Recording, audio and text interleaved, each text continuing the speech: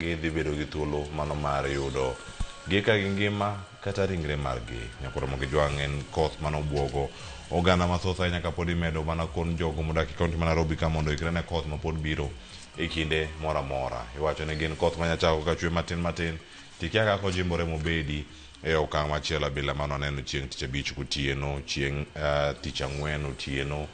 Iwacho ni bende seche ma une ndara bende ubede kicha. Iwacho ni gin yiende mapodho kuom oganda, podho kuom nyamburko, nyalo kelo ng'ikruok e weche mag wuoth bende maka gi ka. Nyasach loch mondo mi obed kodu kwachako juma manyien waduto wachake yo makare gik mathoth mobedo kaka timre wabedo mana gi thuolo mano mar rango gi. Wako Nyasaye bende mondo mi wa jotelo manyalo winjo, jotelo man gi it mano mar chiko itgi ne gino ma oganda bende dwaro e kinde ma gidwa timogie kamoro amora ma gintiere konde mag piny Kenya. Macheni chino makona nyiga Cleopas Oluoch jagisumo kanyakwar mokio nyaka chisango adhi bedo katai kachako kod weche manyien wabedo kod ng'eyo ponono yore nindo chono kendo ok ineno kata weche manyien ang'iyod gi kae to bang'e gazet ang'orang ka gazet mara Daily Nation kod mano ma The Standard kama wacho ni ero strong arm tactics. Wacho ni kaere kaka sirkal mano mar William Ruto rakore kae kod kweth no mano makete tesre ni United Opposition kachiel koda ka jogo mobalo kod duond bura mar ODM mano Orange Democratic Movement Rebels ka bende kore wacho ni ero nitie moko ma bende ne omaki ma ilieko e kaunti ma Siaya kendo obila ne ogeng'o ne jok moko bende mondo mi kik donji e kanisa moro aluora ma Meru mano kama ne Kithure Kindiki nitie weche mathoth bende kae mago motimore mag masira mag oula. Wacho ni kwan jogo ma ose wito ngimagi oidho Nyakoro Mogi Jwang' nyaka moyawo 42. Wacho ni flood warnings that were ignored mano ntiere kar kae kalure kod iwacho ni midhiero no mano mar oula mano timore higa mar 2024 ang'o manokelo lal no mano mangima. Ntiere report manogol kod Auditor General mano Nancy Gathungu mano kendo kacha nowacho ni ntiere ng'ikruok e wechego ma oga kitayo bombe kod gik mathoth mapod ntiere karka ang' wasome ite mar 2 nyaka ite mar 5 e gazet ma kawuono ma jogo manowito ngimagi bende ntiere karka kiang'o ni Rain Taji nyathi matin kae ma bende tipo nosebedo kaluore mbui mar TikTok kani manya gi janyuolne ni mama gi ne oting'e go e toke kae to bang'e kolokre to konene. Mago weche mantie kar ka momedo luwo gi Nyakoro Mogi Jwang' wakoni ma okon mathoth madhi bedo kae kapod warango ni kae to bang'e kawuono ka warango weche mag tuke wadhi bedo ka warango saa 1 nyaka saa 2 tuke ma pacho kae. Bibi Bread nogo Gor Mahia odiochieng' manyoro.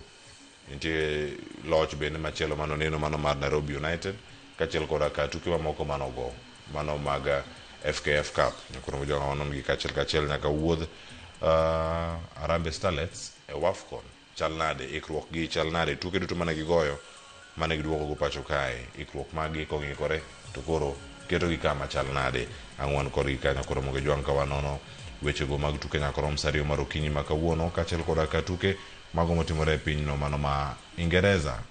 Iwacho ni team kwaya medo wete wacho ni mane juogi mano ka gidhi nyime ka Nyakoro Mogi Jwang' konde ma opogore ma pacho kae kae to bang'e kaka wanene saa 2 nyaka saa 4 nyaka saa 7 kawuono dhi bedo ka warango chal mar piny Kenya. Adhi bedo kae kod welo adek ka wadhi bedo kaka warango chal mar piny Kenya e weche manyien kae to bang'e twak wadhi bedo godo aching' ka warango kuonde mopogore ahinya higa achiel ma bang' keto kogno e maka mlongo ni 10 points agenda ma umaga kinyalo kete tim report NADCO mano kete kogno higa mokalo dwe mar adek. Adhi bedo kae kod welo madhi nono go chal mar wach Nyakoro Mogi Jwang' kind saa 4 nyaka saa 7. Omiyo ndiknwa sani nyaka kiko mar chenro SMS lano yawe na 3:6 Facebook ontiere live Ramogi TV Kenya mano e mbui mara YouTube Ramogi TV KE e mbui mara X yudo wakacha kunde go duto bedo kod weche makare ka ontiere kodi mana karka achiel kachiel wachako weche manyien Nyakoro Mogi Jwang' dai koso kala bich tok saa 12 magi thund weche ma wan go kawuono. Kara mogi mrosa uchila chaka gochone. Onsa nyathiwa atho. Sauti to wuok ng'ama dwa ywak. Nyathiwa gini nega.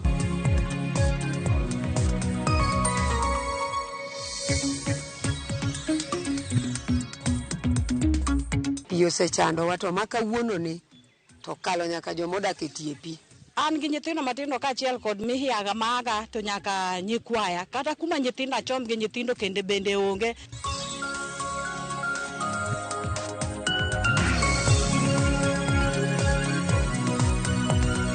Some people were saying that the 10-point agenda is coming to an end on the 7th.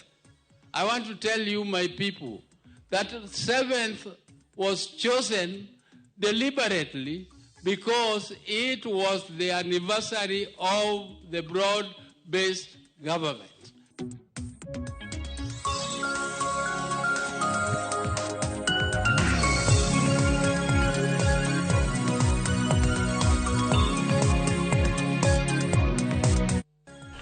Nyakoro mogo jwang machiegni ewech manyen. Ji makwan gi oktin ne 45 osekwany ringregi bano bang' midhiero mar koth mapek manyocha ochwe pacho kae kendo kelo oula manoyweyo oganda kendo kelo midhiero mapok oyangi. Magi timore kinde manyuola medo mana chopo e kar kano ringre mano ma City e bure Nairobi ka mano mar yango ringre wedegi manyo kwany kama moko pod chiwo kwayo ne sirkal mondo miyo konygi yudo wedegi maolal nyaka sani. Sito Nyango miyowa chal mar tho mag koth. Moheo seche 48 bang' koth mapek chwe e boma ma Nairobi e midhiambo mar tich abich kendo kelo oula mapek e apeini madongo. Ringre pod ikwanyo e aoche kod odundu mag minyaga. Nyaka sani, riwruok mar Kenya Red Cross oyango ni kwan ringre ma ok tin ne 43 osekwanye gwenge mopogore opogore ma pacho ka kae kar kano ringre ma City kende e boma ma Nairobi, ringre ji maromo 25 osechwal. E kwani, anyuola 15 oseyango jogi, 10 manyo kama jogi nitie, ka 2 yudi ka sitima ochwado kendo rito nonro matut mar obila. E aoche ma Nairobi, ringre pod ikwanyo e bath aoche, ka ikwani maduong' en mar joma chuo ka kar kano ringre ma City, wuon Philip Omondi, achiel kuom ji manokwany kowito ngimane kaachiel kod meneja mare i mitoka, bang' oula momogi e kar ohala matimol, magiwito ngimagi oyango wuodgi. But report mano wang'un kaka nyogi wuok nyoro, nyogi ni jariyo. Nyogi kod project manager, to project manager osebedo confirmed ni City mo jariyo tho. To according to report magino ka police wacho ni nyon wangi jariyo mtoka, to gite nyon wanga githo e mtoka. Makori in the other City mochari, ibro they confirm kadipone no mo kapone mo in City mochari. Yeah, he's been working mostly on these promotional jobs. Yeah, these ones of, let me just say promotional jobs. Yeah, sales actually.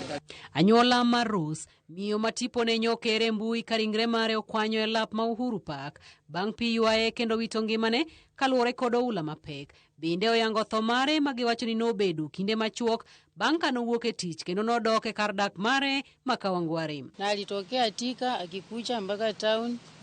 Hiyo mafuriko yenye ilikuwa ndiye alipatikana Uhuru Park kama imepotesha maisha yake. Sasa hatujui vile serikali inatusaidia na ameacha mtoto wake. Kulingana na ripoti ameandika hapa kwa kitabu, alipatikana Uhuru Park. So hiyo damage ama hiyo shida inapatikana hiyo tunnel yenye walichimba pale hawajafunika. Ikinde manyola pod medo chopo e kar kano ringre ma City yango ringre mosechwal kanyo. Anyola mar Beatrice Tuju kata kamano onge kod kwe kalore ni nyaka sani pok giyango kama entie. Kanyamin mare wacho ni kanoloso kode mogik nonyiso luoro mar wito ngimane kalore kod pek mar oula manomuomo kar ohala mag Grogon bore Nairobi kamane entie kendo kelo tho mar jomoko. Karomo gimoro sa 3-4 achaka gocho ne nyathiwa itimo nang'o ni nyathiwa gini omedre koro osechopo matek ane wi mesa malo amako witado malo. Karomo gimoro sa 6 achaka gocho ni onsa nyathiwa atho sauti to wuok ng'ama dwa ywak nyathiwa gini nega. Karomo gimoro sa 7 kago sime mteja. Anyuola gi medo kwayo serikal kod jogo machunygi ng'won mondo resgi e midhiero mojukogi kendo konygi chwalo ringre pacho ne chenro mag ik. Mimi ningeomba tu government isaidie ndugu yangu atoke mahali hapo pale, sijafurahia kumuona penye yako. Pamoja na Mr. President mahali popote huko eka kiatu yako mahali tuko, ingiza kiatu yako kwa hii familia, ujiulize kama ni wewe ingekuwa aje. Mimi naweza omba tu government, please tusaidie na usaidizi, tuone vile tutapeleka Philip kutoka hapa mpaka nyumbani Siaya, tuende tumpumzishe. Kaluwore kod duol mar Kenya Red Cross, kauntis 16 oyudo midhiero mar oula, anyuola mohewo 10,000 oyudo pek, ka ji maromo 4,845 ochuno mondo dar e miechgi kendo many kuonde dak mamoko. Kwayo makende koro ichwalo ne anyuola mapok oyango kama jogi nitie mondo gichope kuonde kano ringre mar yango moko kuom ringre mapok ofweny nundgi. Cynthia Onyango, Ramogi TV, Nairobi. Mondo mi obed jahocho mari kendo otagi midhiero magi kaleni. Kama chelo en pod en midhiero ne jodak e boma Nairobi e moko kuom kuonde dak kod kuonde ohala manyocha oula omuomo e kinde koth mapek manyocha ochwe tich abich. Owinyane ka chal mar midhiero ne okwako kar dak mano ma Kino, South B kod mano ma South C e kinde kuonde ohala mamoko kaka mano mar Grogon. Bang' kodhno mapek manyocha ogoyo kaunti ma Nairobi kendo mamuche pod nitie. Lal mag ngima kod mwandu pod en lit ne oganda e boma. Anyuola moko dong' e koyo ka mwandu bende okethore e kuonde tich. Wamenyo kuonde ohala ahinya mago mag garaj, kuonde loso geche. Kae wayudo ka geche mag nyadhi piyo wiyo kendo injni mag osim e garaj mano mag Grogon e Nairobi. Geche moko chunygi ochot. Ranyisi mar lal maduong' ne ji mane ogoyo geche gi rangi chieng' tich abich e kind mamoko. Pigno ketho engine, nyaka gearbox kod tache. Yani oketha piny mar gari te. Machuno ni kapo ni ng'iso kata wuon gari. Enano wuon gari chal ng'ama dhi nyiewo gari moro manyien. Niwach gino dhi cost over 200 mondo gari ochak ringo kendo. Malafu geche kaka wan wago rangi chieng' ngeso, chieng' tich abich. Nyiso ni gari no kendo wadhi nuoyo nwach pigno ne biro gi chuodho. Wadhi nuo rangi kendo mamano na sara kuomwa. Jo ohala gi ywago lal mapek. Pino no kethnwa geche mang'eny, nan gari moro ka Subaru piyo ketho. Seche ma lalo biro to en wan mwan gi gari. Koro expenses go te wan mwating'o. Kech wuon gari dong' nokelo ni gari karingo maber. Koro en odwa ni duok ne gari kaber.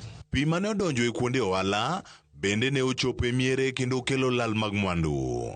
Wago turbine kuonde dak mago mag South C kod South B Nairobi, kendo lal pod nenore lela. Baka size nango za mtoto wangu na wiki moja, maji imebeba nyumba. Mimi siombi tubomolewe, naomba tusaidie. Hii maji imekuja tuna ni 2 days, imenyesha Thursday usiku na Friday usiku. Na tumeona imebeba magari zaidi ya 7 yako ndani ya mto hapa. E kar dak ma Kino, mabende otenore gi boma ma Nairobi. Pine omonjo jodak kendo weyo gi ka kuonde gi mag dak, kachiel kod kuonde alam odong' mana ka kwano lal mapek magiyudo. Hii floods ilianza kama siku 3 zilizopita. Na hizo siku zote 3 hatujaona mtu yeyote hapa. Hata ijapokuwa hata kama tumejaribu kuitana, hakuna mwenye amekuja hapa, hata akakuja akatuuliza ama akakuja akaona vile kunakaa. Mimi ni mara ya pili kuafektiwa. Nilikuwa nimekodesha huko. Maji ikakuja last year 2024. 2023 nikahama nikaenda. Sasa mahali nilikuja tena ikani affect. Sasa hata maguo za watoto zimejaa huku. Sijui hata kesho tutaenda wapi. Maji litukuta saa 6 ya usiku, hatuna hata kwa kuenda. Vitu zote zimeharibikia huku. Jopiny ong'eyo kaka ginyalo yudo resruok kendo gikwayo sirkal mondo mi okonygi e weche mago mag loso lalo kod odundu mag pi. Ana gima da kwa sirkal ni ati gilosnwa drainage aora ne ging'e kaka ginyalo losonwago mondo at least pigni owe chando. Pigni osebet ka chando kochako higa mar 2023. Makoth kochwe matin to nyaka wayud lal moro matin. Sana geche mwakano kacha wayudo asara sana. Sani anyuola oketo mana lamo mar geno mar yudo joge gi molal, ka kwan mar jogo mosenindo medo mana idho. Cleophas Oluoch, Ramogi TV, Nairobi. Familia moyo 300 sub location mano ma Kobala e kar chung'ol bura ma Karachuonyo e kaunti ma Homa Bay piyo ula odaro mieregi mano bang'a ora miriu pong ma obaro genge kaluwore gi koth mapek ma sani dhi nyime kendo medo mana chwe. Familia go sani jote kanisa mano kod skul primary mano ma Osodo kama gikale midhiero mopogore opogore. Ela Bich nigi lerno.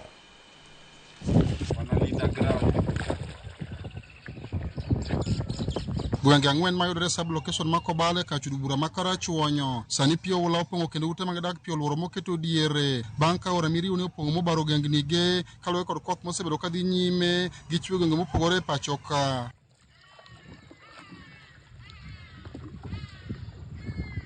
Familia moingo 300 gwenge ma Komenya, gwenge ma Kasirawa, Kawuora Gendo kod mano ma Konyango. Pio ula osedare miregi kama oko bende pod reso kendo golo miregi kod yiedhi bang' ka pio ula pong'o kuondegi mag jot. Skul primary mosodo kaachiel kod kanise mopogore alworano ema koro familia ma pio dare miregi ojote kendo thothgi pod medo dare mire kaluwore kod pi ma pod medo pong'. Pi osechandowa to ma kawuononi to kalo nyaka jomodak e tie pi.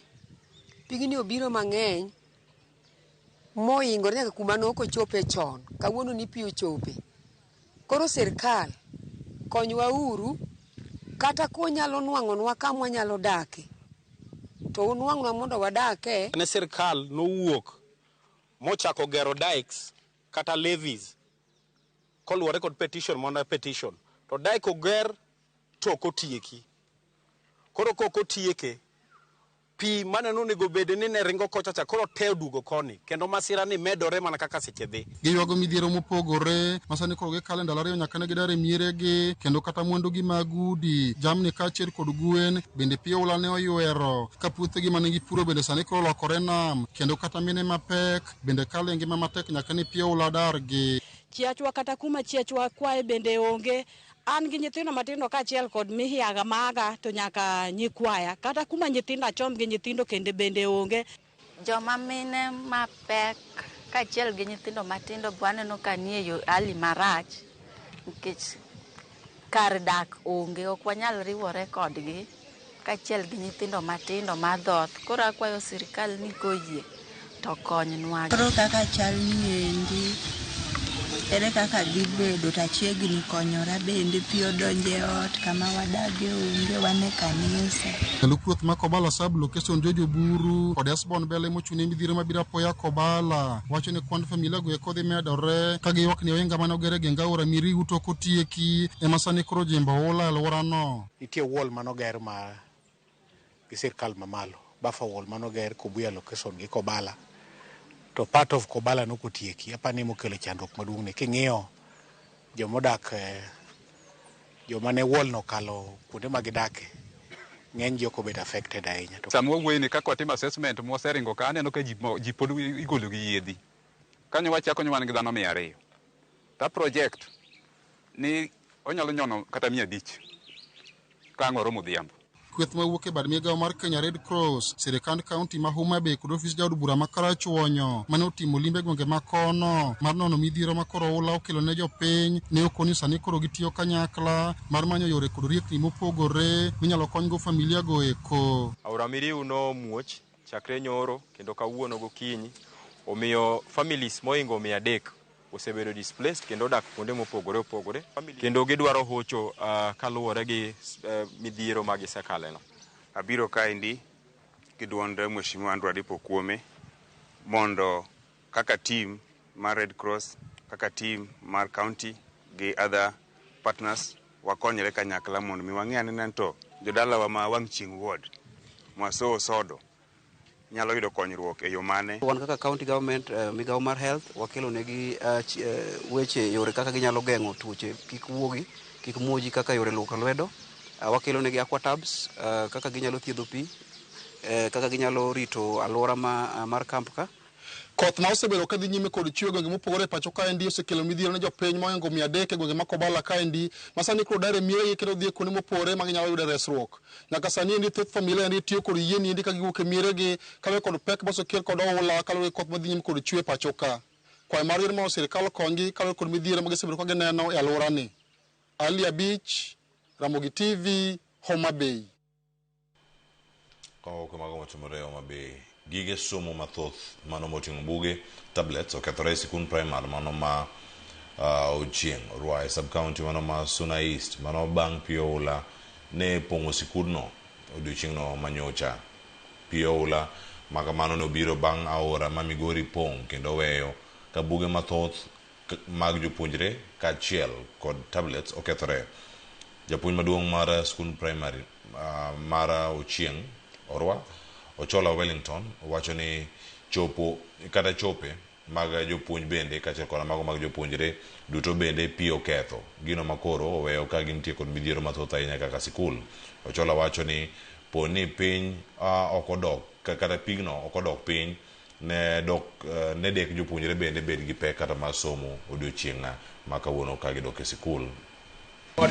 Digital devices ma bende nyonyumore e pi molal e iye kanyindo lana devices 68 kanyakla gi mano wantiere kod gik mamoko bende machalo kaka textbook, stationery ma jopuonj tiyo godo mondo mi gichop godo e klas, gigegi ma bende nyocha giseiko ma gidhi godo e klas nyonyumore e pi kendo molal nyimbre. Omba waizani kama wanaweza kusaidia tupate ukuta wa kuweka pale kwa mtoni, weka gabions na pia kuweka ukuta ambayo inaweza zuia maji ikijaa isije huku.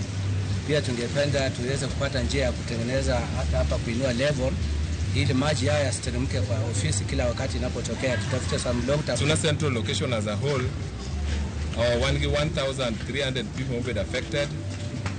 35 houses have been destroyed completely and they are down.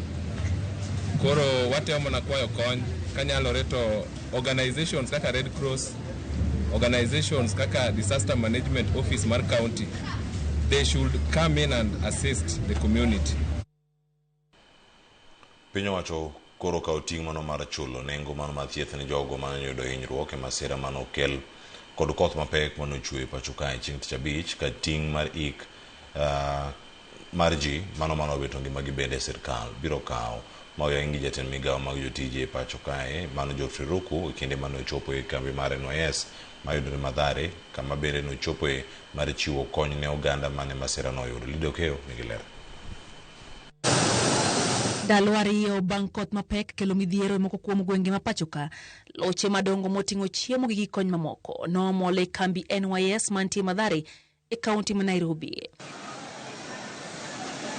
Jatend migawo mar jotije piny owacho Geoffrey Ruku nochopo kanyo mar tele chenro no mar chiwo kony makamago kamoting'o chiemo, godhro, ongeti kod mamoko kamoyangoe ni piny owacho biro kawo ting' mar thieth kod ik mar jogo manoyudo midhiero manokel gi koth makamano.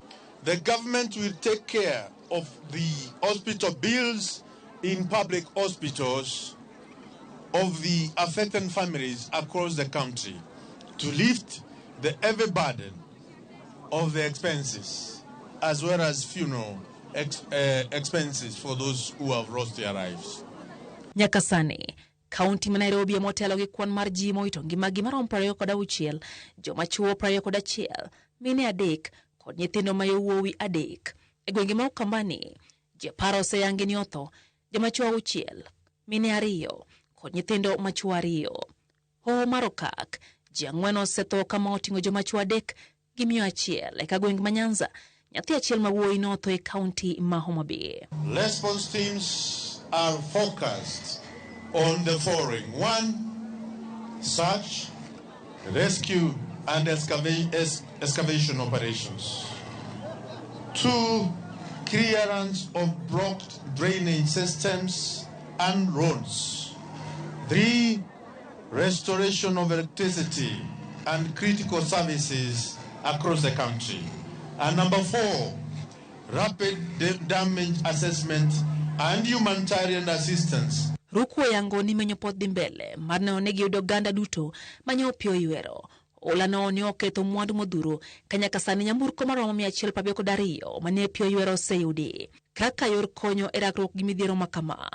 Jatend piny Kenya William Ruto e geto ni biro keto koke chik mabiro jiwo gedo mag apini kod yewni e thurka. That the government of Kenya through its cabinet approved for establishment of the National Infrastructure Fund, which was forwarded to the National Assembly, and this week the National Assembly enacted a bill of establishment of the National Infrastructure Fund.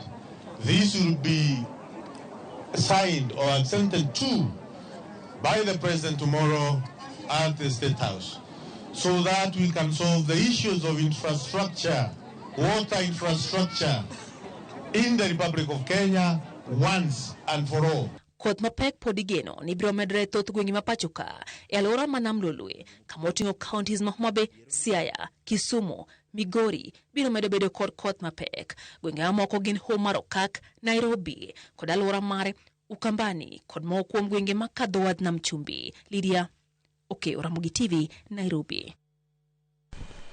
Nyakora moge jwange kanya makelo giko mara weche manyien mabende biro kar kama biro kaka waloni achiel kachiel kamaro kuom jogo duto mabende ondiko nwa okinyi ma kawuono kendo adhi bedo ka kodu kapod amedo mana rango gi kachiel gi paro mopogore opogore mabende usegolo nwa kendo usebedo ka umedo somo nwa achiel kachiel e mbui magwa duto te mag Ramogi TV kamoro amora ma yudo wa okinyi ma kawuono kae. Benti Belish oyawore ahinya mabenta kawuok Asembo Kamito sirkal okon joma pio daro. Aya Ulago Jachuma Kisumu Kogony erokamano wacho ni pamoja kodoka. Beatrice Mitema wacho kano yaure ka entiere kaunti ma Nairobi ka okumu Jabarandingo erokamano wacho no yaure ahinya ne cheno mar opinyo kinyi ma kawuono gi jogo bende maluwo achiel kachiel konde mopogore opogore kar kae. Okale kae wacho ni Salmon antie ka achiel kachiel mana ote mano mar poch gi pak ne Uganda duto, mano mar KYTI mayudore Nyanza, poch gi pak ahinya. Eric ma Enoka Sagero wacho ni poch gi pak ahinya ne jogo duto ma osemondo okinyi ma kawuono e Ramogi TV mosahinya ne Uganda. Erokamano ahinya Komoro Ventures, Miles Creative, erokamano ahinya kuom ote mari Kefa Peace, erokamano kuom bedo kar kae. Jal maluongore kar kae ni the CICO Youth Isaac wacho ni entiere chenro ka okinyi ma kono mora ahinya gi chenro ni mar piny kodhi nyime. Wacho ni kawuono wadhi bedo kae ka warange yo machal nade.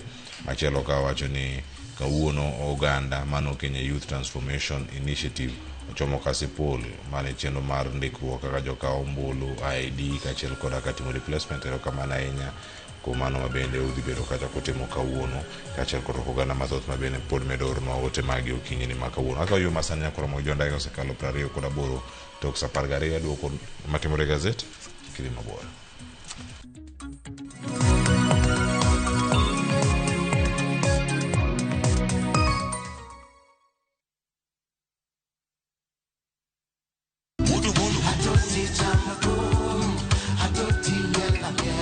Woktich ka woktich wakelo ni don ya wotonagi. Kabinet chario kati chario nyakumunga juang en odiochieng' mar yuto mari. Chieng' tich adek nyakumunga juang en odiochieng' mar mine nyalo kachiel koda weche hera. Awendo kachopo tich ang'wen nyakumunga juang wakelo ni kama nene yani TBT kod thume mamit mokalo. Furahid edition en thum kaliech. Loso kapuoyo nyakumunga juang. Ka wakelo ni jothumbe mopogore opogore. Kanyo ndio bende wakelo ni gimiluongo ni yawan.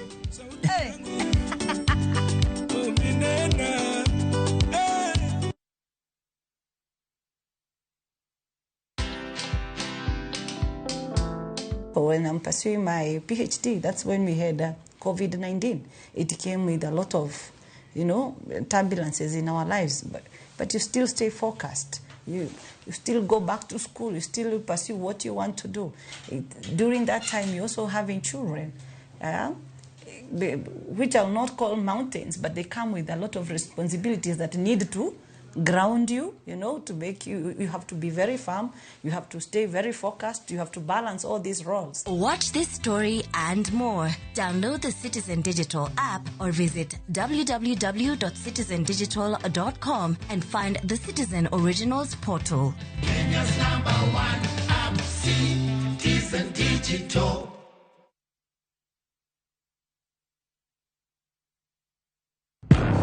Hera, Andoga, Adira. Na ye kodi. No kangeni ni nyalo timre marich kamae. Ich lach ok duong' dhoot. Obiro donjo to kao. Nyaka sani pod inikia gimoro amora mantiere pacha. Hera miyo ng'ato bedo gi teko mar timo gimoro, kendo nyalo lokore pap mar lweny. Odni opong'o mana hawi marach lilo. Makruok gi ng'ato nigi nengo mare. Ing'eyo gimarach kodi en ni onge ng'ata e piny kama da bedo gi wat kodi. Oromoniti. Remo biro yiero bedo korka ng'a. Kata kapo ni wan jokor gi nyako, mano ok onyiso ni wan waonge ratiro mekwa, omiyo an abiro chung' kode. Onge gima siko kopondo nyaka chieng'. Sama dera chiegni, gik moko duto wang'. Sanju gi Rajiv en ng'at achiel. Wae donga wache dier. Parineti. Wuok tich nyaka ngeso. Saa 2:15 otieno.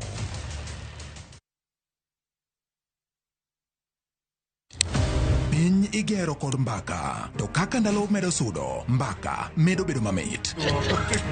Kochakore tarik 2 dwe mar 2 higani, mbaka dhi bedo mathoth. Chieng' wuok tich, kaka wanene, chako wach maonge mung'o. Jopiny emonego omi jotendwa gi direction.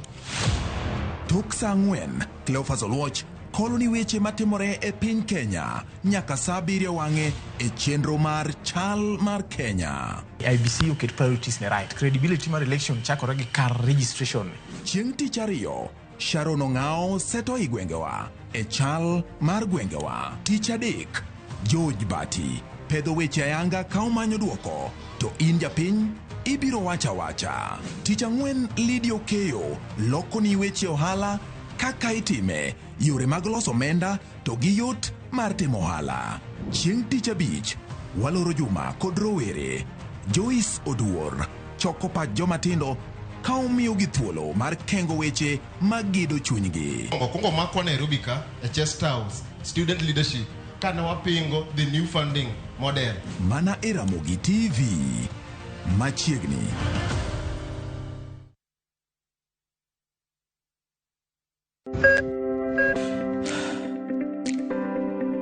E chuny ogandawa, ngima mar del en mwandu maduong'ie moloyo. Mondo tekruok mar dende obed maber, ok gin ga gik matek. Gin gik maluongo ni lifestyle. Manyiso ga jotuo ni gigi ok gin gik minyiewo, gin na gik mitimo. We bedo gi kiawa, kendo chak bedo gi ng'eyo. Nachako chemotherapy. Side effects nen, yier wi nyaka lwar, constipation, chandi seriously. Waruaki e penj laktar, ma en tudruok gi lakteche molony. Isamidhir jahocho cha, nyaka ibed ni iseng'eyo ni mae shida ma an godo, to adwa kony. Chakre weche thieth kod chiemo mar mine mayach, nyaka e weche thieth mag tuoche masiko. Wakelo od thieth e od dak. Tuo mar rheumatic heart disease ni landore sana e gwenge ma poverty nitiere. Riwri gi Ruth Otieno, wuok tich nyaka tich 5, saa 12 odhiambo.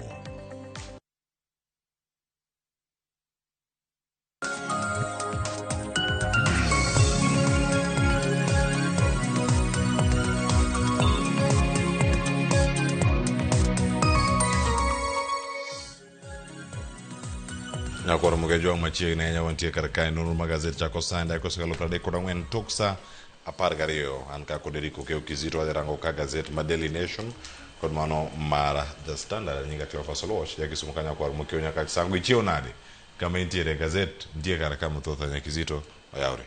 Oyawre nya Cleophas. Ichiew nade? Achiew makare.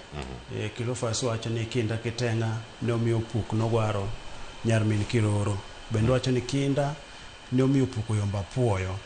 Koro wanya bedo kod kinda mar tich kod kinda mar wacho to onge tim. Koro kinda mar wacho to onge tim, omiyo waseneno kata bed ni chiwo siem kalure kod weche mag midhiero mag koth pi oula en mana gino ma pod waneno makasiko. Koro medo mana kelo chandruok mathoth ahinya pacho kae.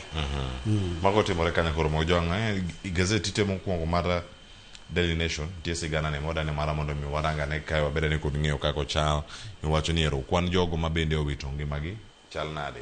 Nyaka sani nyakoro mojwang' kwan ne chopo 42.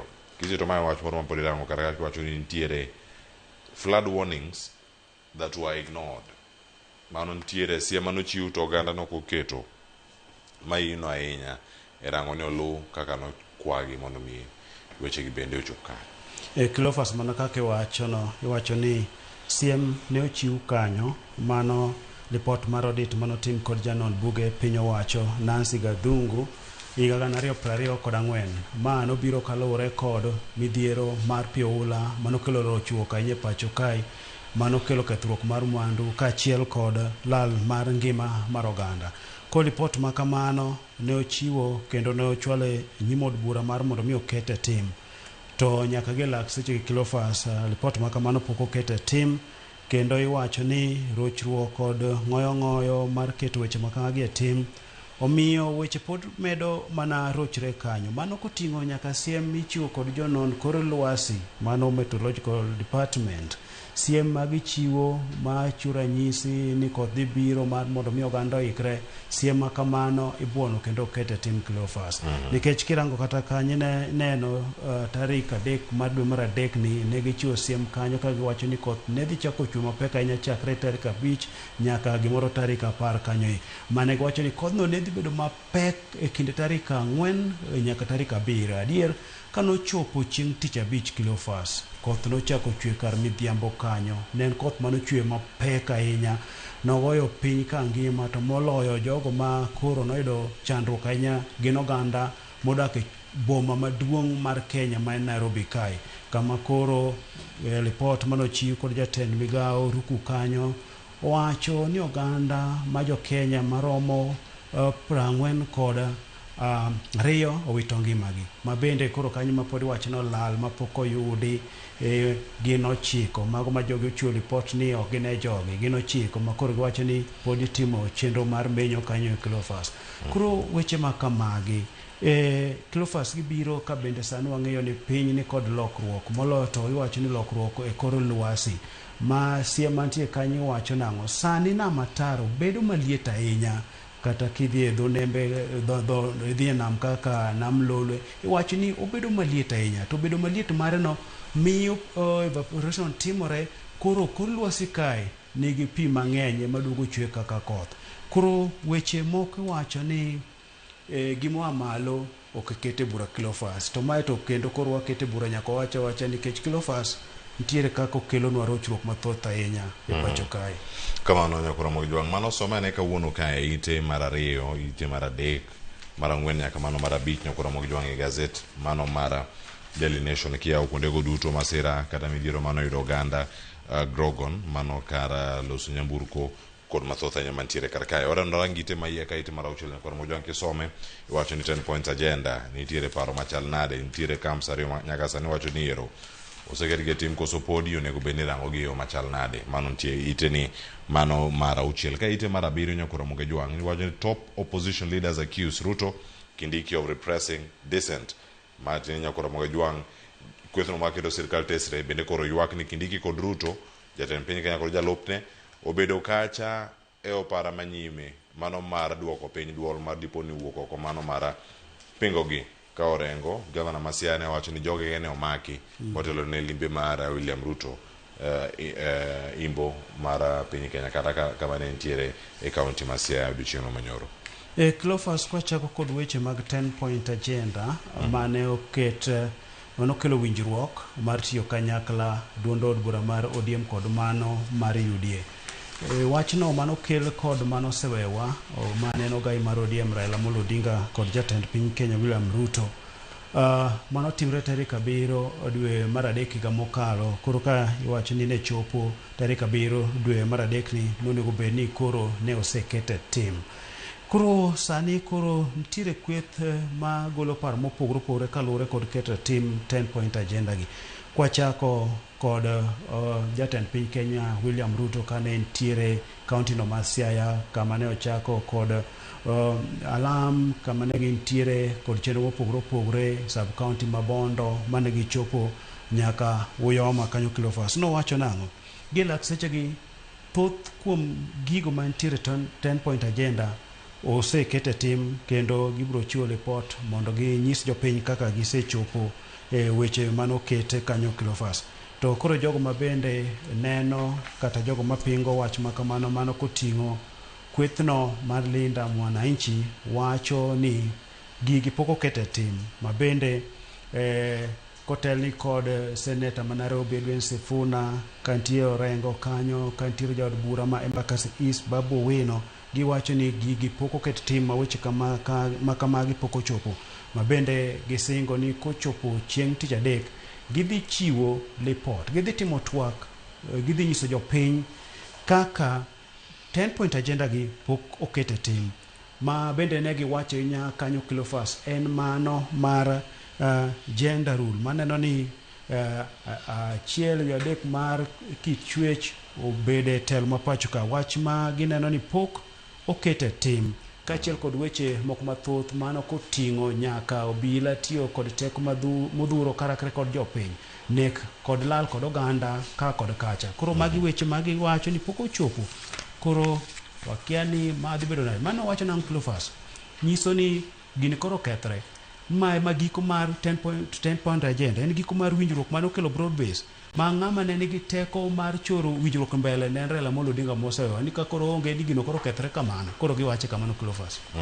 Mano ka gin kanya koro mogi jwang' kachiel koda kama ka yoche motimore ite no mana mar abiriyo yore ne kod ng'eyo kacha ne titime yo machanale ywak ma James Orengo chiwo makindiki kod Kalonzo bende chiwo ang'eyo gi ane kacha e weche mathoth ahinya matimore ite mar aboro kanya koro mogi jwang' kisomo idhi yudo thuolo mano mar ng'eyo gigo matimore ka wath kiwacho ni ero nitiere gino makore dwaro mondo mi sirkal olokane paro mag chik kata chik moketi malong'o ni Kenya Ports Authority Act, mano madhi bedo kacha katayo wath mano ma Mombasa kod mano ma Lamu, iwacho ni bans at Mombasa and Lamu Port set for privatization kata keto gelo ji giwegi mane dhi time kanya koro mogi jwang' kirange no ito mar aboro ite machielo kanya koro mogi jwang' mana ng'iyuda ne thuolo mano mar somo ite maiye karka e gazet mano mar Daily Nation en mano mar 12 iwacho ni mae KCSE madhi bedo kae kirange thuolo mogik gin penj ariyo mago mantie mbele kama KCSE iwacho ni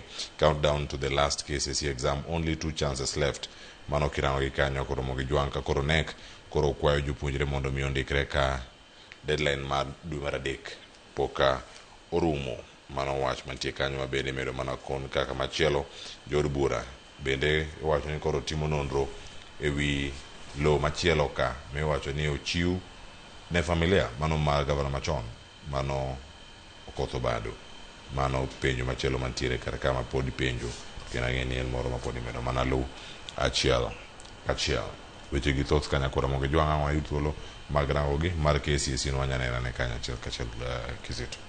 Cleophas, weche mag penj maduong' mar klas 12 mar KCSE kore wacho ni gin mana thuolo ariyo kende e modong' ka koro migawo mar somo jiwo jogo madwa ndikre ne piny kamano mar mondo mi otim kamano dwe mar adek ne Cleophas. Inyaparo juma mokalo kona rango weche makamagi ne warango kendo nwayudo ni en thuolo mogik ne jogo madhi timo penji ga mabiro mar 2027 ma enang'o kitime kinyalo bedo kod gombo mar mondo mi dogi nwane ni thuolo makamano dhi bedo ka onge maonge bende gima koro inya tim, mayudo ka kinde ma osebedo ga itimo penji kiyudo duoko ma ineno nok berni inya dok kinuoyo, bende inya yudo duoko to dhi nyime gi somo nyalo bedo ni matek kalore kod weche mag omenda, tiwacho nang'o wadoga nuo ka nyabedo kod geno ni mbele kucha nyayudo omenda madhi donjo godo kata mbalariany kata kuonde tiegruok.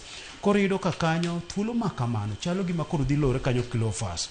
Odong' ariyo kende jok madhi timo penji higa ni kod higa manyien to rumo kamano. Koro emokwani jogo manyalo bedo kod siso matimo penj kamae mar mondo mi otim ndikruok, nikech yudo Cleophas kinde machien kacha ng'ato ne nyalo ndikre kata koduong' mar mondo mi obed kod oboke mar KCSE ni.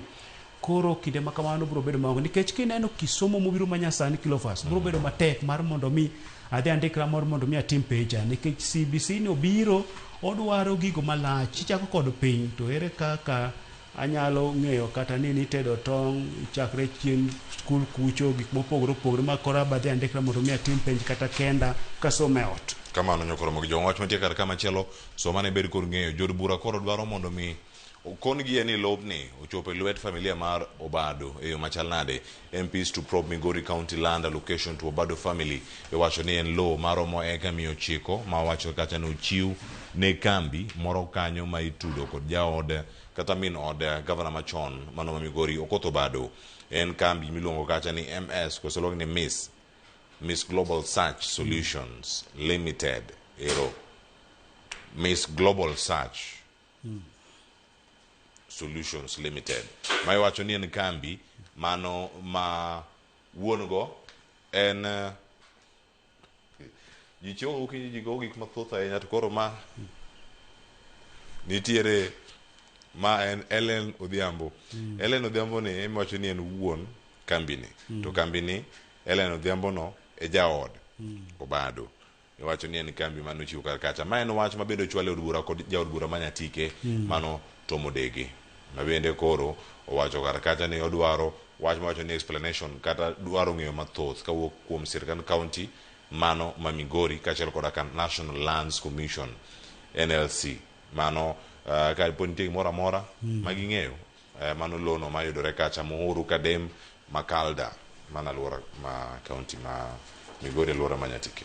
Cleophas Sido kanyo ni lobno bende no oseketo oboke mar piny owacho kod jatend migawo mar weche mag bunge kanyo ma Makalda Forest no en nokete kaka kanyakla mar bunguno mano notice mar 85 mar 2023. Koro idwano tim nonro mar mondo miyo ong'iyane kata yangane to lobni nodhi makoro dwa chopo obed e lwet ng'ato kata obed notudre kod familia mar governor machon mar Migori e yo mane. Kamano nyakora mo joma nosome ite maye kar kanyo ke idu thuolo mano sudo kod oranga ni ite mana 14 nitie machinglo mantiere kar kacha gin helicopter nyakora mo jong man malo e kor lwasi to gima giwacho kacha en 1 term 2 term to nitie jok mane piny kar ka makoro kwamo mawacho ka ni help nyamburko moko bende chal nitiere kar ka nyamburko ni chal nitiere e pi osewiyogi kendo thong'ogi kabisa mano nyamburko mantie piny kar ka koth bende chwe to jotelo chalo ni mana malo ka wacho mana 1 term 2 term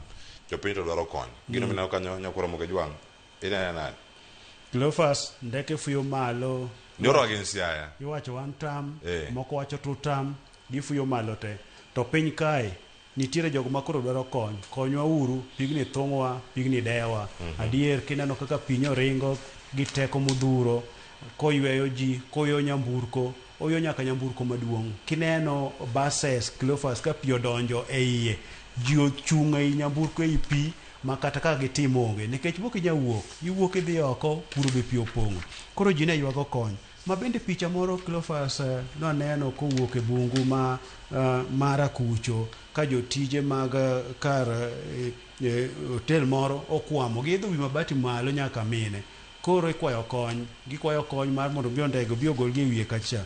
Koro Cleophas kwaneno gima timre sani en gino mane ok timre chon kata koth ne bedi chwe malich manade moloyo to buore Nairobi kae. Koro weche mag odundu manyalo tero pita ka yo makare sani odinore nikech kwan mar oganda bende omedore. Koro piny owacho mobed kod chenro makare mar mondo miyo yaw odundu go bed mang'eny kod gibed madongo nikech kaka kwan medore onego bed gik moko bende iloso bede yo makare. Kamano nyakoro mo jwang wach matie kar kanyo somane kendo nene ibed kod ng'iyo mathoth ahinya to gazette mar Daily Nation gima timore county ahinya kar county news kae mosanindo Joanna Ng'eno mano jood bura ma Emurua Dikir mano okete kar yweyo mare mogik juma mokalo iwacho ni en jaod bura nyakoro mo jwang mane nyalo ka biro gi chopa kata helicopter mane gweng to ka jo gweng koro wacho ni odhi yo makacha oyudo Obado wetege kazin mage odhi Nyando kadipo nowuok Nyando ka wiki zito okawa jogweng Nyalenda kacha okawo Joni gini okawo Vincent Awuor okawo jogi te osogi e chopa isogi kacha mar mondo mi motivate gi okoro gi chopa ni bende ji nyalo ga idho iwacho ni people's man en jal mane nyalo amua to bire kor gweng to wacho ni ka ada suwe ji kawuono gi helicopter helicopter ineno mokwongo karango Kizito kate gwengi ma en sigana michiwo tok nindo mano mar jaod bura ma Emurua Dikir an chieng' mar helicopter nobiro gweng'wa mokwongo Nyalenda nopio Tomboya Labour College to nokonwa ni helicopter kobiro to jite ninde lo ji nonindo jok moyiech ma dendgi otimo tombo kaka mada gini ema nochung' kacha ka koro gin gichung' giwacho ni chopa kochako winyore ok de ting'gi wan ka montie kacha wan omaku mana lum ne chonga gi lo kinde cha ne walema ne gini ting'wa mano iwacho ni ajal mane nyalo weyo kata jorit mage kendo siepege ema mondo bed kode. Cleophas, wach mar jaod bura mosewewa mar Dikir Murani ng'eno parona chien kana tin ahinya Cleophas kia but korwa skul ugwe kacha kod skul ma chiegni kanyo miluongo ni Korwana ma gimo pogo gin mana puothe mag mchele koro na winjo ni jariem ndege moro ne ya Korwana kanyo mane riembo ndekala paplagi koro kinde ka kinde winjo ka ndege biro yo kono pap to kano biro mopio dala to choko nyithindo magwen tiso ye tilworo godo to dogo piyo koro abe chieng' moro arito winye mchela no ka ndego piyo kuro achako nagoye ng'weche chop kuro to kuro bet bor Cleophas awe winyo cha mchele karingo mondo adhi ayedhe ndege no kiomo ni chopo cha to fuyo dhi malo ko to gino weya malich manade ni Cleophas mano kaka jaod bura no nen mar mondo miyo mi nyithindo bede kod motivate gi ni gini nyalo idhi ng'ato bendo bede kod gini abro bedo riemo ndege karo chal mana kamae koro thothne nwanen mana kofuyo gi malo tata Cleophas anto ng'eny ofuyo malo tata kaka nosewache ni en malo ofuyo to piny ka to weche to rochore nyakora mo jong mana kaka wache ne jo apa okujele gi jolo ae jatho moro nowacho ni ma inyoyo kiting'e bag jo chopa ni nitiere to gima nyaka ing'e ni joma mokalo wawinjo ka iwacho gik mathoth ahinya kar chung'od bura ma ne Joana Ng'eno telo na iluongo ni Emurwa Dikir ok Dikir Emurwa gino ok wel ok wache Emukir Dimua en Emurwa Dikir Emukir Dikwa werugo gi mano chuth kik wache kama intiere kendo kote biro machiegni gi dhogi to we kik wache kik obed machiegni kod ahinya mago matimore gazet oke ka nyangi soma ne bed kod ng'eyo weche mag tuke gin mage ang'eni jo Arsenal osedonjo karka giikre ahinya ne loso to ang'ame gi thuolo mana matin kauno mago mana gik matimore Kenya ka league gik matimore nyakwara mojan thoth ahinya Eric na ungol ka ukete chiel kacha dio konyu the Standard wacho kama impunity enang'o matimore passport ichiwa oket picha kae mara jagore migawo mano mara arita tainya notudore koda kaka ji wuok kendo ji donjo pacho ka weche mag immigration mano Julius Bitok e kinde ka mara 2020 koda dek nyaka 2020 koda abich mono be mara ng'wen kachal koda ka jatatije kata director general mano mar immigration services mano Evelyn Cheluget entiere karka kiwacho ni jatend jolweny moko mobalo e pinyno mano ma Sudan mane neno karkacha Sudanese warlord Algoni Amdan Musa ne omi passport kata oboke no mar wuoth mar Kenya e higano mar 2024 ka Julius Bitok nitiere apis kaka jagoro e migawo no kachal koda ka Evelyn bende nitiere tich makama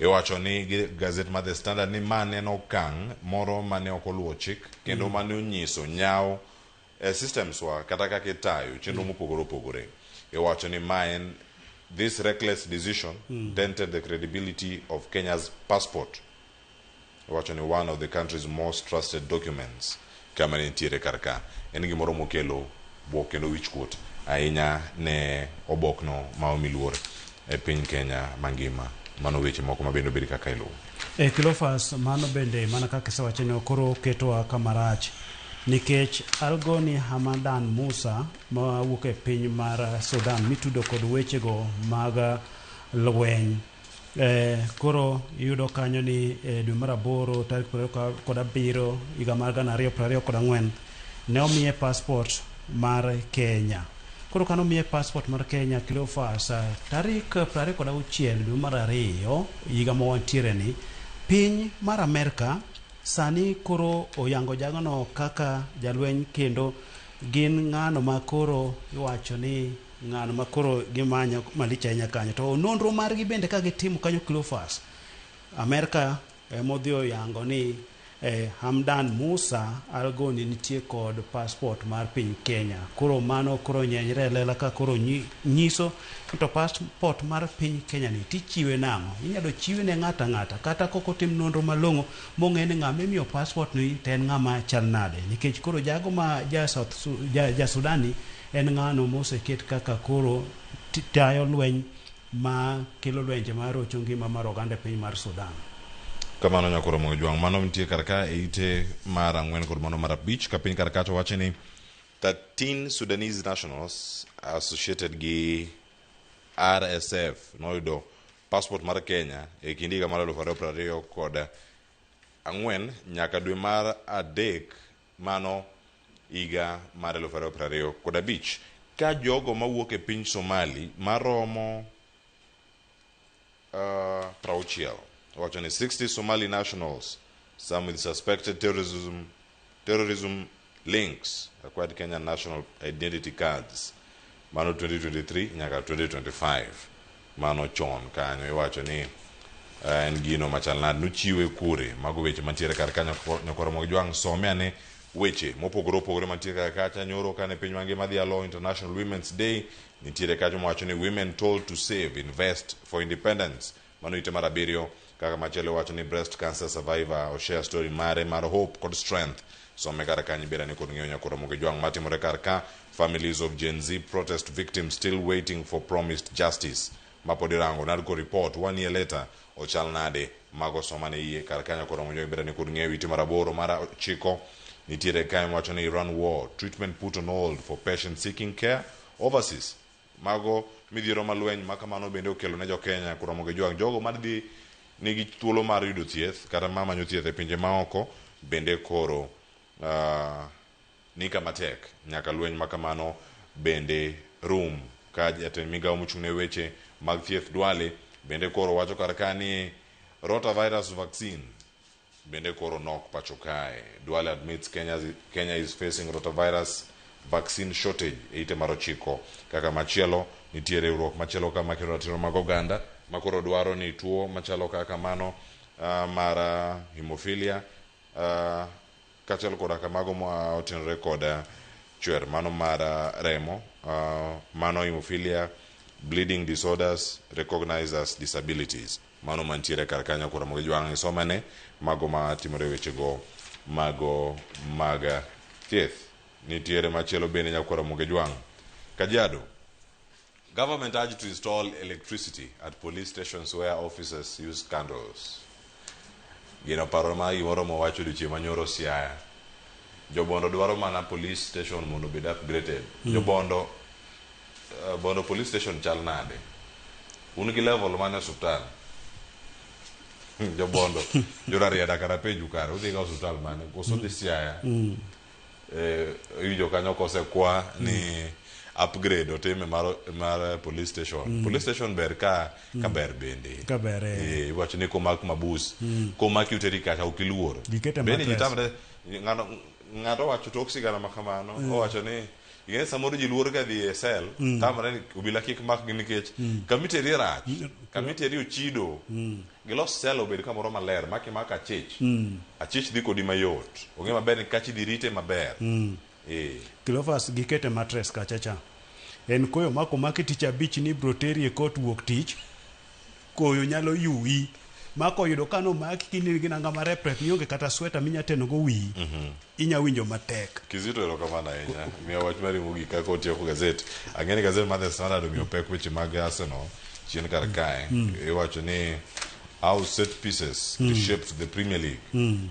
Nino picha moket kanyo Yokeres mantie kar kanyo jo Arsenal ema loyo gi kona Manu be ochomo gi kar kacha kata kamano ang'e maber ni gik moko biro waboneno ka Manu wan pod waywe gido gisegocho pod gidagocho kendo warangi ni chage timeyo machali juma e pod gigocho wanoda ka ndalo malach ahinya mondo motuktuko mabiro mbele ka kendo Cleophas kwa bedo gi correct ball tang'eni season mabiro tukego te wabro yude kendo bogi malong'o. Cleophas nyoro nyo piny nyo ochimo uyoma okela kendo nyo paro na gik mathoth okela kuro kana somo kobonyo mabiching mana gokela ore manopoge kama gima na par gokela ne weche mag wer drama musical drama festival ne giwera nyato no piem kodgi koro okela kanyo bende tie yawo more tiende kanyo mano wadhi ome pi koro kaneno kane wuoth tie okela nyantie Nairobi to chunye nitie mano okela manyo mi aparo nyaka Moses Oluga mana somo go mane okela aparo nyaka Oscar Sanjo gire mabende ne gioro message wacho nango wantie Ramogi okinyi seche duto te kwaneno weche makadho kanyo ber warwakogi ni kae ma gimoro ntiere te ma koko yude ka tunge kamoro moro minyayude weche nyakoro jalo giwinjo mano weche mantie kara yake no medo mana luonegi achiel kachiel mane mokelo giko mag nono magazeta don ka konondo mag weche mag tuke wan ka kod siwanda mar tuke mano biro ni sani sa chiel nyakoro msario marukinyi maka unan ka kod Willis Odembe masodonje studio matutha wakoni ka wasodo kode Rich Masani.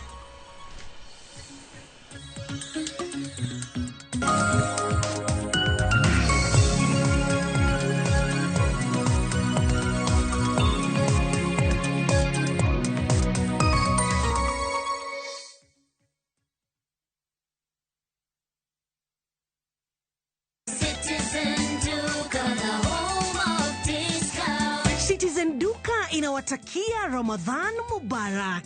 Tumia muda mchache sokoni na muda mwingi kwa mambo yenye umuhimu zaidi. Bidhaa muhimu na halisi tena za kuaminika kwa bei nafuu zikiletwa hadi mlangoni mwako. Fanya oda sasa kupitia Citizen Duka app ama kwenye tovuti ya citizenduka.com au tuma agizo lako kwa WhatsApp kupitia nambari 0710 487 487. Citizen Duka, the home of discount.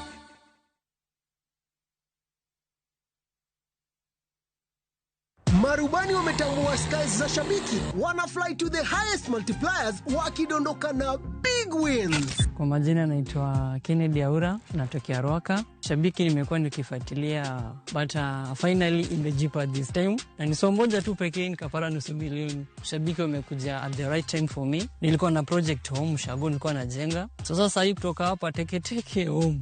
Manze usichoke. Time yako ikifika, mshindi next it can be you.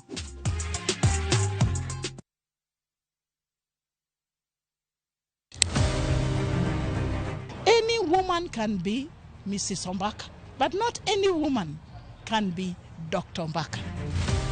Gin mine mabende osebero ngima magi kabende gijiwo joma moko otim kamano. Wadwani mondo wajol joma mine, watieg joma mine, mondo kwan joma mine mantie telo obed mang'eny. Gichiwore mar mako lwet jogo mawuok tokgi. Sa ochopo manyaka wan mon ok wanyal timo demonstration.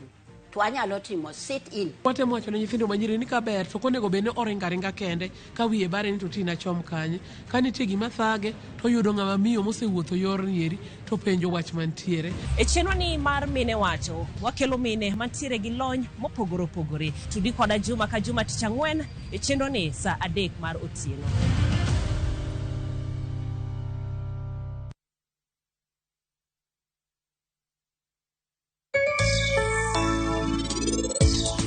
Penj laktar kokalo Ramogi TV kawa wacho ni ngima en mwandu. Nyinga en Ruth Otieno.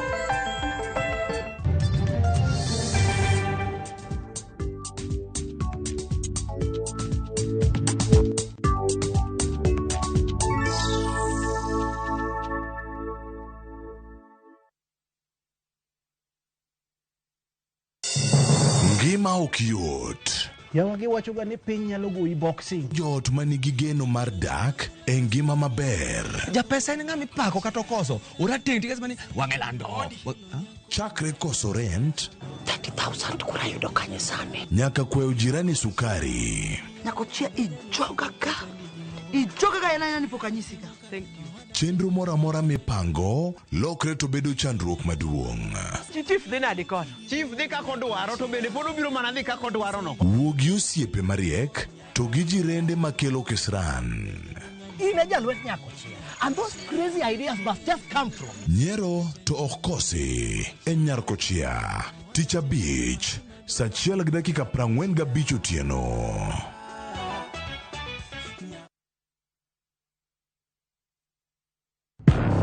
hera, andhoga, adiera.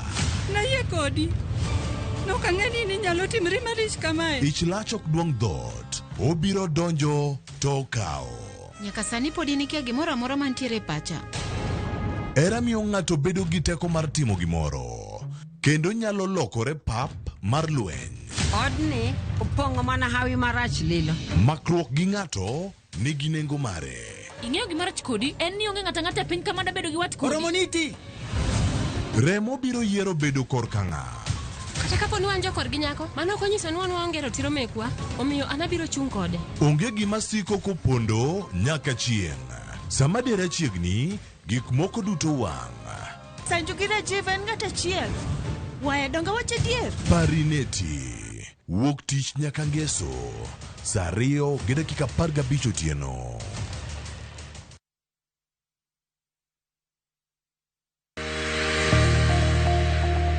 Ng'ato ka ng'ato nigi gima ber mohero.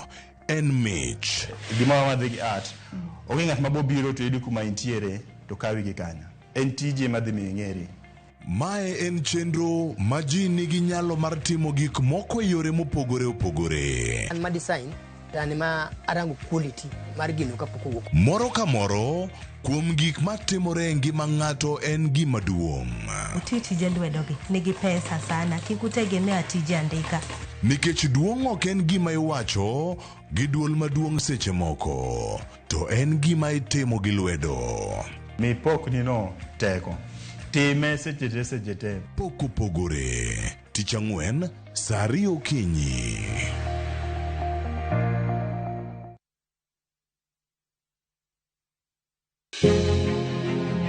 Loch gwenge en hawi, ber koso richo. Gin mage manego bed ni gitimo to gin mage mopinjore gitim. Chieng' tich ariyo juma ka juma, wapenjo mabeyo, wanono maricho kod mago magwen kuro. Chakre saa 4 mar okinyi nyaka saa 7 mar odiochieng'. Wapedhe kaka en kendo watiele kako biro. Nikech duond jopiny nitiere kod teko. Wapenjo ni sama gidhi tich woko big yudo pesa donge gigero go pinygi. Ang'o momiyo sama koro giyudo sida to koro ruto ling'thi. Tudi kodan Sharon Ong'ao juma ka juma mar mondo mi wanon penjo makamagi kendo waduokgi e yonero ma adiera.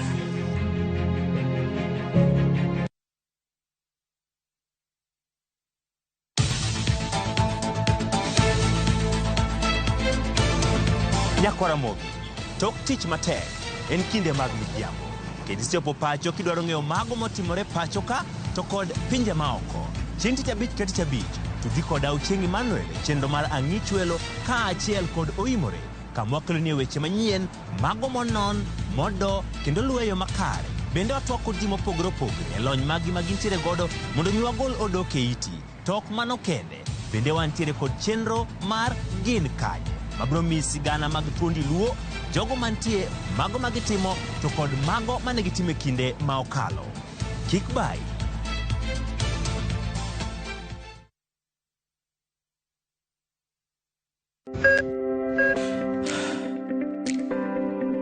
E chuny ogandawa, ngima mar del en mwandu maduong'ie moloyo. Mondo tekruok mar dende obed maber, ok gin ga gik matek. Gin agina gik miluongo ni lifestyle. Manyiso ga jotuo ni gigi ok gin gik minyiewo, gin na gik mitimo. We bedo gi kiawa, kendo chak bedo gi ng'eyo. Nachako chemotherapy.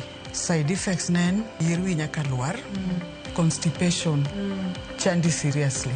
Warwaki e penj laktar, ma en tudruok gi lakteche molony. Sama idhi ir jahocho cha, nyaka ibed ni iseng'eyo ni mae shida ma an godo to adwa kony. Chakre weche thieth kod chiemo mar mine mayach, nyaka e weche thieth mag tuoche masiko. Wakelo od thieth e od dak.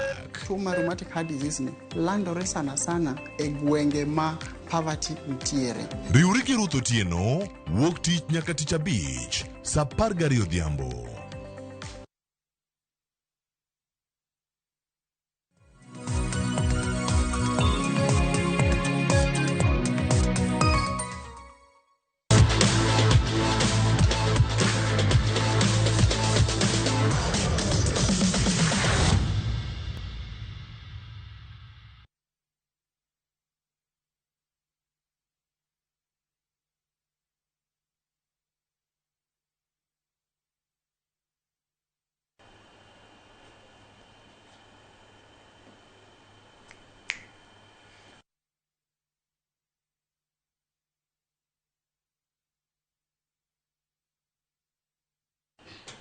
Nyakwara Mogo Jwang machiegni okinyi ma kawuono ka wachako nonro mag weche mag tuke mathoth obedo kaka timre e weekend. En weekend mane jok mane paro ni dhi go gi squad mane giketo nogo, jok mane ochiwo squad margi matugo league motugo koni bende ong'e gima gimanyo ne yudo loch moloyo mana gonde 8.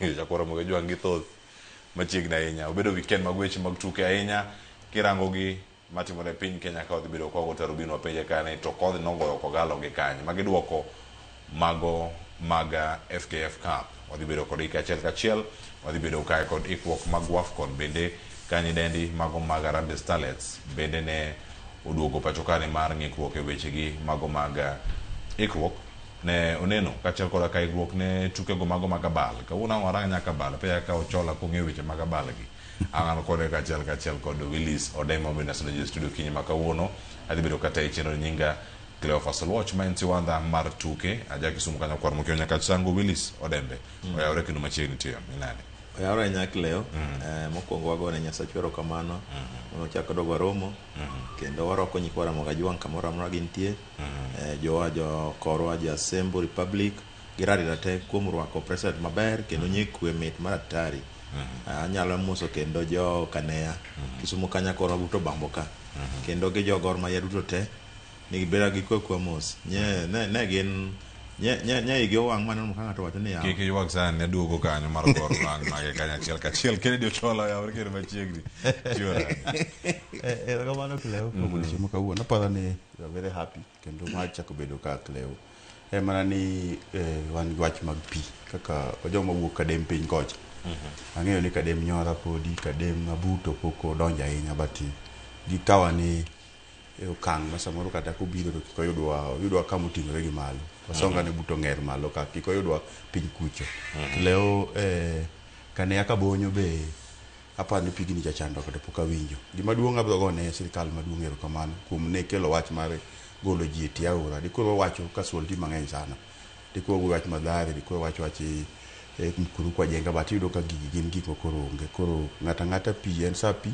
obiro chono oyudo janawea koth aina mano chwe kama dwe mar 2 dwe mar 3 naneno mana 1963 pok aneno wa koth dwe mang'wen koro ma en gima otimore bang' higni mang'eny sana koro apano oyudo ng'ato ko kimpang kichwa ng'ega kaka sama koth chwe sama kochwe koro ne kanya mwale gega aro kwe budho gi kane ka bonyo to budho gi josel magawa koro giwinji ka kwada wacho gikonyo timore pau tuke Nyakwara Mogo Jwang gigi otimore mathoth ahinya iwacho ni mokwongo gino mane buogo ganda irito mana kata niero squad machal nade midhi ket kar kae Nyakwara Mogo Jwang ma en duoko mago mag tuke mag FKF Cup kendo ne githoth ahinya kae achiel kachiel ang'eni mano ne gibiro yore mopogore opogore mago ang'a bire bang'e ahinya sani madabire kae sani iwacho ni starting lineup mokwongo Gor Mahia nolo gol 1-0 mano wach mane obedo kar kacha lineup no biro kacha opogore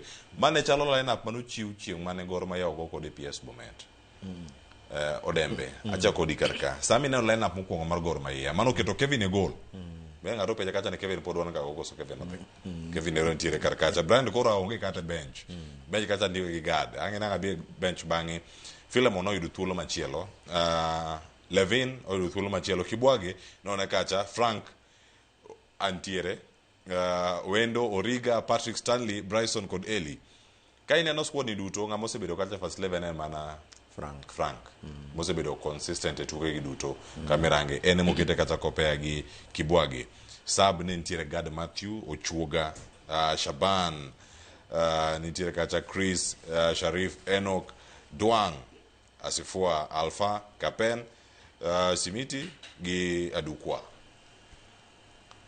squad ni nene mokwongo tiwacho ni wasegowa ng'ato go punda koso ang'o otimore koso ne gisewacho ni kato kwadwa wana ka uli kende gima dwaro en Champions League mar Africa mar CAF to adhiye Cleo mano erokamano ahinya mane gimomiyo natemo wacho kata kochone temo pinga matin ni onego wabede gi local moro kanyo mong'eyo history mag Gor Mahia to gi mag gigo sebedo katimre this is not the first time dalo moko 105 bogolowa Kisumu ko ndalo moko be timora ka Denmark kelwana gorwa Mombasa koni ndalo moko bende moro gol Mombasa kanyo osegolwa deriyo mano ocheko kelwa kaka kendo an wagoyo Machakos nogolwa mo wagoyo ni best loser wachako dok wakao gini Cleo. Koro aparo ni kineno tim ni nyose golo mababe ma FC Leopards mane tokwa, but aparo ni coach na aparo notiyo gi weche mag fans ni FC ok en class wa kata FC ok en team wanyalo goyo godo kwan, not knowing ni FC sani namba 2 maluwo tokwa to team ni nogoye. Cleo kineno squad manyo opange kanyo adonjo kanyo kata gi ne wan gi Manu to nya winjo ko osewacho mana ni chal gi manyo osewacho ano winjo ko wacho ni bana team ni do chal ka gi manyalo golowa, but abe nyokan gi adier gi team no nikech style manyo team no gocho godo. Ingeni Cleo irado gi team ma pokiromo godo mang'eny mok gochi godo to omiyo uga 45 minutes to omiyo luor mang'eny, omiyo luor mang'eny sana first half makendo nyo gi attack wa mang'eny, but second half nitiere ka confidence moro nyodhi odonjo negi ni gi sit back to gigo mpira midfield to gigoe mbele matene ne gigo mpira. Nitie seche moko makoro ne tournament ni Cleo en igo chieng' na games beach kende to isekaw kikombe ni, koro osetimore kamano nikech mane kaka tournament en ga, but gima koro nyakwa wapenjre ni kama wantiere ni be kata first 11 wan go first 11 tie kosonge nikech ka first 11 otie to kokete en okigo gor te mane ni entiere to gre ti kode kosuje to kocha damiyo jok moko thuolo mar mondo miyo nyis to first 11 ema kokete ga tineno kwa struggle nje wan kod e pap mogik league ni neno kwa mako mna chunyo ma chieng' no nwawuok makata gimo nyalo madhe ma kata piem ok nyalo modho pi nyalo wi ineno iwuok the out. Koro manyiso ni kata kirango onge first 11 nikech FC ka notimo sub moketo joge moko man iluongo ni first 11 ni neno ka giduogo magi goto wan kanyo oket first 11 miwacho go the so called first 11 teka koro nywa nimo kabisa ma onge kata gima nyalo timo. Kirango kata off target waonge gor nyonge kata gi off target on target to mando koro ne ok wanyal wuoye. Nyithindo kanya nigi off target mang'eny molo kata gor maiya kendo kanyino off manyo gin go they were so determined kendo nye gin ga agency moro kanyo kendo ne gin so tactically ne gin power ber kabisa nikech nyudo ka off manyo gin godo ng'eny moloyo gor nyonge yoro mna ki off achiel kende to kanyino kaka nye gimiyo god luor kata mpira kaka nye gimiyo luor nyogore nikech kata mana card ma yellow card ma nyonge anyway osetimore, but aparo ni is a working call to our technical bench to and the office ni karango squad wa Cleo tawacho ni kaka pile ni ok apar ni wanyalo challenge team owuok oko mar Kenya karango kata mana miwacho ni the so called one onini the so called first 11 agi koro elokruok ni obiro kanyo asami wacho ni ka koro en ma team ni wansa no mana Champions League be wai koro in Champions League no chola ati kama ni TM anga biri wili so dembe bange ochola inene o machal nade BB bread ni wacho kani chieng' morakore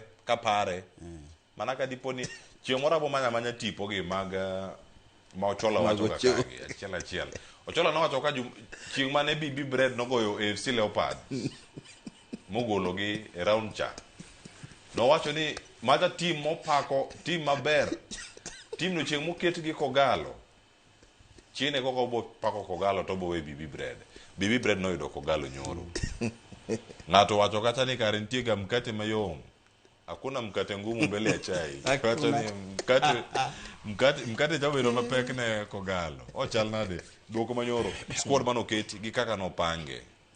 Okay, aparo ni Cleo BB bread mano team mawan go kendo an namba 2 bang'e e regional league and aparo ni en nochako kode league makade be ni onga achiel to ne noketwo kode 3-2 first leg marwa kode and okotingo nyithindo pase compare gi nyithindo mwan go nikech otingo nyaka ex Premier League players nitie kanyo nikech iluonga ni Kayole United koro bibini to mana sponsor mobiro mo sponsor umwa ko niga pele ni motivation sana ber sana in sports en go biro to onge gimok nyati more second league matimore kleo ingeni wadong games of national athletic league to en gima lit sana ka kambi motingo dhano 30 playing unit to gi dhano 7 technical bench nini expect ni ji abich kende mondo tite jomoko cham sara kleo siweka jite despite the contract me jini contract mondo gi go mpira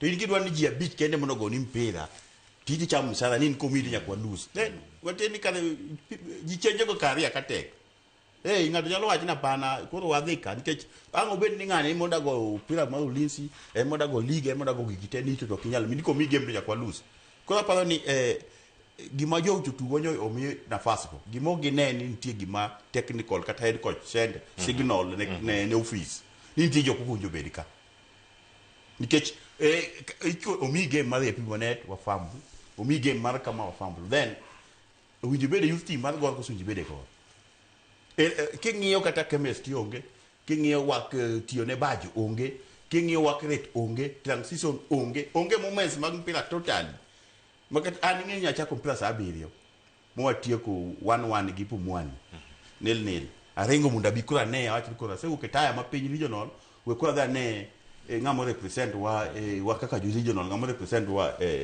KFF Cup kura bedo aneno the type of mpira mwago gimana aneno to yoyo kura comparative abedo piny kama ang'iyo moments mag mpira my friend okang'eyo matimore and coach binyaka ngi nikech en gi contract tadwa na coach mondo gimong'e ni okapano understand chairman mar gol okiaye ibiro getne pesa mesa okia ka pesa ubiro aye mo dhi nikech kise donje club tikao history mar club tikao tradition mar club tikao expectation mar club tinywando gigi tinge gimetimo inge gimuje tim sani gimiyo gitim sani kopo ni zefwenyo isetimo gimoro people met kucho moko wak to koro ngima beni koro nitie jok mounjo tich ko nuoyo kendo gima notimo yes onuoyo kendo ko timo chake nuoyo batile ni embe koro kang'eyo kaka osomo gi nikech waketo ben technical bench mar gol ma ya joka tiyo ka gin joka ng'ato giwacho dhoka chel madha tangi ma gitiyo go matino be ni gin dhana beach mo understand one another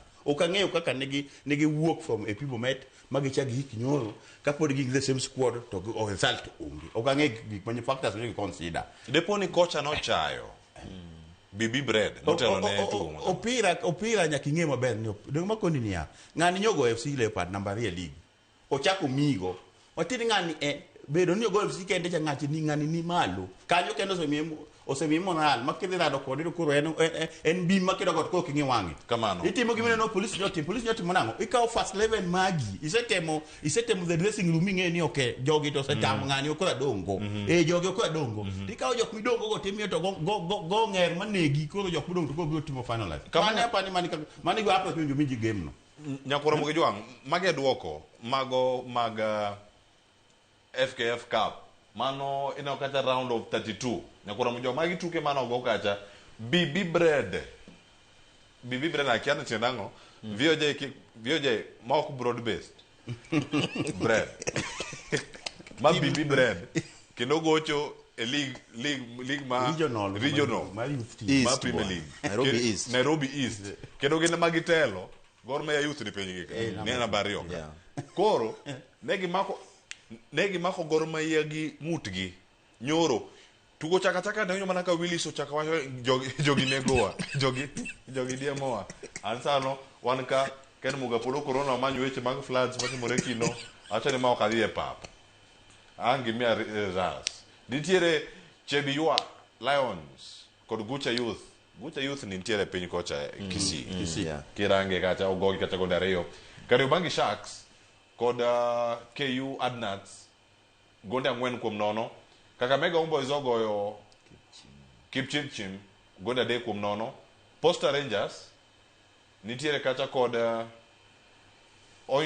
Oinopsos gonde 2-0 Murang'a Seal nonyiero Gor kabisa e mbui nyoro utieno nyiero Gor ng'ato wacho kata ni mkate ni otamo FC otamo Gor ng'ato wacho ni jogo nego mie Shabana nyakora moge jwang Murang'a Seal ogoyo FC Dynamo gonde 1-0 Nairobi United ang'eni kabe modhi neno gondegi e video mabiro kanyo toke awana kata Nairobi United gonde aboro BMC All Stars no Kuta Collections kod KSG Ogopa ne orum kata achiel kuom Lingthi nyakoro moge jwang mai kaka tugo no bende no bedo mano kinda Nairobi mano man Nairobi United wanya winja ne bange kae to bange angoydo ne thuolo mag winjo wana ane gonde go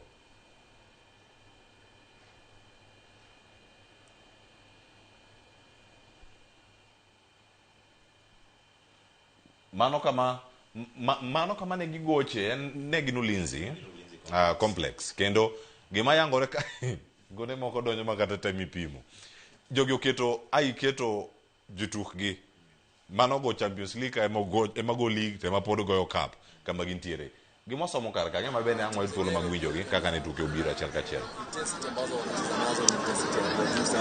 Kwa hivyo tumejifunza mengi sana wakati katika hiyo level mambo sasa kidogo tu inaadhibiwa like katika Premier League sisi ndio kuna makosa mengi tatu tunaweza. Kwa hivyo tumejifunza mengi sana. Kendo kaka weche gi oneno achiel kachiel neno ka gin enikwok team nigi jogi magi yiere ni mae to e jowa monego beni watugo godo kendo no kaka tuke gi medo bana biro no gonde aboro ng'e maber kokalo kado keto tim gi mokwongo to alose duoko mamoko ka bende mane ntiere achako ditiem aparo ni gima mora ni ochumo osiepna koro chako dok piny nyochen malo sana ni kachako mulo wach coach to ni wasik wapingo sate walokra pingo nyawawa koro apano oseneno ni problem ma coach ntiere godo ni kana wacho ni waketie ng'at moro kanyo mong'eyo philosophy mar Gor Mahia mong'eyo culture mar Gor Mahia mong'eyo mpich Gor wan gi joma gocho ne Gor joma go mpich Gor koro nyaka sani aneno ko osechako dok piny mo obro dok kanyo nyaka daka mugi kanyo momiyo apajo ni pod atambwaga msungu e Gor Mahia kan nikech ndalo moko ne wan gi Natal en ogoyi gi ogo FKF ni gi first 11 en gi first 11 ma awucho gi ne goyo gini kwagera gi ne goyo mana goyo FKF Cup ni e first 11 no no go home and away ma onge kamoro mano ogonya ga league bogonya kan biten koro ke yeno gik moko bilage to wacho ni en mane wano okadwa na ping ni kijabaja technical bench koro kadwa na pingo coach sana lakini tier gik moko ne office ne timo sama ne gikelo coach cha mar Gor cha nonego gimiye ng'at mong'eyo gima goren kata mnuchoni ong'e Gor malich makata okete mana kacha an gadi ni no nyalo miyo coach cha advice gimoro mitimo nikech ok inyal wuok kata dhi oko to ichako ng'ang'a kaka nyaka ng'ato Cleo kata mana insani ka ng'ato donjo ka nitiere nyaka ikuongi nyise ni kana wadonjo kama ng'ani en nyaka sani udonjo ni gipoko nyise anyway kanyo wawe kanyo Cleo to kanyo dipo no time yo machalani nikech kama mokwongo nitie jotugo mimiyo thuolo mokwongo nomigi time mar APS Bomet no ginyiso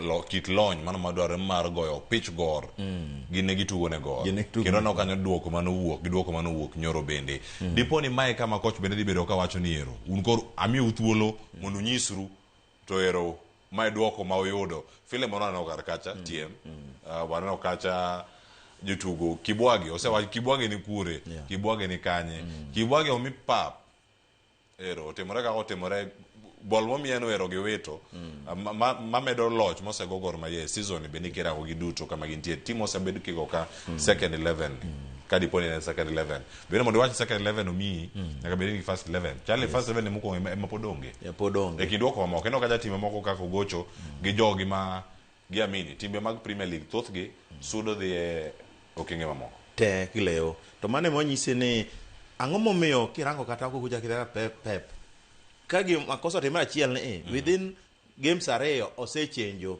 tune mar team idwa nyisa ni coach ni enosomo kanye ma ok onyal loko tune mar team within one match kose wito game mar AP Bomet Ostrago against Madare mabende ne chal gi malowa ochako duogo struggle against Posta ineno to timo the same mistake aparo ni gin gik moko moko winjore sane wayio kata dichiel Cleo ok onego bed ni wabedo bende ni so wani bende ni wan wapingo mana coach sate but nitiere an wuono to nase nyisi kata kwa chako ni yawa goto oingo jarateng kata en mana jarateng moidho ndege Goto inge. Goto dwaro msungu yawa. Gor podwa msungu. Gor podwa msungu. Erokamano tiyo. Leo kwa dhi kar gine dak achiel mar yes, Nairobi United.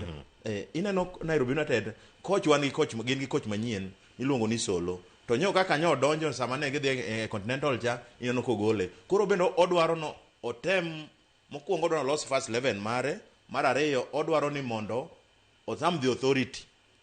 Mondo players mage obed gi confidence ni kara obendo nyalo nikech bang' Muyoti kowuok to en makro donjo. Koro ineno ka nyithindo go chako miye e confidence maber. Mateno ochako gi team moro matin to loch no kende Cleo, loch kata team matin no ema mi ibedo gi confidence minyalo logo kata team maduong'. Koro aparo ni ne girwako coach Solo maber kendo aparo ni gidhi maber. Matire ni gima nyisi Cleo nyisi ni team kaka Nairobi United kaka Police chal ka gima league gineno ka gima dhi bayo gi.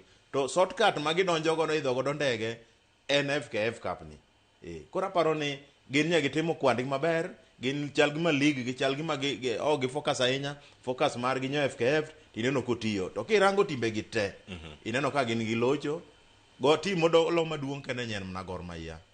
Yes. Mano wach mantie kar kacha. Joma kati yodeyo Gor. Ne pare nyaka chieng' kendo ne range achiel kachiel. Ocholo eno kir duoko mamoko mapontiere kar kae. Wich kuot ng'ato penjo kar kacha ni jogor dhi pando wigi kanyo juma mangima. Hapana. Koso mae kaburi la saa to jisodo. Opira en gima wayudo to bro weye kosetimore to wawuok manyoro no koro focus mbele. Mano gima nyaka bed very clear ne coach nyaka gi jotugo ni koro wadhi but aparo ni the message to koro wase send e games adek mokwongo gi mondo jatugo ka jatugo koro mane Gor Mahia ong'eyo ni kare en kama owinjore kata ok kama owinjore mondo wabed gi gine nikech pile clubs gi gin girom gi chalre lakini ok giromre. Kaliber mar Gor Mahia gi mar FC opogore masama in kanyo kaka jatugo to nyaka ing'e maka tek chon ing'en chon nigolo ga lewni ga tiketo ga pap niking'eni jatugo menyalo represent godo ka olawe kwan nyoko som ga namba but jok yudo ka jotugo man kawe ne gin jok ma ne gitemo and wa mabor sana gi club koro waparo ni owinjo wa mi ng'ato thuolo gikare ne contract ng'ato chulo kacha mondo mi oti ng'ato ng'e tije ni to winjo oti nango mondo ng'e ni Gor kendo nyoko yot Cleo kata dressing room nyo fans kelo shida serious nikech maybe okwang'eyo kamwantin nikech ere kaka koro club ni kata seche manyo gibedo piny mang'eny nyo ging'eni gidhi gocho gi club ni en club mane to go tire mane to ere approach manyo giikore ne nikech nyo ging'eni this a tournament but it's a knockout stage league bebe nyalo recover manyo ng'eni kose go dichiel tidhi ere ke ikruok manyo gikelo negi both playing unit and technical bench ere ikruok kecho office to kodini my fixtures was a logistic midhi hona go fixtures then koro ontika manga ng'ato nigi line nitika makoch gike tika office gike tika jotugo gike the end game mar gigi tete and the playing unit gin magi nyaka gemiwa result then ang mwadwaro ntie players man kaja more than 3 seasons magi understand the tradition mar Gor Mahia gi understand gima Gor Mahia dwaro fans Gor Mahia yiwar to gina ne ka most of them menyo mina fast ndo chaki then ang what happen ang manyo timu nange minute nyaka wabedi ni wang'eyo ni club ni dwara ngo sasa ya wadwara agency wadwara commitment wadwara jok ma represent badge mungeni badge ni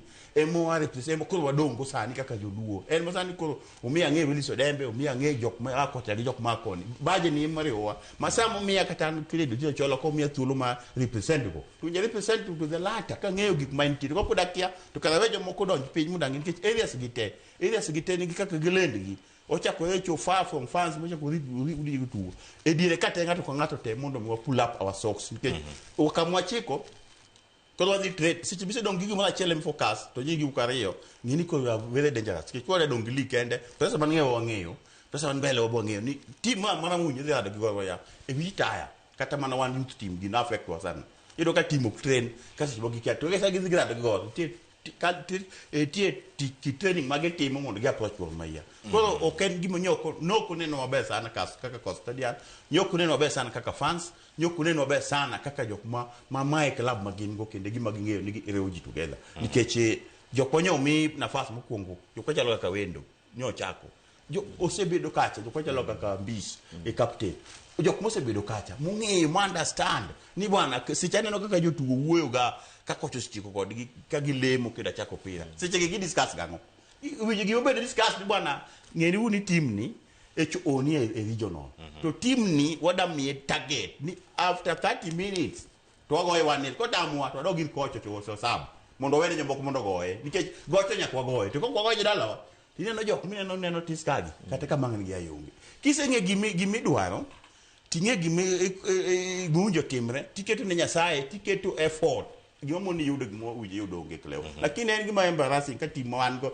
e team youth regional far go senior team biro kendo kan mana thage kaso dio go senior team at the course of 90 minutes but kado bedo excited kaka ni gole usipe na wacha na pana dead ball seche moko uchie uga ni ng'ato kaka kubiro but to me it seems ni ngamo ni kamoro mokunjo bedi to kapok wagoli kama intie mokunjo bedi no to honorable just just take the responsibility mondo tim gimo winjore samo winjore kapok watimo forceful sab gimoko winjore nyakoro mo jowang mago ti kar kanyo ageni pod en twak madhi nyime kar kacho dhi do thuolo mag range to sani walokane tanga waranga ne ikruok ne Wafcon nyakoro mo jowang jotugo mago mag Harambee Starlets oseduogo pacho kae ne gigo tuke kana gido nogo gituke ka duto kendo gisedo thuolo mano maduogo wanyana ne picha margi ka to bang mano ka gidonjo mana pacho kae nyakoro mo jowang mana achiel tok tuke mabende gisebedo kar kacha Wilson Magina ngacha kokodi nyidende gi ose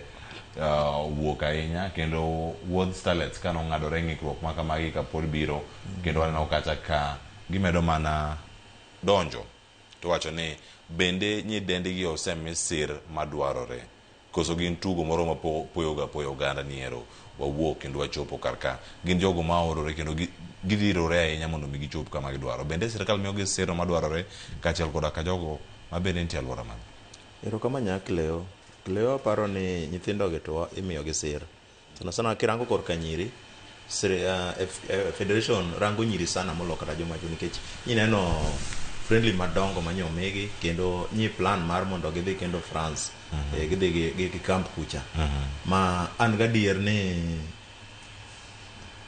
teko mimiyogi support mimiyogi ber to mana kaka winjo kocho wacho ni kata chieng' moro nwago mbaka kae wach mar nyithindo manyiri ni ng'ato kosewuok e skul mosebedo koro en independent koro nitie gik mang'eny Cleo mago nyalo mag girl child gi nigi weche mang'eny Cleo inyalo yudo ka ntiere ka gimoro timore neno nyithindo manyiri kaka giwuok go ka gi perform maber onego benu bedo gi joma rango gi maber machal ka counselors to mobe osomo ni to ang'o manyalo bedo notimre nikech gin kaka joma focus margi kaka joma chuo nikech iyudo ka seche moko kama nyithindo osechopene moko yudo ka seche moko inyalo yudo kata ni family you never know osewuok e school koro yudo ka gin gi challenges mang'eny koro ka gimoro bila ne otimre girl child en ng'ama imiyo moral opogre en ok wanyal jaji hash kaka ineno wawuoyo kuom nyithindo machuo gi but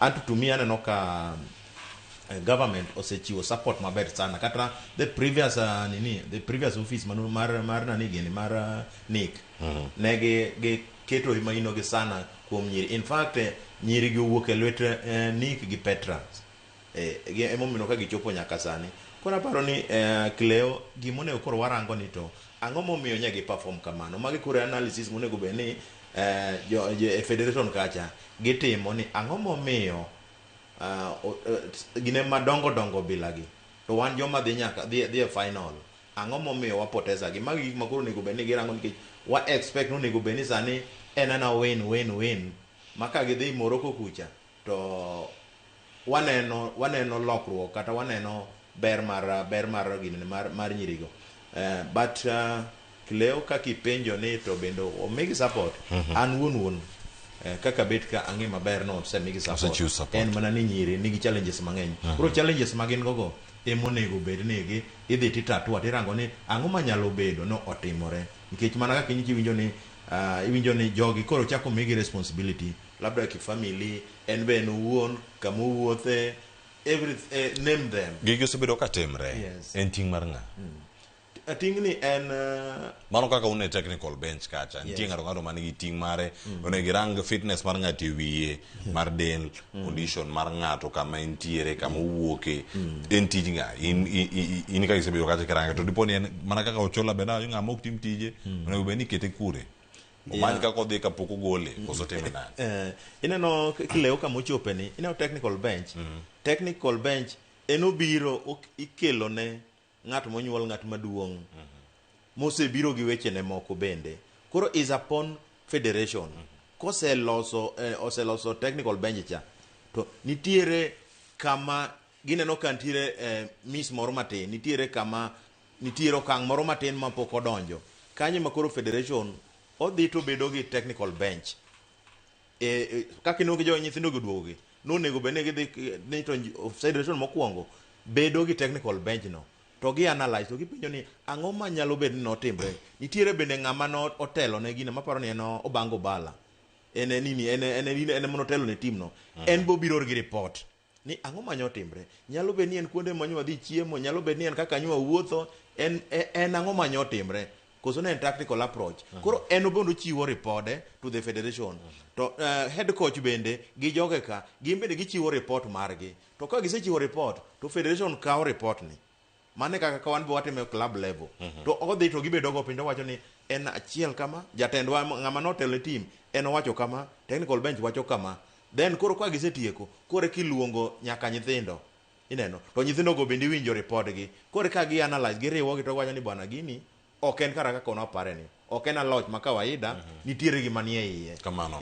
E kinde ma irango gi ka ikruok mag tuke mag WAFCON Kenya notemo ahinya kendo chieng' mane gi qualify ni tuke ma kamagi ne mora ahinya ne Uganda mathoth ahinya ne nyithindo manyiri kama gintiere gi wacho ni kaka kinde medo sudo e kaka iyudo kanyo ka ntiere lokruok bende mabiro kata kuom jogi mano qualify ka giyudo nitie jotugo machon mane gocho ne Harambee Starlets masano ne ka onge pap kata gionge squad masani omi thuolo nyithindo manyien manowuok e sikul moko bende mantiere kuonde mopogore opogore omi paro machala de kinde manyien ne gitemo ikruok kamoro ne gidhi e kamp kocha ne dhi miyo motivation moro machielo wuoth makamedo ka koro ng'adore diere ochon. Kleo gima nyaka watim kaka federation en ni nyaka wachak gol keto academies mang'eny mondo wachak identify nyithindo gi as early as 5 years mondo gibi gi moments mag mpira mondo basics odonji seche pod nyithindo gi pod nyithindo mathindo minyalo ga puonji gi inyalo gol kata ng'ato namba 3 matere namba 4 inyalo kata gol ng'ato gol keeper matere namba 9 seche go gi kaina go transitions mag namba go nitie age mag timore go kwa kanyo nyaka kendo achiw thuolo mar consistency kapok chope consistency mana penji kar kae academies gi ngalo sogi mago tije federation nitie individuals manyalo dwar bedo gi para inago lakini odhi to approach federation to nyise rules and guidelines winjo los gigo then federation oversee ingene chike ka be gibedo initiated academies ka to chola ok le bed ni wategemea kata waketo pachwa gima ino duto kuom joket mwandu gin giwegi kaka nyola maro Wanyama wachne Wanyama Victor Wanyama kod nyawadgi Mariga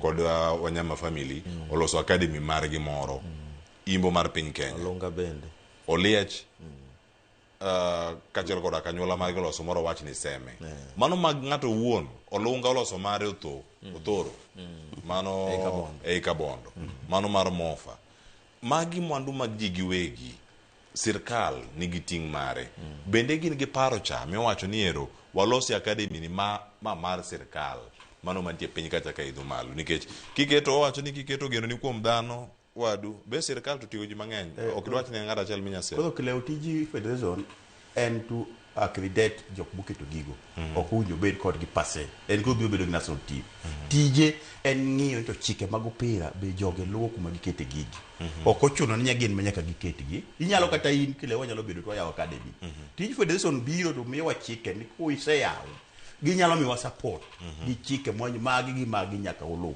from there gibiro forge to nyithindo gi seche makoro gigi kukeche tija business ido ka kendo gigi te duogo ne wan kaka jok mono wekesaji jok mono otimango oloso gin kaka oande gi koro mago to timre kamano then kwase bedo gi kaso wan gi consistency kama na gikecha ok jatugo ni nyonyo tugo ne Harambee games moka ng'weno chako wuok odhi kanye wan gi ng'ato team manager team tije en ng'iyo nyithindo gi off the pitch and in the pitch sani wa break nyathi ma kamacha en kanye to timo ang'o be gin gi team ma ka ok gin national duty to gitimo to gituge mano isejego team manager an nyithindo ariyo e Gor Mahia Queens onyalo yudo time mo go mbaka gi gi kono to nyithinda gi perform nade team ka to gitimo nade discipline mar gi chan nade iwinjo from that coach ka pukuluongo ge national team ko ka gibi national team dingeni hapana seche mo break kaka national team to gido playing time e teams gi to kwa wega weni wan woda ditch kodgi seche mo da lungo gi team moko ngende gi wuok kanye then emang yudo ni moro kiano timore nade monti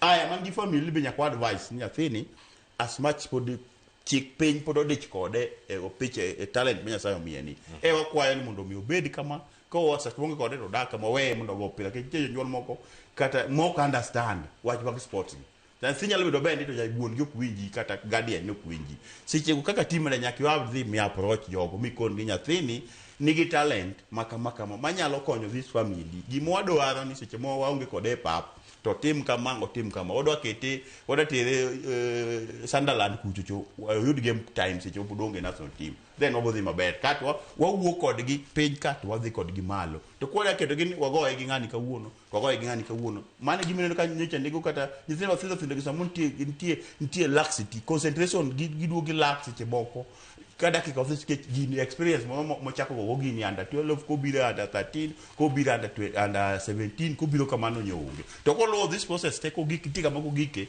to ko nyathini gimo ko coach bedo ni mati sana it's only tactical ke basics ose gote tires manyo ayenegi ko mane gimo nyakwa tim kaka fedeso muno kigilal nyonywa galcha ne menyo sitelo World Cup and unjo be ni that squad manyo to wasa World Cup no nyakwa check and balance to gin kanye to gitimango gine mako ponono ginya the tire gine motero ge coaches mag timo coaching gine motero ge kaka referee gine mag dhi courses gi gine mo kaka coach kamanya no kaka fedeso no kelo kama wayelo scouts ka gine mabe waketi otimango wakedo ge scout gine mo kama kutiwa nyala elevate from playing unit to technical bench wakedo ka team ne gi understand the merits magigo and this is now kaka the world is kaka Manchester ekasa ni watimega wade watiyo gi jok manosu ke fail mudugo they understand kaka jatugi dakgo kaka jatugi bedogo oko mar pap to gi pap to gi te ko keto gi together kleo to bedo gi national team masa moro ber nikech nyako nyathi ma nyako no tije tek nikech en ongama jok ma chike ngeny nitie ng'ato kanyo masa moro boyfriend mabe nigi kaka dwaro kaka neno janyuol kucho nigi tie kaka dwaro coach nitie kaka dwaro kaka team manager bedo gigi te ko kaka thini kama chike wi onge mago yudo be a good manager koko yudo good manager nyathi lala le kinde ka kich ngani wacho kama to ngani dwaro kama ngani wacho kama to ngani wacho ko nyaka waketi nyaka bed ni wan kod gi sechete check and balance to nyithindo gi kaka wasde ukwasa di identification mo ngin magi e mwan go e taya gi tere kaka odwa bedo kod gi kwang'iyo gi kaka gidak koku kaka gidak ka gidhi mondo mi wang'e ni to gin menyo gi World Cup wa maintain kama nyogi stero wacha kikijagi dog nigi lala kama kamano nyakoro mugjan ka wantie kar kanyo waloro mano mar Wafcon wakwayo ne nyidende go matugo team mano mara piny Kenya mara Harambee Starlets hayo mabera kinde magi ikirene tukego mago maga Wafcon nyakoro mugjan wadhi kama chelo kae ikruok ni tuke mago maga gwaba kantiere mathoth ahinya mabiro kaka timre en ikruok mathoth ahinya na bal nyakoro mugjan tuke gi thoth wanya neno ka ikruok mantiere achiel ka achiel mano ka wanya mana neno kanyo ni gin ikruok mag tuke mago maga Afrika mangima ne ikruok ni piem mano marabal ka tim Kenya medo mana juora kuma gi motelo ni piem makamano mago mag Afrika ka wayudo thuolo mano mar neno Kenya achiel ka achiel wacho ni nyaka sani okenge ma piny Kenya keto ninga yo wacho ni githoth ahinya to kone ka piny Kenya tugi kada kochope All Africa Games kada kin mamoko bende mapod nitiere mana kama wantiere kori kanyo achiel ka achiel nwadhi yudo gi mane yo wacho ni mato e piem mano motingo wakeini mago nyidendi ka achiel koda ka jogo machuo wacho ni piem mabiro kende e piny Afrika mangima to Kenya as well. Now I'm heading to George. I've been practicing in Diani and I'm very happy to be part of the team. We shall be departing on 10 batch at 4 a.m. We urge more people to come and to flag us off. Tuke makamagi kirango gi achiel kachiel en mano mokwongo miwa jokanyo niero jo Kenya bende ung'egi be giwuok oko mar rwako tuke machalo kama mano kama neno gi Kenya achiel kachiel. Leo aparo ni magi is a waking up call to our federations kata sirikandwa nikech chon ni nyalo yudo kan wadhi kata Olympic ne wan gi jo angum ne wan gi jo ang'o ne gin disciplines mang'eny ne wan gi tuke mang'eny sana to sani yudo ka koro wanaro down to ng'wech emonyalo do kwa dhigo African Games gi kata mana Olympic gi. To ing'e ni Kenya ka Cleo nitiere kaka dhano nose categorize gi categorize tuke gi. Nitie tuke moket ne gin mag jo pesa. Ineno. Ma kata ka in nyathi nitie kama wuoke to kata odhi mane school kata odhi mane e secondary gi high schools gi kodhi to nitie tugo moro ma kata kidwaro ni mondo tugi tineno mana ka nikech pok nonene ga ineno koro iyudo ka en tich matek seche moko iyudo ka nyathi ochopo kacha idwaro tennis nikech anyalo paro kata ka nyoche nyathina nyoche odonje school ko apenje ni to nitiere ne me join onyisa nyoche gidhi alliance ka gidhi goyo ginene gidhi goyo sports en owacho ni en ja tennis nikech tennis ema nogoyo ga to wacho ni kodhi kucha gin skund gi ma ji ariyo kende ma gidhi goyo tennis matiende ni obende ka ngodhi ka ero giyudo ka gin ji ariyo inyalo yudo ka chunye nyalo tho ni yawa ka koro gina neno ka joma ng'eny ni mane e ng'wecho nitie mane mpira ni ka nini kara tennis ni wadhi dong nikech owacho ni ka en kende to nyathi ma gin go ja form 4 matiende ja form 4 ja kapo nodhi en odong kende ng'ama dhi puonje kata tennis ni manyiso ni kata jopuonje ma puonjo gi maonge koro nitiere e Kenya ka nitie tuke moko ma dwaro ni sirikal owuog oko kabisa mondo mi kaka nyalo miyo gi mondo ji elewa nikech kata ka irango kata na swimming moneno ni Cleo sani nyalo neno ka kata mana kuma nyie timega ok ine wan koro wanene mana sama koro jogo oseikre ni dwaga dhiga nyoche gitimo practice kanye bende nyoche osenyisowa kata ni gini en gima dhi mbele koro ineno ka mage e gimomiyo wan usikwago kam nambake wach mag mpira kwa dhi ahinya to ng'wech matiende ni ji nyok ong'e kata wach mar nini wach mar swimming ni diere kata tugo moro ncha neno ka Cleo chiemo kanukelo iluongo ni curling sports en gimoro midhira ma for the first time kore kanene gika giduto te kore ka kungo nene to en gima timrega ma kidhi kata e Olympic uja iyudo ka jomo kaka nini kaka jo China ino kaka jo America gin gikwongo yudo point kata na 30 giyudo kata na medals kata 30 mokwongo ka jo Kenya to porito mna ng'wech koro aparo ni it's high time gigo bet introduced to a school level kochakre primary kaka sani okel CBE ni ma kore time maber mar kelo introduce kinene gina bilagi koro problem mantiere ni nyalo yudo ni seche moko skunde mag sirikal gi gionge kata swimming kamitime practice ni koro ang' nigitime kanye kamano agenda ngaduogo ira wach mogik ahinya kanyo korango laro top 4 ne ochal nade sani wach mantie ka tuke makamagi ochwale aparo ni Cleo it is good and gimo kwayoga ni kaka stakeholders mag sport ni wachake gigi somewhere mondo ang'eni to wakungo nacha talent kapok talent odhi competition nikech ka ng'wapu mana ni ji dhi e competition to kama ni obedo nacha to wakia samoro nitie gik moko masamo nitie samoro moments moko masamo wa understand aneno ka king'iyo jok ma wacho ni dhi piem kanyo kineno ikigi kata king'iyo kilo margi neno ka ok en kilo mar sport sama yo man ni en joko matime for fun koro gigi wa asali ase skunde kujocho asa CBP1 kujo chak bedo gi this public what swimming pools mondo ngwange ko natural talents mondo bi to gima duong nikik nyathi dhi e swimming pool ka onge life saver nikech those swimming pools go nitie ga very dangerous pino en gima very dangerous ma nyaka onge nitie jok ma caretakers mabeyo ma guard those swimming pools nikech nyaka nitie ng'ama ni swimming pool kanyo ma nyaka bed iluongo ni life saver ma ka onge to kiko tem then wangi chon mondo waket nyithindo gi waonge wach ni waonge tich e Kenya ka but nitie gik sports ni nyalo ndiko ji mang'eny sana mana kwa kelo infrastructures ma support gi as tender age kapok gibedo gi gik mang'eny e wigi kamano nyakora mujo mago piem maga wabu biro kata kwa bage chela kama kono ba swimming kinyabo next week abo ba ne ochola mar rugby moro kanyo ka mosre kode ntie machelo ka ma ngeno wada tiyo ko kata ngina ngaido wach mari mugi ken ngwech mar laro top 4 en ngweni mar laro top 4 irange yo machal nado mane dega chel kende karka Manu, Aston Villa, Chelsea, Liverpool yogo were kata 51 48 en ngwech mapeka ahinya mano mantie karaka chel ka chel ni ma to e top 4 ochal nade ngwech mantie karaka jomage mor okaso kanda momio jogo chopo ka podi were gi point 50 ka chiel en nikech draw moroka mane no kaja chiel ka chiel nyakoro mojo mane kama ntiere TM Willis Man Aston Villa Chelsea gi Liverpool no points kaka magi chale 51 48 mana mapio ka seconds per day to top 4 lir jimanyo Champions League ma next season. Erokamano ahinya. Ineno ka timbe osechangamuka. But team anyalo wacho kanyo Cleo madier ne otemo ma ji nowuok nyoko ong'e kata ni nyalo ni en Man U. Ka Man U sani nyalo bet namba 3. To ineno Aston Villa gi ne joma ne laro gi Arsenal mbele malo kucha. Chelsea, Liverpool and defending champions. Iyudo ka okoyot Cleo nikech to kirange kanya neno ka gima Manchester, Chelsea gi Liverpool nigi apand, Aston Villa neno ka chal gima kore osewang'. Aparo ni mane kako dhi bedo kanyo, but okoyot. Okoyot Cleo nikech ligo mako mach. To wando ka sani kaka wan jo Arsenal, wanaparo ni koro wan kamwa wuoye.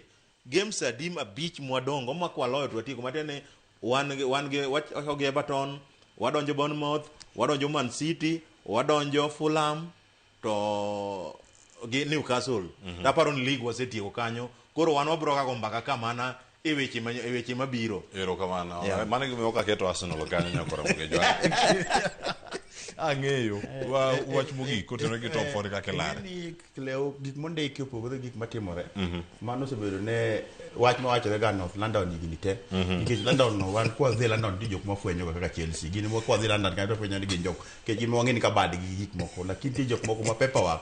Blueprint mar gi king'iyo tiwen gik positive. But gima ng'eyo ni Prediction to kawuoy gan kaka ni tino chola nikech ang'e gik matimore e field of work weche jalokre ga. But gima ng'eyo ni the glory mar Manchester United to so gik wa kama entie no to koro mana kiluse ka lose to kiloyo taloyo nikech wadwa no maintain the bandwagon and the focus kamene ne entie ne mantie ma ok wanyal afford to dok chien ne jok pi machalo kaka Villa. So far so Villa simo maber Liverpool but you can tie check and balance on and off margi to wasebedo consistency ema ng'ikruok matiso jobedo kaka gikuko samoro bedo ga koro wapano wan maber kamano nyakora mujang Jumapili mabiro tarehe 15 Man U dhi gocho kata kod Aston Villa mano sa 11 mano ma miriambo nyakora mujang mano magintiere karakacha Arsenal dhi bedo kanyo kod tugo mabende kirango karakacha kora mugijwang dhi bedo kacha ka gichako chon matin gin gi Champions League dire kaka to weekend gini gi Everton gini gi Liverpool set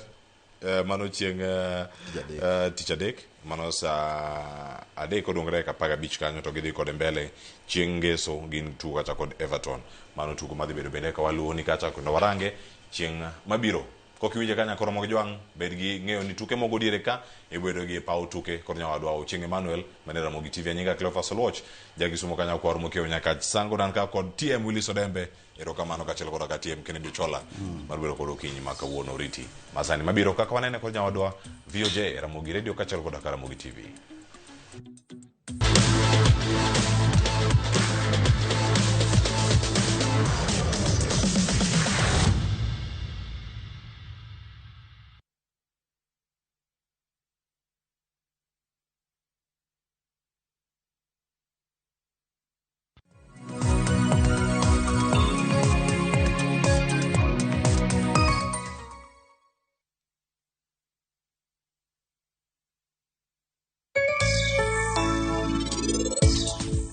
Donge moti koro budha hinya. Enoko nyal kata gonwa sim to bende ko duogo kae. Gisani wan wakia kata ni Monty ni kanye to bende ko wuok kodwa.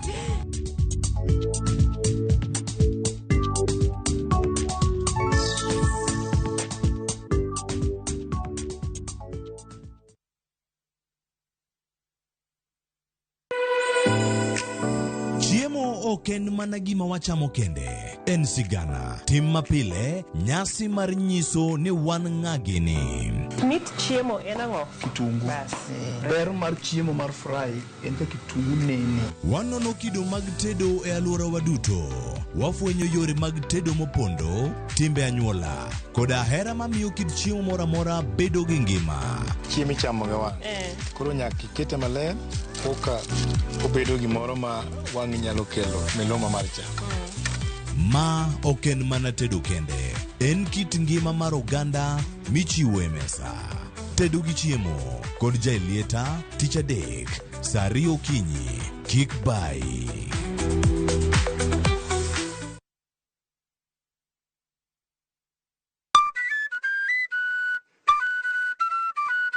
Nitie sigana e tok thum moramora, kendo nitiere wuoth e tok jathum moramora. Baba na uchako puonja thum 96. Waromo gi jothum mag piny luo matene koda mago manyasani. Yuyuni mano chaya sane bade. Machiek moro yano wang' ma so nyaka wuoche dhoge molil. Ka wafwenyo chakruok gi, kaka ne ginyagore, koda kaka ne giloso kit ngimagi. Gospel music or trainer in a way that I'm able to sing any kind of beat. Chakre gwenge nyaka kuonde thum madongo. Biuru kodwa sama walero sigand thum mar Uganda Luo. Ng'e jothumbewa gi Solomon Atito Kafaya, Tich Abich, Sario Okinyi. Kik bai.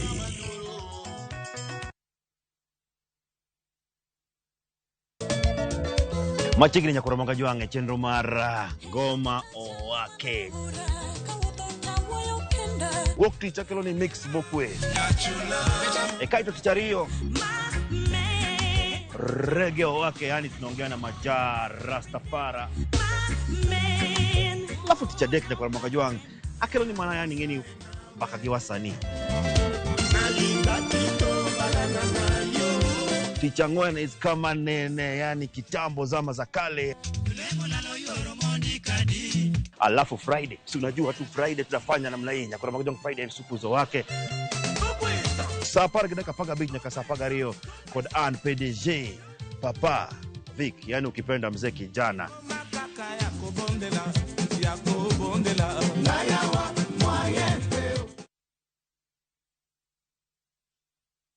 Chakre dho nam lulwe nyaka enderni mag boma maduong'. Pesa ka pesa nigi sigande.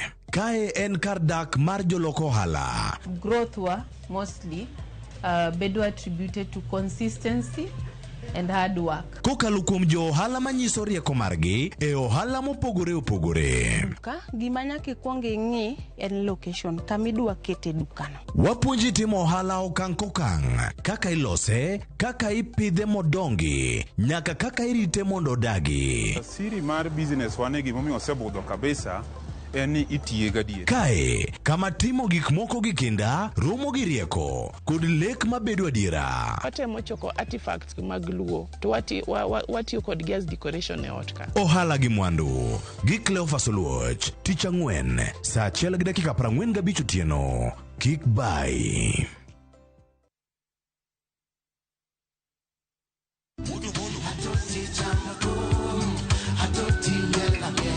Woktich ka woktich wakelo ni duon ya wotonagi.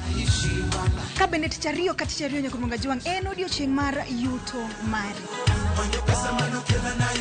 Chieng' tich adek ka tich adek nyakumonga jwang' en odiochieng' mar mine nyalo kachiel koda weche hera.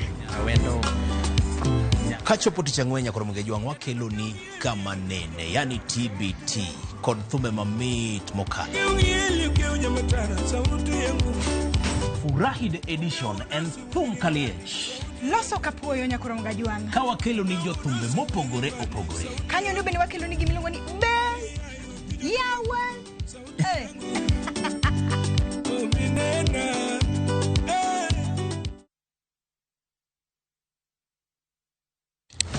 Piny igero kod mbaka, to kaka ndalo medo sudo, mbaka medo bedo mamit.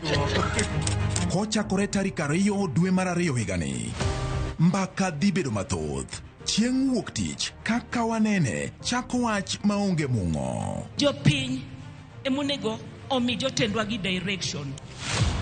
Tok saa 4, Cleophas Oluoch kolo ni weche matimore e piny Kenya nyaka saa 7 wang'e e chenro mar chal mar Kenya. IBC oket priorities ne right. Credibility mar election chakore gi kar registration.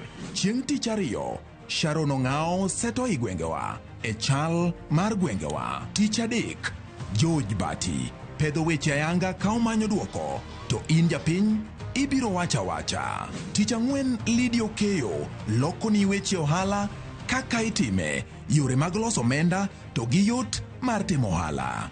Chieng' tich abich, waloro Juma kod rowere. Joyce Oduor choko pach jomatindo ka omiyo gi thuolo mar kengo weche magido chunygi. Kungo makwa Nairobi ka e Chest House Student Leadership kane wapingo the new funding model.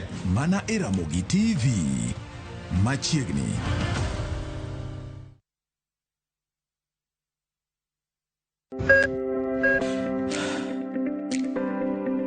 E chuny ogandawa, ngima mar del en mwandu maduong'ie moloyo. Mondo tekruok mar dende obed maber, ok gin ga gik matek. Gin gik maluongo ni lifestyle. Manyiso ga jotuo ni gigi ok gin gik minyiewo, gin na gik mitimo. We bedo gi kiawa, kendo chak bedo gi ng'eyo. Nachako chemotherapy. Side effects nen, yier wi nyaka lwar, constipation, chandi seriously. Waruaki e penj laktar, ma en tudruok gi lakteche molony. Sama idhi ir jahocho cha, nyaka ibed ni iseng'eyo ni mae shida ma an godo to adwa kony. Chakre weche thieth kod chiemo mar mine mayach, nyaka e weche thieth mag tuoche masiko.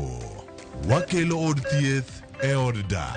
Tuo mar rheumatic heart disease ni landore sana e gwenge ma poverty ntiere. Riwri gi Ruth Otieno, wuok tich nyaka tich abich, saa 12 odhiambo.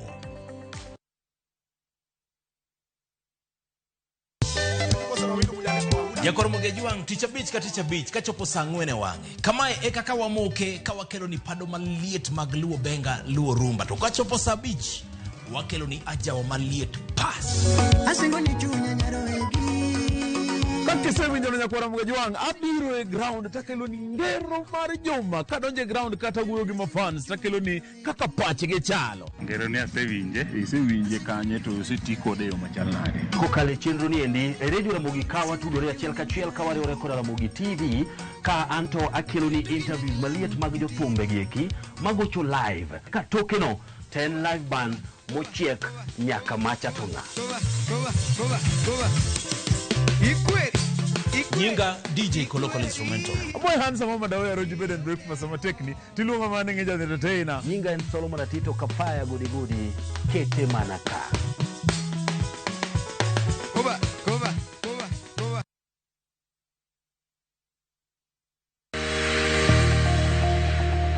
Ng'ato ka ng'ato nigi gima ber mohero. En mich. Gima wadhi gi art. Onge ng'at mabobiro to yudi kuma intiere to kawi gi kanya. En tije madhi mi ng'eri. Mae en chenro ma ji nigi nyalo mar timo gik moko e yore mopogore opogore. An ma design tani ma arango quality mar gino kapok owuok. Moro ka moro kuom gik matimore e ngima ng'ato en gima duong'. Tije lwedogi nigi pesa sana, kikutegemea tije andika. Nikech duong' ok en gima iwacho gi duol maduong' seche moko, to en gima itimo gi lwedo. Mi pokni no teko. Time seche te. Pok opogore. Tich Ang'wen, saa 2 okinyi.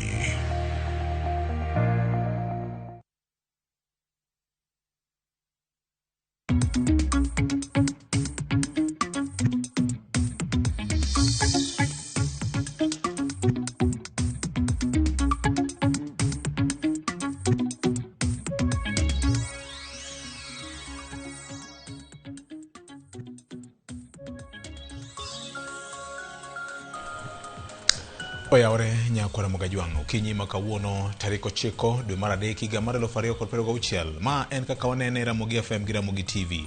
Okinyi ma kawuono bende piny Kenya po nigi kuyo kokalo kuom midhiero mar pi mar oula kalore koda kod mapek ma osebedo ka go gwenge mopogore opogore.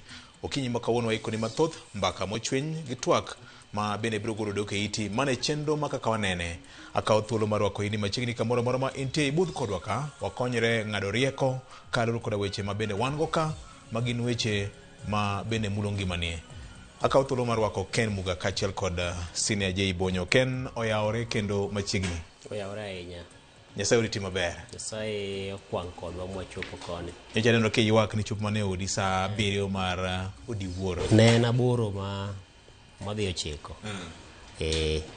Kore umewacho no kwang' kodwa nikech odira mwakalo ne wakalo kwa kwang'. En mani jomoko no kwang' ma samoro teko dhi oewo gi gie kore. Ma kaluwore gi mago bende koro no ginyal geng'o e kinde no nikech masira mane warudhno godo e giko dira no. To en gima lit ni juma mokalo kane wachako chenro to nwachake bende mana gi lit nikech nwalose wach mar masira mar ndege manolal kod ngima Jod bura manchene oiki Joana Ngeno to kachiel kod pilot jariembo George Were. To koro sani bende kwachako juma to wachake bende mana kod late. Koro jawer moro nowacho ni malito siko.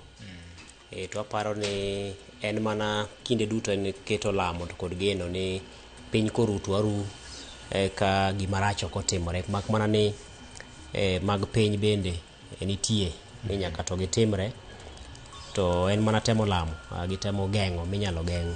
Masira mano timore chang'ino dhi lose matut ahinya pod oweyo pinjo mathoth kendo gipuonj bende iye mar to ere kaka ji nyalo dhi nyime yo makare mar gengo gima kamano kik timre kendo kata kapo ni timore to kik chope rang'eny manchene otimore godo cha. Erokamano nya.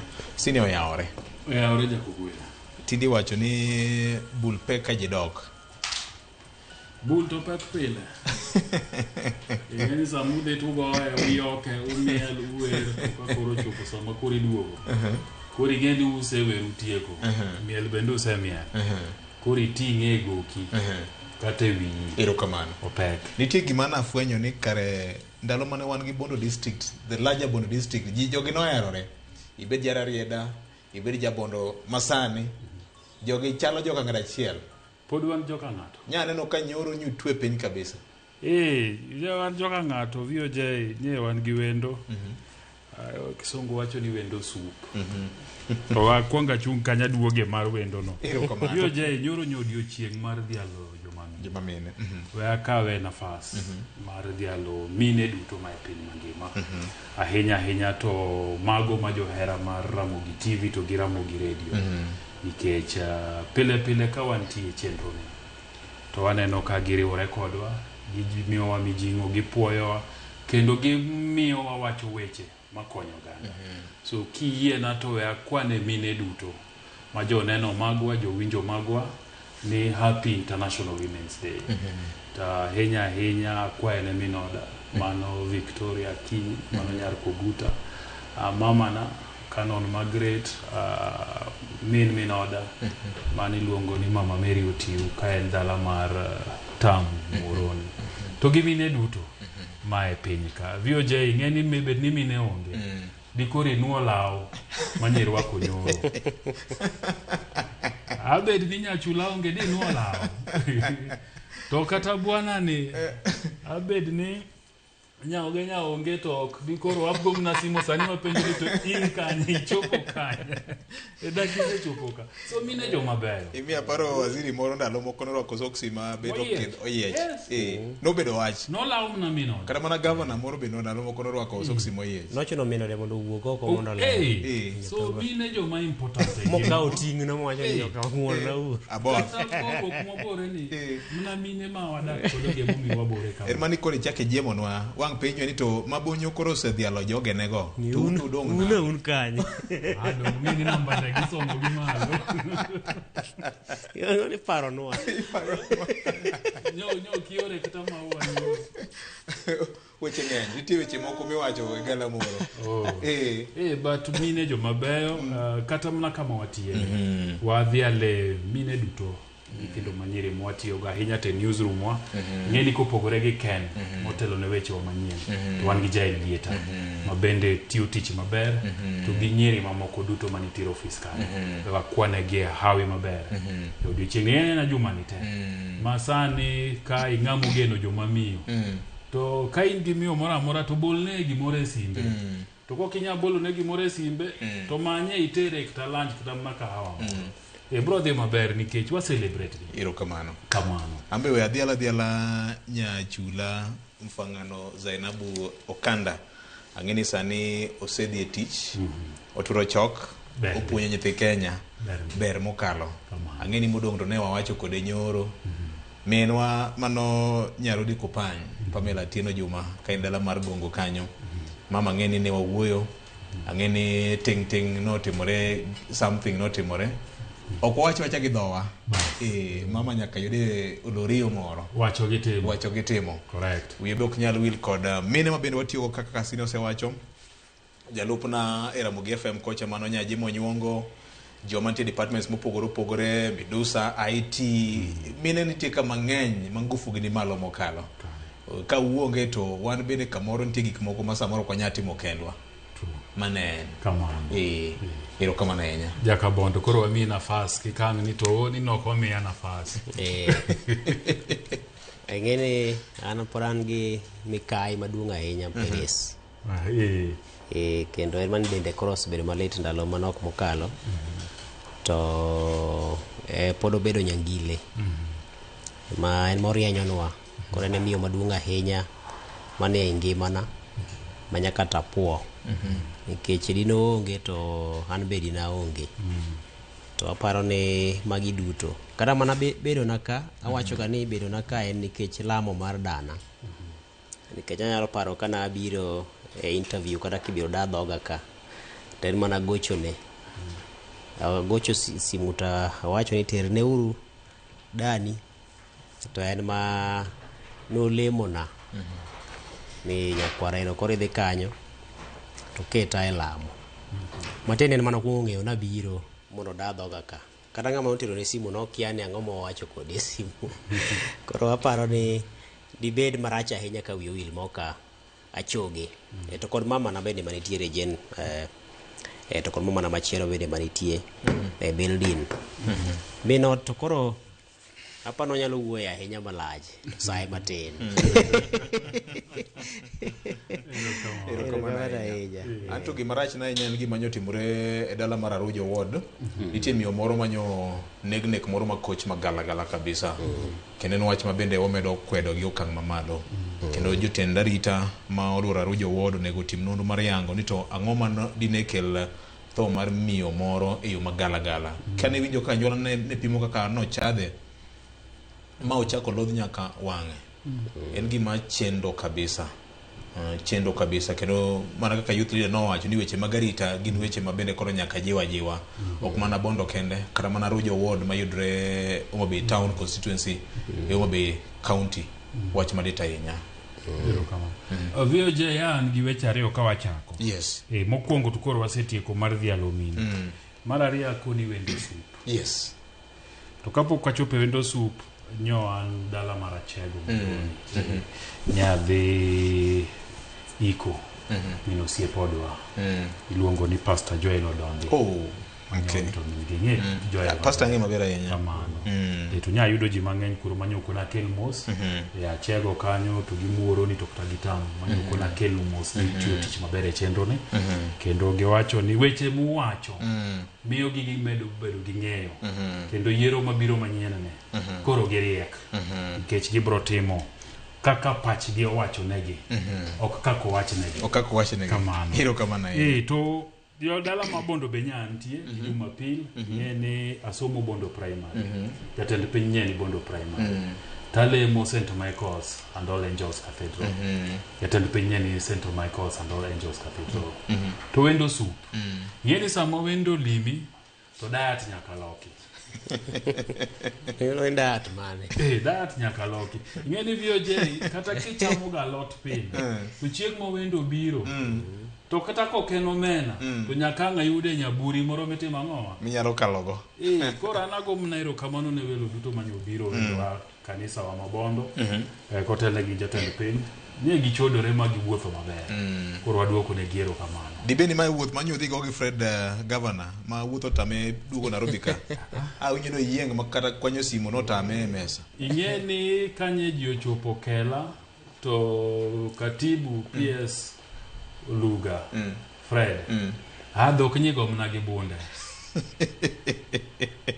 joma dwa waro piende koro contract mar pien pod wangi ang'ani ang'ne minga contract mar pien orenge gi wich ajodongo ni maber kacha ji dwa chiema nyaka dweru nyodhi maber kendo poch gi pak ne PS Fred Luga nikech gene Fred no siep chenro ni onenowa pile wuok tich ka wuok tich to kata mna mesa ni bendo bire mang'eny to chenro mag radio mondo puonj jopiny weche mag thieth ok mna ko bedo katibu kende to kinde machon kapod en secretary general mar riwruok mar lakteche to kata kobedo NMS Nairobi ka ma en jata tije mag weche thieth bende ne wendo chenro magwagi so el poch gi pak kendo awacho ne ni Nyasaye omed rite omed tae lemo makoro mieni omed tiyo ne jokenya nikech ma lemo momiye mar dhialo uganda luo wagonero kamano ni mar Fred jomoko kia giwe mani koro ni aluonge ga ni Fred nikech ang'e ka kore kowuok e mbalaria mamoi kapod en Vihiga emotie omenwa moro nitie ni Vitalis Ogola Royal Dental emano tuda kode ka kore ka giwuok gichako loso weche mag KMPD higni mnocha koro dhimna 18 gi wiye emomiyo naluongi yot naluonge ni Fred Erokamano ahinya. Nyakwaramogi weche ng'eny ambende mos makene Pastor Joel Odondi weche mag Nairobi kane nomona biro konyi ywago kendo ko mama tageno ni bedo Jeibonyo kono neo mio umoa waduto kaka jochenro makaka onene kachiel kod familia mar George Mwai Olal nyoka yudo thuolo mar biro chieng' Friday mar kowe kare mogik mar yweyo kata kamana biro geno ni tarik 14 wabiro ko retired captain George Were dala mar Nyakach kanyo abiro bedo e ground Nyakwaramogi Jwang. Kao kamano wada mana chako chenro mar kaka onene okinyi makawuono weche thoth en mana kuyo makende kaloro koda thoe ma nyaka sani ose chopo kwan ji 43 nyaka ne wach mar piu mar oula mapek iwer ji mopogore opogore Kenya mangima. Jatend migawo mochune weche mag jotich mag sirikal nyo landa yanga ni tinende waseyudo kwan ji maromo 43. Sirikal mar piny Kenya nigi penjo mathoth tinende ni to ang'o ma gitimo mar temo geng'o thoe mamoko. Wach makama bende otimore gwenge ma Kaluo ma bende pioula odaro ji mier. Winjane ka waziri nyo loso kaloro koda wach ni Nyakwaramogi Jwang. The government will take care of the hospital bills in public hospitals of the affected families across the country to lift the heavy burden of the expenses as well as funeral expenses for those who have lost their lives. The government will take care of the hospital bills in public hospitals of the affected families. So that the government of Kenya, through its cabinet, approved for establishment of the National Infrastructure Fund, which was forwarded to the National Assembly, and this week the National Assembly enacted a bill of establishment of the National Infrastructure Fund. Mano jatend migawo mar public service Mheshimiwa Ruku kaloso ewi wach mar thoe ma nyaka sani ose mako ganda jo Kenya gi midhiero ma okel kod pi mar oula mapek. Penjo osebedo ka nitiere ni to dibe ni en nyao ma sirikal nyao mag jok mantie telo kosa nang'o ma higa ka higa ka koth chwe mapek ahinya kato bedo ni duol makoro futo Maria Mekol wasi go oporo kendo golo siem ni koth mapek biro. Dibe ni ikruok manyape ma wan go kaka oganda jo Kenya warito wanegi wang'o kaka jorono wacho ni ritine gi wang'e koso dobed nang'o Ken Muga. Mam baka mwasego ding'eny higa mar 2024 gima notimore Maimayu ka pi mapek noywero nyaka ndara modhi kod kwan ji modhuro 2026 ka pod wayalo wechegi higa mokalo pod wayalo mana wechegi nyaka karang'o. Aparo ni nitiere kore ariyo. Kore mokwongo en ni Masira kindake ok ndake. Koro kwang'iye e kore mar masira no to wacho ni en gima samoro nitie kama dhano nyalo ringo chope to nitie kama ok ginyal geng'o. Dho ngere luongo ni natural calamity. Iwacho ni en gima wuok e lwase malo. Jomoyie weche mag din bong'e ni Nyasaye makelo koth. To bende jomoko ong'eyo maber ni gin gik manyalo timore apoya ma samoro paro mar dhano kama ne ochope ok nyal reso sechego. Kwang'iye gi kono ting'iyo kata mana pinje mosedongore ahinya machalo Amerika gini waseneno ka wan gi ripode ma dhano oula biro kendo yweyo ji e piny momeyo kendo piny man gi mwandu kendo piny mantiere gi mise motegno mag dongruok. mogere udi manyelni malich ahinya kendo man gi mwandu matuklu ma samoro pinje mag Afrika somo mana rieko kuomgi to gi sir gi kony kuwuok kuomgi. To oula pod biro kendo ywero ji kendo lal gi ngima ji mathoth ahinya kada kipimo mohewo kipimo gi ma waserado godo e pacho ka. Nchaki nyaparo kata mana higa mokalo e boma ma Dubai ma bende achiel kuom bombe ma sani rieny ahinya e piny mogere lony mamalo ahinya. To neno ka pi nobiro kendo mano oimo udi kendo ketho mwandu ahinya e boma ma Dubai kuno. Koro nyisi ni mokwongo en masira. To kapar ni en gima ibro chungi sani. Masira biro bedo kabiro kinde ka kinde. Omiyo higa ka higa nitiere koro mar chal mar lwasi. Nikech koth biro chwe to biro chwe kiwango maromo nade. Chieng' biro rieny to biro rieny e kiwango maromo nade. Kopogore kod koth, nitie pinje ma bende chieng' rieny mamoko nyaka mach. King'iyo piny mar Australia. To pok gichopo e rang'iny ma ginyalo wacho ni koro gichungo chieng'no ma koro ok odhi rieny ma ok onyal wang'o gi kendo. Othoro timore mang'eny. To koro iduogo komachielo. Ni tang'o ma dhano temo timo mar mondo mi ne ni kata kapo ni masira gi thoro timore.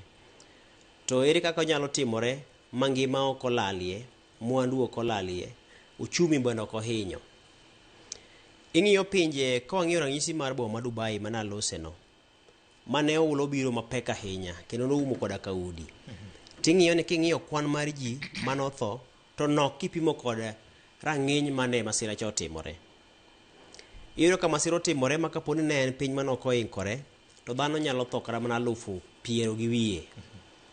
Tiyudo ka samoro mwandu moke mokethore udi moke moim to ng'amo samoro tho kata ma ji moko 2-3 moko emotho. En mana ngima ka ngima to nigi nengo mare. Koro nyisi ni ikruok mar dhano bende nitie. Emomiyo kinde ka kinde ka masira gi otimore to wachako penjore ni to ang'o ma dine otim mane nyalo geng'o midhiero kik bedie kinde ma masira gi otimore. Nikech masira to wasewacho ni to biro timore. Kanye moko wang'iyo ni sirikal nigi ting' mane, to wang'iyo ni japiny nitiere kod ting' mane, to kod sectors mamoko bende, aluora bende oriti e yo machalo nade. Kwang'iyo ni sirikal nigi ting' mane, sirikal ema nigi migawo bende maduong' mogik mar rito ngima oganda. Rito ngima oganda nyiso ni kaponi masira otimore to nego bed ni oganda go pod nigi ngima ma bende ngima gi ok lal e masira go. Iwacho ranyisi mar Mai Mahiu mane otim sigande higa mokalo. Kendo kichak ing'iyo kendo kata mana gwenge ma Kaluo kucho kaka pi noywayo ji nolal gi ngima ji kata mana gwenge ma Karachuonyo, gwenge mag Nyakach, gwenge mag Migori County kucho. Nikech Migori County Nyora gi Kabuto en sigana mwatimo higa ka higa. Wang' Chieng' Ward Kobala Nyong'ong'a e Nyakach ka higa ka higa. Wang' ni ok wawinjo wach mar Nyando ni. Akiana ang'o ma dibed ni otimore wang' ni Nyando. En be mbaka machielo ma ng'eni wabro losie e ikruok mar oganda. Mana ka Budalangi kinde moko wawacho higa ka higa. To chopo kama kinde tinde Budalangi ok thor winji ahinya nikech nitiere okenge moko mane oketi. Koro sirikal osebedo ka isieme nikech en gi ting' maduong' ahinya. To seche misemo sirikal bende japiny bende isiemo nikech en gi ting' machielo ma korka kore kaka japiny. Masira mancho timore tich abich ka koro waduoge mondo wang'i achiel kachiel. Nopoji samo timore no. To mak mana ni ikruok korka wach to noseket godo ji gi joma winjore bed ni miyo ji ikruok makamano. Mana en bad migawo ma koro chal mar lwasi. To kachiel kod bad migawo mochung' ne chenro mag masira mag apoya. Chenro mag gayo masira mag apoya. Miluongo National Disaster Management. Chenro ma bende ng'iyo ni to kapo ni masira otimore tinyalo resi e yo machalo nade. Gisebedo ka gichiwo ripode mag-gi. King'iyo dweche moko 6 mokadhogi. Ting'iyo ni jogo osebedo ka golo ripode ma kinde ka kinde. Ni sani ochalo kama. Koth nyalo biro chwe chakre dwe makama nyaka dwe makama. Matiende ni ikruok nosechak keto godo oganda. En oketo godo oganda man japiny to ket godo sirikal bende e kinde no. Tiduogo ng'iyo ni to kane masira manotimore tich abich notimore to kare rem ne ni kanye momiyo nolal kod ngima ji odiochieng' mokwongo. Nikech ing'eni kapo ni masira otimore ahinya to mag oula mamuomore ting'iye ni kaponi koth ochwe odiochieng' mokwongo to konyal bedo ni en gi oduong' ahinya manyalo lal kod ngima ji dichiel makoro sani wane ji 43 cha kaponi ikruok ne nitie maber onego bed ni kane koth ochwe odiochieng' mokwongo to chwe mapek moduogo fweny ni kara ikruok mane waketo cha chal no nyalo muomo koro kada ka en daro ji kada ka en golo ji kuonde mowinjore bed ni golo gie kada ka en ikruok machielo minyalo chak jiwo godo to odiochieng' mokwongo owinjore bed ni en bedo ranyisi ni gini samoro kwachak wamiye thuolo ndalo moko 3-4 mabiro to nyalo nyorowa. Koro e yo machuok ni ok en kinde mondo ji osere kata siemruok lwedo wang'iane ni okenge mane waketo chien kocha kuonde mage monego waridi nikech kata king'iyo Nairobi ka wantie kod iluongo ni Nairobi River Regeneration Plan moro nitiere kanyo ma jatend piny osebedo ka dhiro ahinya. Gimomiyo wacho ni rem dibed ni ne nitiere e ikruok marwa motelo ne koth mokwongo mane ochweno. Yes.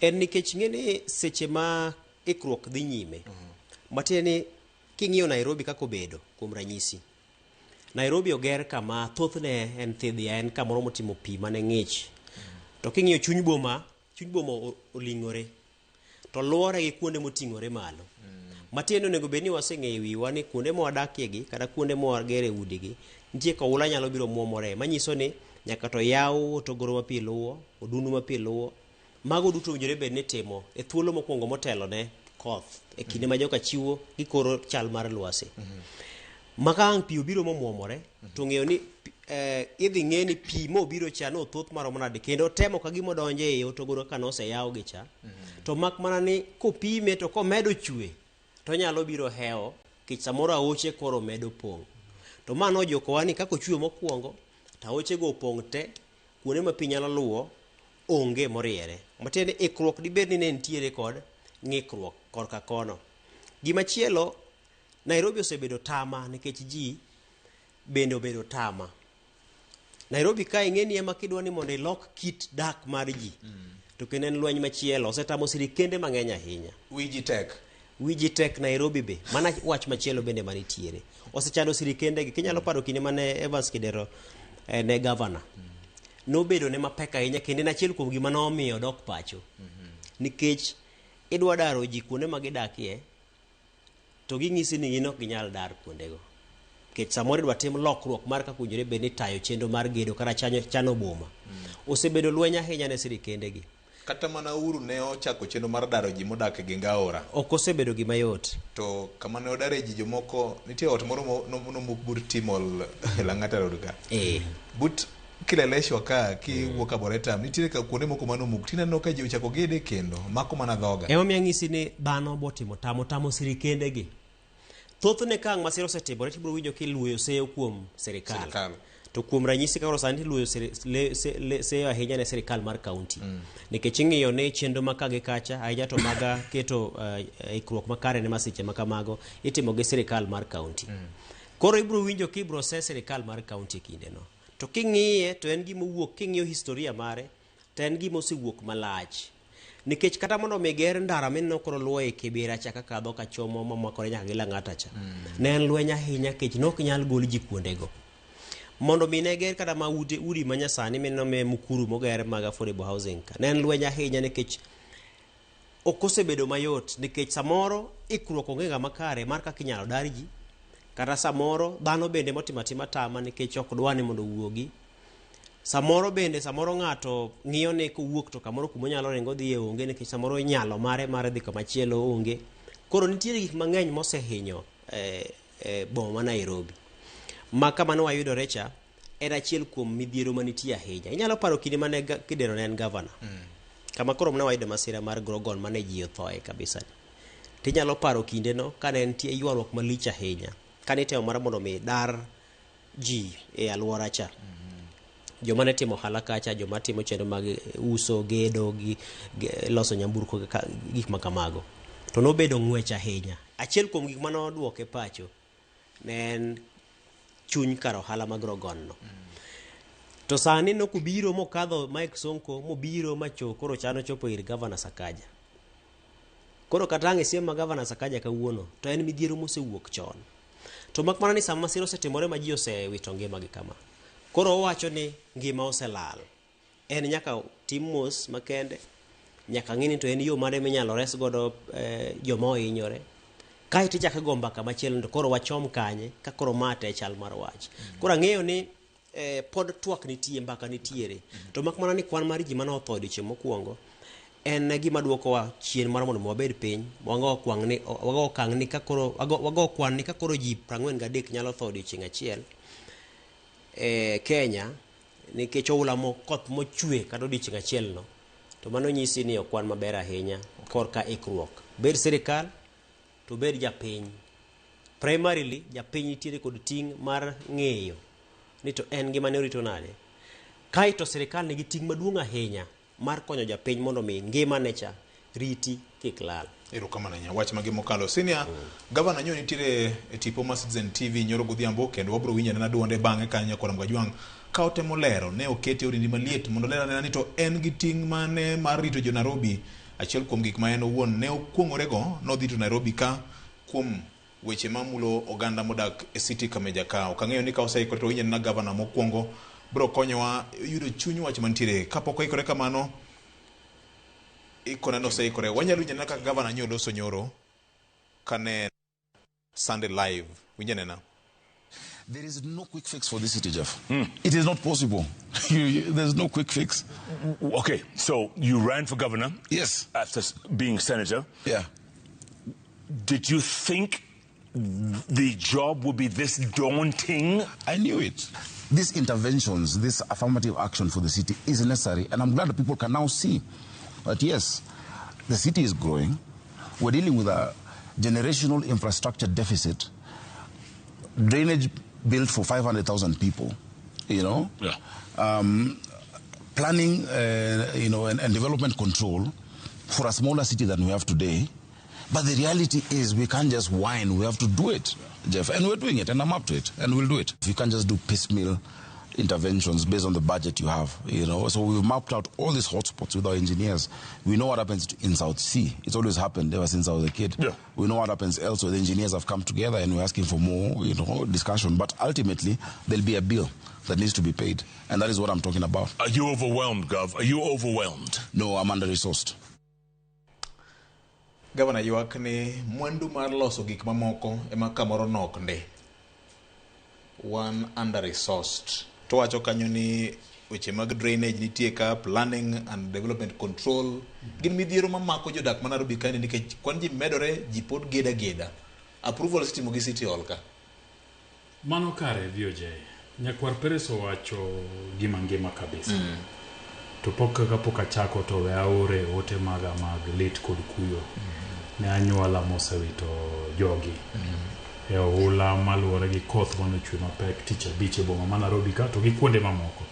Ka wang'iyo kwan ma jo Kenya Red Cross golo giwacho ni ji karibu 43 osewito ngimagi ka Nairobi kende ji 27. Gwenge ma Masawa giwacho ni nitiere ji 7, ji 10.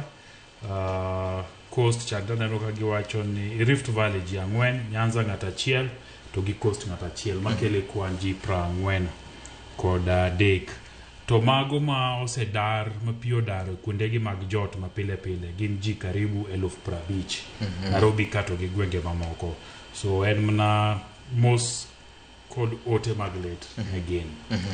VOJ we wachak gi Nairobi nikech kae ma chuny wach nitie. Yes. Governor wacho ni pesa magionge go moromo. Mano nyalo bedo adiera. Governor bedo chako wacho ni Nairobi ka bomba manolosi mag choko pi gi gik moko kata kaka nolos ne ji 500,000 kende.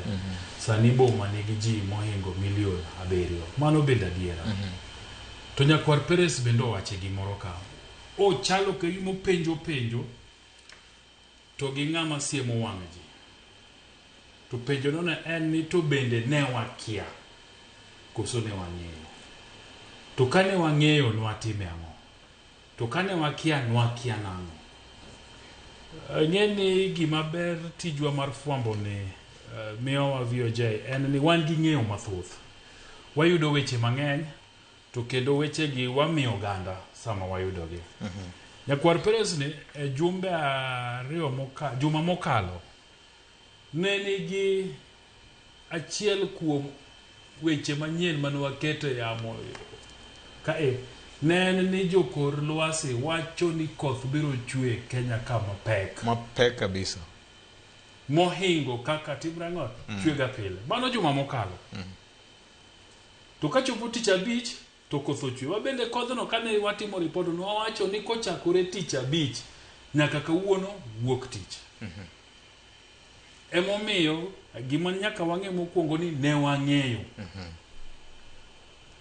samoro ne wang'eyo wawacho ne ji to ji noko winjo anyalo paro kata mana jolony mawuok Kenya Med Department ne wagwelo ka mobiro moloso gi jopiny mopimo ni mae kaka gini biro to magi gik ma onego bene watimo mondo wabed motang' emomiyo kochopo ni watemo pimo ni to bende ne wang'eyo wechegi adiera makende en ni ne wang'eyo migepni mag serikal ahinya to miluongo ni National Kenya Meteorological Services to gi National Drought Management Authority golo ripode gi juma ka juma to king'iyo ripode go jo VOJ tibro yudo ka giketo ofise mamulo weche magichwale otege ofise duto tete nitie magiore otene mangiso ni eurea mar telo wachni ne nitie ne ging'eyo samoro nok gichanara achana mano wasejo telo ni ne nitie rem emomiyo gini otimore kaka otimang'o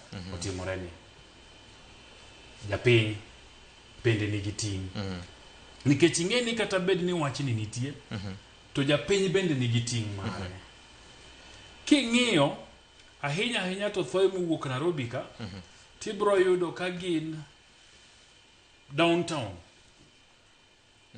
ema thoe giwuoke mang'eny ahinya Grogon VOJ wa doke jowinjo wa gi joneno wachien mondo apim negi kaka auche ma Nairobi gi chalo. Nairobi nigi karibu aora 7 taoche gi tete gi kono vaji kumiluongo ni Nairobi River. Nitiere miluongo ni Ngong River madonjo gi yo South Sea Lang'ata gi rio South Sea kocha emomine no ga koth ochwe to South City mang'owa bedo flooded Mar ariyo iluongo ni Kirichwa River mana buteka mufiswa nitie nitie Kirichwa River emomine no ga koth ochwe Nairobi ka nitie kamoro Arboretum ka iro kati mang'owa flood Then nitiere ariyo moko iluongo ni Runda gi Gitura mabiro to chokore area mar Grogon emomine no ka Grogon kanyo bende ang'owa pitheke then mogik to koro en kuma koro jogi riewre gi Nairobi River yuda Ndora kocha makoro kowuok kanyo to dhi donjo Athi River to dhi to donjo Tana to timang'owa to gidonjo Indian Ocean magi aoche madonjo e boma ma Nairobi. Kanya kwar pero sochuo wacho ni Nairobi ka kaking'iyo design mare obiro to kichopo town tidhi downtown tidhi yo Eastlands to nitiere kuma ene riverbed piny koro pi biro to timang'owa chokore mwalo kanyo mane shida mokwongo ni gedo kuma noketo Nairobi ni en thidhia to momiyo ng'eni Nairobi ni gi dho Masai winjo ni luonge ni en kuma pi ng'echie mangiso ni ne en aora koro jokane lage jambgi gima nyaka oyiere mokwongo ni wan e aora Nairobi ka gima nyaka wayiere mar ariyo ni wan kaka jopiny tijwa tek VOJ to tijwa matek no onywando nyaka jotelo nyago mbaka gosiepega moko nyoro godhiambo to nyakonegi nyok ber lakini nya wacho nikech mano te adiera mar wach VOJ ka pi odonje odi ka pi odonje ot midake ok ni pi ni omonjo odi in emibetie yor pi in emiged ot midake no oger e yor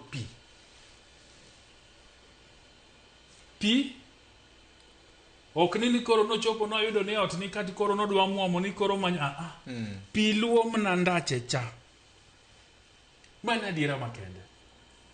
Dhano ogede e yor pi Nairobi kama tamre gi nono. Emomiyo sama koth chwe aoche abiriyo gi temo manyo yore gi matero gi e Nairobi River mondo ka gidonje Nairobi River to gidhi e Athi River to gidhi e Tana to gidhi e mamoko manyaka gichop Indian Ocean. Dhano ogede e yor pi. Ema timore ka. Emomiyo wachajo telo to wachare kaka ng'owa jopiny. Nikech bed no kugede yor pi, bed na approvals okomi ji mondo gede yor pi to gigi di koro onge. Nikech VOJ kata kibiro kabro office waka.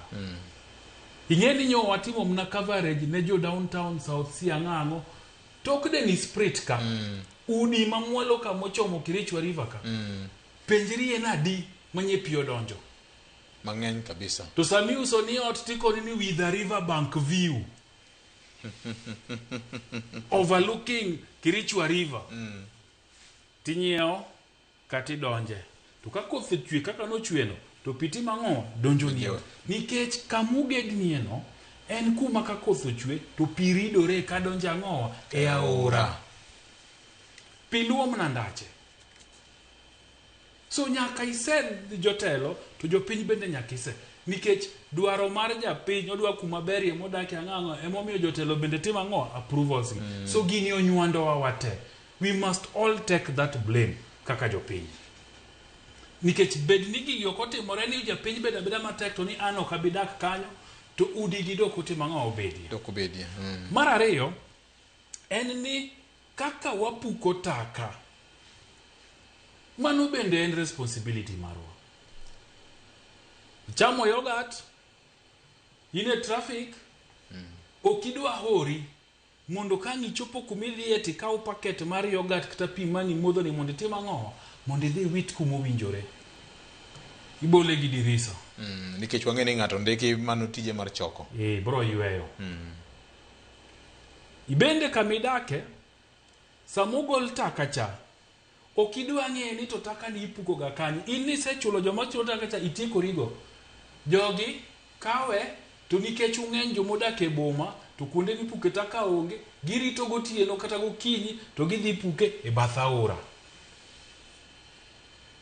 Kendo kiny giduogo kichako gichoko to gitimo mano. So responsibility en marwa kite. Emomiyo nyaka wapenjre ni kaka oganda. Yes, ji ng'eny Nairobi. Yes, ji dwaro udi.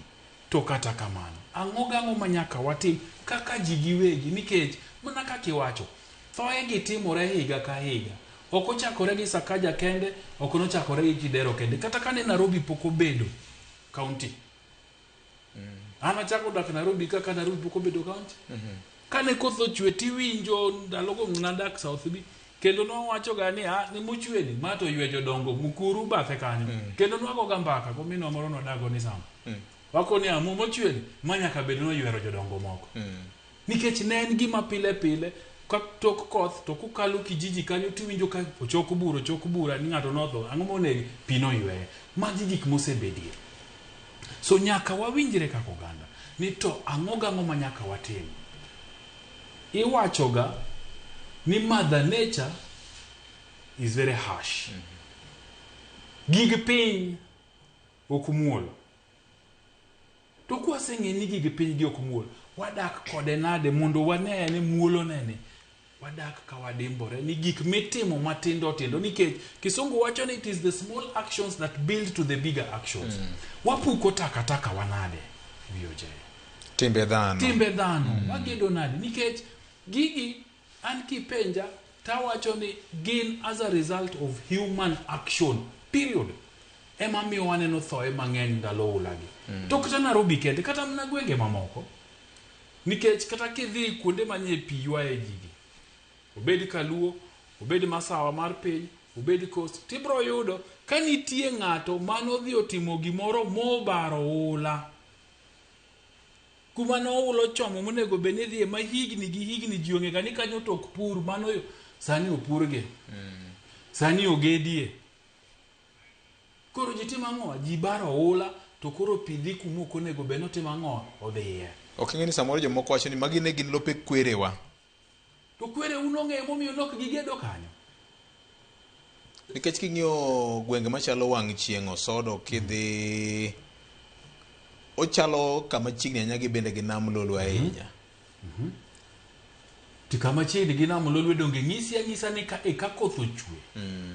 To timo ang'o? Dhi. Wago nimba. Ndalo moko nadhi e beach miluongo ni Chuoye Beach. Nadhi ayudo ka ji okunyo nyaka ginene miluongo nang'o kuoyo. To ka koth ochwega to iyudo ka kanyo embe bedo ga affected kabisa. Nikech gin gimanyo mwandu to ging'e ni to jodongo mane ni ka gi nok pur ka nok tim gamo nok chuo kuoyo. Vio jaibro do kasani ng'ato koni ni ka wasedak e higni 20 to pok waneno ga oula mae mokuongo. Penjire uru na ng'omiyo mae mokuongo muneno godo oula. Nikech gin gik ma dhano timo kuonde mang'eny. Penjo moro kani to Nyando dak wawinje kano. Yes. Aneno ka Tito Kafaya mano thurge. Tito Kafaya wuok kanyo gi mager ka wacho gimomeyo. To aneno ka Charles Osako bendo wacho na wachno the same thing. To gi osiep na James Oyamo pakore ga no Yamo ko Yamo.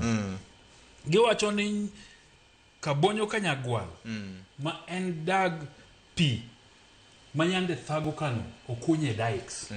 Madongo lalo madongo emomiyo sani iyudo ka kano okracha ahinya kaka ne chon. Jogenya go mbaka. So mano ng'isi ni nitiere gik mabende ka piny owacho timo to nyalo konyo. To piny owacho timo nikech ageno ni gimotimore kano ni jokano noyie ni gini koro nyorowa magi yie tiyo gi sirikal. Nikech giwacho na ni PS Interior Raymond Omole mane in charge of wachne aneno ka Tito wache ka onde Tito ndiko kisungu kaya jo Lake Victoria waters ogenya usually causes Tito loke aloka ang no masome kise loke nkech kisungu ni odwang'enya ahinya gi explain mna gi dhelu ang no loke olbo ng'ato to rachne ka iluongo na Alex Obado kon it is too early to celebrate. Alex wacha diera Jonyando do say ywak serikali saidia but pod ginini. So gini nyiso ni japiny nyaka tige piny owacho. Yes. Emomiyo kata Nairobi ka mondo wakonyre en ni ji mogede agenga mag aoche ji mogede e yore mag pi nyaka winjre magibed gi sirikal ni to watimo nang'o. Nikech katwaka ina nokobetie to kwanya yudo resruok kaka koro Jonyando wacho ne ng'ama yudo resruok. Nikech VOJ kikalo vijiji Nairobi ka ibro yudo ka aora manonego bed ni length mare mita 8 sani oduogo mita 2. 10 mita 2 ma otoger ma gima nego bed ni chalo foundation ogo e bao ma bao ni e wi pi. To ji odake. Ka koth ochwe gi intensity mano chwecha to ng'ata modak kan nyaka hinyre. So en mbaka manyaka go. En mbaka ma piny owacho nyaka wuogo ko makoni jowete mondo wakonyre. Nitiere program manya wacho chien kacha Nairobi River Basin Commission. Yes. Ndalo moko nitie nyaluo moro mane otelo ne bigawo makama napani sani Margaret Wanjiru ene jakom mar commission no gi joma moko. Yes. Nen kanyo.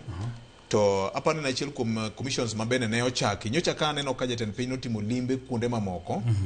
Of course ne omuk joma udi mane jomoko gedo e genga ora. Ndalo moko nadhi Ndasoleria ka dhi Mata Hospital ayudo ka kanyo ywe makoro ler kabisa. To jo KDF odech kanyo kabisa. Dibedi magin riekni ma sirikal koro neno ni kata ka joma nie sirikal sani onge kata jotelo manie sani onge to gikonyo tieng' mabiro. Bro konyo VOJ rachne en mani kaka nyakwar pres bende wacho ni siasa bende nitie gigi. Ni sami timo kamano to niyo in koro okidwa jowa in koro igolo jowa itima kamano. Emomiyo ji nyaka winjre. Nikech ka ora nonego bed ni width mare en mita 8 to sani odong gi mita 1. Pi madwa wuok Ngong ka donjo Nairobi ka pi madwa wuok Runda kadonjo Nairobi ka pi mawuok Makirechwane kadonjo Nairobi ka owuok kucha ka en mita 8 tidwa diye mita 1 ok nyalre nyaka ng'omwom gi gik moko. So emomiyo wan kako oganda nyaka wawinjre ni ji osetho mang'eny, to thoe gi wuok nikech timbewa maricho. Wadwa wito ji nyaka karang'o? Wawinjre ni oyo dak ber kendo dak e boma ka ber, to kata kamano ang'o gang'o ma nyaka wachak timo kaka wan? Kochakore jotelo nyaka japiny, nikech jatelo matimo approval ni mondo ger ot kuma ora nitiere timo makosa. Japiny makose modho pi kata chamo chips pasua gi jwala cha to bole bath ndara bende timo ang'o? Makosa machal gi mar ng'ama ne otimo approval. So wabedo jomodimbore, wabedo jomong'e ni ratiro mar alwora ema bro miyo wadag aming'a, ema bro miyo wadag maber. Erokamano ahinya. Waduto wan gi ting' Nyakwaramogi, waduto wan gi ting', obed jopiny man nigi teko mar yiero jotelo, obed jotelo man gi teko mar rito mwandu ma jopiny ochoko kokalo kuom usuru margi. In gi ting' mar neno ni otogoro makopi in iwuon kisenyiewo gimoro kik ibole iye kanyo. Ane kaka nyalo bedo kod yore ma kuyanga manyalo konyowa e weche mag wito taka. Ka ok kamano ka ywe waduogo kendo Nyakwaramogi Jwang' imbi nyalo konyowa gi paro kaka in jawinjo kendo janeno marwa. Iparo nang'o ma onego watim mondo wageng' thoe ma jokwaye kinde mabende koth chwer e gwenge mopogore opogore. Ma en chenro mari ma kaka wanene nyakalondo mar Ramogi FM gi Ramogi TV. Pod wakawo thuolo mar timo mos makene jowa te mawito wede kod osiepe kod jowa mabende midhiero maket kod ma sani koro hinyo. Wi bende kik wil nyawadwa Fred Governor kawuono onge, nitie weche moko mag kage kacha ma kamoro make nikech aneno ka jomoko penjo to Governor dibe ni pi oywero koso nang'o? Ooyo, Governor nitie. Ng'ato be penje ka ni dobe ni nyoro nyogo mogo ka PS mawuotho tame. Ooyo, Governor nitiere, yore mag ofis ng'eny, kete mana ka.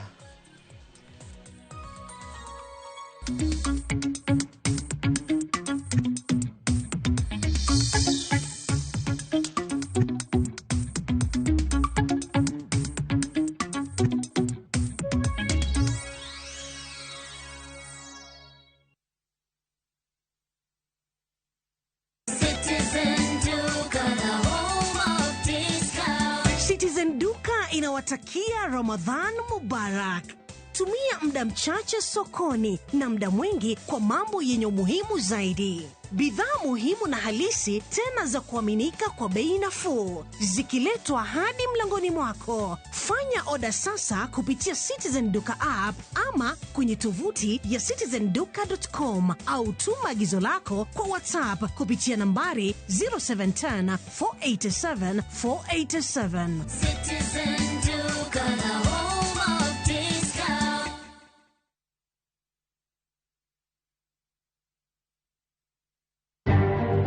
Bende isebedo gi siso mar ng'eyo gigo matimore e alworani. Sama gari ofundoro ji mang'eny, koyudo hinyruok to kata insurance temo hepo. Obed chenro mag sirkal, obed masira mayudo ji kar tich. In safety mari, ni kanyo. Nonro mamulo ratichi. Somo kende ok en kamoro mibro wach ni ng'at mosomo ni dongere wacho ni ng'ani dhi succeed in life. Wuok tich ka wuok tich. Iro curriculum design uchinj e chenro mar rameny piny sa 1:30 otieno. Wan oganda luo nyaka wakoro waneni to be wanyalo bedo gi kembni. Nyise oganda jo Kenya gimonjo be nigi winjo kuomi. Ka ikelo nigi Lydia Okeyo. Nyakwaramogi Jwang' watwak mar rameny piny. Chik by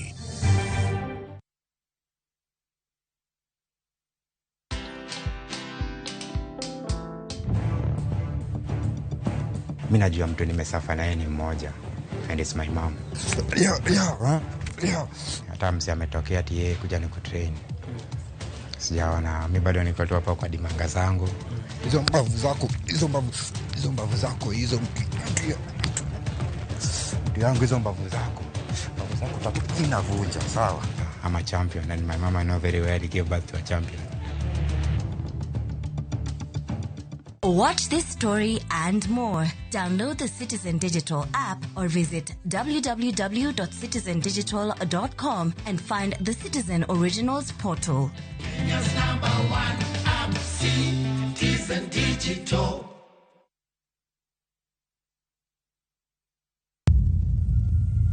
Kar chakruok wach ne nitie, to kata sani pod nitie weche machando ganda manyaka many duoko maggi. Kingli bimbe chando wa kabisa, chando wa okwa pur an mokwongo bim no lawa magora piny maidong neno lwetani. In wacha nikech asewuok oko mar keloni joma ni kod duoko. Nam kanyo koro sani wan gi shida nikech rewa kethore kendo wause nengo mokethore nikech waonge gi kaka wanyalo preserve gi kwarito godo chiro. Tudri koda an George Bati e chenro mar Mbakoromo Iwacha tich adek saa 4 okinyi nyaka saa 7 odiechieng' mana e Ramogi TV.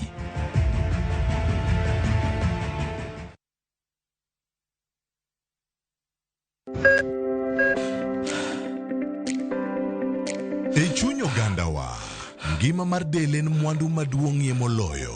Mondo tekruok mar dende obed maber, ok gin ga gik matek. Gin gik miluongo ni lifestyle. Manyiso ga jotuo ni gigi ok gin gik minyiewo, gin gik mitimo. We bedo gi kiawa, kendo chak bedo gi ng'eyo. Nachako chemotherapy. Side effects nen, yier wi nyaka lwar, constipation, chandi seriously. Waruaki e penj laktar, ma en tudruok gi lakteche molony. Sama idhi ir jahocho cha, nyaka ibed ni iseng'eyo ni mae shida ma an godo, to adwa kony. Chakre weche thieth kod chiemo mar mine mayach, nyaka e weche thieth mag tuoche masiko. Wakelo od thieth e od dak. Tuo mar rheumatic heart disease ni landore sana e gwenge ma poverty nitiere. Riwri gi Ruth Otieno, wuok tich nyaka tich abich, saa 12 odhiambo.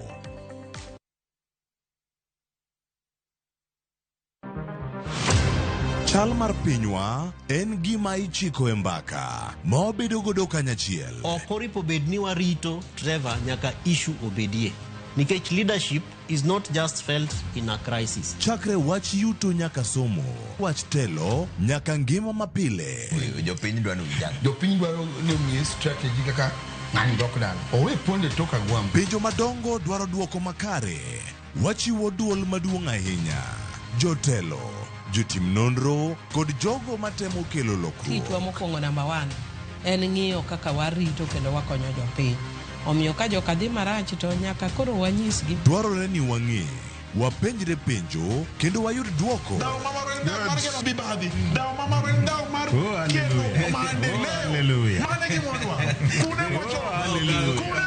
Riwri kod Trevor Ombija, tich adek, saa 3 otieno mana e Ramogi TV.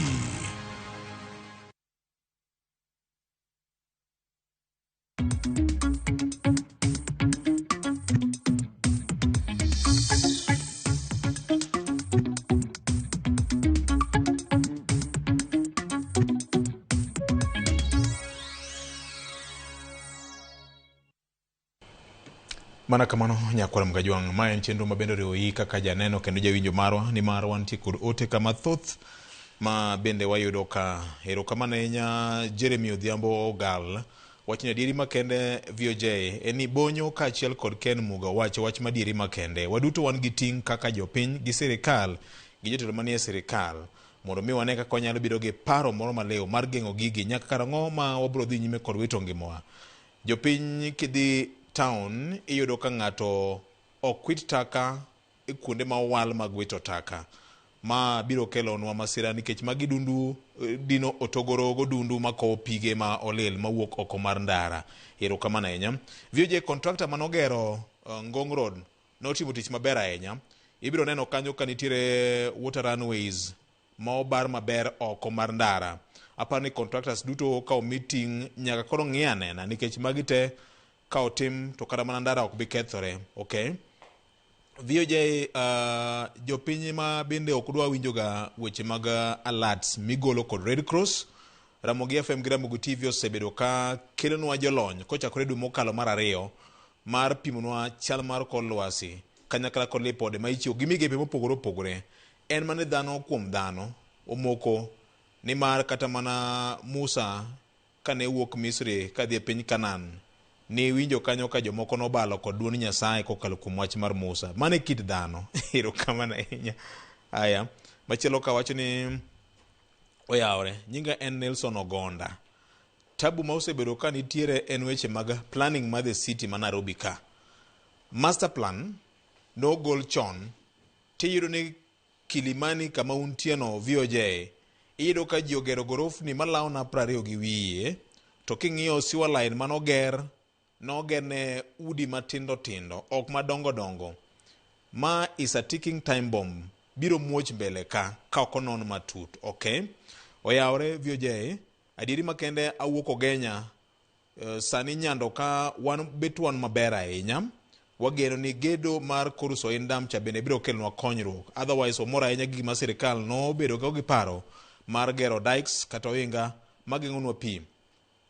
Victor nyawinjo kiwacho gimoro be mangima ni sirikal kanyalo nyiewo ne ji lope, joma nitiere kuonde ma ni piny gidar kuonde ma oting'ore malo, eka kuonde ma ni piny go obed kuonde ma ginyalo puro.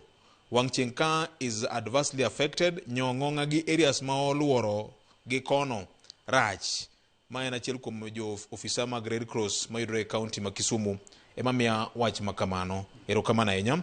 Victor, wan katika nyaka kod kuonde ma ing'onde ga ji sama masira timore, kibiro ayweyo RC ka en kama ong'ere ahinya gi jo Kenya Red Cross.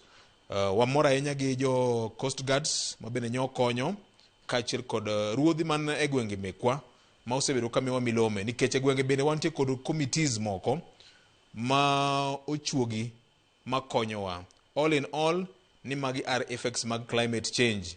Jawani gi ting' marito alwora marwa. Erokamano ahinya. Victor, tabu ma jopiny nigo en girito neno gi wang'gi. Kaka wanene oyawre, Eastlands Nairobi ne lich ndi kata mana chuo e bicho sodo jopiny okunyo kuoyo ma pols mag sitima odong' ka odiedo lich jako sodo kanisindo Kinyasaga wacho kamano. Oyawre maka juma, an gi paro moro sama irwako gari e pi, kik go gari start, kik imor kata gari, nyaka mechanic gol pino ne jo man gi lonyo ng'e wach ni. Fred Obura kane Mikindani Mombasa gi wacho kamano. An gima wuoro kod dhano, kata migori waka ng'ato gero kiosk e dho pi tik tik, to ka ora pong' to gichako chao sirikal matiyo. Jopiny obed fair, ok blame games ate, kata gweng' ka ji oweyo puro puothe gipuro ndara ma gidin nyaka mitaro kod oula ma pi ringogo ka koth ochwe. Jopiny bende richo. Otieno Jawaya makosea kawuok gwenge mag Uriri wacho kamano. VOJ amora ahinya gi twak ma usebedo ka umiyowa e Ramogi FM gi Ramogi TV kanyo. Nyocha winjo jalony moro ka wuoyo e baraza kane opimonwa weche gi duto te, to mak mane jopiny nigi mentality moro ni wait and see. Ma biro hinyo ahinya. Early warning systems to nitiere. Ruodhi mekwa gi jodongo gweng' osebedo ka wuoyo kodwa e gwenge mag Nyora gi Kabuto ka, ma osekonyowa kama duong' ahinya. Okay. Aparo ka jopiny oseloso joma dongo, to kaneno penjo malich ahinya. Nitiere paro mamoko ma bende nyiedhore ka Senior gi Ken Muga ni nitiere kuonde moko mabet ni piny, kuonde ma nitiere malo, nikech sirikal thothne wacho ni joma ne kuonde mane piny odaro dhi kuonde moting'ore malo, to king'iyo gweng' samoro en ana flat te. To wacho kanyo ni ka sirikal nyalo nyiewo ne jomoko lope kuonde moting'ore malo, kuonde mane piny gi pur, to nyalo bedo maber ahinya. VOJ ng'e ni paro no to ber. To gima pod wadokie en ni bende japiny biro yie. Ng'e ni ndalo moko kano bende mnaka, tinde kapani jokano lokore. Kani igolo ote ni koth biro, manyuru kuonde mani malo mondo dhiye. To ng'ato koni akona ni adhi kure to biye chao yik ka. Wuonwa no yik ka, kwarwa no yik ka. Kumidwa na dhiye no to komane. Kech japiny bende tije tek. Emomiyo wawacho ni gini en mbaka ma japiny to gi jok manie kom telo. Nyaka beda piny magilosi magiwinjore. Nikech igedi samoro bende piny owacho biro to ok gichiw ote gi e yo maler. Obiro ka gima koro chalo lweny ma ji goyo. Obiro to chalo gima koro chunu manyako tim. Emomiyo magi nyaka bed mbaka michako chon. Kata ka koth podi. Nikech chon chan wang'e patterns mag koth to tinde nikech weche mag lokruok mag kor lwasi ok ong'ere. So magi mbaka ma ji nyaka gaga chon ma barasa gi timo to ji bet piny to koni kaponi koth obiro tang'o gang'o giri ma nyaka tim ang'o nyaka watim. So emomiyo an awacho kendo amedo ni ting' maduong' kabisa nitie kuom japiny. Nikech in ema gini osetimi, in ema gini bro timi. Yene jatelo to ka gini osetimore to bire media ka to loso to idho mitoke to timo ang'o to dhi kama dhi. Korwako jaket gi kabut to bendo no nindo mabera. In ema pi thagi, in ema nyithindi ok dhi sikul nikech pi, in ema nyithindi ok nya chiemo nikech pi. Yangrie ni to adwa na timo ang'o. Kamidake no higa mokalo pi no biro udar uchaku duogo. Higa ni pi no biro uchaku udar ubro dokie. Higa manyien bende nyaka karamo. So magi mbekni manyaka wago, magi mbekni manyaka wawinjire ni nitiere gima nyaka watim. Ma kisungu luongo ni gima deliberate. Mwako ni oyo oromo. Kamo chopeni ok chak timre kendo. Then koro waloko pachwa to wang'iyo ni wan gik matindo tindo mwatimogi kaka wapuko takataka magwa, kaka wagedo, kaka wapuro, kaka watimo wechewa mag dongruok, watimogi nade ma ok wabedie kamoro manyalo keto ngimawa kama rach kaluwore gi weche mag oula to gi weche mag lokruok mag kor lwasi. Kama Erokamano Ken. Jopiny bedo wuoyo. Wacho na winjo ka ng'ato wacho wach mar ranyisi mar Migori. Ma iro kasa ng'ato gero kiosk ne moro mane tie aora kata genga aora. To ifwenyo ne kinde ma itimo campaign kata ka jotelo manyo kom ahinya to kom mar governor ni. Achiel kuom gima ibiro winjo ka giwacho ahinya nikech ng'ene counties sani king'iyo wach moko wacho Nairobi ni mbele ka igni moko apar mabiro mbele ka odhi bedo kwa wacho kada kaluo nikech koro maka be bombe madongore. Ing'iyo ne governor bro ng'ama laro governor bro wacho ni achiel kuom gima odhi timo en chano boma. Kuom ranyisi ka en Migori, chano boma ma Migori obede rang'iny mar boma makare mabende gikone inyalo ke jilaro yudo puoth mar gin bende gibede kod nying mar city. Ka en Homa Bay to ibiro winjo ng'ato wacho adhi chano nu boma ma Homa Bay obede rang'iny ma en bende inyalo kete obede e boma maduong' kata city kata boma madit. To ji ok ong'eyo ni seche miwacho ni dhi chan boma ni oriwo koda ka daro ji kuonde moko owinjore bed ni ne gibedie. Oriwo koda ka timo gik ma samoro dhi golo ng'ato kare mapile mong'iyo godo kata gole tino mapile mong'iyo godo. Samoro ng'ato ng'iyo ni en opuko taka e bugo moro to koro nyise ni kar taka odar idhi puke samoro ndama moro maromo 100 kuok kama entie. En odhi ng'iye ni ng'ani ncha ne amiye ombulu koro sani odwa dara kama puke taka ni koro wuotho ndama 100 mondo adhi apuk taka. Koro nyaka japiny bende ng'e ni sama gigo ombulu ne joge kong'iso gi ni dhi dongo bombe to mano kata gin bende nyaka bigi yud pek. Koro nyaka japiny chak ikore ni sama dongruok biro to nitie hinyruok kata ng'ikni ma nyaka to bedi. To king'iyo mondo ber mabiro mayot ok onyal biro mayot nikech nyalo paro kar dhogi kanyo no World Bank ndalo moko nogolo pesa mane giluongo ni Kenya Urban Support Program. Mane ikonyo godo bombe gi muspal mopogore opogore. Kaluo ang'eyo ni Kisumu City, Ugunja, kidhi kata mana Wendo gi gwenge mamoko. Tido ne seche ma sirikal mar kor gwenge county governments timo implementation of program mar World Bank ni. Nitiere jomoko manyaka dar kuonde ma gisebedo ka ging'iyo ni kuonde gi mag dak. Tido ka en ywak gi ng'anyo maka kod kacha. Koro mago gin gik manitiere manyaka to japiny chak ikore.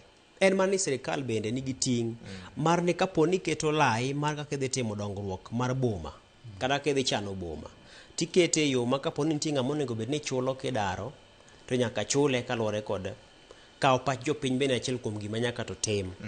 Mar mondo mi kik agoko ti ahinya kech samoro sama agoko ti ahinya to paro be dhi lok makoro samoro japiny manogoni ombulu cha en koro ni mana ka jasike moikore mar aduoki dala.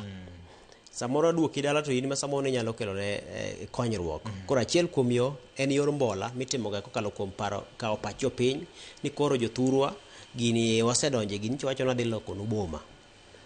wadani mondo watime yo machalo kama ugede ni ka en kama pi luwo, ka en kama ndara luwo, ka en kech masira gi kinde moko nowacho wach mar kaka midhiero nitiere bombe wa makaluo. Ne wachiwo ranyisi mar Oyugis town ma kama highway kale. Highway en kama thothne geche ringe ng'wa tete. To gin nderni madongo moting'o geche madongo makale pinje malawore gi sa gi mwandu. Tiyudo ka noger ndara omiye kata mana len ariyo kon gi koni. To sani joma ne timo ohala kanyo gini machon mano gol ni koro kar ohala icho giduogo kendo gichamo len achiel giuse e chuny ndara. Mano koro kinyne kama siro timore kanyo moyweyo kata mana ji. Walamo ni gima kamano kik timre. Tibiro winjo ka serikal achiel misayo to kanyo mar serikal achiel ni be pod choko osuru kuom jomo petho kuonde. E gima ne je wacho ni aparo ni kama Nyasaye nitiere samoro di jony.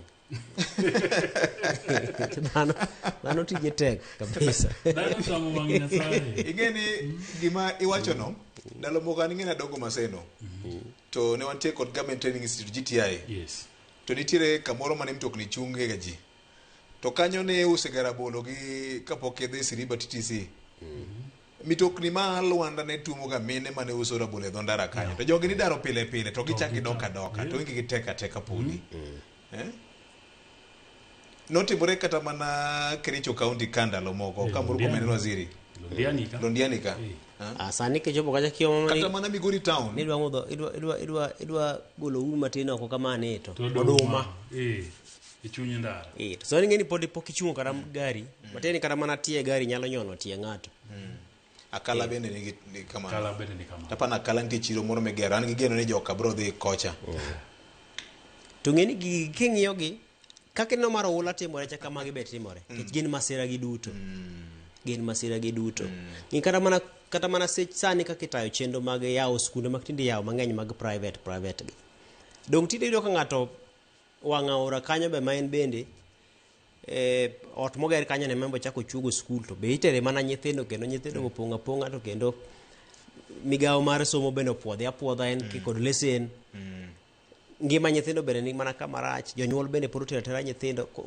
Aparo ni lokruok mar paro riwo oganda duto kochakore ng'ama ne piny nyaka serikal malo. Wach mangima dero kama ne waseduge Ramogi FM kar chuny jalunya kwa Ramogi chenro mar kaka wanene okinyi ma kawuono tarik 9 dwe mar adek higa mar 2026. Ng'ato parna kani an Charles an Nairobi nyocha winjo ni josiasa moko dhi e doho mondo ochung chenro mar daro ji bath Nairobi River.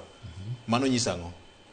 Nikech nitiere bathe moro mar siasa ahinya kotimore gi sani yot mondo josiasa moko many godo gima giluongo ni political capital kuom midhiero ne bende nitie maber. Yes. Ewo mi wacho ni ji nyaka winjre. Wadwa dak nang'o. Ji nyaka winjre nona to gi pod bro na medo timo.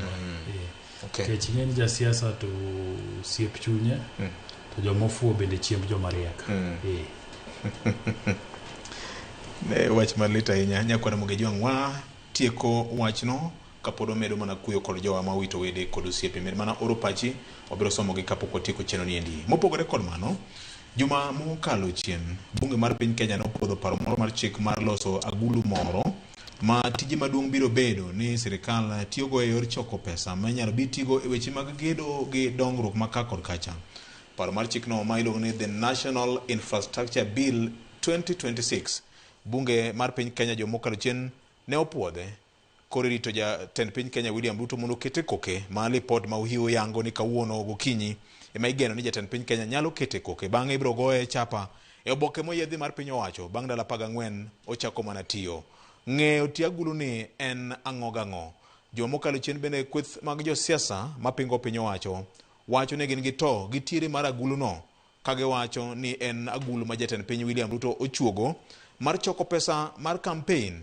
Wach mabende jatend migawo mochung' weche mag pesa John Badi ne okego malich mokalo kowacho ni chal kagima jotelo mane upinzani onge gi lony mararia e weche mag uchumi gi dongruok mar piny. Winjane kaka Kalonzo Musyoka, Rigathi Gachagua kod jiji mamalo ne oloso gi kaka waziri John Badi ne oduoko gi kete manaka. The National Assembly and the Departmental Committee on Finance and National Planning must reject both instruments in their current form. Number one, the National Infrastructure Fund Bill 2026, a solution in search of a problem. Kenya's infrastructure deficit is not a product of institutional scarcity. It is a product of execution failure, procurement corruption, and fiscal opacity.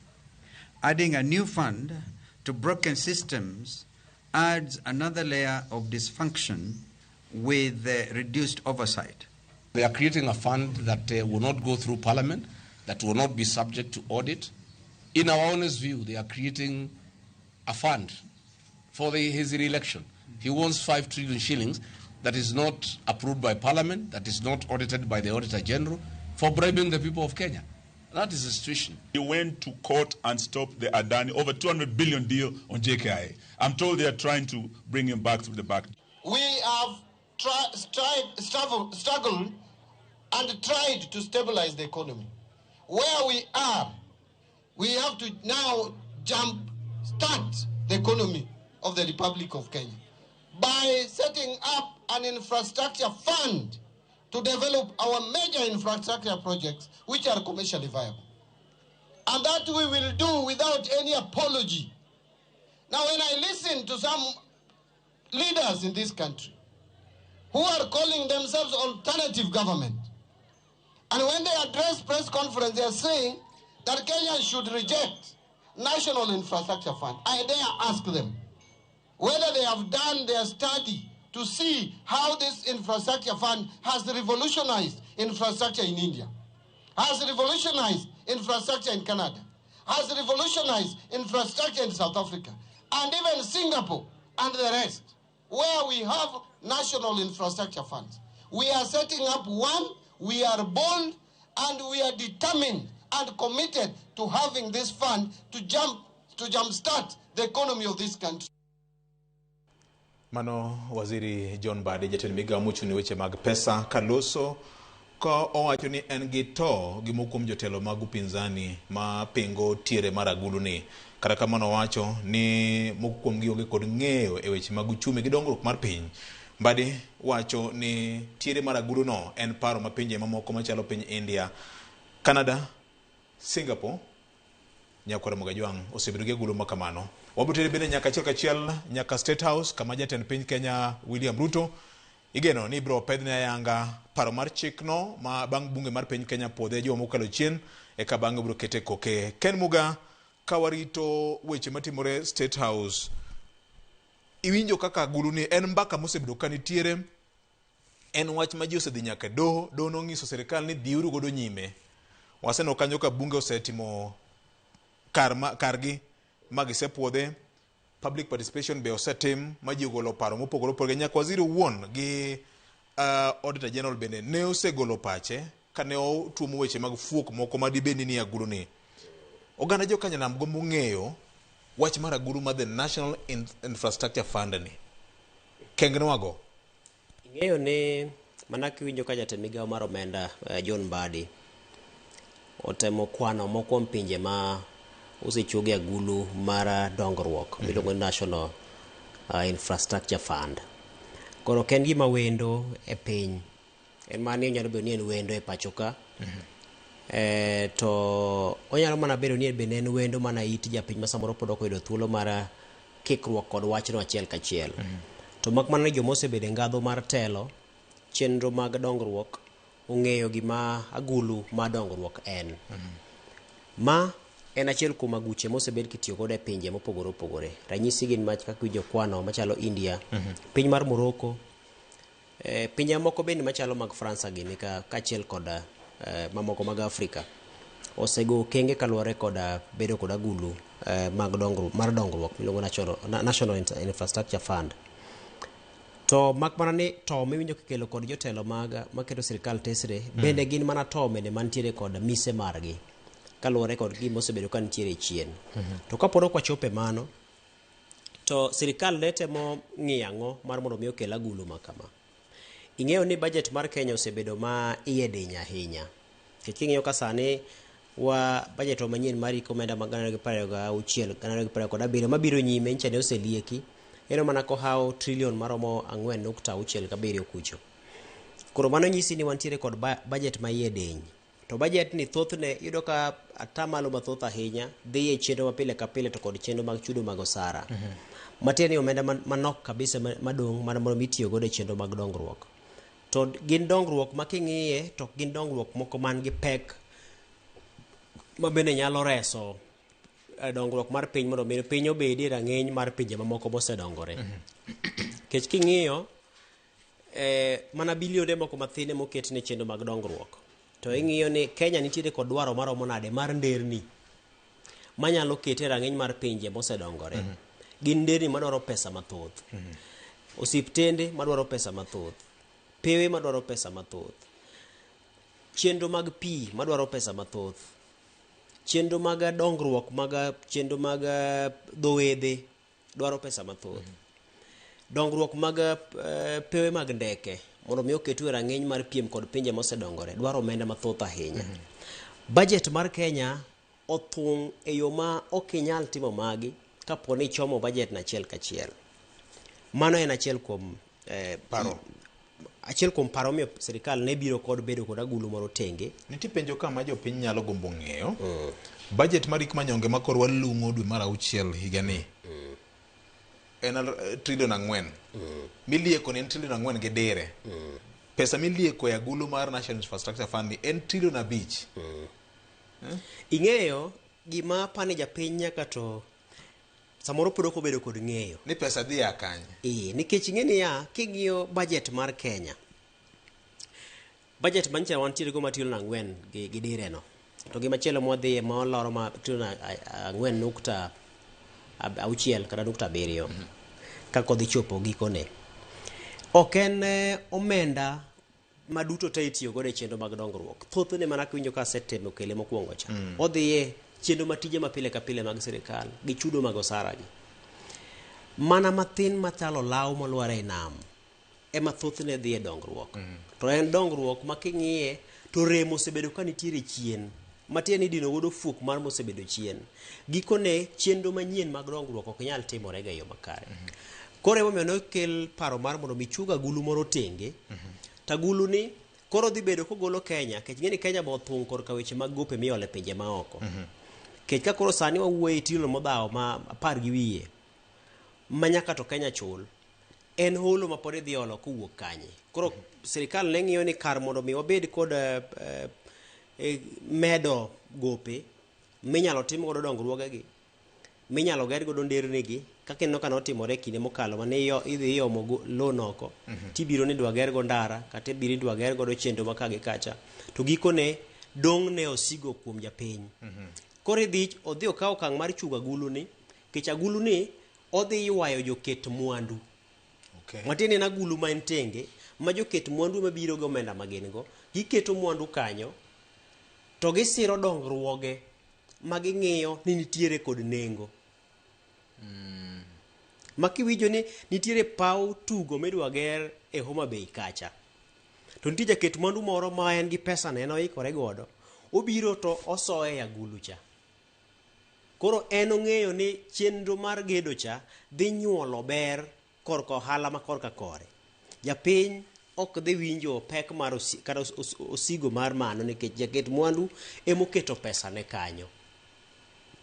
Sirikal tich ne en keto lwasi makare mar mondo mi jaket mwandu gicho ywaye, to gikone en bende odhi oyude yuto kokalo kuom chenro mogero cha. Nikech jaket mwandu tije maduong' kata gombo mare maduong'. Ohala mane modhi yudo? Ohala modhi yudo no. Kanyo makoro sirikal donjo ni lwasi oket maber.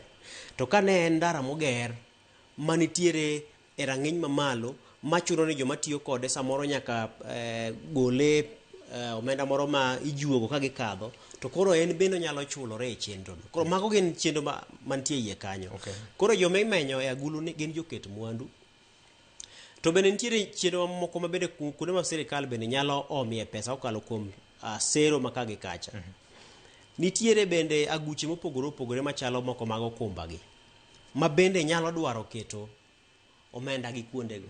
Ng'eni nitie kata mana aguche moko mag aeri ma samoro yudo komenda oninde kuonde ma gikete omenda no manyalo nyuolo negi gimoro. Gima duong' mingiso jopiny ni pesa ni mar pension ming'ado cha ka en NSSF onyalo reinvest pesa no. Yes, mondo nyuole gimoro. Kata mana bengi kikano e fixed deposit gitiyo gi pesa ni. Koro gima ni winjo ka jotelo maketo sirikal tesre ma bende gipenjo penjo maber ni to penjo mani penjo mokwongo kapod nok otel paro mar chik ni od bura en ni to kar ang'o miyo kel agulu ma ok bi meny gi jood bura. Ang'o miyo kel agulu ma onge ng'ama biro bedo ka menyo. To meno ka jood bura nokawo okang' mar kaponi ne paro mar chik ni ka nosechopo e nyimgi to ne kawo okang' mar rido nede moko mane neno ka gima ombekni kuome kata temo gayo kuonde maneno ka gin rode moko mane nitie nono ma samoro nyalo biro miyo chenro makama itiyo kode e yo ma ok odhi kare. Achiel kuom gima naneno ka ne jood bura timo ne en chuogo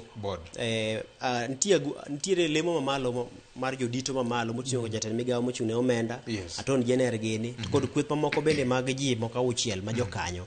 Kaeto kendo nitiere kendo board makoro taye mapile ka pile.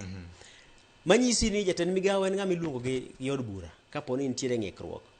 Kaponi kiny nitiere ng'ikruok e agulu cha to jood bura pod nyalo luongo jatend migawo mar omenda ni kata Attorney General ni bibed ka.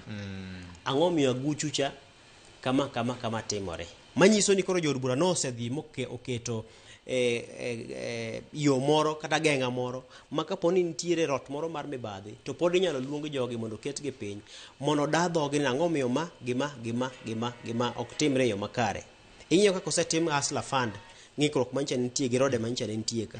Eno kipenjo gi kinde ka kinde ang'o miyo gope nitiere oko tidwa omgi yo machalo nade. Koro aparo ni ne ging'iyo ni nyaka to kete yo moro minyalo gagodo mibadhi mondo weche minyo ka ji penjogi kik bed ni koro kiny $5 trillion ma koro ing'iyo e thuolo mar higni 10 ni samoro oseyudore to gima osetimo malong'o onge kata samoro ng'ato keto mwandune to ber ok owuok nikech samoro luoke e yo machielo joluoko be nitie omo be nitie ma samoro jomoko biro tiyo gi thuolo ni e yo ma ok odhi kare. Koro mago to gin gik ma nyaka to migepe mochung' ne chenro mag menyo kaka itiyo kod chenro mag mwandu e pacho ka gimbe nyaka koro gikaw okang' ma korga korgi mar ng'iyo ni ka koro wadwaro mondo wago okang' kaka piny mabiro bedo kod nderni madongo e rang'iny mar maneno ka igoro maber cha ka wabedo gi Roni Mau Summit Road cha mogere mowuok maber mwaneno ber monyalo kelo tang'a mono mondo mi ji joket mwandu mamoko be ochako med keto mwandu mondo med bedo kod nderni machalo kamago mathoth ahinya e pacho ka manyalo keto e rang'iny makoro pinje machalo Afrika ma milambo gini nitiere ka. Kiny ka koro SGR ang' ogol kacha mowuodho mochopo nyaka Kisumo to ng'ato ng'iye ni tineno ka koro sani ohala donjo ang'a mono ng'ato gole kendo Kisumo ka piacho kode kochomo kode Homa Bay mochako godhore kochomo Migori mochako donj Tanzania piny kucho. Koro gin gik ma kaka wamedo timogi to dhi medo ywayo wang' ma kowuok e $5 trillion ni e higni 10 kwa nyalo chopo kare mano to gikone idhi chaki keto gol machielo ni koro gol ma wan go en mar $20 trillion wano kaka de gini met gini kare koro dhi maber. Wabiro bedo kod piny modongore kaponi wagolo siasa e gini nikech kisomo king'iyo historia king'iyo nonro tibiro fwenyo ni agulu ni osekonyo pinje mathoth ahinya. Kikawo siasa miketo tenge mikoro iwacho tu tamiweyo oko wan tamiweyo oko ting'iyo gini ni en gima owinjore bed notiyo ka Ruto onge Ruto nitie obed ni Oburu madhi bedo president obed ni ng'ama dhi bedo president to en gima koro piny mako nikech mimi luongo ni National Infrastructure Fund en ok en gir ng'at manitiere telo sani no ng'ano kele akela to bang'e kosekele tibiro bedo ka itiyo kode nikech obiro wuok from sirikal ni kodonjo sirikal machielo koro apani en gima kujire bed ni wang'iye in terms of ni ng'ane mane telo ng'ane dok ng'ane kik dogi wang'i gini to wakawe to waring kode kik wang'i ng'amo kele ng'amo biro gi paro wang'i ber ma gini biro kelo ne piny Kenya nikech kaka iwacho no Senior Bonyo dwaro mag jopiny ng'eny na winjo kaka jotelo manyo nitiere nyasi manyoro Tinda Molo ne en gi kwayo mang'eny to king'iyo budget mar piny Kenya kaka chalo gima luongo ni competing interests ng'eny king'iyo budget marwa masa moro gima luongo ni recurrent expenditure ng'eny molo kata development expenditure to wana dongre karang'o dibendi ma e duoko mabiro konyo wa chopo e wuodho ma Singapore ni en achiel kuom duoko. Ok en duoko kende. Okay. Kech nitie gik mang'eny ma nyaka tim. To mna kaka iwacho en ni dwaro ng'eny mar omenda ma piny owacho tiyo godo mar loko ngima jopiny.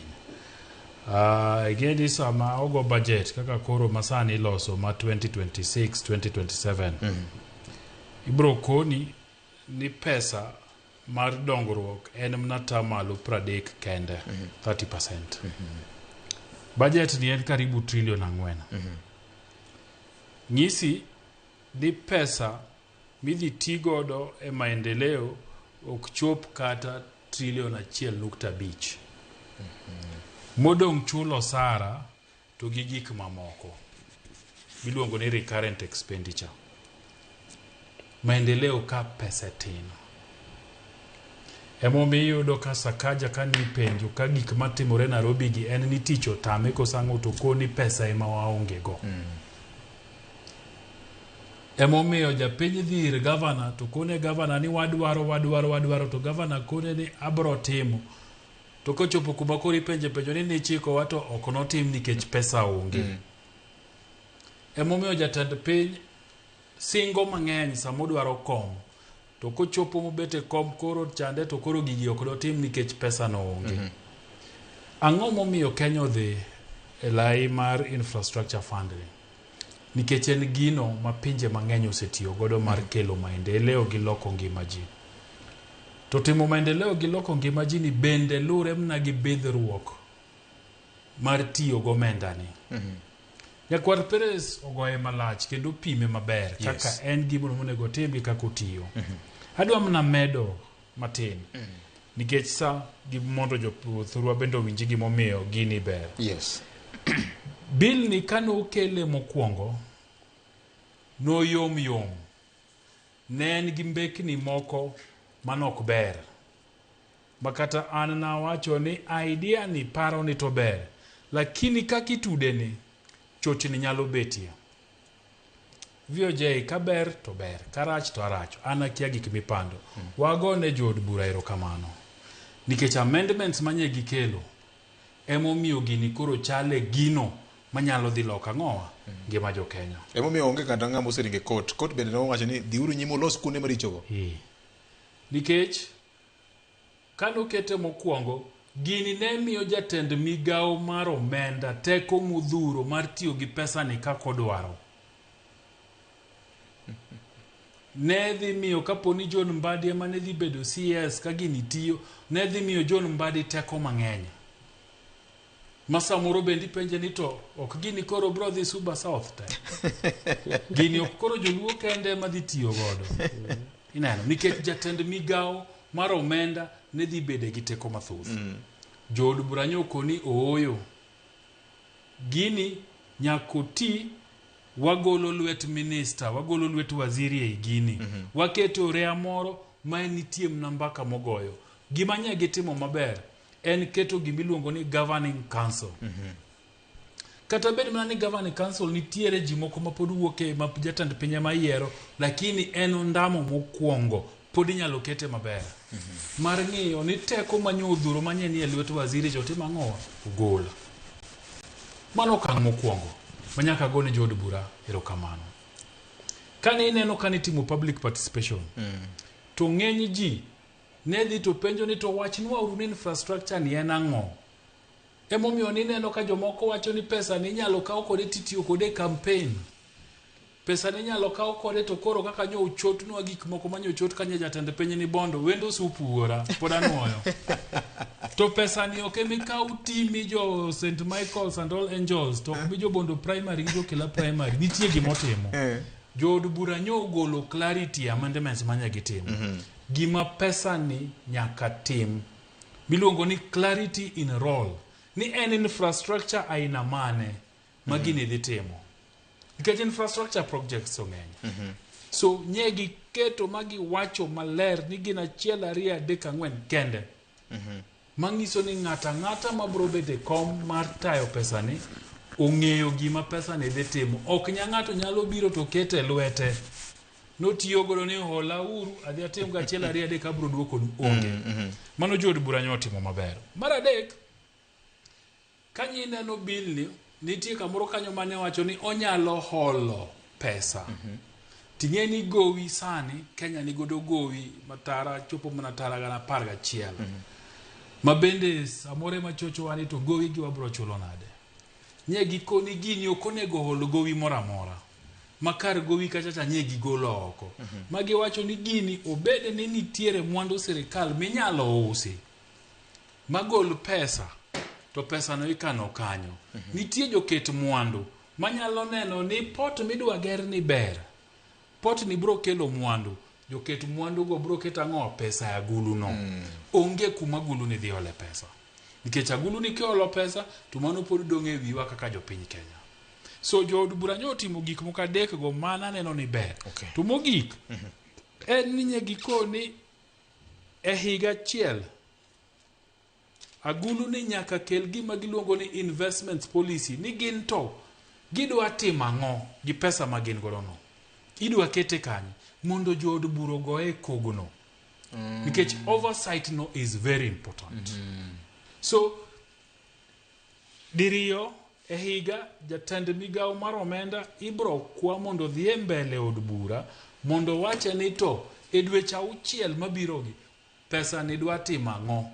Tang'o momiyo dwa time mondo bedie gi oversight. Nikech mana achiel kuom gigo ma bende jikane timo public participation ne wacho ni to oversight nono kaka gulu ni tiyo bro bedo matek. Nono ni to uamua ni koro koruso in dam chande ukete pesa. Ang'o miyo ni ukete koruso in dam pesa. Diriyo e hik omenda jatend migao mar omenda bro dhi mbele od bura to wacho ni e dweche 6 mabiro wadwa keto pesa ka gi ka to mae gimomiyo. An mago gik manye jo od bura timo maber mamiyo gini koro nigi tiende monyalo chako tich. Kipenja ni bendo ober.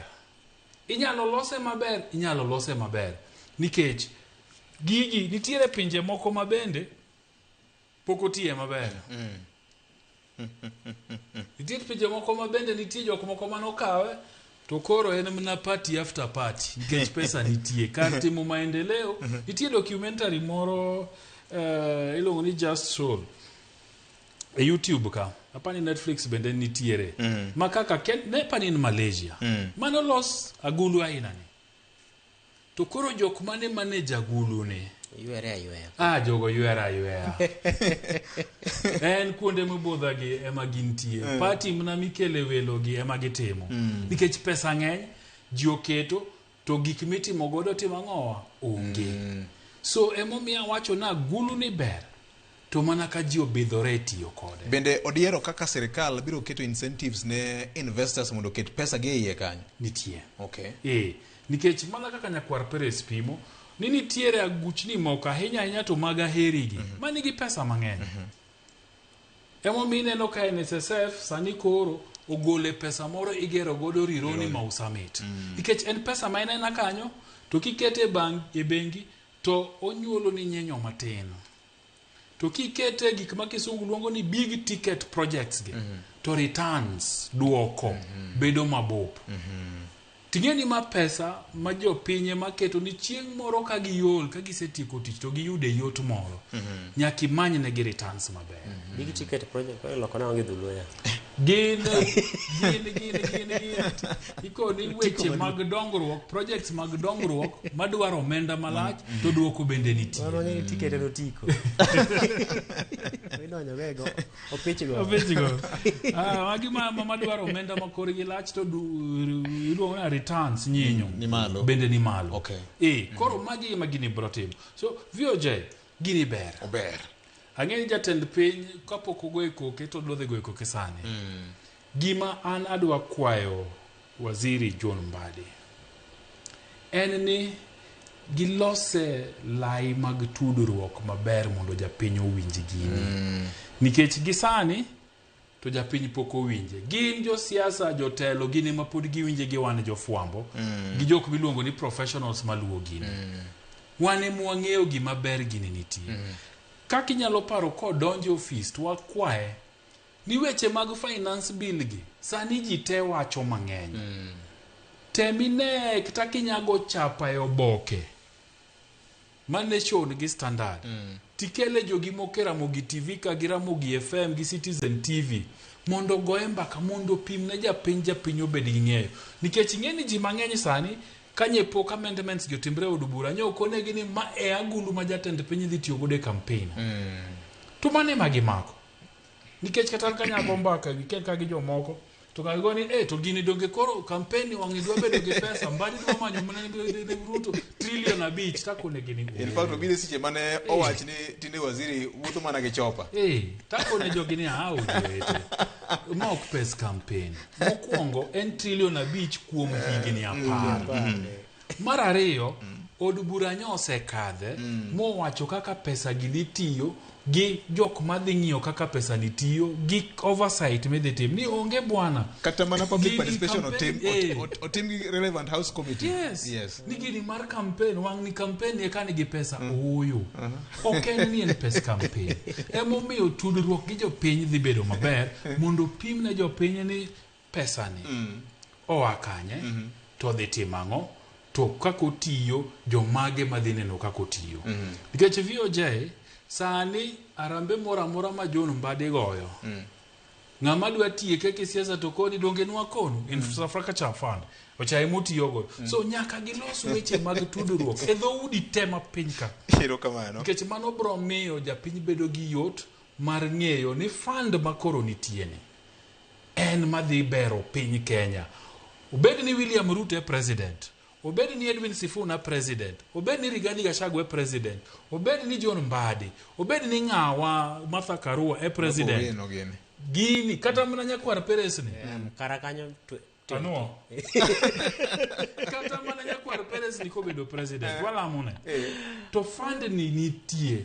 to jopiny bro neno lokruok nikech gigo modhi timo kaluwore gi chike motimang'o moket maber gima nyaka kwa jo od bura en ni nyaka gibedie jomobidhore sama gikolo kaka pesa ni dhi tiyo obed od bura masani obed od bura mabro biro nikech mano ema bro miyo ngima ja Kenya lokore erokamano wach mangima mokalo Alex chunyi dang ni to idhi ng'ade payslip oyo ajaparno iseyudo duoko maber ahinya nyakwara Mogajwang' tijwa kama duong' ahinya en golo doki iti mana kaka jowete osewacho mane kuku mar wach ma onego bende kori ng'eyo kuom agulu mar National Infrastructure Fund ni bende mano bi chope giko mar twak aina ni mar ng'eyo ni wabro bedo gi chenro mopogore mar bende loso gi mokum jotelo ahinya mane e mesa mar policy mar konyowa kolo agulu ni matut ahinya wambe wabro kelo nyong'ong marwa ni fuok bende nitiere podi koso ober kaka jowete osewacho nyakwara Mogajwang' bedo gi ng'eyo jaluo wacho ni e chakruok mar rieko wadonje siasa matin tarik 7 dwe mar 3 higa mokalo chien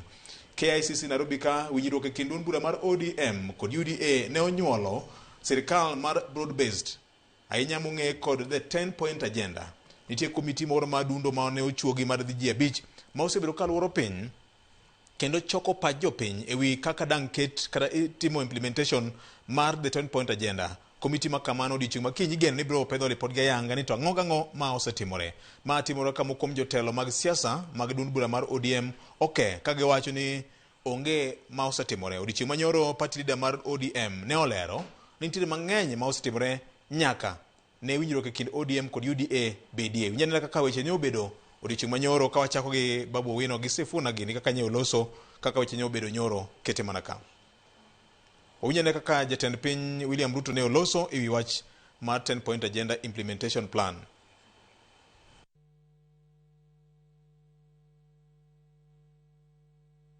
To the members of our political parties and to the people of Kenya. Name calling and noise makers will not change our country. That we are going to be faithful to our relationship.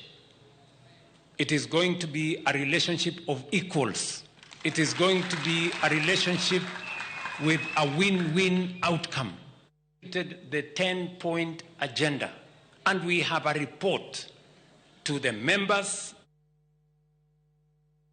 Some people are saying that the 10-point agenda is coming to an end on the 7th.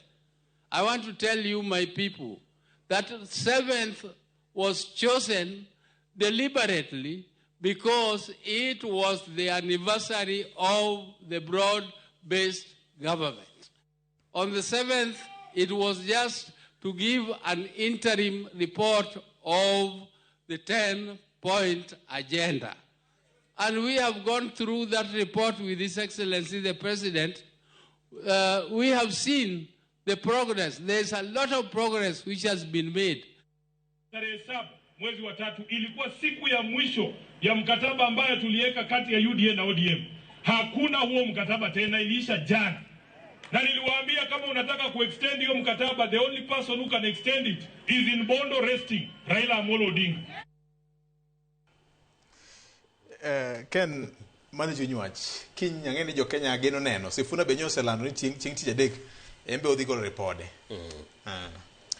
Gima ang'eyo ni report kiny wayud kiny. To mana kaka iwinjo ka jatend piny to kod Dr. Buru Gingo loso en ni report oseunde mabro wacho ni ma gima emosetim, ma gima emorem ma ok otim tibo tim karango, to ma gima ok nyalre, to gi weche mamulo winjruok e kind ODM kod UDA. Aparo ni gigi duto kitimogi kiweyo apani higa achiel ma koro rumone ok owinjore bed ni wang'iye ka gima tho gi kuo, mak mano nyalo bedo rapar maber mitimo ne Raila Odinga chieng' mane oketo koke mar mondo mi ng'ini to en yo mane minyalo kwe godo weche anyato king'iyo liet mane nitiere kinde cha ma ng'anyo mar Gen Z, to en yo mane inyalo los godo midhiero moko manitie pacho ka ng'uro manitie. Achiel kuomgi ne neno ni oketie tim paro moko mane olieki e report mar Nadco motelo cha. To kendo king'iyo ni kaka ne koro iketo winjruok margi mane iketo kogno tarik 7 dwe mar adek, to ne ni nitiere agenda par madito mane nyaka to ne ni oketie tim.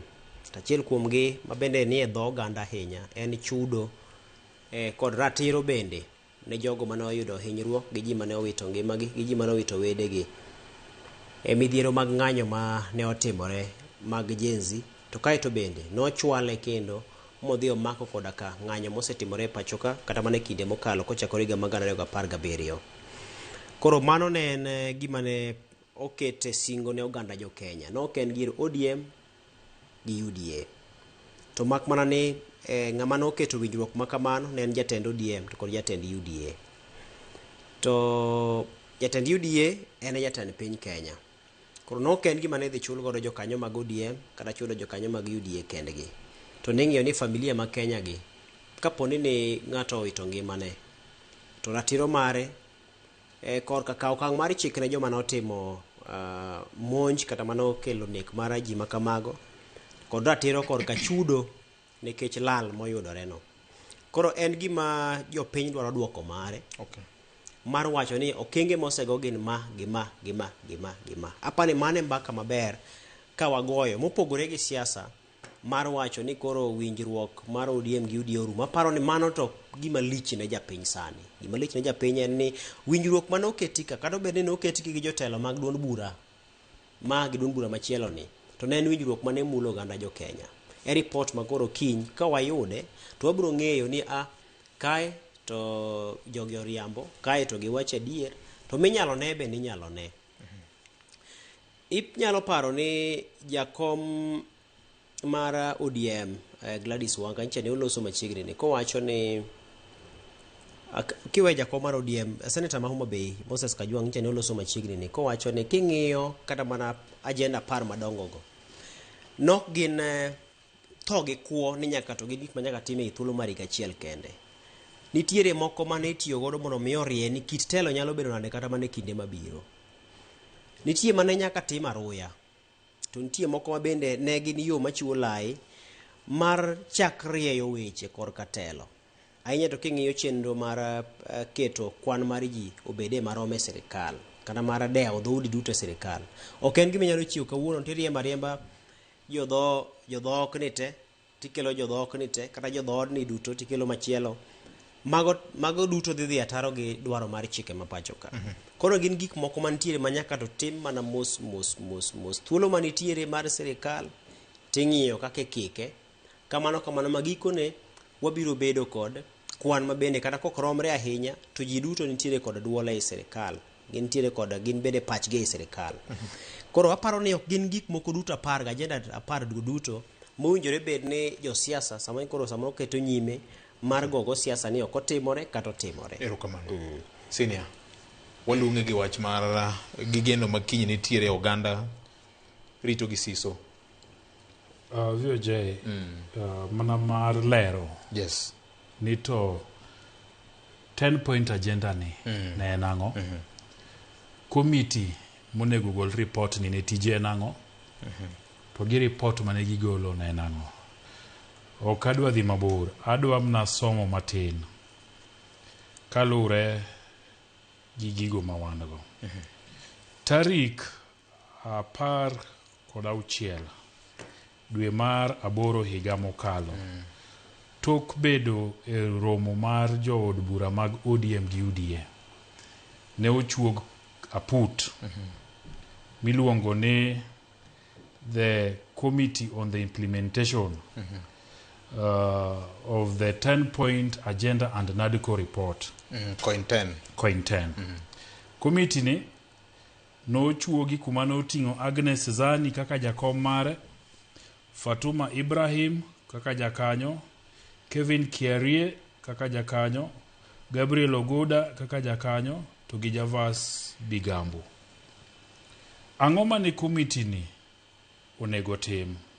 Kalure gi oboke man go kama nogo e sei gi manosenindo Raila Amolo Odinga, sai mondo med keto chunye kama ber, to gi jatend piny William Ruto ne giwacho kama ni committee ni chako tich mana sani, to gibro bedo ka gichiwo duoko ne principles mamano en jatend piny Kenya to gi party leader mar ODM Raila Amolo Odinga ndalogo. Dweche ariyo ka dweche ariyo to kendo gi joint parliamentary meeting mar Kenya Kwanza gi ODM on a quarterly basis. Quarterly basis en bang' dweche adek. Kata kamano, ne giwacho ni report mogik mar committee ni mang'iyo ka bende wechegi 10 kande oselu to gitimore nade, to gin status mane kaka itimogi, ibro chiw tarik 7 dwe mar 3 higa mar 2026, mane giwacho ni en chieng' dhialo kata hingo kata paro odiochieng' mane wach mar ODM gi UDA otimo ang'owa ogoye sei. Wasom ni gi Kisungu kaka nowachi ni the MOU mano mane ODM gi UDA ondikore ne en mar neno ni to Kenya odokie nade e bed achiel kaka ne nitie chon. Koro gima ne ji ariyo gi osingore, Raila Odinga gi William Ruto, ni gibro timo achiel ne full implementation mar NADCO report. Mar ariyo ne inclusivity in all spheres of public life. Mar adek ne protecting and strengthening devolution. Mar ang'wen ne promoting and protecting the livelihood of the youth. Abich ne leadership and integrity. Auchiel ne right to peaceful assembly. Abiriyo ne national debt. Aboro ne fighting corruption. Ochiko ne stopping wastage of public resources. Tapar, promoting and protecting sovereignty of the people, the rule of law and constitutionalism. Report mawageno yudo kiny en report mabro miyo japiny bedo gi ng'eyo ni to bende gik moko 10 gi osetim. Osetim nade? Mapok otim ang'o momiyo pok otimore? Then toke kanyo eka koro nikech gini nogo e sei e kind ODM gi UDA, principles gi bro bet piny kenda geno mar mondo migi mid committee ni direction kata gi parliamentary group direction ni osetim atamalo 10, atamalo 90 gi pok otim, nang'o pok otim. Obro bedo mbaka maber nikech ng'eni jo ODM nowacho ni ne gindikore gi UDA ni gibro bedo achiel ka gitiyo kanyakla nyaka 2027. To kochopo 2027 ka ji dhi e yiero, kendo anyalo paro ka Raila Odinga ulo oseliend Mama Phoebe Asiyo kowacho ni kochopo kanyo tu penjwa na ngoga ngomwasetimo. So adiera en ni report midhi gol kinyni ok en report e windikruok mar ODM gi UDA. En report madhi ng'iyo ni to gik mane giwacho ni nyaka tim ka bendo setim.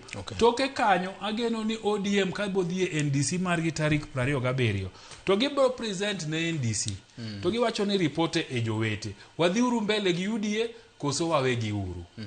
Mano bro bedo mbaka maber ma ODM nyaka go. Kaluwore gi report mar committee. Erokamano ahinya kuom lero wachno. Ken wach mari mogik iparona ka gi Alex Obado ni sawa oserumo. Wach mogik en mana oganda ko bedo akicha, bedo motang', ahinya to e kinde ni makoro koth chwe. Wasefwenyo ni kata mana nyamburko ok giko, kata mana nyamburko bende ok arita motegno ahinya kata ka ponine ndara. Nikech oula, pi pek, kendo samoro wanya wacho ni pi onge bade. Koro katiriembo de, katiriembo pi, katiriembo gari, katiwuotho gi tiendi. To kata kendo nyidho matin, tichako bedo gi paro mar ni gimoro amora nyalo timore. Koro wabedo kod ritruok makare mar mondo wageng' masira ma koro sani yuko wagi. Erokamano. Senior, wach mari mogik. Nyaka wapenjre kaka oganda. Nang'o ma wadwaro? Ang'o mabernwa? Twayude nade? Nawacho ni higani anago lwenje oganda Luo. Rachne jomoko kendo giwacho ni wan koro watimo mna gik mahero joluo. To ng'ato ka ng'ato nego oganda mawuoke. Oganda Luo. Wapenjre uru ni wadwaro ang'o. En penjo masiko thago chunya. Gik midwarogi wadwaro ang'o. Wadwaro ang'o. Kamano. Koro nyakwa nonda nani to en ang'o madwaro nyaka ne Kenya chak bedie. Nyakwa Ramgajwang' wach mabende pek mokalo mae mokelo e giko machendo makaka waneno Okinyi ma kawuono. Wamor ahinya mar bedo kodwa nyaka ne wachake wasingo bende maduogo kendo juma manyien ka Ruoth Nyasaye oyie kendo. Gie sani makoth chwe kama yude kodhi moko mag yien ipidhi. Oriti ma kawuono mar kwe ma Jehova Nyasaye bed kodi pod oikoni mathoth e Ramogi TV ka chenro mopogore opogore mabende goro dok e iti kanyakla kod mago mabende biro mi puonj kaachiel kod Ramogi FM bende. Nyinga en Victor Tino Makajuma Mbakoro mobiro bang' kinde mano kende kete mana ka.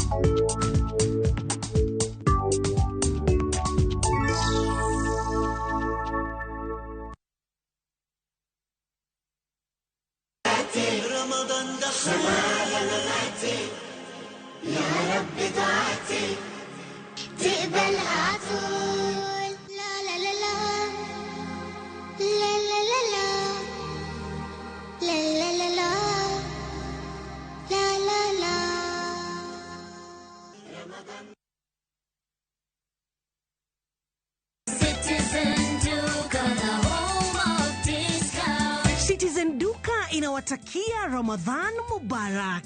Tumia muda mchache sokoni na muda mwingi kwa mambo yenye umuhimu zaidi. Bidhaa muhimu na halisi tena za kuaminika kwa bei nafuu, zikiletwa hadi mlangoni mwako. Fanya oda sasa kupitia Citizen Duka app ama kwenye tovuti ya citizenduka.com au tuma agizo lako kwa WhatsApp kupitia nambari 0710 487 487. Citizen Duka, the home of discount.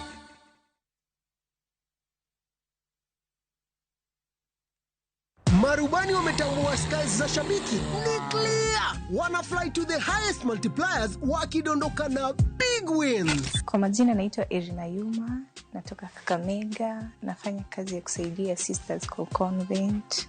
Niliekelea 100, nikasukuma, nikapata hadi 2400. Hadi baadaye nikapigiwa simu, nikaambiwa nimeshinda $500,000. Nilifurahi sana. Hii pesa napanga kuziendeleza kimasomo na nianzishe kabiashara kadogo kenikatani boost pia. Nasikia vizuri, nimefurahi sana. Nimeshinda hadi ku express the joy that I have. changamka champe. Download app ya Shabiki on Play Store na utawale hizo skies ukidondoka na big wins in seconds. Gaming is addictive. Play responsibly. Not for persons under the age of 18. Shabiki.com is authorized and regulated by BCLB license number PG 0001082.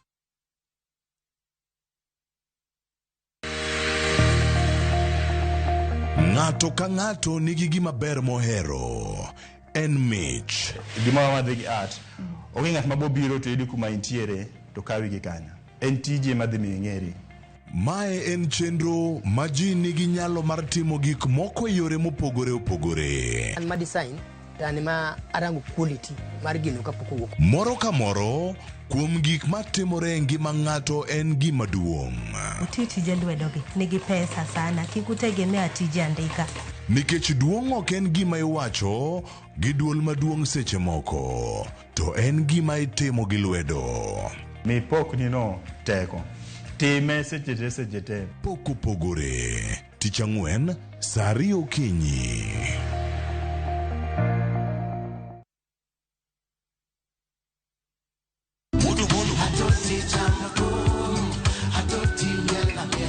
Wuok tich ka wuok tich wakelo ni duon ya Wotonagi. Kabende tich ariyo ka tich ariyo nyaka monga juang en odiochieng' mar yuto mari.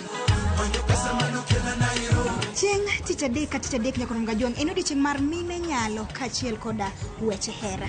Awendo kachopo tich Ang'wen nyaka monga juang wakelo ni kama nene, yani TBT kod thume mamit mokalo. Furahi the edition and thum kaliech. Loso kapuoyo nyakoro mga juang. Ka wakelo ni jothumbe mopogore opogore. Kanyo ndio bende wakelo ni gimiluongo ni Be Yawa.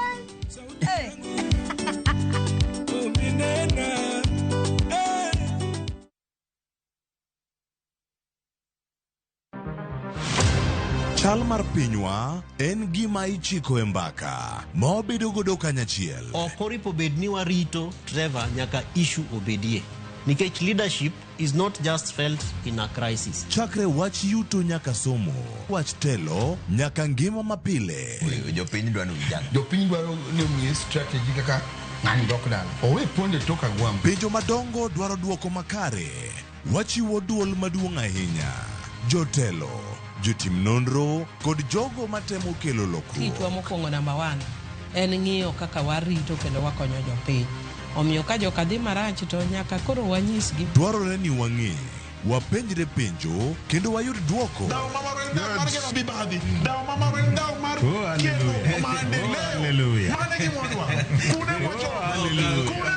Riuri kod Trevor Ombija, tich adek, saa 3 otieno, mana e Ramogi TV.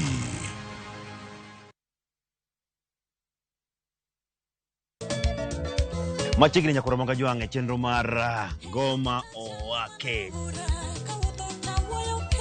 Wuok tich akelo ni mix bokwe. E kaito tich ariyo Reggae Owake, yani tunaongea na Majar Rastafara. Alafu tich adek nyakoro monga juang' akelo ni mana, yani ngeni mbaka gi wasanii. Tich Ang'wen is kama nene, yani kitambo zama za kale.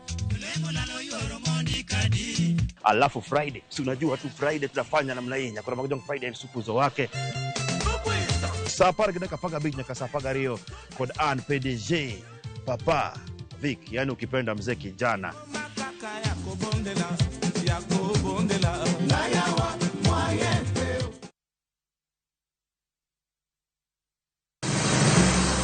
Ise penjorie sigendni mayudore kuonde ma waluongo ni pachowa. Kapuonjani nobiro nikech gwenyruok e kind owete. Riuri kodwa mondo wanon sigendni mabeyo mag kuonde ma wadakie.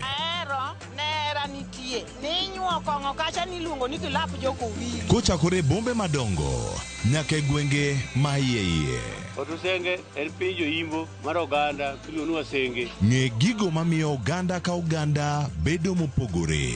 Nueng'o ma wan godo ka en mar kunyo gondi. Urudi. En kama ji duoge ji ok lal. Ng'e weche mane osekalo. Chon chande lweny nitie kor gweng'. Rwako sigendni mag kuonde ma wadakie. Kiwacho ni kibedo piny e kom, kineno ng'ama lwete fuare kama, mano nyiso ni jakano mulo ka pigo osechopo e bwo mesa.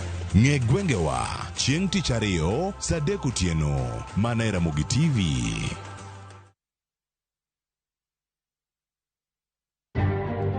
Bende isebedo gi siso mar ng'eyo gigo matimore e alworani. Sama gari ofundoro ji mang'eny, koyudo hinyruok to kata insurance temo hepo. Obed chenro mag sirkal, obed masira mayudo ji kar tich. In safety mari, ni kanye. Nonro mamulo ratichi. Somo kende oken kamoro mibro wach ni ng'at mosomo ni dhongere wacho ni ng'ani dhi succeed in life.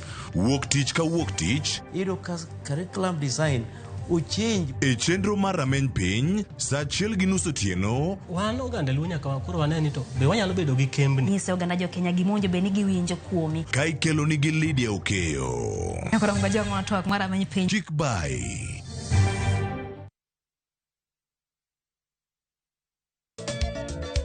Machiegni Nyakoromoga Jwang' e chenro mar Ngoma Owake. Wuok tich akelo ni mix bokwe. E kaito tich ariyo. Reggae Owake, yani tunaongea na Majar Rastafara. Alafu tich adek Nyakoromoga Jwang' akelo ni mana yani ngeni baka gi wasanii. Tich ang'wen is kama nene, yani kitambo zama za kale. Alafu Friday, si unajua tu Friday tutafanya namna hii. Nyakoromoga Jwang' Friday ni supuzo wake. Saa para gina kapaga beach nyaka saa paga Rio kod An PDG Papa Vic, yani ukipenda mzee kijana.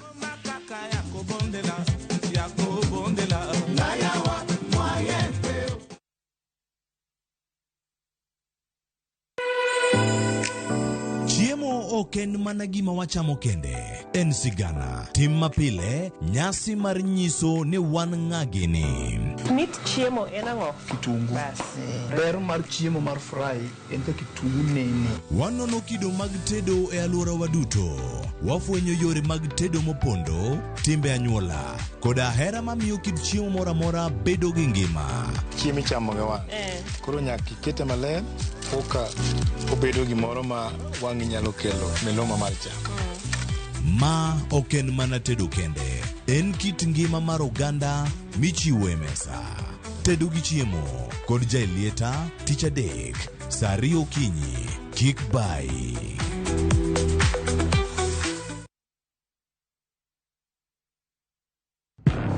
Hera, andhoga, adiera. Naye kodi. Nokang'eni ni nyalo timre marich kamae. Ich lach ok duong' dhot. Obiro donjo to kao. Nyaka sani podi nikia gimoro amora mantiere pacha.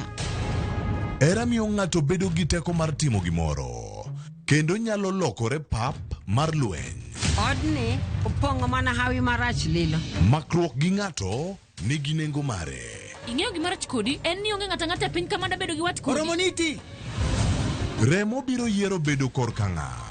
Kata kapo ni wan jokor gi nyako, mano ok onyiso ni wan waonge ratiro mekwa, omiyo an abiro chung' kode. Onge gima siko kopondo nyaka chieng'. Sama dera chiegni, gik moko duto wang'. Sanju gi Rajiv en ng'ata chiel. Wae donga wache dier. Parineti. Wuok tich nyaka ngeso. Saa 2:15 otieno.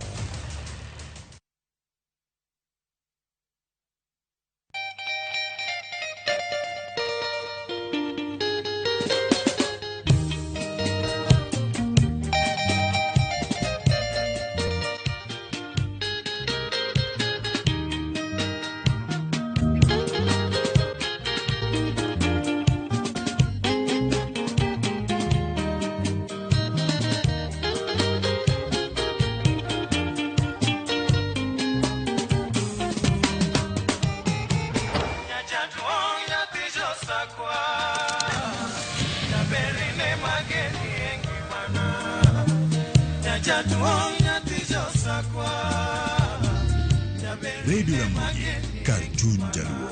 Radio Ramogi.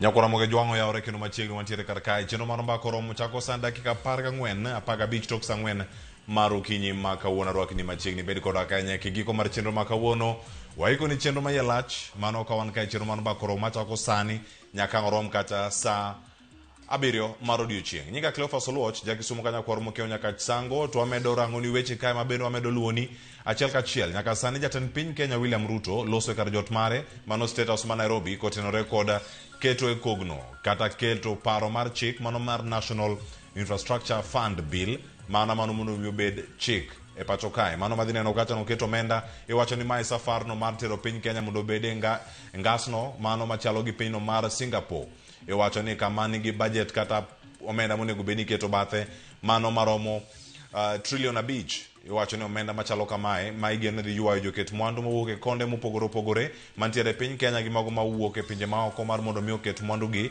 e kembe mopogore opogore pacho kae ta inya karo omenda ni me wacho ni nyaka sani nokadhe juma mokalo to mana kaka jolonyo weche mag omenda kod mago mag siasa ne range kod turbin mano mar neno ni gini duto kamorange idhi bed kikete e tim e yo machal nade kawono ni nyakora moge jwang wadhi bedo gi thuolo mar winjo matimore kar jot ma jatend piny Kenya mayudore State House mano State House ma Nairobi kendo kanyo wadhi yudo thuolo mar winjo gikuku mare kaka twak makamae bende dhi nyime ka wantiere kod okinyi makawono kanya kura moge jwang bende wapar ni kawuono jatend piny Kenya ka keto koke e paro mar chik makamae makoro ting'e ngas kendo kete obedi kaka chike matayo weche gi mag omenda no mano mantiere e National Infrastructure Fund Act koro sani ka diponi kosekane mukete chike mapachoka wada winjane kaka chenro makamano bende dhi nyime kama otelo ne mano jatend migawo mochung' ne weche mag omenda pachoka John Mbadi FCPA bende oseloso kotenore koda wach makamano ma bende nitiere picha mineno sani nyakora moge jwang' en picha no mabiro ni achiel kachiel kawuok e kar jot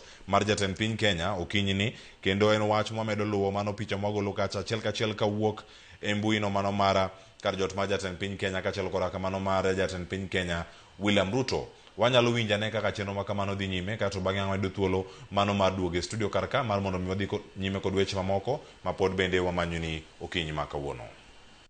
And I want to assure you that under your leadership this fund we will make it work. Thank you, Your Excellency. Thank you, Bwana Jose Akili, Dr. Jose Akili. Next, Your Excellency, from the insurance sector, allow me to invite Mr. Tom Gitogo, Group MD and CEO of Britam Holdings PLC. Why don't we give him a warm welcome as he approaches the stage. Welcome, sir.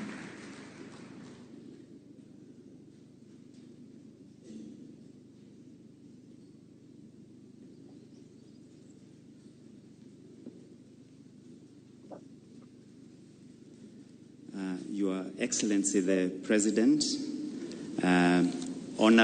honorable and distinguished guests here this morning, and my colleagues from the industry. Your Excellency, this framework, as was said before, has worked very well in other jurisdictions. Most developed countries can trace back to some of their achievements to this arrangement. It is akin to investing in factors of production, which increases the productivity of our country and various communities, and also increases, therefore, the competitiveness of our country. The governance around this fund allows long-term funds such as pension schemes under the RBA, some of the collective investment schemes under CMA, and life insurance companies under the IRA to optimize some of the opportunities that this fund will bring. So this allows us to participate in the growth of our country, and it is this growth that will then widen the private sector and again enable us to invest some. Nyokora mo jong mano twak madhi nyime karka cha cheno madhi nyime kar jor maja ten piny Kenya wadhi kono bange kanyo ka chendo ni podhi nyime mana ka wantie ka era Mogi TV chenro en mar mbakoro nyokora mo jong ka ja ten piny Kenya ngloso kacha angwa ido thuolo mano marango gi kuku mare ni gigo to biro eyo machal nade mano dhi bedo kodi karka ka warango chenro gi duto bende mo bedo ka waluoni ka wadhi nyime kanya kura mo jwang kata wach machielo ka mabedo kae ka wanono kata ka warango ni kocha machon mano mar Harambee Stars mawuok e piny Turkey Engin Firat onindo. Firat owito ngimane tok yudo buok mar adundo kata heart attack. Firat majahigni 55 ne olwar lap ndeke mano ma Istanbul ka en wuoth kowuok Beirut kodhi Adana Turkey e thuolo machuok ka wuok e piny mar Lebanon. Firat ne ochako tiego club mano mar piny Lebanon e ligno mano ma luongo kanyo Nejma Sporting Club kata AC chakre tarik 9 dwe mar 2 kendo ne otiego gacha jotugo ma Kenya man Lebanon kaka Austin Odhiambo, Anthony Akumu kod Masud Juma. Ogai mar FKF Hussein Mohamed oywago Firat ka opuoye bende kuom tich manotimo ne Harambee Stars kod Kenya mangima. Maigi no weche nyakora mo jwang madonjo no okinyi makawuono Firat manen kocha mar Harambee Stars bende onindo. Mano wach mwaluo kanya kura mo jwang kendo ang'eni wadhi yudo thuolo mano marango mathoth mapontiere karakae wadhi yudo thuolo mar loso koda Boniface Osano mano ka wantiere karka achiel kachiel waparo Firat mano eyo ma opogore mane wacho ni kinde mane ntiere kaka kocha mano ma Harambee Stars mano team mar chuo mano mar adhula mano kama wayudo karkae mano kama wayudo ka mano ka wantiere kode karkae wang'e maber ni Boniface Osano dhi yudo thuolo mar tudore kodwa kae kapod warango kanya kura mo jwang historia mar Engin Firat mano ka wantiere kae nyakwaro mo jwang achiel kachiel manera Mogi TV mar mondo mi wang'e ni to entiere yo machal nade ka wantiere kanya kura mo jwang mane wach modonjo no ka okinyi makawuono wang'e maber ni wadhi yudo thuolo mano mar ng'eyo ni Engin Firat bende no bedo eyo machal nade e nyuol mare nyaka kawuono tich mage mosebedo kacha ka otiyo kendo ka entiere elemo ma opogore kama entie kawuono ka kirango ka ono tarik 9 kama oyudo buok mar adundo kata heart attack mano ka entiere lapno ma Istanbul airport mano kochomo Adana otho kacha ko jaiga 55 iparo Engin Firat nino nyuol tarik 11 dwe mar 6 higa mar 1970 kendo nobedo kacha gi historia malach ahinya mare mano mara bedo kaka kocha e timbe ma opogore mano bende ka oting'o thuolo mano mara yudo thuolo mar bedo kaka assistant coach mano mara Galatasaray mano mabende nowacho kacha notamre mano higa mar 2014 ka higa mar 2016 noyiere ka mondo bedi jal ma ochung'ne association kata riwruogno mano mar coaches kata jotiega adhula e pinyno mano mar Turkey mano the European Turkish Coaches Association mano higa mar 2016 higa mar 2019 nolande kata mar bedo kocha mano mar team mano mar Moldova mabende nobedo kata kotayo kuom kinde kaeto bang'e bende obedo assistant coach mag club mopogore ka thuolo mare mar bedo kocha mar Harambee Stars nyakora mo jwang nobedo kocha mar Harambee Stars e kinde higa mar 2021 nyaka 2024 iparo ni kacha notayo piny Kenya e tuke ma opogore mano maromo kacha tuke 23 mano ka entie kacha kod loch maromo 7 draws maromo 7 to nowito tuke maromo 9 ka iwacho ni e kinde mane ntiere kocha mar Harambee Stars ne ntiere gi win rate maromo atamalo 30. Iwacho ni e kind mago duto nobedo kata ka oyudo loch kawuok kuom timbe kaka Seychelles, Namibia kod Rwanda. Mago timbe duto manogocho kod Kenya. Miwacho ni ne gin timbe mantiere piny mar Kenya ahinya kirango kama piny Kenya bende ochung'e. E thuolo mare duto ipare kaka achiel kuom jogo ma bende ne okonyo Kenya mar mondo mi odonje. Iwacho ni ochope qualifiers mopogore opogore mano moting'o mag World Cup kod mano mag AFCON qualifiers, mano oketo piny Kenya otugo kod timbe mamoko mawuok e pinje maoko kaka mano ma Malawi, Uganda kod mano mar Afrika ma Milambo kata South Africa. Nitiere gik mathoth ahinya mane ineno godo Engin Firat mano mokwongo kacho wacho ni ero ne en ng'ama ne no nonsense coach.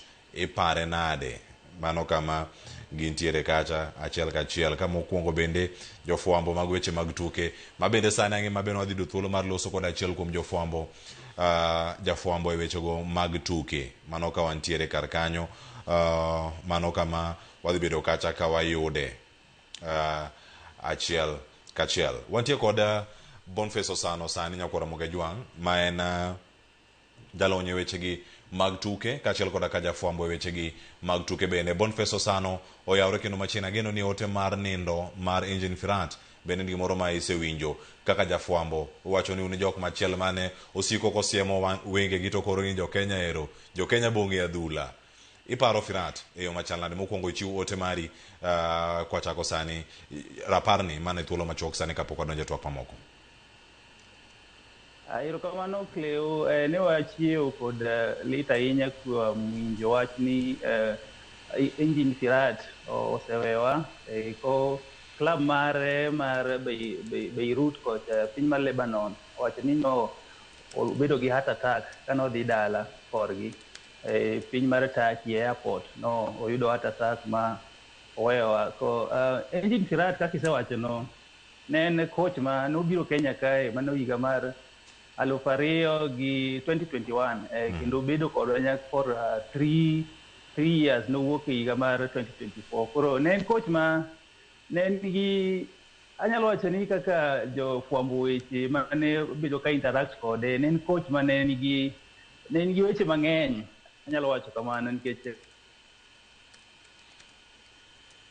ungo jofwambo kata mondo wuo godo ka in jafwambo ka nidhi e press conference mare nyaka niduoge gi wach moro minyalo wacho ma jopiny nyalo nyiero kata nyalo mor godo, nikech ne en ng'ama ohero wuoyo ahinya kendo ne en ng'ama ne nigi opinion ahinya kuom weche mag mpira ma Kenya kae. Kinyalo paro ndalo mane obiro kae kane oyudo ka ne wan gi FIFA ban, nwawuok e FIFA ban, kendo ka FIFA ban orumo kendo oyudo ni kendo stadiums wa bende ok nyal host international matches. Koro ne ndalo mane mpira mar Kenya ne nigi weche mang'eny ahinya, nikech king'iyo kata World Cup qualifiers nwagoyo mana oko, seche moko wagoyo Ivory Coast, seche monego bed nwago dala kae. Koro wechego nomiyo o complain ahinya, lakini overall kineno ne en coach ma anyalo wacho ni notemo kal nyarone, kendo ne en gi chuny mar jo Kenya, nikech ineno kata club mare masani ne nitiere e piny mar Lebanon kocha cho oluongo e players mag jo Kenya kaka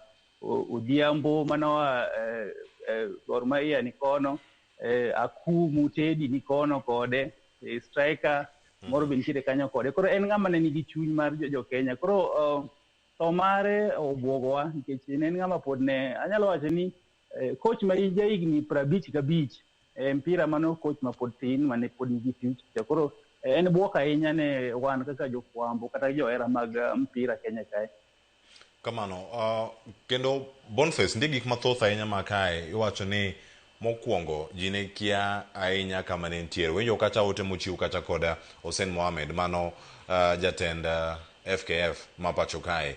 Tudruok mare kod FKF en moro miwacho ni kata kano dhi nitie gope mane ntiere, ywak mantiere ni no crit coaches maber ahinya pacho kae. Nindo mano mar Firat gi ote ma ogol kod club mano management AC kachiel koda ka FKF ikaw gi yo machal nade kit kaka Kenya bende rito coaches magi kinde magitiyo.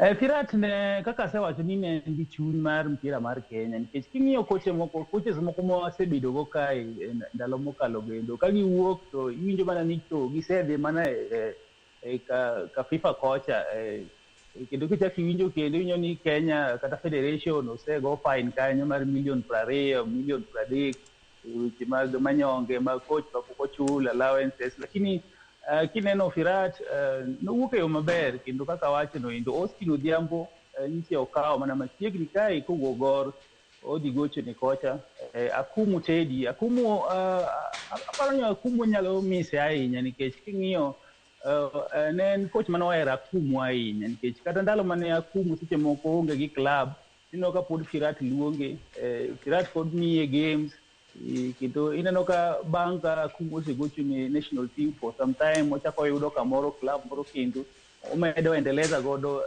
talent ne koro abani anyalo wacho ni Firat ne en gi chuny maber en ng'ama noherowa nikech kata mana games moko kata machiegni ni apani first leg mar KPL season madhi mbele ni nitiere games moko manobiro neno e Kenya kae koro nyiso ni en ng'ama noherowa kendo kata kaka Useno wacho ok en mama nowuok gi chuny marach koro en ng'ama obro mise in as much ni nitiere weche moko bende manohero ga wacho about Kenyan football maseche moko ji ne paro ni owuoyo marach lakini nowacho mana adier nikech mpira dwaro ga structure nohero ga wuoyo ahinya about structure mar mpira mar Kenya moko nowacho kata ni Premier League mar Kenya kae onge gi quality players manyalo tugo e national level to mago gik manowacho lakini ok apani no mean marach nikech king'iyo mpira sani adier timbe madhi maber kata mana e Africa ka Senegal Nigeria iyudo ka players gi gin players ma moko nonyuol oko odongo e academies maber kelo gi ibro tugo ne national team koro magi ne challenges mana apani nomiyowa ma ka wanyalo ng'iyo maber without ng'iyo kaka ni kata neno yanyowa kata nowuoyo marach kuomwa then en gimoro mwanyalo learn kuom kendo wanyalo pare godo kwa wanyalo implement gik moko kaka structures mag mpira Kenya ka en gimoro ma wanyalo paro godo Firat. Erokamano ahinya Boniface Osano ang'eni elo jofwambo mag weche mag tuke ami thuolo manyiriri 30 kende kwatieko sani ote mari ne jogo mane ohere jogo mane ong'eyo josiepe manoloso Kenya ka moting'o nyaka jofwambo mabende ni kode machiegni ote mari mogik en mane? Anyalo wacho ni mpira en gima anyalo wacho ni en a small community en an ecosystem kendo jompira gin jomoherore kaka wacho no neno ka nowuok Kenya ka nitie players manoluwe odhi kode kocha oyudo kamoro ma ginyalo goche koro wabro mise nikech mano ecosystem mar mpira walose ng'ama nigi network ng'ama nigi connection manyalo konyowa kata nyalo konyo mpira mar Kenya koro ogoyo mos ahinya kaka jofwambo wabro mise wechege ne moro ahinya wabro mise ahinya. Erokamano ahinya Boniface Osano kendo mos ahinya ne johera mag adhula kendo jogo manong'eyo Engine Firat ma bende ne en kocha mar Harambee Stars kinde mar higa 2021 nyaka 2024 Nyasaye mondo oket chunye kama okwe mano Boniface Osano nyakwara moge jwang' ma bende watudore kod achiel kachiel sani kuom miwa rapar mano mar Engine Firat mowito ngimane okinyi ma kawuono nyakwara moge jwang' ka entiere alap ndeke mano ma Istanbul Airport mano karik ne thuolo machuok ne owuok Lebanon kochomo Adana mano e Beirut nyakwara moge jwang' kendo sani wang'eni nitie mathoth ahinya mabedo kae ka wamedo luoni wabuko ni mathoth ahinya kotenore kod weche mag nindo mano mar Engine Firat wadhi nyime nyakwara moge jwang' okoni kani chenro ni mar mbako romo eko ni chenro mayalach ahinya nitie gi welo mosedonjo e studio okinyi ma kawuono ka ang'amigi thuolo mar mbele ka gikonwa sigana mopogore opogore mabende wan go kar kama osebedo ka waluoni mar mondo mi warangi to sani ka warango sigeni mamoko mabende osehinyo oganda ni ji makwan gi ok tin ne 45 osekwany ringregi mano bang' midhiero mar koth mapek manyocha ochwe pacho kae kendo kelo oula ma oyweyo oganda kendo kelo midhiero mapok oyangi magitimore e kinde ma anyuola medo chopo e kar kano ringre ma City e boma ma Nairobi mar yango ringre wedegi manyo kwany ka moko pod chiwo kwayo ne sirkal mondo miyo okonygi e yudo wedegi ma olal nyaka sani. Sinto Nyango miyowa chal mar tho mag koth.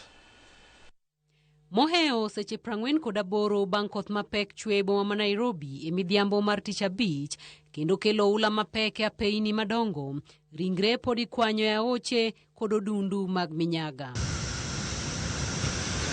Nyaka sani, riwruok mar Kenya Red Cross oyango ni kwan ringre ma ok tin ne 43 osekwanye gwenge mopogore opogore ma pacho ka e kar kano ringre ma City kende boma ma Nairobi, ringre ji maromo 25 osechwal. E kwani, anyuola 15 oseyango jogi, 10 manyo kama jogi nitie, ka 2 yudi ka sitima ochwado kendo rito nonro matut mar obila.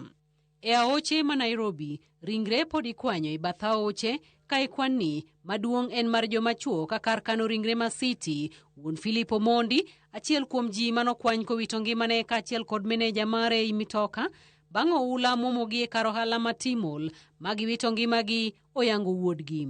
But report mwanwang'o kaka nyogi wuok nyoro, nyogi ni jariyo. Nyogi kod project manager, to project manager osebedo confirmed ni City mochari otho. To according to report maginwang'o ka police wacho ni nyon gi jariyo mtoka, to gite nyogi nyon ka githo e mtoka. Makori in the other City mochari, ibro they confirm kadipone no mon kapone modi ni City mochari. Yeah, he's been working mostly on these promotional jobs. Yeah, these ones of, let me just say promotional jobs. Yeah, sales actually. Anyuola mar Rose, miyo matipo ne nyokere mbui ka ringre mare okwanyo e lap ma Uhuru Park, bang' pi ywaye kendo wito ngimane kaluwore kod oula mapek. Bende oyango tho mare ma giwacho ni nobedo kinde machuok bang' ka nowuok e tich kendo nodok e kar dak mare ma Kawangware. Na alitokea Thika akikuja mpaka town. Hiyo mafuriko yenye ilikuwa ndiye alipatikana Uhuru Park kama imepotesha maisha yake. Sasa hatujui vile serikali inatusaidia na ameacha mtoto wake. Kulingana na ripoti ameandika hapa kwa kitabu, alipatikana Uhuru Park. So hiyo damage ama hiyo shida inapatikana hiyo tunnel yenye walichimba pale hawajafunika. Ikinde manyuola pod medo chopo e kar kano ringre ma City yango ringre mosechwal kanyo, anyuola mar Beatrice Tuju, kata kamano onge kod kwe kalore ni nyaka sani pok giyango kama entie, ka nyamin mare wacho ni kano loso kode mogik, nonyiso luoro mar wito ngimane kalore kod pek mar oula manomwomo kar ohala mag Grogon, bore Nairobi, kamane entie kendo kelo tho mar jomoko. Karomo gimoro sa 3-4 achaka gocho ne nyathiwa, itimo nang'o? Ni nyathiwa gini omedre koro sechopo matek ane wi mesa malo amako witado malo. Karomo gimoro sa 6 achaka gocho ne. Osa nyathiwa atho. Sauti to wuok ng'ama dwa ywak. Nyathiwa gini nega. Karomo gimoro sa 7 kago sime mteja. Anyuola gi medo kwayo serikal kod jogo machunygi ng'won mondo resgi e midhiero mojukogi kendo konygi chwalo ringre pacho ne chenro mag ik. Mimi ningeomba tu government isaidie ndugu yangu atoke mahali hapo pale, sijafurahia kumuona penye yako. Pamoja na Mr. President mahali popote huko. Eka kiatu yako mahali tuko. Ingiza kiatu yako kwa hii familia, ujiulize kama ni wewe ingekuwa aje. Mimi naweza omba tu government, please tusaidie na usaidizi, tuone vile tutapeleka Philip kutoka hapa mpaka nyumbani Siaya, tuende tumpumzishe. Kaluwore kod duol mar Kenya Red Cross, kaunti 16 oyudo midhiero mar oula, anyuola mohewo 10,000 oyudo pek, ka ji maromo 4,845 ochuno mondo dar e miechgi kendo many kuonde dak mamoko. Kwayo makende koro ichwalo ne anyuola mapok oyango kama jogi nitie mondo gichope kuonde kano ringre mar yango moko kuom ringre mapok ofweny nondgi. Cynthia Onyango, Ramogi TV, Nairobi. Nyakora mujonka machalo podi kotenore kod wechego mago mag oula. Familia moe omiadeke sublocation mano ma Kobala e kar chung'od bura mano Karachuonyo e kaunti ma Homa Bay. Pio oula odaro e miregi mano bang' aora ma Miriu pong' kendo baro gengnige. Kaluwore gi koth mapek masani dhi nyime kod chwe gwenge mopogore opogore. Familia gi nyaka sani koro jot e kanise kaachiel koda ka skul primar mano ma Osodo ma ka nyaka sani pod gikale midhiero mopogore opogore. Ale Beach nigi ler mar siganani.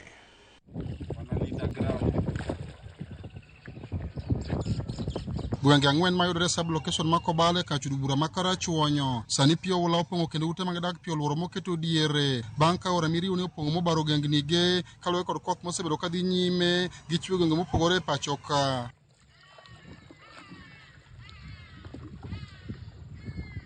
Familia moingo 300 gwenge ma Komenya, gwenge ma Kasirawa, Kawuora Gendo kod mano ma Konyango. Pio wula osedare miregi kama oko bende pod reso kendo igolo miregi kod yiedhi bang' ka pio wula pong'o kuondegi mag jot. Skun Primar Mosodo kaachiel kod kanise mopogore alworano ema koro familia ma pio dare miregi ojote kendo thothgi pod medo dare mire kaluwore kod pi ma pod medo pong'. Pi osechandowa to ma kawuononi to kalo nyaka jomodak e tie pi.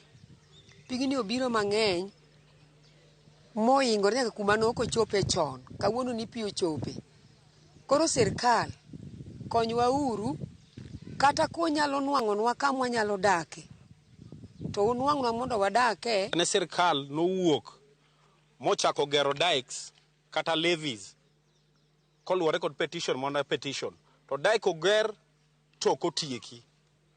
Koro kokotieke pi maneno nego bede ni ne ringo kochacha koro teo dugo koni kendo masira ni medore mana kaka seche dhi. Giywago midhiero mopogore masani koro gikale ndalo ariyo nyaka ne gidare mieregi kendo kata mwandugi mag udi jamni kaachiel kod gwen bende pio wula ne oywero ka puothegi mane gipuro bende sani koro lokore nam kendo kata mine mapek bende kale ngima matek nyaka ne pio wula dargi. Chiachwa kata kuma chiachwa kwae bende onge. An gi nyithindo matindo kaachiel kod mihiaga maga to nyaka nyikwaya kata kuma nyithindo achom gi nyithindo kende bende onge. Joma mine mapek kaachiel gi nyithindo matindo bwaneno ka nie yo hali marach nikech kar dak onge, ok wanyal riwore kodgi kaachiel gi nyithindo matindo madhoth. Koro akwayo sirkal ni koyie to konynwa. Koro kaka chal ni endi ere kaka gibedo tachiegni konyora bende pio donje ot kama wadage onge wane kanisa. Lukuoth ma Kobala sub location Jojo Buru kod Esbon Bele mochune midhiero mabiro apoya Kobala wacho ne kwand familia go eko dhi medore ka giywak ni ohinga mane ogere genga Oramiri uto kotieki ema sani koro jimbo ula alworano. Nitie wall manoger ma gi sirkal mamalo buffer wall manoger Kobuya location gi Kobala. To part of Kobala no kotieki apani mokelo chandruok maduong' ne king'iyo jomodak joma ne wall no kalo kuonde ma gidake ng'eny ji ok obed affected ahinya. Sama wawuoyeni kaka watimo assessment moseringo ka aneno ka ji pod igolo gi yiedhi. Kanyo wachako nyuman gi dhano 200. Ta project ni onyalo nyono kata 500 ka ang'oro modhiambo.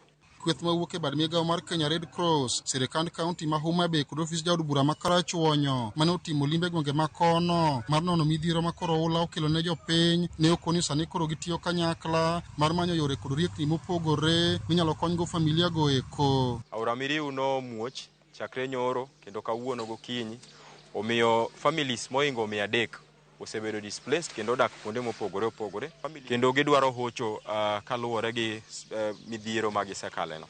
Abiro kaendi giduond Mheshimiwa Andrew Adipo Kuome mondo kaka team mar Red Cross kaka team mar county gi other partners wakonyre kanyakla mondo miwang'e anena to jodalawa ma wang' chieng' ward Mwaso Sodo nyalo yudo konyruok e yo mane. Wan kaka county government migao mar health wakelo negi weche yore kaka ginyalo geng'o tuoche kik wuogi kik muoji kaka yore luoko lwedo.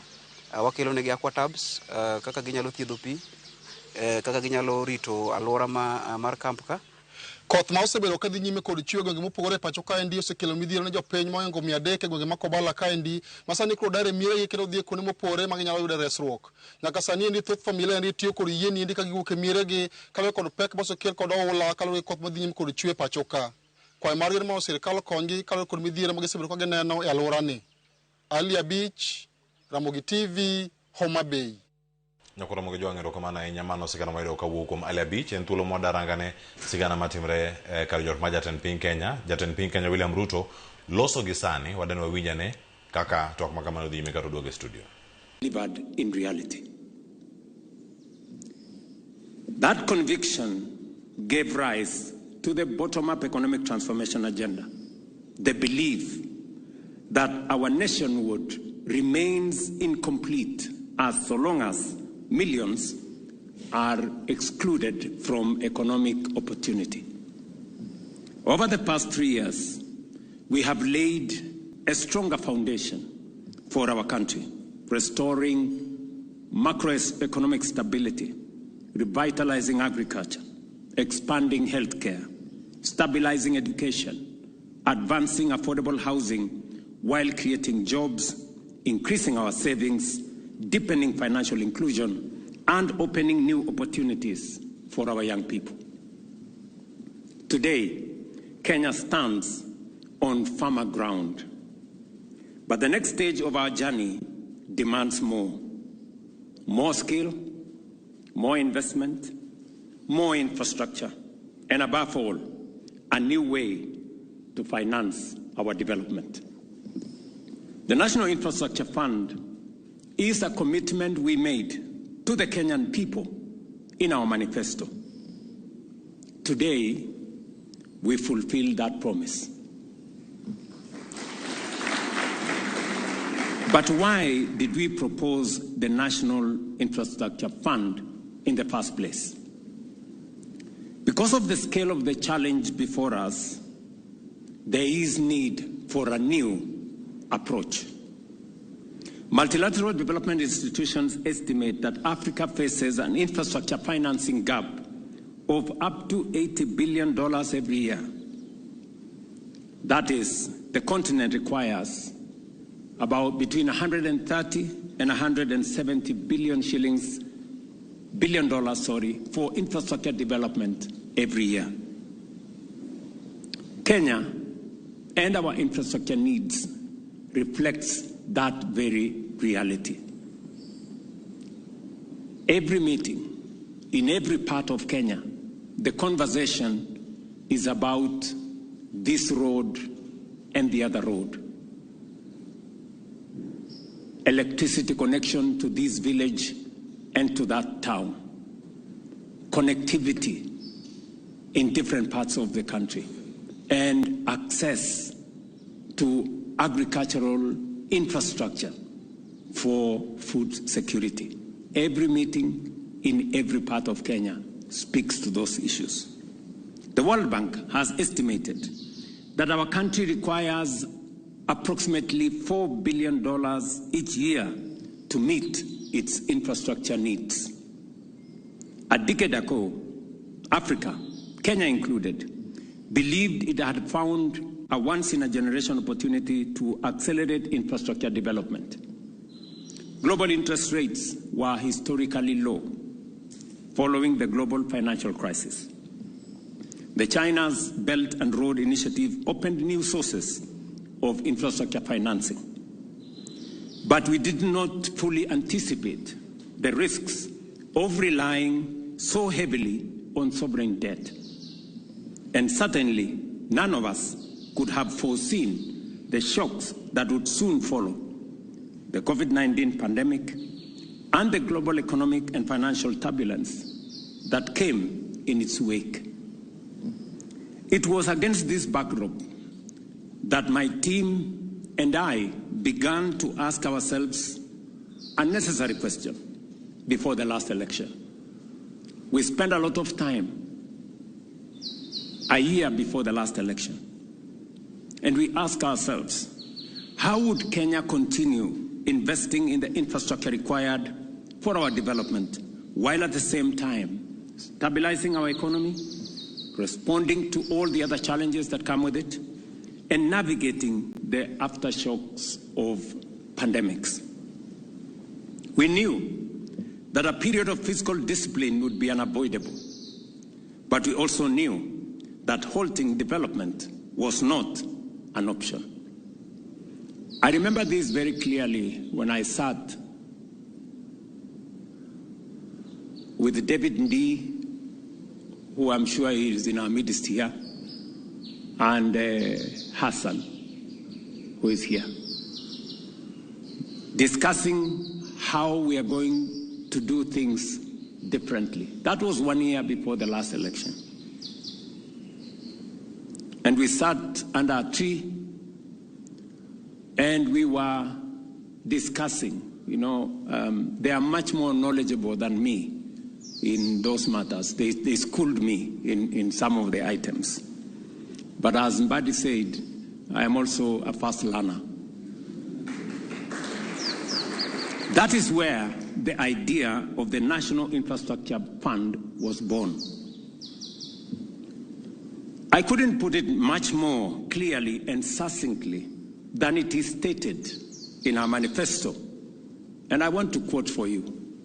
This is a manifesto written 4 years ago.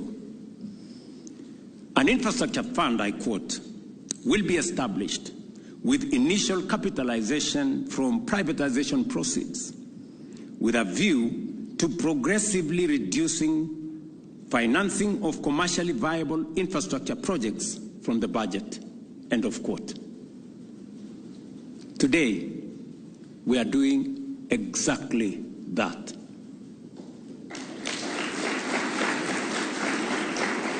The National Infrastructure Fund is here, and tomorrow in the morning at 8, I will be at the NSC to ring the bell to complete the privatization of the Kenya Pipeline IPO and raise 106 billion Kenya shillings that will be the seed money for the National Infrastructure Fund.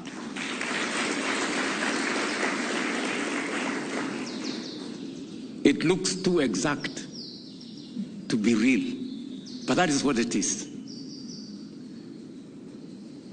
We would have moved earlier, but as many of you know, our privatization initiatives encountered some headwinds. Around the same time, we sought to expand, for example, the Jomo Kenyatta International Airport through a public-private partnership. That proposal also met very strong resistance. Today, I am pleased to announce that the expansion of the Jomo Kenyatta International Airport will be the first major project financed through this new model of financing under the National Infrastructure Fund. Just so that you know, and again, it looks too exact to be real, we just announced the contract for the expansion of Jomo Kenyatta International Airport. Between 15 and 20 billion shillings from the National Infrastructure Fund, from the proceeds of the Kenya Pipeline IPO, will go to financing the seed money for the expansion of Jomo Kenyatta International Airport. We will put in our 15 or 20 billion, pension funds, insurance companies, other collectives. You have the opportunity to invest. We are not talking about next year. We are not talking about in August. The opportunity to work with us in the National Infrastructure Fund is as soon as next month. So the opportunities you have been looking for to invest in commercially viable public infrastructure projects is right here. And our skin as government will be the first one in the game. You will come, and then others will come. As Kili said, this is one of the things they told me when I first appeared at the Nairobi Securities Exchange. It's taken a bit of time, Mr. Kili, but now we are here. See you in the game. The potential for domestic capital is immense. You just heard the numbers. We have 2.81 trillion of Kenyan money that is available from our pensions and our other collectives.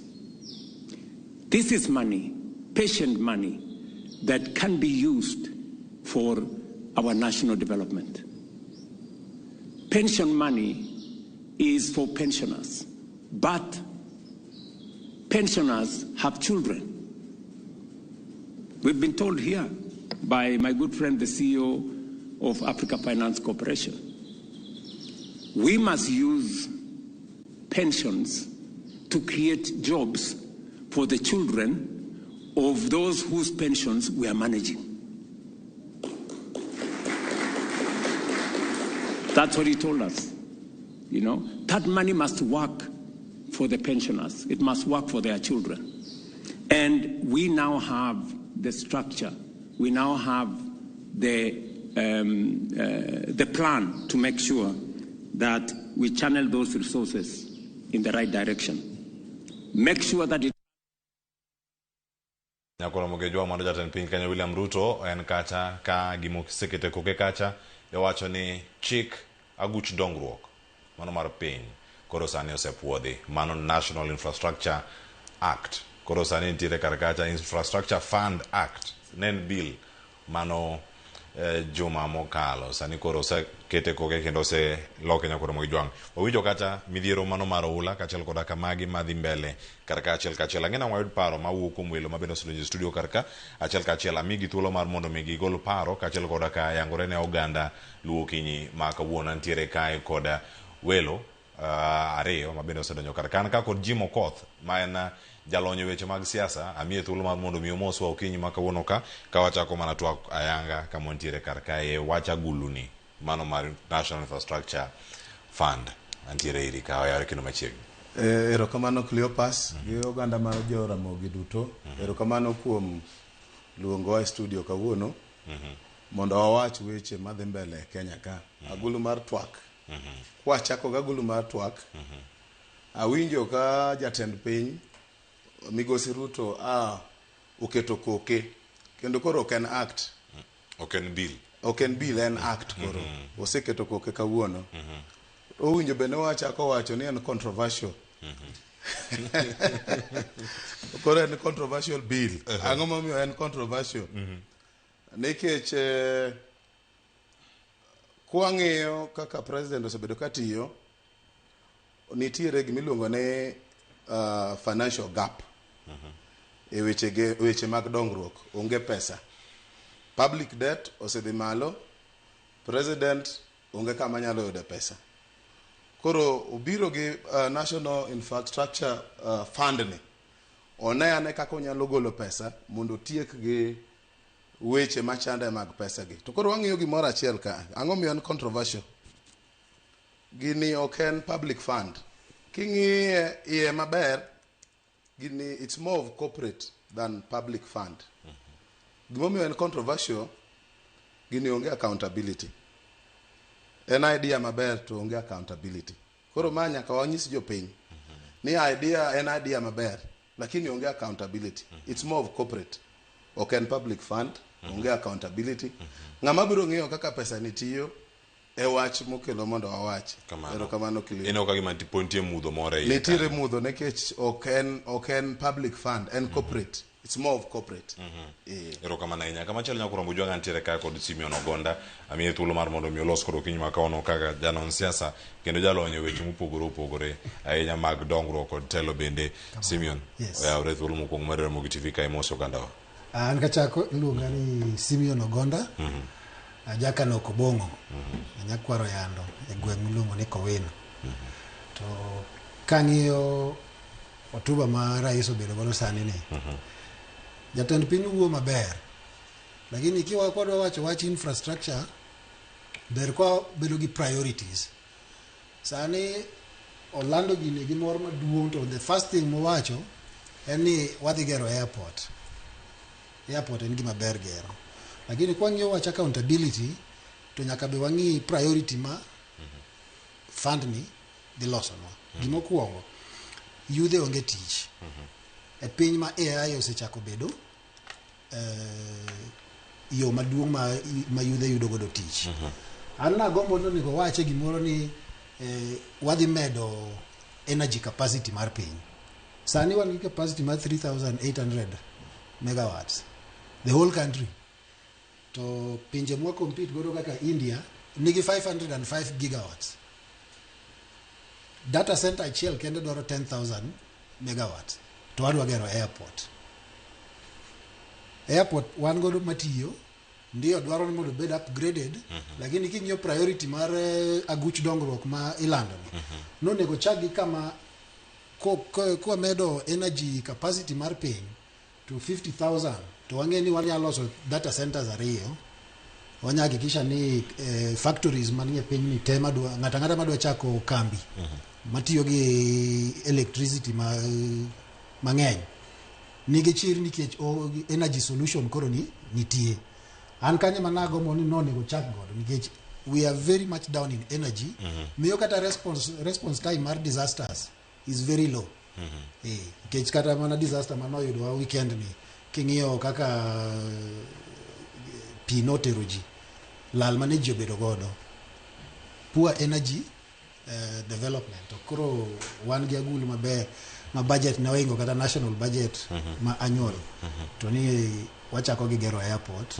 manitie to energy capacity to podwa okwang'iyo kar. Erokamano Simeon. Jim, orange gi wang' mane nikech kae mokwongo en jatend piny Kenya mawacho en owuon onge kod rieko mathoth e weche mag uchumi to noyudo joge mar somo ne rieko e weche gi mag uchumi kendo oluongo gi kar kacha owacho ni nene kacha kod David Ndigi ni jogo mantiere council mag weche gi mag uchumi nyaka sani diponi priority ema poko set e yo makare nikech kiwacho ni ero ma onego bed ni timo ma to jopiny moko wacho ni ero kaka uduro ontie kaka accountability ni tiende nang'o ng'ato onego bed ni keto kumoro nikech jatend migawo bende owacho kinde mokalo ni oyo kambi mano onego bed ni wandiko ne waleo reservation cha nokotim ma kinde no elapse tiende nang'o pesa ni dhi bedo kirange e yo machal nade kose na gulu machielo bende ma dhi bedo ka kod penjo mathoth ahinya en wach mobende osechopo nyaka e doho.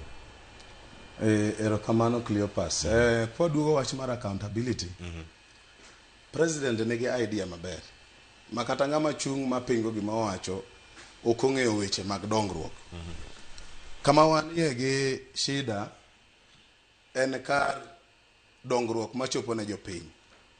Jopiny is the central focus mar development. President mentioned osiepna miluongo ni Ndi, expert in issues to do with economic things. To kata wayud pesa ni nikech president osetema ahinya kata the triple P ok onyal chopo ne jopiny. Awinjo ko mention gimoro mar Central Bank.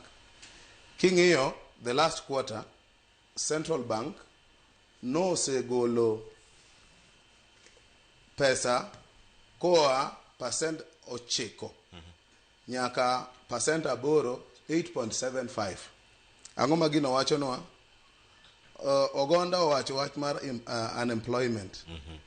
Koro unemployment ni Central Bank osegolo pesa kendo borrowing rates osedhi piny to gini jopiny ok winje nikech pesa ni hang somewhere.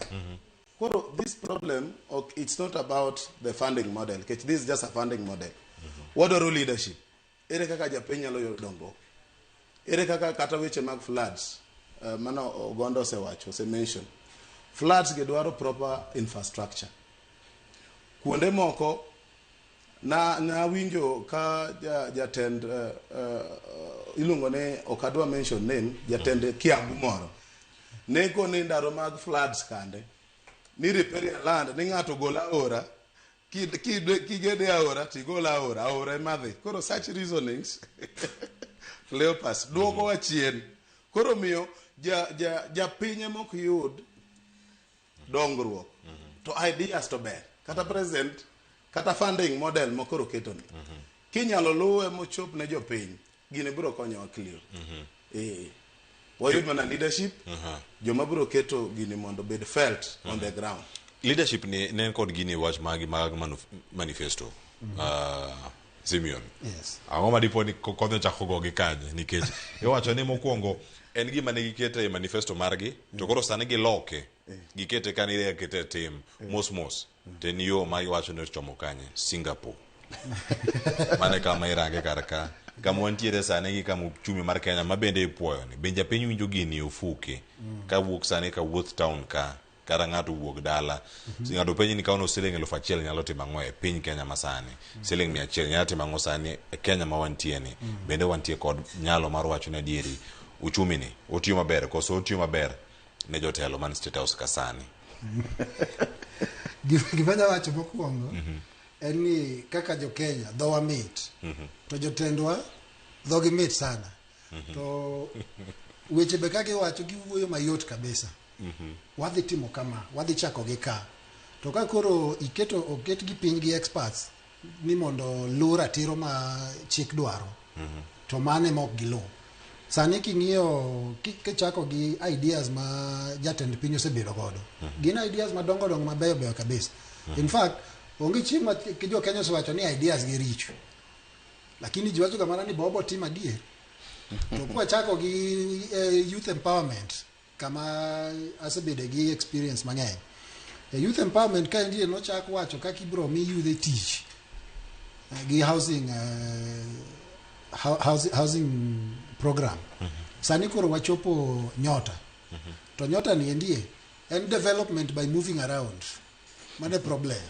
To development by moving around, a lot of money mabero spent in telling us that something is being done, and the people who are supposed to experience Guinea or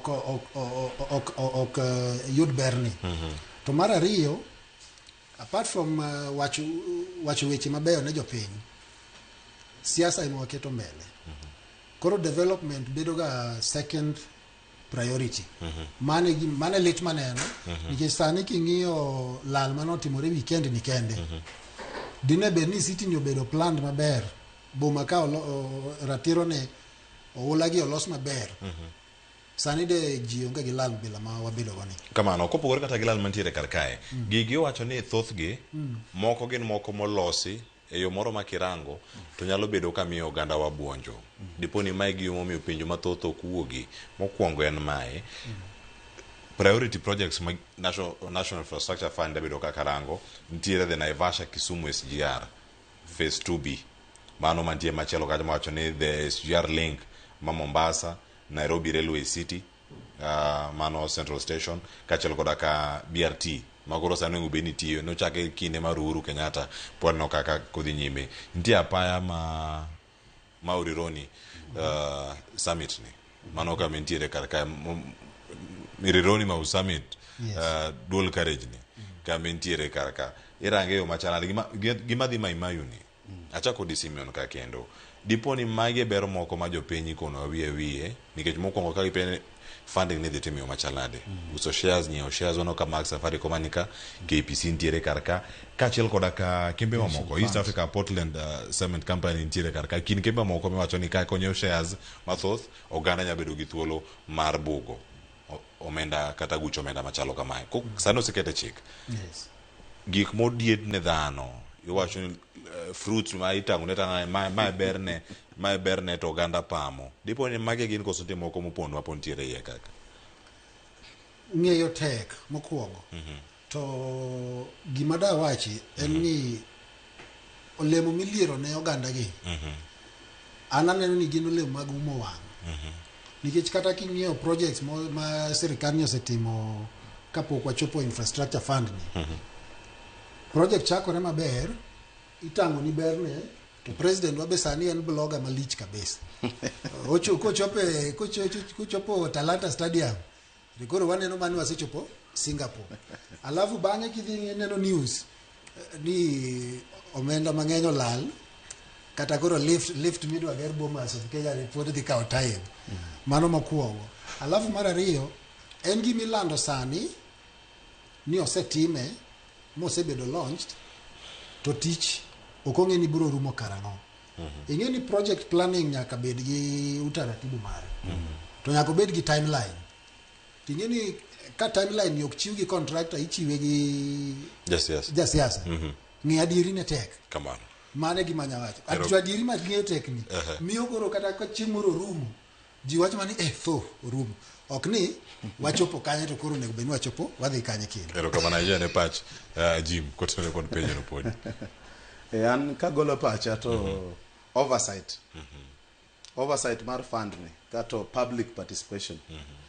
ere kaka pesa ni mar pension ng'ato kao to kono dwa gero rironi to dwa expand SGR no winjo ka president o promise Siaya nyoro no dwa gero ndara mar kilomita 300 to mano wang'e ni ena National Infrastructure Fund mane okete koke kawuono.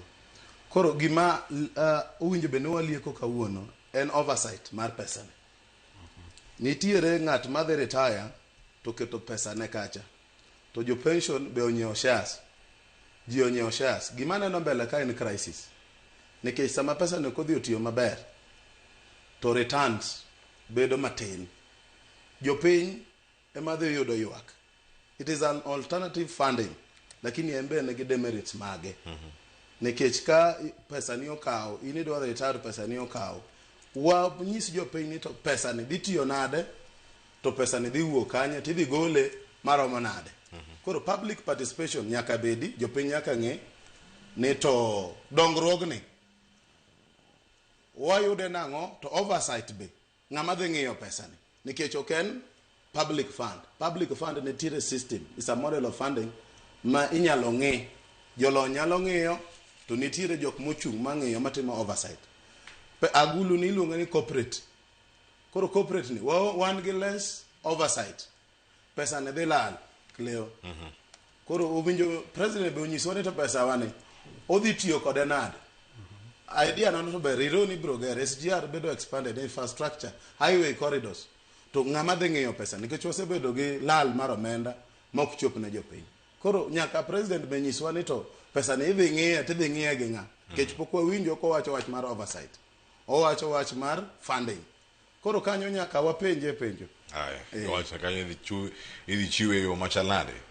Kalora ko chikono giwacho ni kacha gintie kata gi the governing council machiwo strategic oversight ekin mamoko wacho board of directors machiwo matamluongo ni operational governance mano mantie kata kanyo kachel koda ka parliamentary oversight ni moro mabende gibedo kata ka girango mano kalore kod chike mabende ukadha karkae nyakora muge jwang mabende nyaka sani osekete kogno kendo mago gin moko mantiere eiye ka bende oganda mor kode kosoyo paro mantiere godo ornwa ka intie kanyo SMS rana ya open enari adek au chiela no wakawiyo masani nyakura mujang kaduogo pod antiere ka giwelo waduogo kae kod limbe mar jatend piny Kenya mano timo e gwenge ma Rarieda koso yoma ochini Okela primary ageno awache yo makare Okela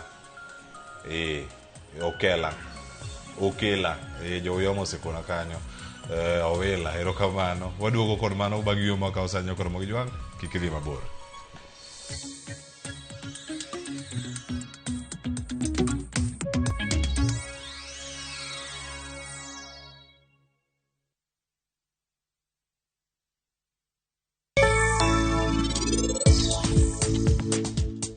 Donge moti koro budha hinya. Enoko nyal kata gonwa sim to bende ko duogo kae. Gisani wan wakia kata ni Monty ni kanye to bende ko wuok kodwa. Pare ki Rajiv ni kanye. Mami ng'eyo ni nyaminwa mapari okawo gi janjore e lawat.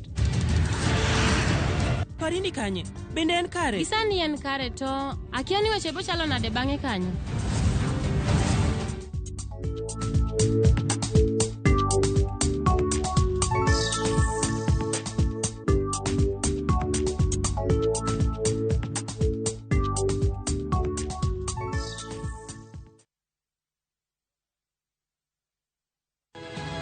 Nyikwa Ramogi, bedi her mar loko puothi obedo ohala madhi maber kendo med yuto mari. Ober nikech en crop manyalo miyo ipidh kata gwen, pidh dhok yo mayot. Wakelo ni chenro mar pur gi ohala.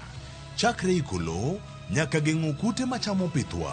Pur mar nyanya nyaka ing'e tuoche mag nyanya mokwongo. Mar ariyo nyaka ing'e yedhe migoye nyanya. Puonjri yore mabeyo kendo manyasani mondo imed keyo mari. Mondo yud yuto maber en ni niang' nyaka ido maber mi olne pi timne irrigation. Kaka chiro medo lokre wanyisi gigo mausre kendo nigi nengo kaka kinde loko. Koro rabonda no kapure kota eka ni kapure maber balose tayute molok kana yudo oduma e puodho mar kota ne eka. Tudri koda an Alori Nyaka Black tich adek sa achiel dakika 45 to mana e Ramogi TV.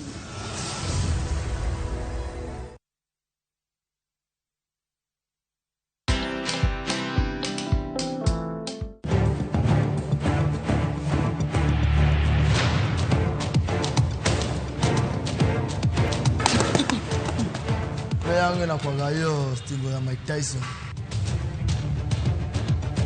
I feel fit George. Anasikia mwili imekubali. I'm going for win. Naenda kuwin bana. Kuna kurudi nyuma. Nimechoka na nimeamua kama mbaya. Watch this story and more. Download the Citizen Digital app or visit www.citizendigital.com and find the Citizen Originals portal. Kenya's #1 app, Citizen Digital.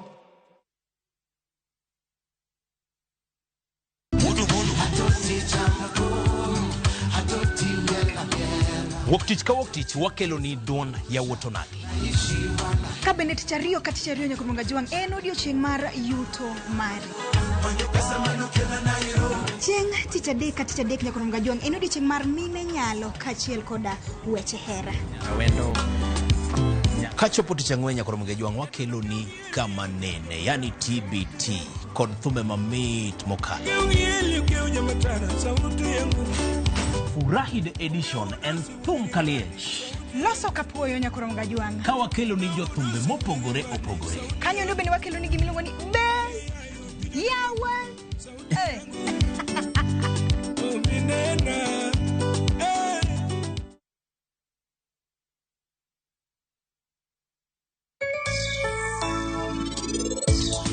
Penj laktar kokalo Ramogi TV kawa wacho ni ngima en mwandu. Nyinga en Ruth Otieno.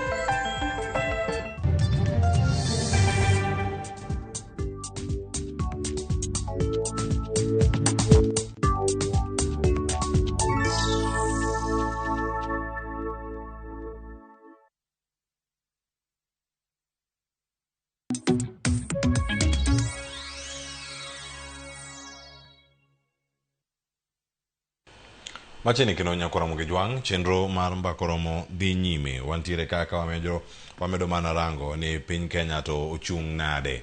Wa rango manotimore Nyoro County ma Siaya, kama ido karkani jatend piny Kenya William Ruto opuoyo jagoro e migawo mano mar thieth Laktar Ouma Oluga kaka jatich mano moketo chunye bero sekta mano mar thieth, kowacho ni nyaka ne Oluga wale bad migawo no sekta mar thieth osegoyo okenge mararieya mago mag dongruok, kendo en kod adieri ni piny Kenya biro chopo lek mare mano mar thieth makare ne ji duto mano manengo ne ogonyore. Ne oloso nyasi mar duoko erokamano ne jagoro mar goyo erokamano mano bakata jagoro maduong' jagoro e migawo mar thieth Dr. Ouma Oluga. Nyasi mano bagi Rarieda Steve Biko nigi ler mathoth.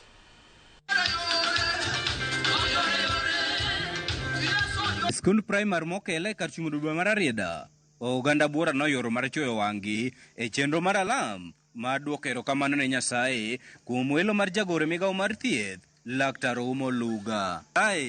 Jatend piny William Ruto nopuoyo Oluga kaka rwath moromo jok, koler ni nyaka ne wale migawo no sekta mar thieth osegoyo okenge mararieya kaluwore kod lony mar Oluga e weche thieth. As I stand here, I am proud. I am a very proud boss of this young man, Frederick Ouma Oluga, for the work that he is doing with his colleagues at the Ministry of Health.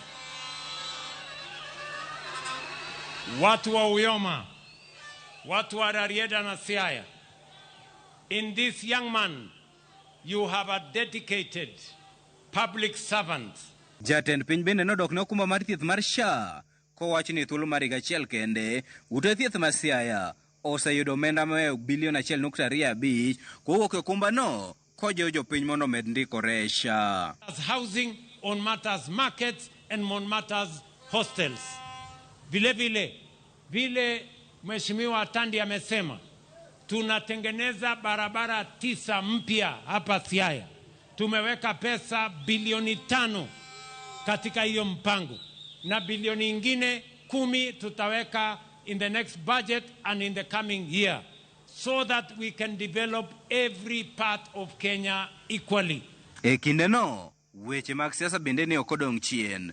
Kane olose nyasi no, ogai mar ODM Laktar Oburu Oginga nose jogo mawacho ni tiyo kode gi kar jot mar jatend piny e tayo ODM, kowacho ni en kod lony mararieya e siasa kendo dwa jopiny ema oketo nyime kinde ma ODM ikore mar chako twak gi UDA. ODM and UDA will start negotiating as equal partners. We are not going there as weaklings. And I'm also telling those who are saying that Oburu is taking instructions from State House, that I have been in this world much more than them, and I know when I want to take instructions and when I should take instructions, and if I deserve to take instructions, I know how to do it, and you will not teach me. Korka kore, Jatend Piny William Ruto nosingo mar medo tiyo gi ODM kowacho ni giikore mar donje twak to gi thor mar bero ngima jopiny. Huyu party leader wetu amesema hiyo power tunatafuta ni power ya kutumikia wananchi wa taifa letu la Kenya, sio power ya viongozi.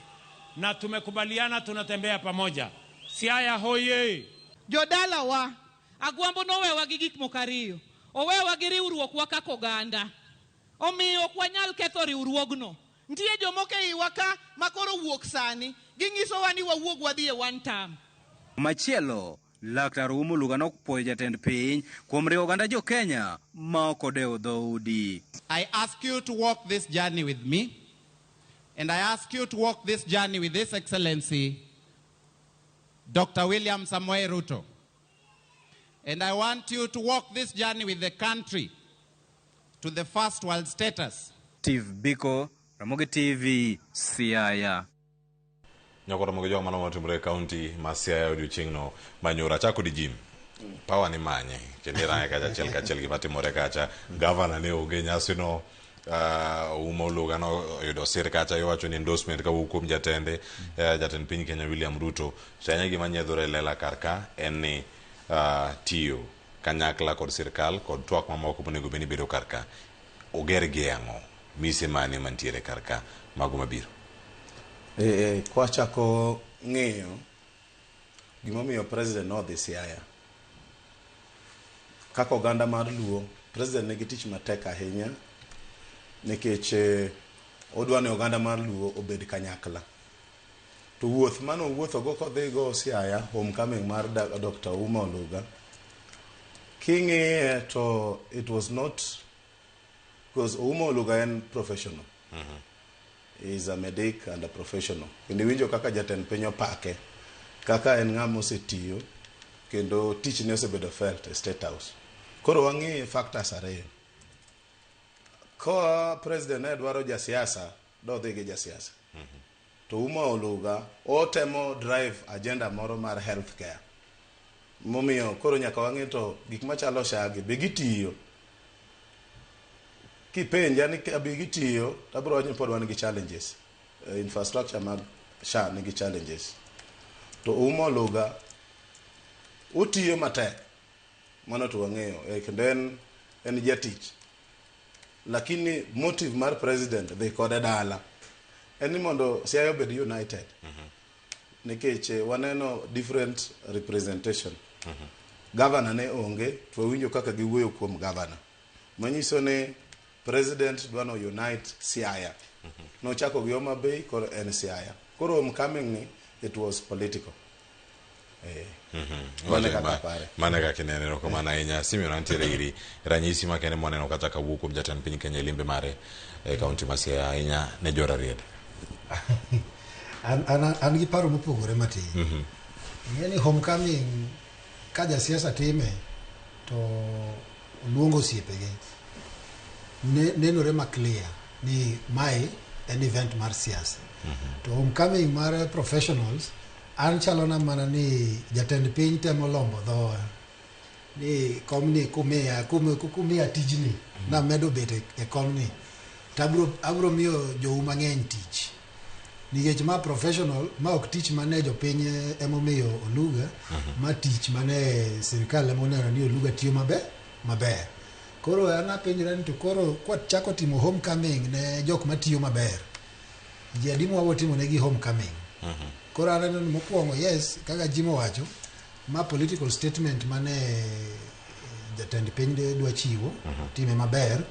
Mar ariyo achich ni ok en budho mar riwo joluo nikech gavana be dino luong kanyo kata dine ok obiro to de giwuoyo kode ka ng'ama gigombo ni mondo obed kanyakla kodgi lakini neno na gimbe gine gisetenga gavana ni giseyawo kode lweny matin e gweng' kanyo to onge wach tich to ber wapuoyo gima Oluga timo shani ka nochakore to koko ne ng'eny sani koko osedok piny koro ka jatend piny wacho ni Oluga tiyo maber to wan gadier ni tich to tire lakini homecoming mar professional nicho ni kata imbe chieng' moro ka koro jatend Royal Media dwa keto homecoming mari to elevate kamano nyaka imbe chichi ni to homecoming ni ana koma ang'o mimanyo mopogore gi tich maber matiyo ni mane gima nyamede erokamano ahinya mano ka wantiere kar kanya kura moge jwang' weche gi thoth ahinya tange maber ni adamiyo wenda thuolo to wach mogik madani mondo giwach na odiochieng' ma kawuono kae ka watieko en ni e chal mar Kenya ka warange e konde mopogore opogore ahinya tainya ji madana cha kodi en twak mapod wadhi donjo godo John Nene kaachiel koda Kasetho Kumu datwak kode mana e kinde machuok mabiro kar kae 10 point agenda higa achiel osekalo mano ket gi piny mar mondo mi okete tim NADCO report nyaka sani bende gigi ineno korka in kaka janon siasa kendo jal modak Kenya ka gik mano kali higa mokalo kano kete kono gi Raila Odinga kod William Ruto points aparka bende ino ka gima oseket gi tim mae mang wachako godo kae ka watieko kodi en twak mabiro kar kata okada tieko kapok awinjo pacho paro mentiere godo kimede gi wach mari mogi ka watieko erokamano Clio kaluwore gi 10 points agenda NADCO report nyaka watim nonro ni to NADCO ni nochakore nang'o nobedo bathed e ndalo mane oganda ong'e maber ni ne wan gi tabu maduong' mar Gen Z piny nomoko jatend piny nobedo kama tek akere keke neke jo Gen Z nobiro matek to migosi Raila mosenendo wagone Nyasaye erokamano chunye oywe maber ene manodhi mowuoyo gi president magiloso wach mar NADCO koro NADCO ni benen political ne owinjo bene okweyo piny nikech piny no osebedo matek to president nene nitiere ngas manodwa nokal ngas mar political activism mane nitiere e piny ka koro toke mano to neno ka jatend piny odhi piny kendo wach mar NADCO ni ok owuoyo ahinya ma wawinjo mana kobedo mentioned in political rallies to mention awinjo ka Sifuna ema wache ahinya to kweth machielo ni to mention ok wang'eyo maber ni to implementation ma president betimo odhi time nang'o nikech migosi Raila to koro onge wadonge Sifuna to kweth gi be obarore to ka gibarore kama NADCO ni be wadhi realize the full implementation ma NADCO otek Clio nikech waonge gi ng'ama nyalo tero wa mbele Sifuna osebarore kendo waneno ka gi kweth machielo ma ok wang'eyo ni to be uwuoye lo ODM koso nitiere kweth mosedonje koro NADCO ni otek Raila mano winjo be ni implement to nyaka sani wani e kor lwasi kanyo Simeon ayudo wach mari mogik bende katie kaga kotene kod 10 points agenda gi bende waneno ka gima odhi chopo kare kata paro mane mentiere godo karka ka oneni gachiel kinya ng'e nitiere romo machielo mobagi moyiedhi mar twak ahinya ewi chenro makamagi gino ne king'iyo wach NADCO Raila Odinga manong'eyo kaka manage relationship wa gi Ruto to nong'eyo ka kuonde manoketo pressure e sirikal masani kanoneno ka weche ok dhi maber mae momiyo kane ODM oromo Mombasa to Winnie nowacho ni relationship no en complicated manyaka gimany ng'ama nyalo manage relationship no maber sani kor ka waneno ratiro manotemo nyiso party mondo lu nikech sani NADCO ni gi 10 point agenda ni bedo mana mention ka pressure moro biro matin to mana Sifuna gi Babu Owino gi ne makelo pressure ni koro tingini gi tenga e group moro matin pressure ni ok bi kaka dine baba nyalo kele omiyo sani to ananeno ni wanyalo wil gi 10 point agenda ni wachom election wabagain maber as opposition to make sure ni government mabiro next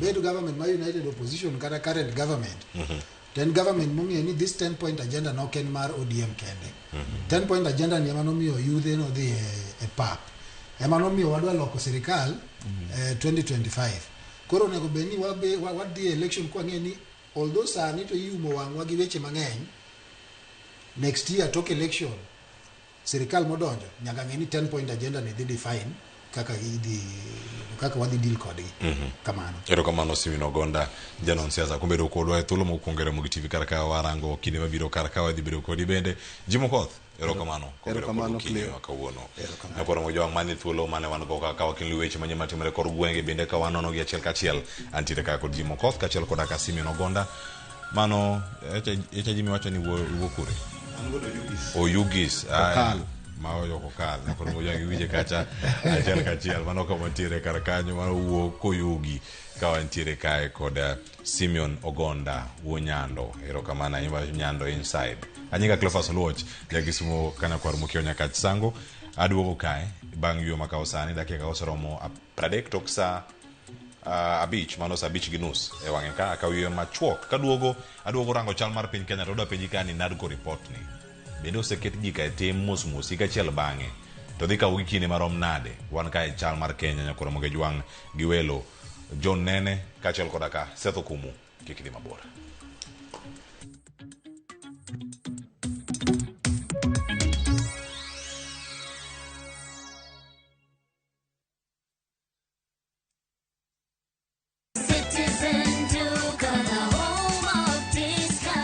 Citizen Duka inawatakia Ramadhan Mubarak. Tumia muda mchache sokoni na muda mwingi kwa mambo yenye umuhimu zaidi. Bidhaa muhimu na halisi tena za kuaminika kwa bei nafuu zikiletwa hadi mlangoni mwako. Fanya oda sasa kupitia Citizen Duka app ama kwenye tovuti ya citizenduka.com au tuma agizo lako kwa WhatsApp kupitia nambari 0710 487 487. Citizen Duka, the home of discount.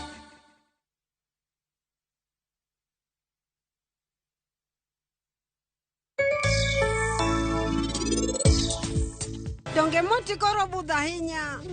Enoko nyal kata gonwa sim to bende ko duogo kae. Gisani wan wakia kata ni monti ni kanye to bende ko wuok kodwa.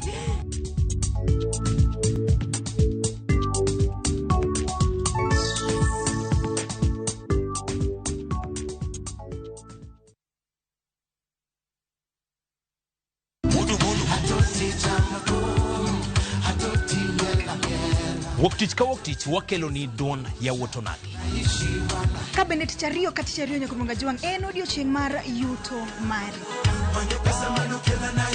Chieng' tich adek nyakumunga juang en odiochieng' mar mine nyalo kachiel koda weche hera. Awendo kachopo tich ang'wen nyakoro moge jwang wakelo ni kama nene yani TBT kod thume mamit mokalo. Furahide edition en thum kaliech. Loso kapuoyo nyakoro mga juang. Ka wakelo ni jothumbe mopogore opogore. Kanyo ndio bende wakelo ni gimiluongo ni Bell Yawa.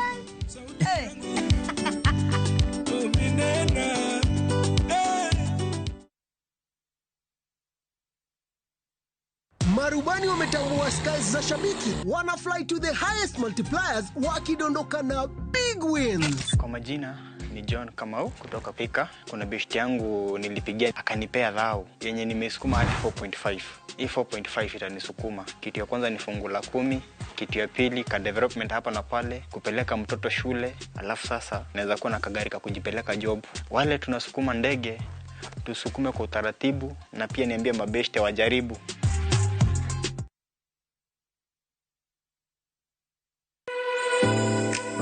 Chiemo oken mana gima wachamo kende, en sigana. Tim mapile, nyasi mar nyiso ni wan ng'agini. Mit chiemo en ang'o? Kitungu. Ber mar chiemo mar fry en ka kitungu nene. Wanono kido mag tedo e alwora waduto. Wafwenyo yore mag tedo mopondo, timbe anyuola, koda hera mamiyo kit chiemo mora mora bedo gi ngima. Chiemo ichamo ga wa. Koro nyaka ikete maler, apoka obedo gimoro ma wang'i nyalo kelo meloma mar cham. Ma ok en mana tedo kende, en kit ngima mar oganda michiwo e mesa. Tedo gi chiemo kod jailieta tich adek saa 2 okinyi. Kik bai.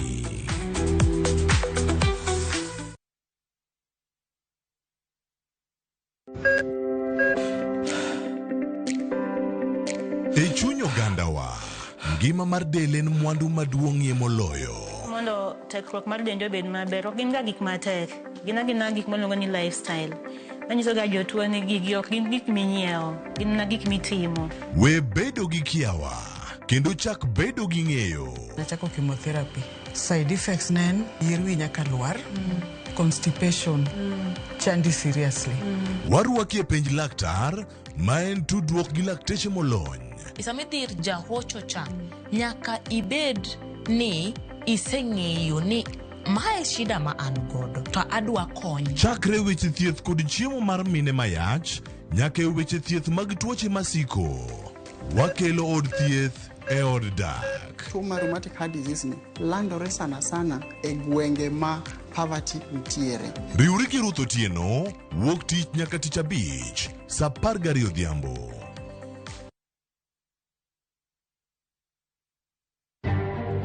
Bende isebedo gi siso mar ng'eyo gigo matimore e alworani. Sama gari ofundo ji mang'eny, koyudo hinyruok to kata insurance temo hepo. Obed chenro mag sirkal, obed masira mayudo ji kar tich. In safety mari, ni kanyo. Nonro mamulo ratichi. Somo kende ok en kamoro mibiro wach ni ng'at mosomo ni dongere wacho ni ng'ani dhi succeed in life. Wuok tich ka wuok tich. Iro curriculum design uchinj e chenro mar rameny piny saa 1:30 otieno. Wan oganda luo nyaka wakoro waneni to be wanyalo bedo gi kembni. Nyise oganda jo Kenya gimonjo be ni giwinjo kuomi. Ka ikelo ni gi Lydia Okeyo. Nyakoro mga jo ng'wana twak mar rameny piny. Kik bai.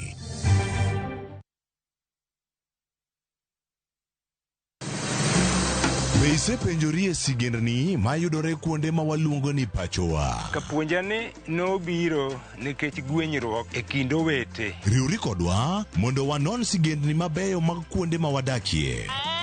Nera nitie. Ninyuo kong'o kacha niluongo ni kilap joko wili. Kochakore bombe madongo nyaka e gwenge ma iye.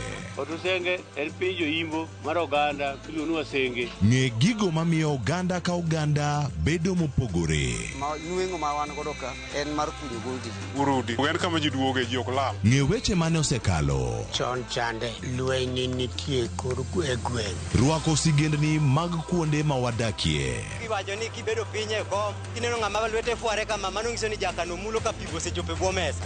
Ng'e gwengewa chieng' tich ariyo saa 3 otieno mana e Ramogi TV.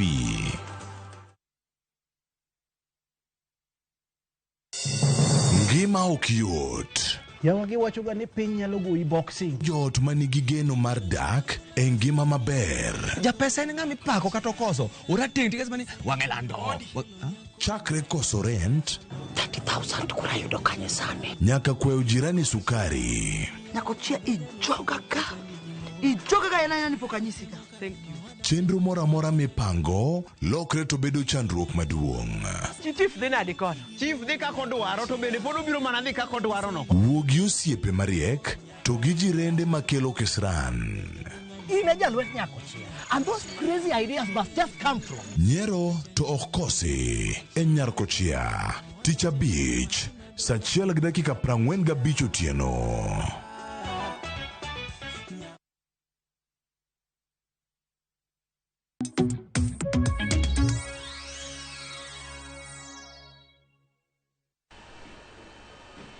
Nyokoro moge jwang machiegni kendo wantiere kar kae chal mar Kenya ka warango gik matimore kor gwenge ma opogore opogore matimore bende e piny Kenya konde ma wantiere sani kawuono ka warango twak tielo masani ma en tielo mogik wan ka kod twak kotenore kod 10-point agenda kata higa achiel mano mara ODM kod UDA gigo mane giketo kacha ni ero gidhi rango ni ochopo kare koso oyo gin mage wadhi bedo kodi kae nyakoro mujo nyaki giko mar chenro warango achiel mar oganda ripod nadgo chato ne wacho nade ang'o gini mane dwaro ng'eni are ne ogai mar ODM Raila Odinga ne nindi gik mathoth osebed kata kiwacho baba nowacho, baba ne dwaro magi ma, baba nokona, baba nowacho gik mathoth. To enya gima nokete koke manyaka sani nitiere gi jo Kenya duto en report ni mano mara NADCO kachel koda ka 10 points agenda mano tingo kanyo kaka idhi kete tim report NADCO kod gigo mano wuoke e iye kacha. Ere kaka oganda jo Kenya nyalo bedo kamoro achiel e kidweche mathoth mapod nitiere kar kae. Anti kodi ka nyaka giko mar chenro nyinga Cleophas Oloch jagi sumo kanya kwar mukeo nyaka sango tantiere kaka kod welo ariyo mabende osedonjo e studio moro bende watudore godo e lony manyasani ma Zoom ang' watudre kode kaka entie e kaunti ma Nairobi bende mano Seth Okumu wakili kendo janon siasa ang' watudre kode ka bang' koseloso wechegi mag tudruok ka sani e kaunti ma Nairobi ka e studio antiere kaka kod John Nene ma janon siasa kendo ja siasa adani mana mondo miye thuolo man mondo mi omoswa okinyi ma kawuono kakuno to ochiew nade kawuono achomo kama dhi chopo godiochieng' awayo kano yawore kendo machiegni John. Erokamano ne Cleophas amoso nyikwara mogini oyawre uruduto. Kamano kama intiere nyaka sani oganda osewacho weche mathoth ahinya to bende iparo higa achiel mar winjruok ma kama mawacho ni ma winjruok manokweyo liet mar siasa mano chieng' manokete kar kacha to wacho ni ero noluor tok Gen Z to winjruok ma kama obiro. Oganda moko bende osebedo kata gi paro mopogore ka wacho ni tok higa achiel ni en winjruok mane mantiere malong'o ahinya monya wacho ni kae osekete kweth ariyo mag Linda Ground kod Linda Wananchi te jok mosewacho kacha ni ero mae wadhi luwo ok wadwa extend gimoro kata ka winjruok machielo podi. Kweth mar Linda Ground osebiro lela kendo buru nolosi odiochieng' manyoro ni gino onge expiry date ni winjruok ni onge expiry norumo bang' higa achiel kata higa machal nade. Mokwongo e thuolo mar higa achiel ni ang'eni idamiya paro ka ng'ama wuok oko ma duond bura mano mara ODM gi mar UDA tinene yo machal nade kirango kaka piny Kenya sud. Erokamano ahinya Cleophas. Kaluwore gi kaka piny dhi onge lokruok malich ahinya Kenya ka ma inyalo wach ni waneno ka nitie lokruok. Gima wabere kaka jo Kenya en ndiko. Wandiko gik mabecho wapango lakini timo onge. NADCO report is just among gik mang'eny mosendiki kendo ndik to ndigi mabeyo ndi gin gik madonjo wi ng'ato gin gik ma kobedo implemented to ngima ji dhi lokore lakini implementation onge. Gimomiyo implementation onge driving force mar siasa ma Kenya gi telo ma Kenya en mibadhi. Mibadhi kosetelo mbele mibadhi dino wang' ji jotelo kiseketo mibadhi mbele to okinya neno dongruok gi mibadhi ok nya riwore kumoro achiel. Koro NADCO achiel kuom gik mang'eny mosendik Kenya ka to kotim. Aparo ni wan gi Vision 2030 magather dust archives ne gichako maber infrastructure kendo gichako giduogo le Lapset project okwamo gik mang'eny manondike Vision 2030 manochak infrastructure mondo losi mago notim nus owe kanyo 2030 e koro chopo onge gima waseneno. Kata mana sani neno ka koth chwe Nairobi flood Nairobi noneko konego bed ni capital city ma Kenya nonego move to Isiolo in those sites to mago onge implementation. Wabiro gi 4 points agenda mano wuoyo about health, food security, housing ang'o. Housing itimo ok to the national interest itime politically koro impact mare ni piny sana. Kibiro sani koro NADCO recommendations manondik kanyo at the onset ing'eni kidwa kata ng'iyo ni gini onge kuma dhiye. Mokwongo jok manondiko NADCO ne dwaro interest mar separation of power. Ne gidwaro mondo kel office mar prime minister okel office mar opposition leader donge nikech NADCO kanyo ne nitiere jakom to ne nitie Kalonzo. Koro ne ng'iyo ni maybe Kalonzo mi prime minister jakom mi opposition leader then koro president obedi mondo obedi gi separation of power. Kane nitiere goodwill mane gichako go ng'eni kundiko gimoro sani kwandiko kodi gimoro onego be ni interest ema telo moloyo interest ma jomoko. Mano kende onge. Mano nyisi ni goodwill mar implementation mar report no onge. Mar ariyo, jok mane nie street mane winjo marach, the biggest backlog momiyo nyithindo ne nie street, achiel kuom gi en unemployment to gi ngima mane tek, cost of living. King'iyo system ma Kenya ka Cleophas, joma tindo konyo ok tek. Wan gi group adi mar joma tindo? Wan gi group mar entrepreneurs, jok madwa timo ohala, jok madwa tiyo gi creativity margi mondo giger uchumi. Mar ariyo, ma majority gin joma jobless, joma onge tich. Mondo mi iket nyithindo gi odhi obed active, mondo giti, king'iyo mano is one of the recommendation man NADCO, youth inclusivity. Onego bed ni miyo jogi opportunities gi tije. Kenya eman gi system maber sana in terms of youth empowerment, one of the best in Africa. Nikech kane Kibaki ochako youth support, no create infrastructure, kidhi every ministry, kata mana Ministry of Tourism, nitiere youth in conservation, youth in tourism and conservation. Nitiere docket mar youth empowerment, youth ministry. Nitiere youth National Youth Service. Nitiere youth fund. Nitiere development partners wa kidhi kaka SIDA, sani USAID onge, lakini development partnering agencies kaka koro World Bank nyocho biro gi nyota. Nitiere organizations mang'eny ma focus on youth mantiere ohala, madwa loko ohala, man gi lony madwa timo business. Lakini ang'o momiyo gigo ok ne? Sani koro igni adi nyaka ne Kibaki government chakre. In e gweng'u ka jiseneno industry maduong' moger gi joma tindo. Iparo ni creativity onge, iparo ni rieko onge. Kuma gigi kethorego en mibadhi. Pesa moket mondo dhi otim development osecham gi josiasa gi jotelo. Kama en achiel kuom gige thuolo mar higa achiel, winjo ni mibadhi oked godo, nikech mae achiel kuom rodego miwacho ni nitiere ma pesa jopiny lale. E thuolo mar higa achiel, bende kama osechiwo intention kata parono mar neno ni ero wadakedo kod tuo maduong' kama mar mibadhi. Mibadhi na achiel kuom gik monego bed ni igeng'o en NADCO report. Mano ng'en achiel kuom gi. To onge kaka gima driving force, gima moro ng'ato mondo mi odonje siasa ma Kenya, mondo mi obed jatelo, en mibadhi. Ere kaka odwa fight gima omiyo donjo, gima most of joma dwa donje siasa gi joma dwa bedo jotelo Kenya ka ok gibi kacha gi mindset mar gero piny, gi konyo jopiny. Gidonjo kacha nikech nitie loophole mar idonjo kacha ti iyua pes jopiny timeo. Ineno? Koro itiyo gi pesa ni no to drive influence. Koro jok mantiere system sani gi ok nyal bedo trusted gi wach mar go mibadhi. Nikech kosa ni ng'i statistics mar wabunge, nikech wabunge bendo mi CDF fund, which is unconstitutional. Omegi. Governors nigi pesa gi. Senators to nie ekiti mar governor. Nikech inano gima senators timo ni nani Cleophas, maka governor okwalo pesa tikele committee of inquiry. Mage gik mane Moi regime timo. Instead of following up mibadhi kapok otimore, kech mane tich Senate. Oversight, transparency. Ineno, mage onengo bedni senator monitor budget mar county kapok effects mag kuo notimore. Gilinga kosekwal pesa koka gitimo this ceremonial committee of inquiry, mane gik mane timore Moi system. Nwa change system, nwa loko governance, lakini system to pododo kaka ne nita. Koro joma mibadhi mogero, ere kaka ginyalo goyo mibadhi.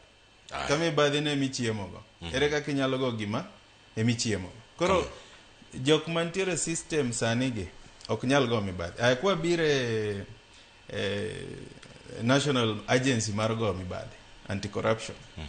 Anti-corruption olos ga mana mar goyo ng'ama dhi against sirkal.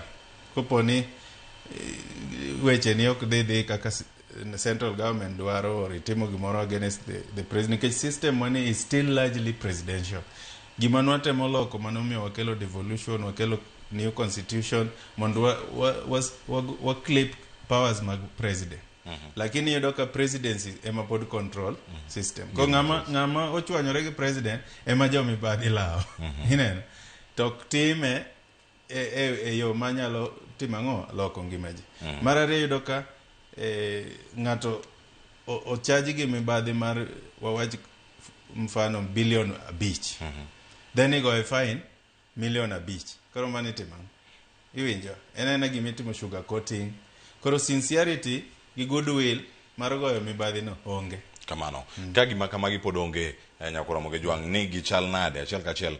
Watemo rango ka kamoyo do Seth Okumu, ka Seth Okumu nyalo winjowa achiel kachiel sani nyalo kinyalo winjowa e studio koni mana kama wantie ka wawinja ne duondi mokongo kanyo kama wantiere kodi ka wanyalo mana temane ka wanyalo winji sani. Seth machiegni ahinya ka Nairobi Moscow mago ma ok nyal geng awinji maber. Ero kamana ahinya wanya winji koni bende machiegni ahinya nyaka sani iga achiel mano tok winjruok mano ma 10 points ajana nikete kogno bende osechopo kare gimoro amora iye kanyo.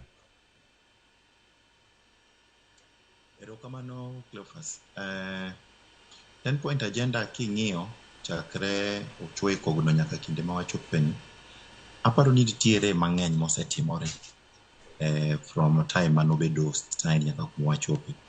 Par ni 10 point agenda number 1 ne en full implementation mara NADCO report. King'iyo bills manobedo proposed NADCO report, some of them ni parliament no seti to first reading, second reading.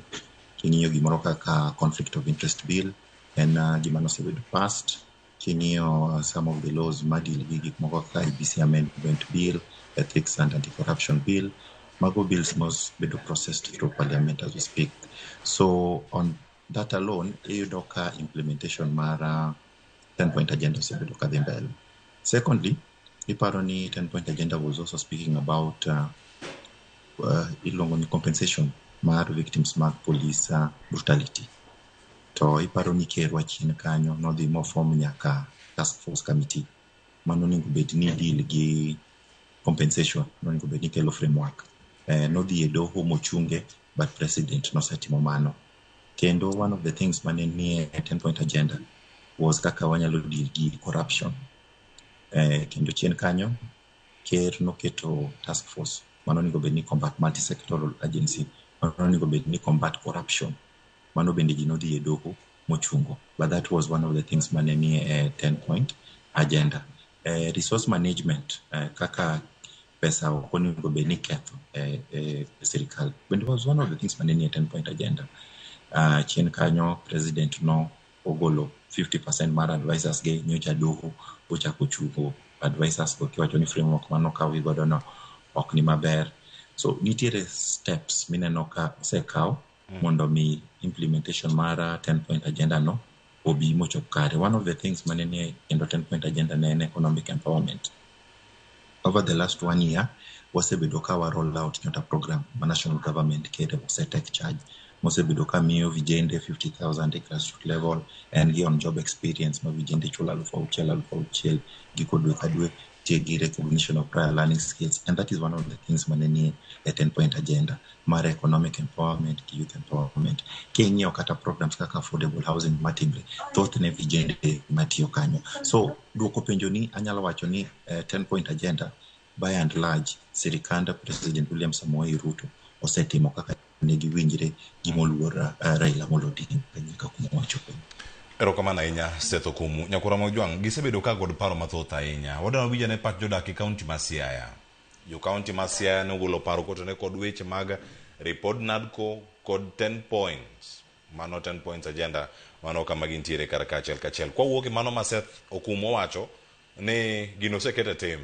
Kindi nene wawinjo ne ka jo Siaya bende winje machal kamano koso gintiere gi yore ma opogore. Steve Biko noloso korgi motelo kama kaka ne gi chiwo duoko ne penjo makamagi.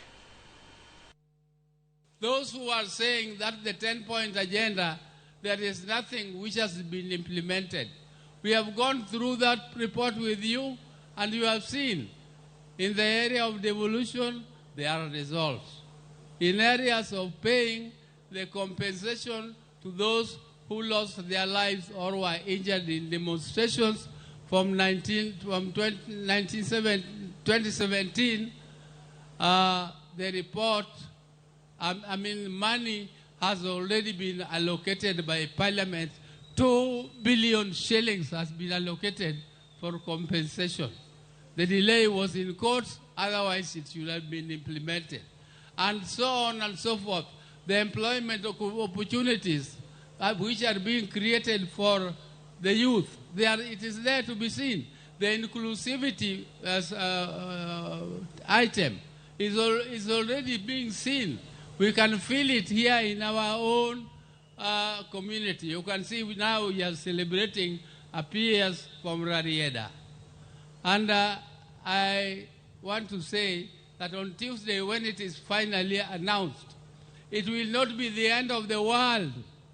What is going to happen is that we are going to receive an interim report of the implementation of the 10-point agenda. It is a continuous process and it will not end soon. Tutakuwa na mkutano ya parliamentary group ya chama ya ODM na chama ya UDA ukiongezwa na President Raila Amolo sasa hii ni nini? Na President William Samoei Ruto na party leader wangu Dr. Buru Oginga tutaambia Wakenya wote ile mambo ambayo 10-point agenda imefanya hapa Kenya. Wale watu ambao wanataka kuendesha mambo ya chama kwa street vile Dr. Otiende amesema, sisi kama chama hatuwezi kufanya vitu ya chama kwa barabara ama kwa street. Some people are accusing you of not implementing the 10-point agenda. I want to announce to them that the appointment of Dr. Oluga today is an example that 10-point agenda is being implemented. Afaswa kaka chama mar ODM nikanye. Nikech kama wantiere ni wanwangiso Dr. Buru ni the team negotiation. Kusetimo negotiation then chako go piny tibare diere. Nus UDA digo, nus ODM dongo. Kaito wadi mbele mondo wadonje power. Kamano, nyakora mujwa. Gima jogi te dwaro en power. Power ni ulosi Rarieda, unuoe. Nadko, negeto watch power. Koso, nadko ne rangi machal nade. Ni ugeni upogore jonene. Jotelo upogore onywaki. Kendo oketgi kumora achiel mwacho ni jok maduond gi ni piny okele mesa ka, jok moko okel kar ka. Iwinjo jotelo makaluo kaloso. Mane kama nadko sechope toki gachiel. Omi paro mane. Kamane nyakla fasi. Mokwongo wadonwa dhi step by step. Wach mar mibadhi en chielo modino dongruok Afrika mangima. Kaka koro ng'ato wacho ni kaka koro sana mi example idwa tim infrastructure development en 143 billion. Kanya sayo mi wangima no chako dugo romo ka ibo yudo ni 150 billion ola. Iwinjo. Sani nitiere report apano ni senene osakilete tando mag jami ni report mare pesa mosela nyaka nyocha sirikal ni chakre osechopo 276 trillion. Kamora moro ogole matintin. SHA ogole matintin, Ketraco, NSSF, Commodity Trade, KEMSA, NYS, Treasury. Ochopo 276 trillion. Koro kuse kwalo 276 trillion. Ang'o mugone GPR gi 143 billion. Ma bang'e dhi winjo. It's the same circle. Mar gik matima. Mano mokwongo. Mar ariyo na we wach youth inclusivity. Nyaka pesa ti mondo kony kijende gi loso ohala magin go. Ka pesa ogol mar loso infrastructure mar youth to lal.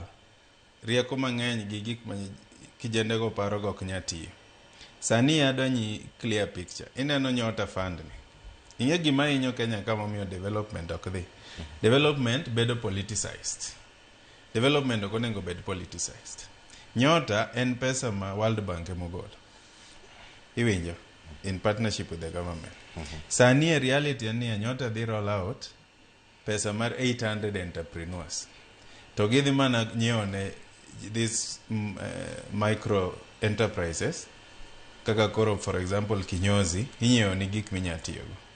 Lakini king'iyo kaka ker mar piny ringo kode, inyalo weni en pesa mibola bola ni. World Bank okutiga kamano. Koro gimoro kosebedo politicize igo kode PR. Koro ng'eni development impact cha okne. Kwa duoga wach mar ODM gi power ma giwacho ni gidwaro.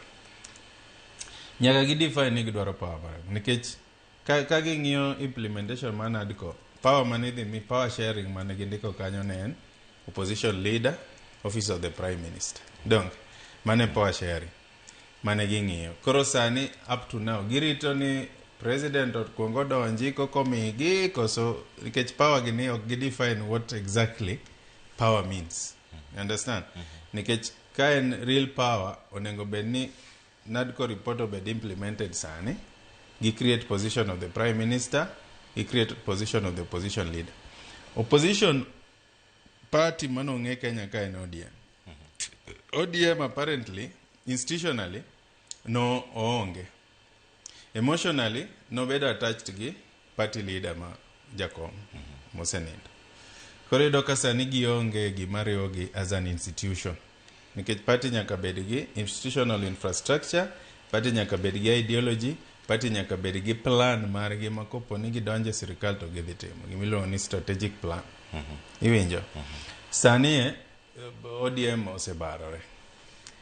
Wan gi ODM Young Tax, wan gi ODM Jopower. Young Tax gi ejo mage jo ground. Young Tax sisi ni Sifuna. Iwinjo gi jo Babu Owino gi grubeni. Gin bende pogi define exactly what they want. Iwinjo? At least jogo wacho ni gidwa power, which be pogi define ni power no ang'o ma gidwaro exactly from the government. Iwinjo? Koro gima dhinyo ODM madhinyo ODM Cleophas. ODM sani are not electable. Mono kore madhimi ODM dhi tho. Jok mantiere power sani e ODM, their only fear, are they going to be re-elected? Iwinjo? Gin offense. Nikech wayudo kaka leaders wagi without Jakom, gionge agenda. Kiwene gi podium ni giwuo, gik ma giwacho are even abomination to the community. Kiwinjo gik ma giwacho e microphone, tipenjori ni jogi, mage jok man wayiero kose.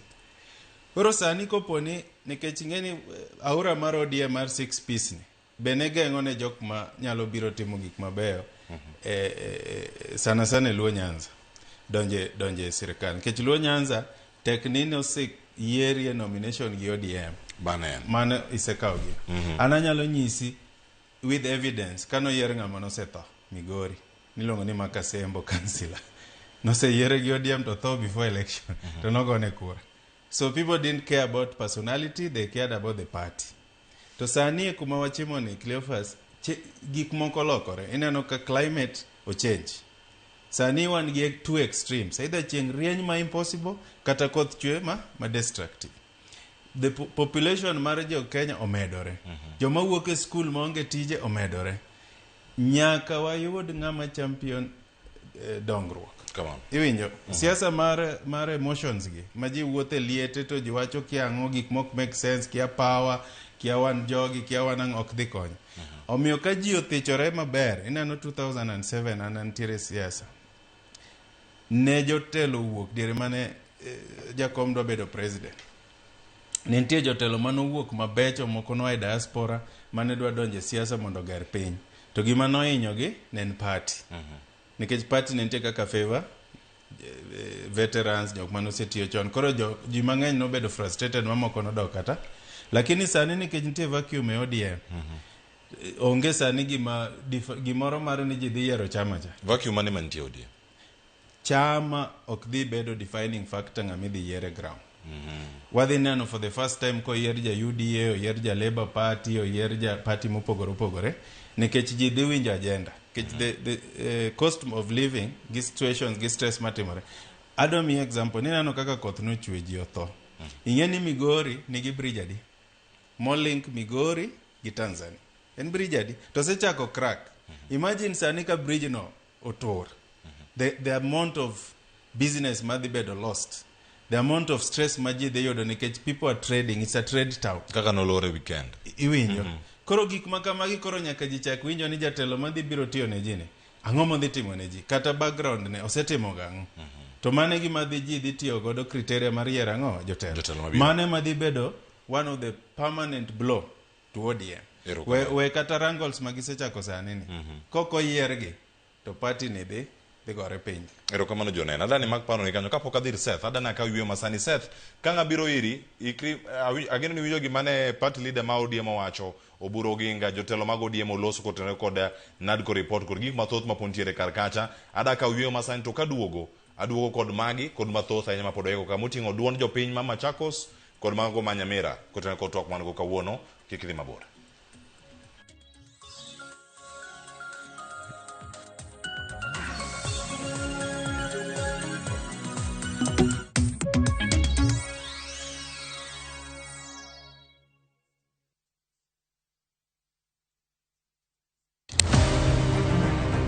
Any woman can be Mrs. Ombaka, but not any woman can be Dr. Ombaka.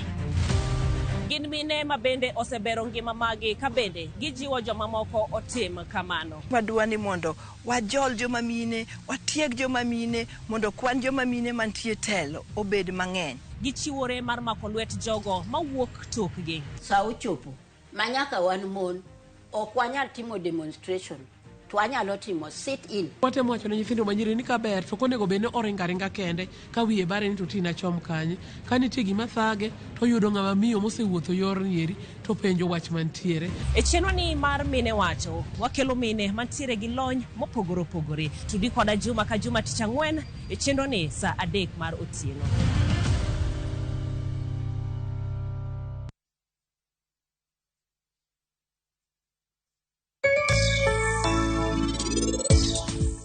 Donge moti koro budha ahinya. Enoko nyal kata gonwa sim to bende koduogo kae. Gisani wan wakia kata ni Monty ni kanye to bende kowuok kodwa.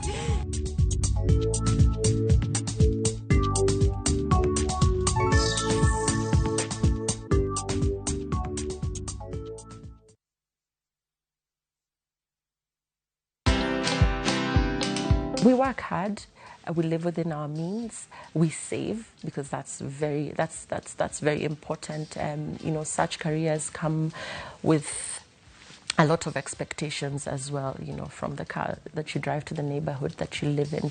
But really, staying true to yourself is very important because, again, a good dancer knows when to exit the scene. So, what happens then? Do you have savings? Do you have a plan? Do you have extra income generating activities that you're involved in, even if it's farming? Watch this story and more. Download the Citizen Digital app or visit www.citizendigital.com and find the Citizen Originals portal. Kenya's #1 app, Citizen Digital.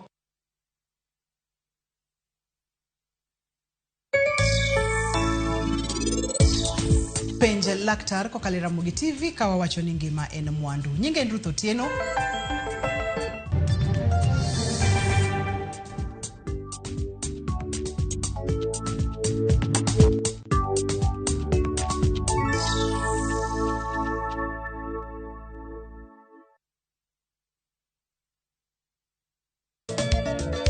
Machigni nyakura monga juange chenro mar Goma Owake. Wok tich akelo ni mix mokwe. Kaito kichario. Reggae Owake, yani tunaongea na Majar Rastafara. Alafu ticha dek nyakura monga juange akelo ni maana yani ngeni baka giwasani.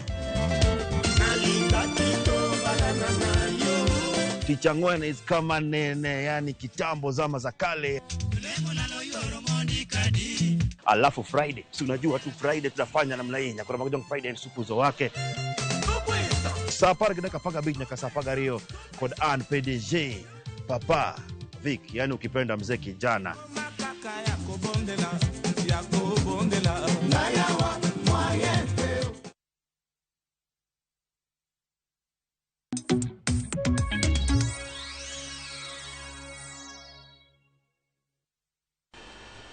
Nyakora moke jwang machiegni mantiere kar kae chal mar Kenya pod wadhi nyime kae warango konde mopogore opogore gik madhi nyime kar kae. Stato kumu antiere kuomi wakili kendo kaka irange kirango siasa kit maogore nyoro mane ntiere rarieda. Gino ma ineno kendo minyalo wacho kawuono kama ntiere kar kae. Piny Kenya kod oganda mopogore opogore penjo ni bende higa achiel ni gigo sechopo kar winjo jotelo makaluo ka koloso kar kacha.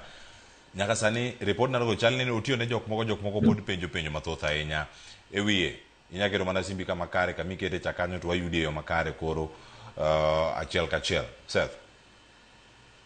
Pero kamano Cleophas. Nyoro ne wan Siaya to ne wawinjo kaka jotelo loso, ne wawinjo kaka president loso. Adier manitie ni en gima party leader mar ODM Dr. Guru Ginga nowacho ne en adier. Chairperson mar ODM Gladys Nyawang'aya Suna gima nowacho ne en adier. Atandi Mary jok mano loso go duto te nowacho adier. NADCO report to king'iyo gi 10-point agenda ne en gima bedo implemented sequentially, ok ni gigo te bedo implemented nyadichiel. Gimoro amora seche moko katimore to nyaka ing'e ni en steps mage mosekaw kata en ang'o mosetim mondo migini ochop makare. King'iyo gima President William Samoei Ruto osebedo katimo chakre number 1 NADCO nogol report, number 2 10-point agenda bedi. Ibiro neno ni nitiere steps mosekaw kadhi mbele. Nyalo bedo ni gik moko duto te manowache NADCO report pok ochopo kare. Nawinjo kosiepa wuoyo about power, wacho position, wacho prime minister position. Magi ng'eni dwaro constitutional amendments nikech moko koro digi article 254 mok kinyal change by way of parliamentary initiative, moko nyaka be itim referendum mami lock the structure of governance madwarre. So mago pod ok nyal tim sani, idhi tim gi kinde mabiro.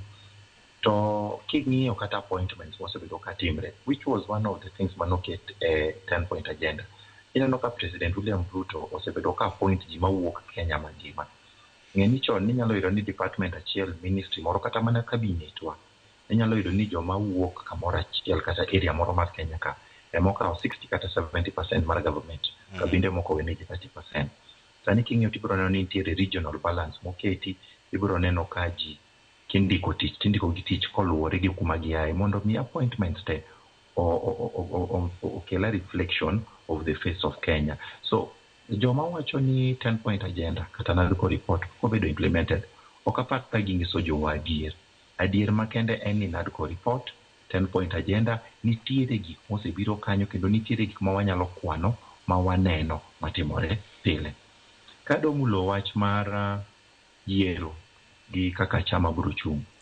Abiro yie gi osiepa malosono ni 2027 to onagi ok dhi yiero chama.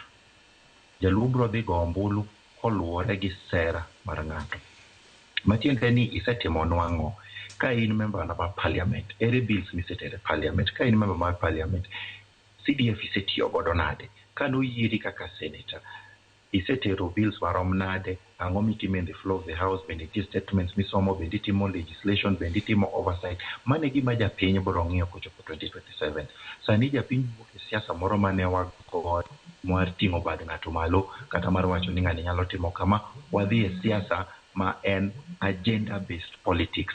Kori wacho ni an kaka ng'ama kama mae gima setimo, kata an kaka ng'ama kama mae gima timo mondo mi akel lokruok ne joga. Mane gima waneno ka dhi timore mbele. But 10-point agenda, NADCO report Cleophas king'iyo tineno ni nitiere gik mosetimre kendo nitiere pogruok employment mosebedo katimre kata moko ma sirikal osebedo katimo kabisa. Koro paro ni mago mosebedo katimre ma we have to take stock of and we have to appreciate. Erokamano. Erokamano ahinya. To nowacho ka ni warango ne mawuok kuom jopiny ma opogore ahinya kae kasani yieno mano mondo mi warangane paro machielo kae nyakura mojwang' mawuok e county mano ma Machakos kae wadawinyane kaka jafwambo wadwa Enoch Musi no konowane gima jodak e county ma Machakos bende wacho kotendore koda chenro gi duto mano ma Machakos achiel kachiel sani ka wanya yude achiel kachiel kono ni report ma NADCO ni to jogo mantie Machakos giwacho nade. Na asante sana kutoka studio za Ramogi hapo Nairobi. Leo tuko hapa katika eneo la Matungulu ambapo tupata fursa kuongea na wananchi kuhusu NADCO report. Wacha tusikie wanayapi. Kumjenga Gilonga ni Fred Onyango. To kawuono daher wuoye wach ma NADCO report. Baba kano sign agreement MOU kod President William Ruto. Ne nitie gimiluongo ni 10-point agenda ma gik ma dito manene 10-point agenda nene achiel mar oganda, corruption, to kod kaka wanyalo dongore kaka piny Kenya. To nyaka baba ne tho, nitie gik ma NADCO report podi ok otimo. Achiel kuom gik ma wase achieve kuom NADCO report en IEBC. Ma pod IEBC selection mar officials mag IEBC be pod nigi shida nikech Kenyans, jo Kenya mang'eny pod nigi penjo nikech iwacho ni chairman ma IEBC nitie kaka en kod President William Ruto. Kabire wach ma corruption pod Kenya ni kod corruption. Pod ok wachieve nikech waneno jotelo ma mibadhi osemienogi ka gine telo lakini ok gigwe tao. Sani wan gi wach mar SHA corruption otimo newe SHA ma pod mwananchi ma kawaida imayo pesa kupitia SHA. Koro NADCO report an kaka ja Kenya anyalo wacho ni achievement mare en 40%. Koro akwayo mana ni mondo wamigi time, onego beni gizon by timeline mar 1 year gise achieve maybe 80% of NADCO report. Koro aduoko erokamano to akwayo ni mondo jo ODM kod UDA kaka ne giketo 10-point agenda nyaka gi fulfill mondo jo Kenya winj ni we are moving forward. Erokamano. Kuom nyinga iluongo ne Frederick Odhiambo Jijo. Ago erokamano kaluwore gi NADCO report kaka ne ochake kane baba pod ngima Raila Amolo Odinga nyaka koro sani kama wachope. Wayudo ne NADCO report ne nitiere agendas manoketi mane onego bed ni iluwogi. To kochopo sani wase achieve matin kaka jo Kenya. Achiel kuomgi gin weche mag IEBC ma osetimore. Bende ne giwacho ne nitiere jogo manego bed ni chulo kuom jogo manohinyore e weche mag maandamano manopok waneno kotimore. To moloyo chutho kwe mantiere Kenya kae miyo waduoko erokamano ne President Ruto gi jakom Raila Amolo Odinga gi jogo duto magitiyo godo e weche mag mibadhi. Kaka ne Ruto nowacho ne jogo duto masiayo weche mag maandamano onego bed ni igoyo bunde matho. Jo matimonwa corruption gi mamiyo Kenya dok chien onego bed ni weche mag corruption otek seriously nikech gin gigo mamiyo ji dok chien. Ng'ama ni corruption ok onego mithuolo. Kwa jina naitwa Paul Nzuki Mutisia nikiwa mkaazi wa Machakos County, Matungulu Sub County. Hii maneno ya NADCO report, ile kitu mimi nimeonelea maoni yangu kwamba wananchi hawakuelezewa inahusu nini. Wananchi mara mingi wanasikia tu 10 points agenda, ile hali hawajui inamaanisha nini. Na tulikuwa na habari kwamba ilikuwa imepitishwa by tarehe 28 na mpaka wa saa hii bado haijaidhinishwa. Kwa hivyo wananchi watukufu wa Kenya wanauliza, wanapenda wapewe kukuwe na wajibikaji. Hiyo ripoti ingewezekana iweke wazi kwa wananchi ili wananchi wajue inahusu nini, kuliko kutumia pesa ya mwananchi ambayo ni kodi ambayo analipa na haoni matokeo. Asante sana kwa hiyo nafasi. Jina naitwa Julius Kemeu. NADCO report nimeifuatilia wakati ilikuwa inatengenezwa, lakini kwa haswa Wakenya wengi hawaielewi mambo ambao yamewekwa kwa ile report. Kwa hivyo tungeulizia ya kwamba hii report tuweze kuelezwa vizuri, wananchi waweze kuielewa. Asanteni sana. Hao ni maoni tofauti kutoka kwa wananchi kutoka eneo la Matungulu ambao wengi wasema NADCO report haijaitoka na wameingojea kwa hamu na gamu wajue nini iko ndani ya hiyo ripoti. Kutoka kaunti ya Machakos, mimi ni Enoch Musui. Asante sana Enoch Musui. Manuka wok Machakos wadani wabi kendo warangane achiel kachiel. Awacho mabe Musui mano kama intie karkacha mar mondo mi wakon gi anenya koro mogijwang. Duncan Bundi oyikonwa jopiny county mano ma Nyamira kendo kama kaka ne giloso kod Ramogi TV motelo ne chenro kama winyane kowuok kuom Duncan Bundi. Na tunapozidi kuangazia masuala ya agenda 10 zilizoafikiwa na hayati Raila Amolo Odinga na Rais William Samoei Ruto, leo hii tungependa kuungana na Wakenya ili na watueleze wanahisi kwamba ni kipi ambacho kilikuwa kinanuiwa na makubaliano hayo, na pengine kufikia sasa hivi kipi ambacho wanafikiria kuhusiana na hayo makubaliano.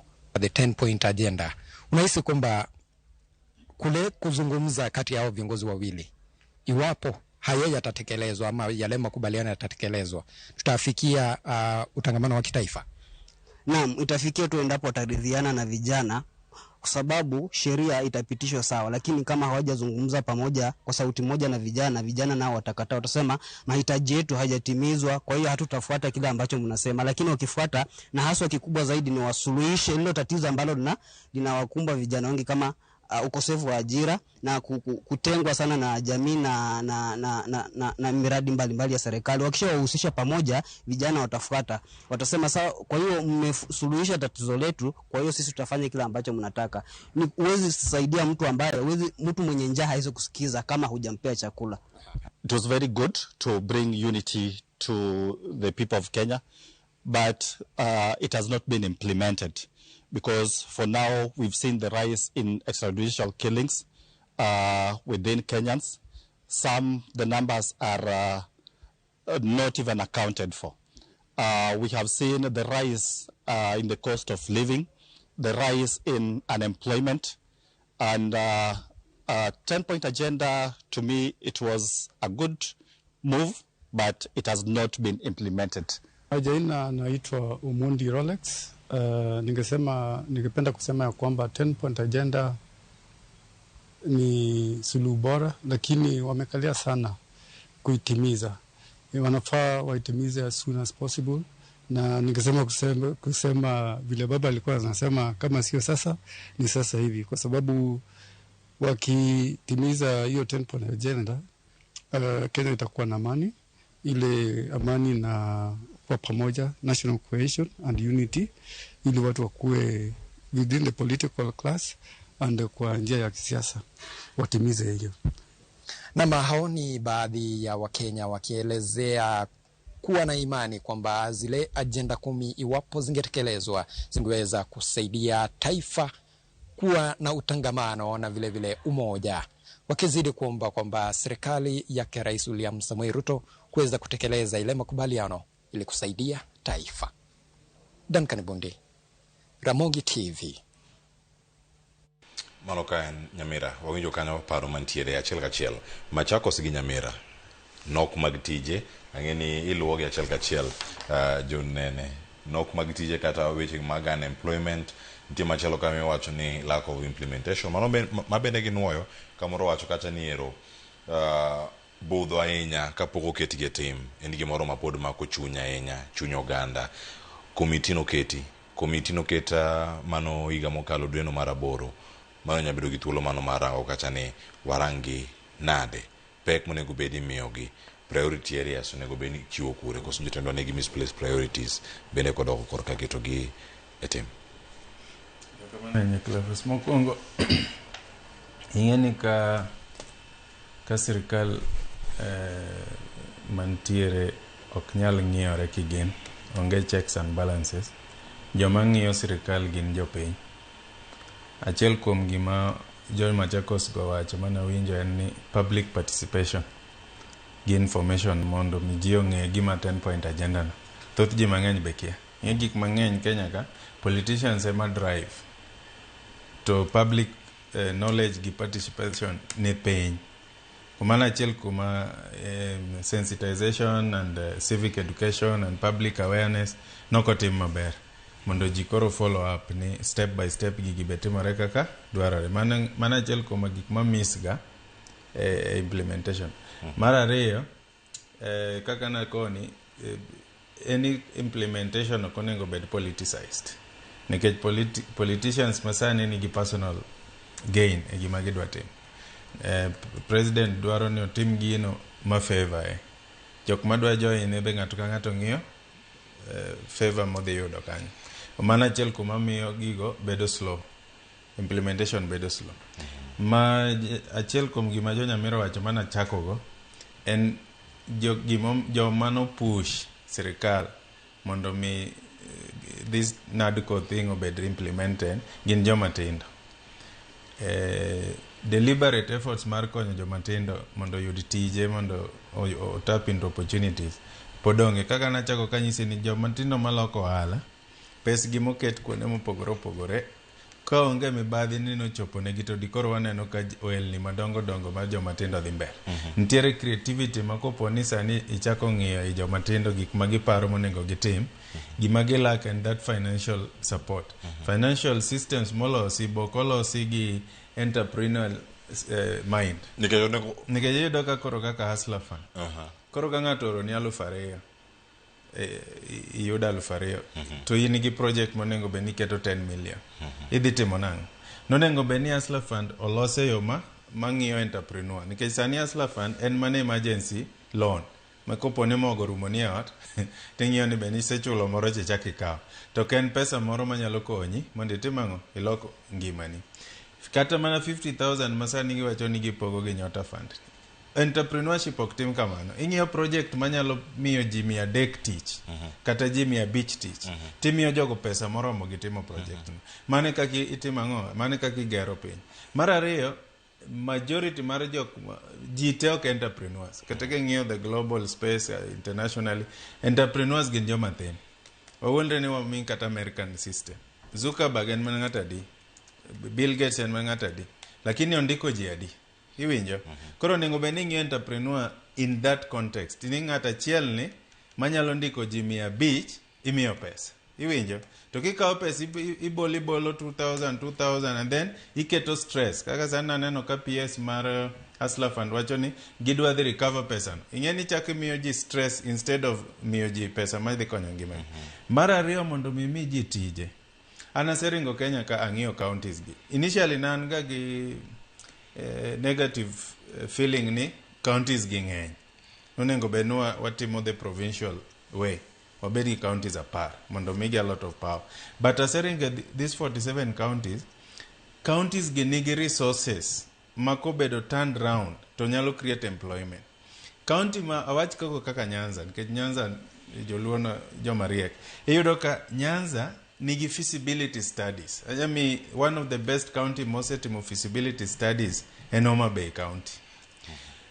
Kaka ginyalo turn around the agricultural opportunity man kanyo, mineral opportunity man kanyo, mondo mi ji employment.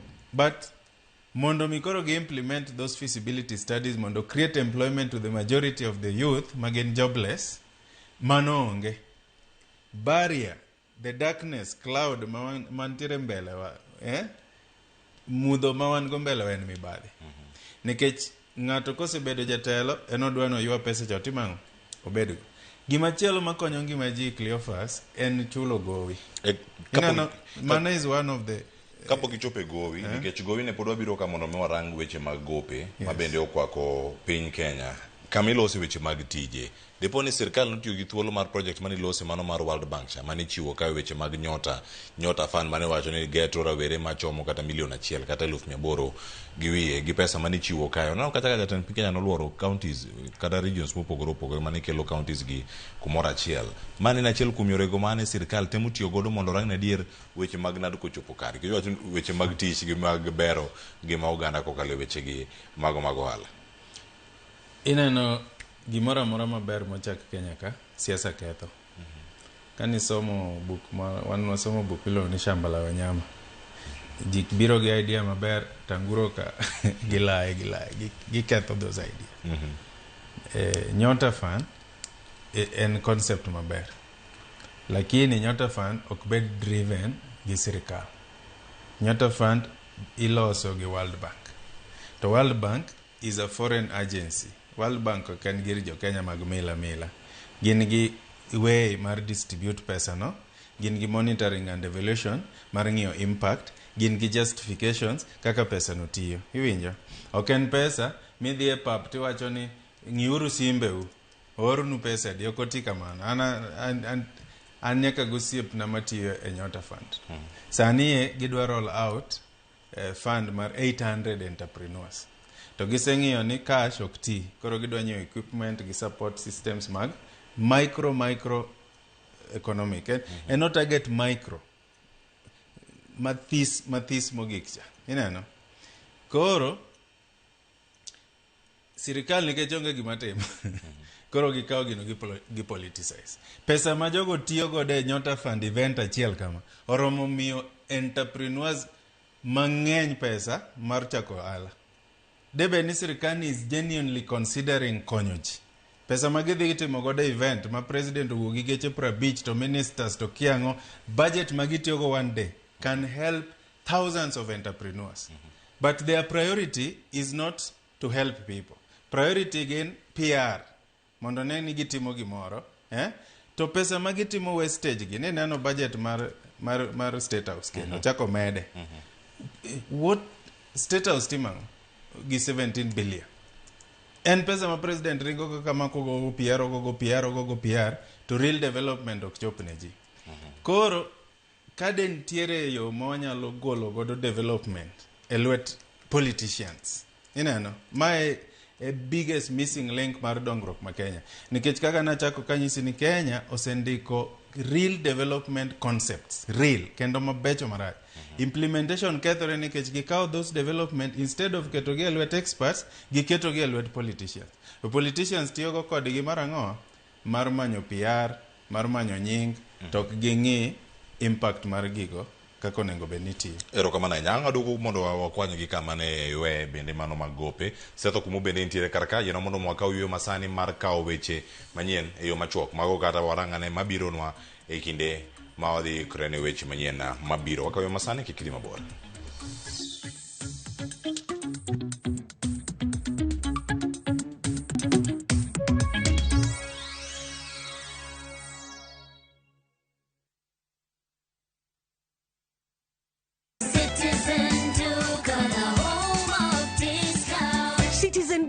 Inawatakia Ramadhan Mubarak. Tumia muda mchache sokoni na muda mwingi kwa mambo yenye umuhimu zaidi. Bidhaa muhimu na halisi tena za kuaminika kwa bei nafuu, zikiletwa hadi mlangoni mwako. Fanya oda sasa kupitia Citizen Duka app ama kwenye tovuti ya citizenduka.com au tuma agizo lako kwa WhatsApp kupitia nambari 0710 487 487. Citizen Duka, the home of discount.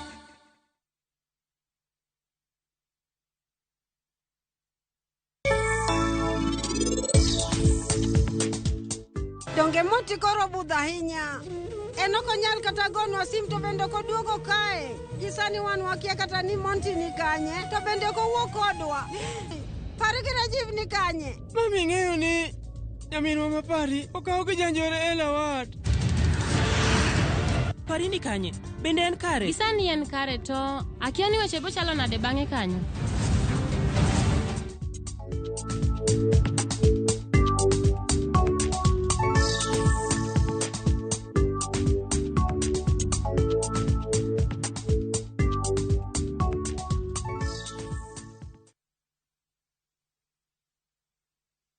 Chakre dho nam lulwe nyaka e nderni mag boma maduong', pesa ka pesa nigi sigande. Kae en kar dak mar joloko ohala. Growth wa mostly bedo attributed to consistency and hard work. Kokalo kuom jo ohala manyiso rieko margi e ohala mopogore opogore. Ka gima nyaka kuong ing'i en location kamidwa kete dukano. Wapuonji timo ohala okang' kokang', kaka ilose, kaka ipidhe modongi, nyaka kaka irite mondo odagi. Siri mar business wane gimomiyo osebudho kabisa en ni itiye gadier. Kae, kama timo gik moko gi kinda, romo gi rieko, kod lek mabedo adiera. Watemo choko artifacts mag luo, to watiyo kodgi as decoration e ot ka. Ohala gi mwandu, gi Cleophas Oluoch, tich ang'wen, saa 1:45 otieno. Kik bai.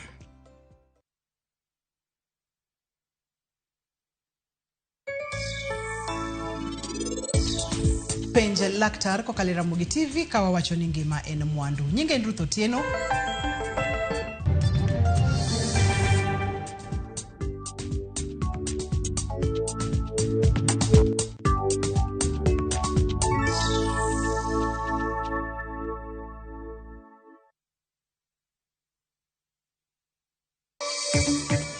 Jatend piny Kenya William Ruto keto koke kendo keto kaka chik agucho omenda mag dongruok midendo ni Infrastructure Fund ka osingo thiro mibadhi.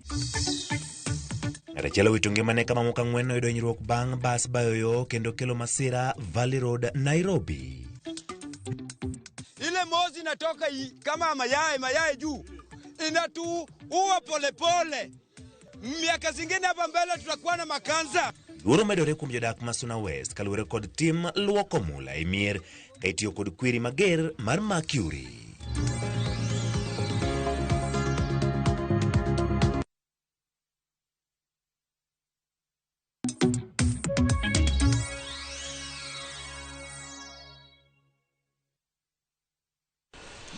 Nyakora mogijong machiegni kendo wantiere kar kae ka wadhi nyime ma en chenro mar mbaka oromo warango chal mar Kenya. Nyakora mogijong ka kawuono wawinjo paro mopogore opogore ka ang'enda ka leote ka tabiri Seth kapok aranga ne matimore counties mamoko mabende wan go kadongi county ma Mombasa.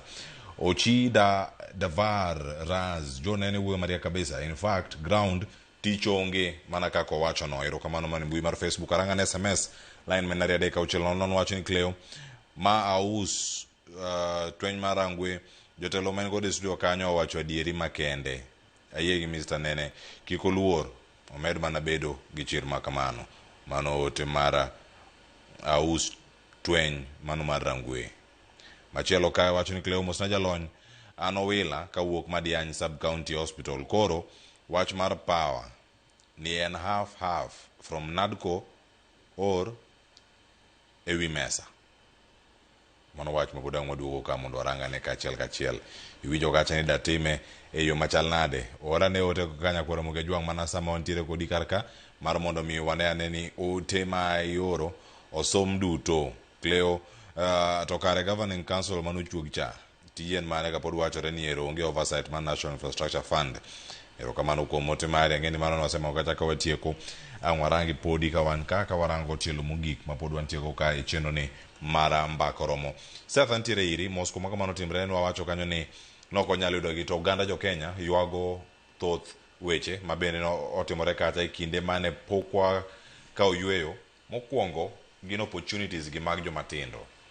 Iwacho dipo nuti gi projects mag jogo mawuok oko koso kama pesa wuok eno toko chuno mano mag nyota e kin mamoko ma jatend piny osebedo kacha ka kete tim irange nade koso jatend piny jotiyo kodgi mag dhiro agenda mag NADCO e tim koso kama soso kwarangi but end kanya mabo justify means magwa kama wantiere ni tije to yudi pesa ji oyudo koso range yo machal nade. Seth Airo kamano Cleophas awinjo ka John Nene loso ingeni John Nene odong kende studio owacho nyaka gik moko en adier. Number 1 mantiere en ni Nyota Fund oken loan.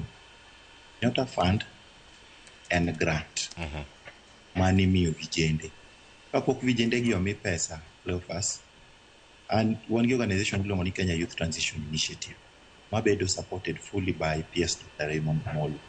Ne wawuotho e county ka county makaluo waka ka ne wawuotho ne watimo sensitization ne watimo civic education kendo ne wajiwo jowa gimomiyo onego gi apply mondo gidonji. Mano ne watimo as the first step. The second step notimne vijende gi duto te vetting. Bang vetting notimne nyaka physical verification. Ibiro tiwacho ni in ng'ani iwuok kanye titimne gi mago. Bang mano otimne gi selection process.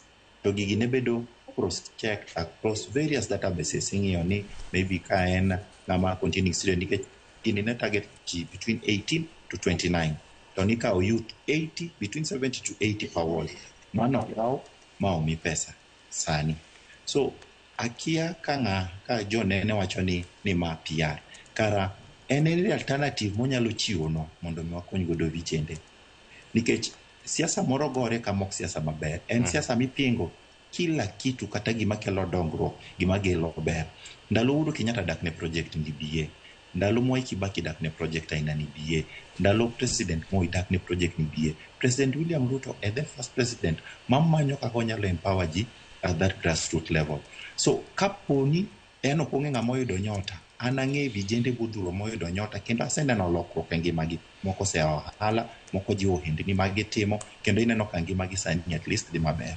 kopogore gi mano government wa osekelo initiatives mang'eny mondo mi olok ngima mar jopiny nikech adier makende en ni onge government ma perfect nyalo bedo ni shida moro achiel ni ka shida moro ni kacha mano timore pile pile kata ute ma wadake nyaka iyude ka problem moro nitiere but gima wang'iyo maduong' en ni ere modalities kata ere okang' miketo mondo mi gigi okel lokruok ka wawacho weche mek NADCO report 10-point agenda implementation timre ma gima dhi mbele ena wan mondo wanyis jowani kama gima ni wacho to ma osetim nyaka kama gima no wachi ma osetim nyaka kama nitiere pogruok mabiro kendo nitiere lokruok mabiro national infrastructure fund makawuono president ochuoi kogno ni en one of the most life changing things matimre e Kenya wasani nikech financing any project kata yudo omenda minyalo timo to project osebedo ka chandowa kinde mang'eny wasebedo kwa kwayo omenda e pinje maoko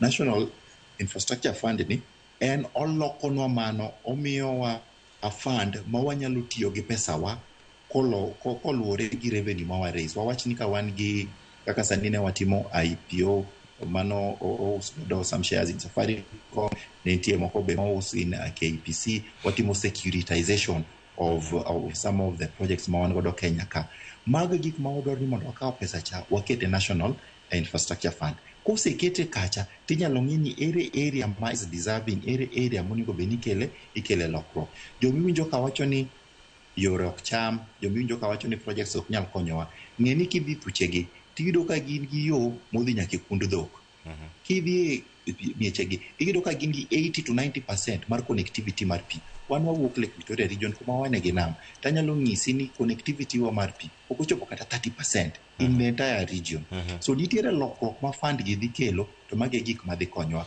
paro ni ka president owuok oko to nitie gik ma sirikal timo maber wasira ugo sirikal to ka poni nitie gik moko marach ma sirikal timo Sir, wakwed sirikal wakwera yes erokamano nitie gino milero kar kanyo ka dipo ni connectivity rach ang'eni ji ntiere Uyoma ji ntiere Rieda moko ni Kisumu sani neno wantie man Rangwe e kode mopogore opogore nyako Ugis e kaunti ma Homa Bay kama iwacho ni ka nyidha matin kama to stima lal be wacho no ken kata nyidho en mor polo mawuok ani to stima lalo Ugis town kama nigi uchumi monego bed ni idhiro jok mawuok Ugis kuom ranyisi mane ochenro sani ka gida neno ber mar tiyo gi sirkal mano ka gin jogo man nitie winjruok mar ODM kod UDA ang'o minyalo sieme gwengegi kotenore kod wechegi mag power to ahinya kirango mana achiel kuom wechego mago mirango ni gwenge wadier oyudo tudruok moro makare jopiny oyudo services madwarore e kinde ma gintieni nikech mokwongo iwacho nyaka igol paro ewi dhano mosekon kata kinde duto ni en free primary education makata kioro ne nyathi dala mondo chul fee ma siling 200 to wacho ni oyo gino en free primary ok one tiende mar mondo mi ogol omenda machalo kama umedo sogini wi dhano nade jogo masiro winjruok machalo kama erokamano Cleopas ka wachako kata gi gwengewa makaluo kokalo through Ministry of Interior ma PS Dr. Raymond Omolo otelone ne waseyudo new sub counties waseyudo new locations waseyudo new sub locations ma tiende niya ni nitiere vijende midhi ndik kaka chibe nitiere vijende midhi ndik kaka ilongo ni sub chiefs nitiere jodongo be midhi ndik kaka jodongo gweng' area go tie joma dhi yudo tich mar ACC nitie joma dhi yudo DCC mawuok e area mana number 2 king'iyo project mar nyotani en project mokwako piny mangima matiende ni Ugis kidhi Siaya kidhi Uyoma e ward ka ward idhi yudo vijende 80 moyudo pesano okelo lokruok e gigo magitimo area no king'iyo yore ma connect to Oyugis. Kata king'iyo yore mawuok Oyugis, yore mawuok Yoma, yore mawuok Kisumu, Mamboleo, Kipsitet, Chemelil Road, king'iyogi tineno ka connectivity mar yore go bed enhanced. Koro kata kaponi ati in ja ohala moro mitimo ohandi moro, kata in japur, in gi mazao gi moko midwa ni gole puodho machop nyaka kuma onego bed ni uso, iyudo ka connectivity mar yono miyo gigo nyalo dhi. Kaponi in jalupo matimo ohand rech, to nitiere fish landing sites ma sirikal loso sani moket around 10 miket alo Lake Victoria. Matiende ni kata kiwuok e nam to kuma inyalo goe gi rech makete, kuma inyalo yud cold storage facilities iloso, iketo ni kanyo. Mano pogruok mineno kabiro kendo en gima inyalo neno kantiere gweng'. Kingiyo employment opportunities kaka sani timre, ineno ka jowa mang'eny indiko kendo kete sirikal. Ilere yo makare. Ada mana mondo mi mule kanyo ilieke ni mar sama dongo ma dakika 7 ye kanyo dakika 4 bedo kata kadi account ma Mombasa madona winya ne sani jopiny account ma Mombasa to wacho nade kote ne kod winjruok machalo kamae nyakoro mojwang kamae kaka ne giloso kod jafambo adwa Joja Oko e county ma Mombasa. 10 point agenda wayudo ni kod nyiso wa mana ni moko oselosi modong mana 20%, to kiduogo ground ka tiyudo ka 20% no be makoro ok nen, 80% ni be makoro ok nen. Akwayo Daktari Oburu Oginga mondo pachi oti, nikech an jolemo, to ka an jolemo ere kaka wanga dwa nyisa ni an e party, to gik madwa ni mondo los e party to tinde gilokore mana ni giuso broad base kamoro ka gidhie to broad base. Wan polisi mar ODM ok losnwa, sani koro losonwa broad base. Wakwayo ni wan yani wayudo ka ongoro ng'eny kuom josiasa makoro wantiere godo, especially Kaluo, nikech king'iyo kata opondo Kaluma sani koro uso mana oda, to king'iyo kata mana Atandi Alego Usonga koro uso mana oda. Olemo ni owewa wan jok modong' mapok oyudo gimoro, jomosechiemo olemo uso olemo aleng'a. Omiyo wadwaro ni mondo daktari ochung' malo, wadwaro ni joma luwe mondo ochung' malo mondo mi wuoyo magiwuoyo ne Linda Giround marito members mag party, Linda Giround marito chike mane jakomo weyo, Linda Giround marito ni to ere kaka kuondewa manyiche ne wamako, nikech koro sani wayudo ka rais marwa raid our areas. Miyudo ka Migori odhi chungo ng'ato ne Ochila Yako, Homa Bay odhi chungo ng'ato ne Gladys Wanga, Siaya odhi chungo ng'ato norengo, Mombasa ka odwa chungo ng'ato ne Abdul Samad, Kilifi odhi chungo ng'ato ne Mung'aru. Koro maendi to wan yani Linda Giround ni wadhi lindo oda koso wadhi lindo ODM. Gifelo wa mang'eny kabisa, kendo gifelo jakom sipri mar jakom rito felo kech ne wandikore ni kama wachul jogi en odhi mana ne oluoro kodwa timo gigo straight. Koro ok waminie kata matin. 10 point agenda oting'o gik mang'eny, ok ochuno sani ni kanitiere kony moro amora mitero Nyanza to en gima ikonyowa, ok konyowa godo. Kata kony moro amora kata tich moro amora kotim e Kenya to ok ni jo Kenya nyaka beg for that. They have a right mondo timnegi gino, to ok ni gin iluongo nang'owa jok moko ma konya ok konygi nikech gigolo osuru kaka jo Kenya mamoko. Koro e sechegi joma jotelo mag party osefelowa, kendo gifelowa, giluwo iyegi, ging'iyo mana mondo mi giwacho ni Linda Giround en ng'ama rito tije momiye, orito gimoseyudo, orito biasache, mane gima gimino gi Linda Giround. Koro wan kaka jomatindo wang'iyo future, nito future wa dwa chalo nade e Kenya ka, nikech osewewa baba ng'ama nitie tete ano, to baba no sani onge. Gimoro amora ni 10 point agenda, nyinge gisewacho nyaka ni 10 point agenda onge deadline, to wan raia wasomo kendo warie. Ruto huo nowacho ni wajinga wameisha Kenya, to adier wajinga wameisha Kenya. Gibiro fuye kuonde to at long last gibiro madugo yiwa, to wan kod gi waritogi. This time round lokruok nyaka bed e Kenya. Weche moko machalore kaka lawlessness, nitiere gik moko ma onge kaka sirikal ne nyalo bedo mamuol, kaka jonjore gin wacho ni hata malo 20 iwinjo kacha ote mantie kanyo ma kaunti Mombasa ero kama na joja oko kuom loso gi jopiny kacha motelo ni chenro wacho ka oseo Oburu Oginga kuom weche mathoth anya mantiere kara kami thuolo mar wacho wach bari mogiki medo gi wach moa e kaunti ma Mombasa kama oganda ochomo ngeni higa achiel idhialo bende japiny oseneno ber mar gigi duto dakika achiel kata miser kuom bende dakika achiel otieki kama na inano ka joma tiyo mayudo matunda mar sirikal gin blended gi gima jopiny fail. Itimo maber kuom kelo pa jopiny kech an a connect gi jopiny an aonge sirikal, I'm not benefiting and I don't want to join this government. Okodhi gi principles ga gi values ga. Ntiere kaka nyalo penya madonje lakini okadwa. Kech aneno ka sirikal ni is just status quo. Gi drive the same processes expecting different results. To sanie gik ma ji winjo gi pen ma ji winjo opogore gi higni machon. Ineno nyaka watim robust economic development. Oken PR gi sugar coating gi segregating. Joluo no bukorania ni wan sirikal mokalo kanok timnwa gik ma government is not supposed to work for the Luos. The government is supposed to work for the Kenyan people. Kichako luo sirikal mani koro konyo ni otimonu favor, that is kaka nyieno wuoyo.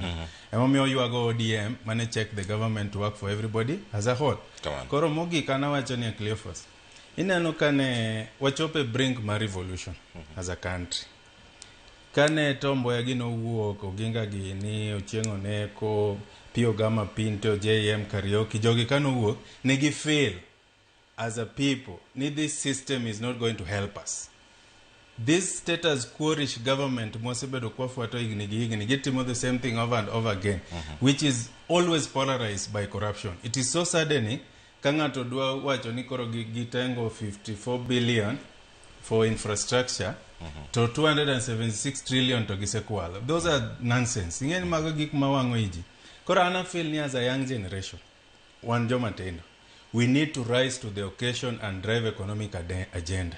Nekech this tribal political chiefs maran politics anigi gimagi perfect and corruption katitima ngati wamigi mana 1000 years. We are not going to okwadhi neno dongruok mochimo yo. Koro joma tindo sani jakom gine no segore ne political systems onge ng'amata mo ng'ato chung jok man ga agenda manyalo gero piny from county to national. Ji owuok oko joma tinda generation wa drive dongruok. Erokamano John Nene ayudo wach mogik kawuok Seth wantiere dakika ma omiyo mogik ta mane mantiere ka wantiere 12:50 mane dakika ma omiyo mogik ka abi wach mari mogik. Erokamano katieko tada wacho ni nitiere seche kinde mosebedo godo kochakre mar Kenyatta kobiro mar Moi kobiro mar Mwai Kibaki gi mar Uhuru. Dine bed ni ati development biro kaka John Nene wacheno. Dine waseneno development. But adier manitiere any development di kama development dwaro lobbying, development dwaro ni nyaki duong dod jatelo nyaki los gi jatelo kendo nyaki ter kwayo ni mondo mi gigi otimre. Mane gimineno ka jotendwa sani otime broad based arrangement, mane gimineno ka President William Ruto owacho ni jok mosebedo marginalized higni mang'eny gi wegi bater ne gi tongruok. Koro mane the reality ma wan godo. Number 2, ka John wacho ni ati Kenya se lose 246 trillion gi makamano. Kiambu Road ma Nairobi nitiere gi DCI offices. Kapo nitiere ng'ama wacho ni nitiere pesa mosekwal kata moselal. Odhi Kiambu Road, odhi kanyo gi evidence, odhi ogo report mondo tim investigation mane pesa nolal kanye ng'ama okawe nikech mano gimoro achiel modwa ng'eyo ni kapo nitie pesa malal ng'ama kwalo pesa mar jo Kenya to en ng'ama mondo mi omaki ter giye. Mar adek implementation mar implementation mar 10-point agenda osetimre. Aparo ni wamiyo sirikal thuolo mondo mi issues modong kanyo gitieki mondo gik manondike NADCO gi 10-point agenda odhi makare. Erokamano ahinya Seth Okumu okil kumbedo kodwa okinyi maka ono kodo chieng' maka ono kawantie cheno mar mbaka romo wacha rango cham mar piny Kenya kachiel koda ka John Nene. Erokamano kumbedo kodwa kendo atime kendo juma machielo ka warango cham mar piny Kenya kone mopogore nyakoro mo jangini mioro na ote magi wagoni erokamano ahinya wei elweto chieng' Emmanuel makelo weche manyien ka ono jeng' wuok tich mag migago. Anyinga Cleophas Oluoch jakisumo kanya kwar mokeo nyaka sango riti masani.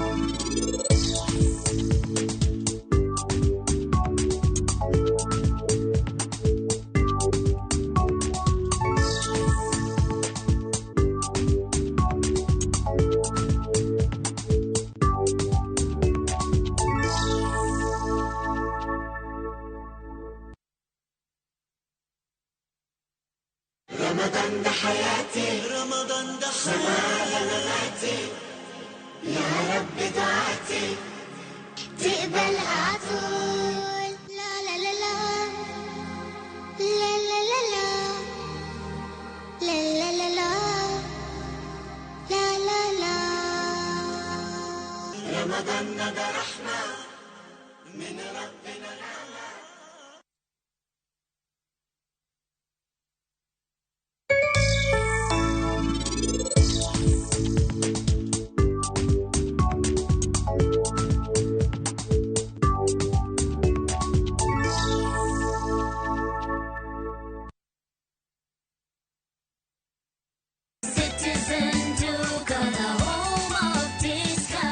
Citizen Duka inawatakia Ramadhan Mubarak. Tumia muda mchache sokoni na muda mwingi kwa mambo yenye umuhimu zaidi. Bidhaa muhimu na halisi tena za kuaminika kwa bei nafuu, zikiletwa hadi mlangoni mwako. Fanya oda sasa kupitia Citizen Duka app ama kwenye tovuti ya citizenduka.com au tuma agizo lako kwa WhatsApp kupitia nambari 0710 487 487. Citizen Duka, the home of discount.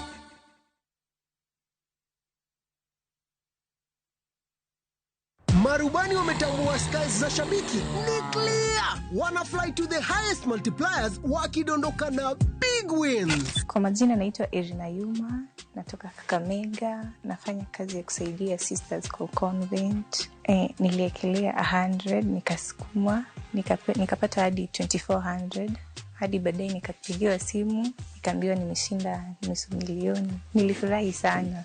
Hii pesa napanga kuziendeleza kimasomo na nianzishe kabiashara kadogo kenye katani boost pia. Nasikia vizuri, nimefurahi sana. Nimeshinda hadi ku express the joy that I have. Changamka champe, download app ya Shabiki on Play Store na utawale hizo skies ukidondoka na big wins in seconds. Gaming is addictive. Play responsibly. Not for persons under the age of 18. Shabiki.com is authorized and regulated by BCLB license number PG 0001082.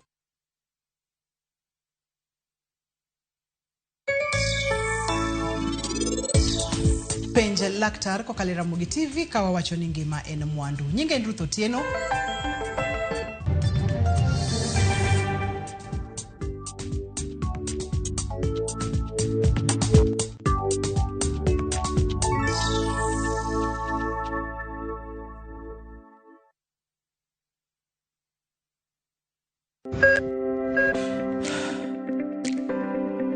E chuny ogandawa, ngima mar del en mwandu maduong'ie moloyo.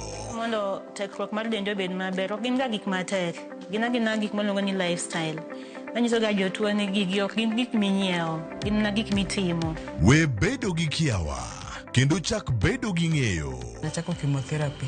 Side effects nen, yier wi nyaka lwar, constipation, chandi seriously. Warwaki e penj laktar, ma en tudruok gi lakteche molony.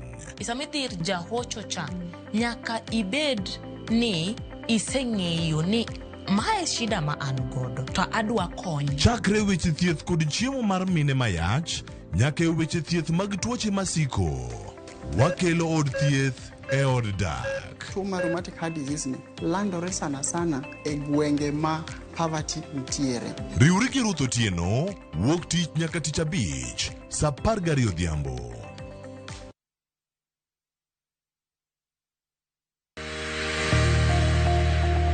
Ng'ato ka ng'ato nigi gima ber mohero. En mich. Gima wamadhe gi art. Onge ng'at mabobiro to yudi kuma intiere to kawi gi kanyo. En tije madhi mi ng'eri.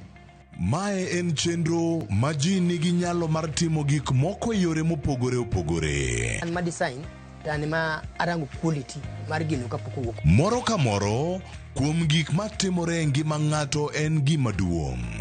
Tije lwedogi nigi pesa sana, kikutegemea tije andika. Nikech duong' ok en gima iwacho gi duol maduong' seche moko, to en gima itimo gi lwedo. Mipokni no teko. Time seche te. Pok opogore. Tich Ang'wen, saa 2 okinyi.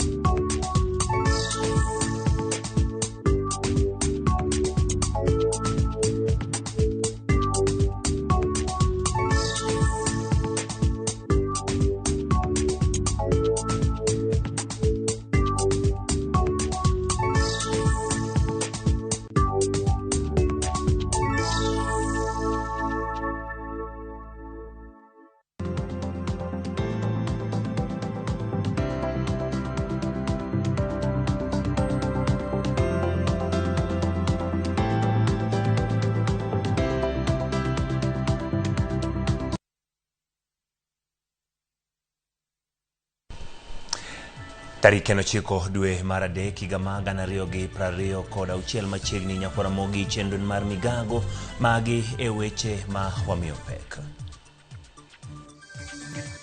Jatend piny Kenya William Ruto keto koke kendo keto kaka chik agucho omenda mag dongruok midendo ni Infrastructure Fund ka osingo thiro mibadhi. Ng'atachielo wito ngimane kama moko 4 oyudo hinyruok bang' bas bayo yo kendo kelo masira Valley Road, Nairobi. Ile mozi inatoka kama mayai juu inatuua polepole. Miaka zingine hapa mbele tutakuwa na makanza. Luoro medore kuom jodak ma Suna West kaluwore kod tim luoko mula e mier ka itiyo kod kwiri mager mar Mercury.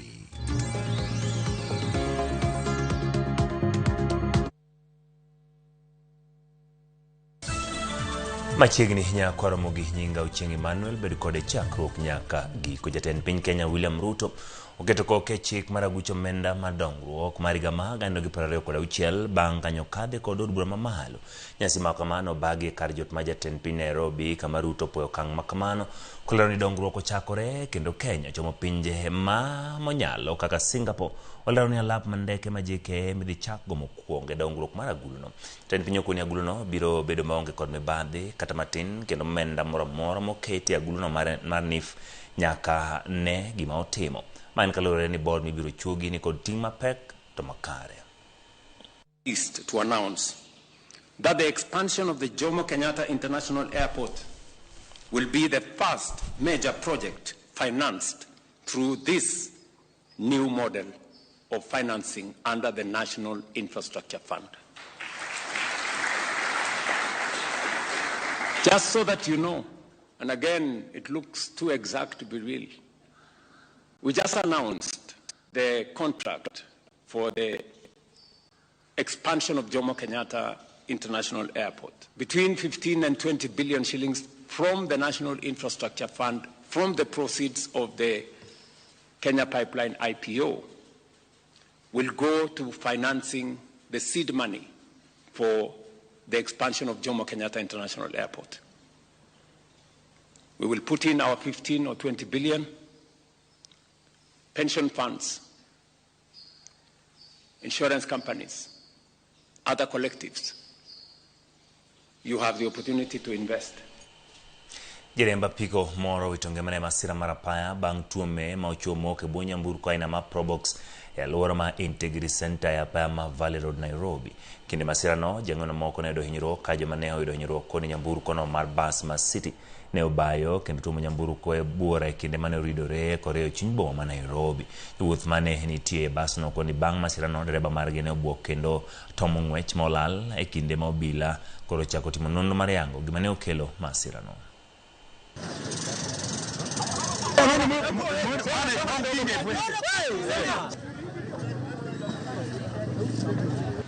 Dereva hata alikosa sei sababu yeye kitu tu nilisikia akisema juu nilikuwa nimeketi hapo mbele karibu na yeye akasema tu sisi tumeisha. Hivyo ndo dereva alisema. Me actually nilikuwa nimesimama. Then the next thing nilikuwa nimerushwa huko mbele huko karibu na dereva huko, and hiyo tu ndo kitu naweza kumbuka for now. Nilikuwa naendesha Probox. Mimi nimeona tu ni migongo kutoka nyuma. Nikaenda huku, mara huku. Nikasema subhanallah, la ilaha illallah. Nikaona tu gari yangu imeangalia ile pale mimi nimetoka. The cause of the accident was a bus, a matatu bus belonging to City Shuttle, which lost brakes and veered off the road, hitting very many cars. Around 6-7 cars were affected. We have taken one person who was dead. One person was dead that has been taken to City Mortuary. We had around about two seriously injured. Jodake kar chuny bura ma Suna West gweng' ma Namba yuago midhiero mokelo kod medruok kembe mag luoko mula kod kwiri mar richo makelo midhiero ne jodak to kod jamni.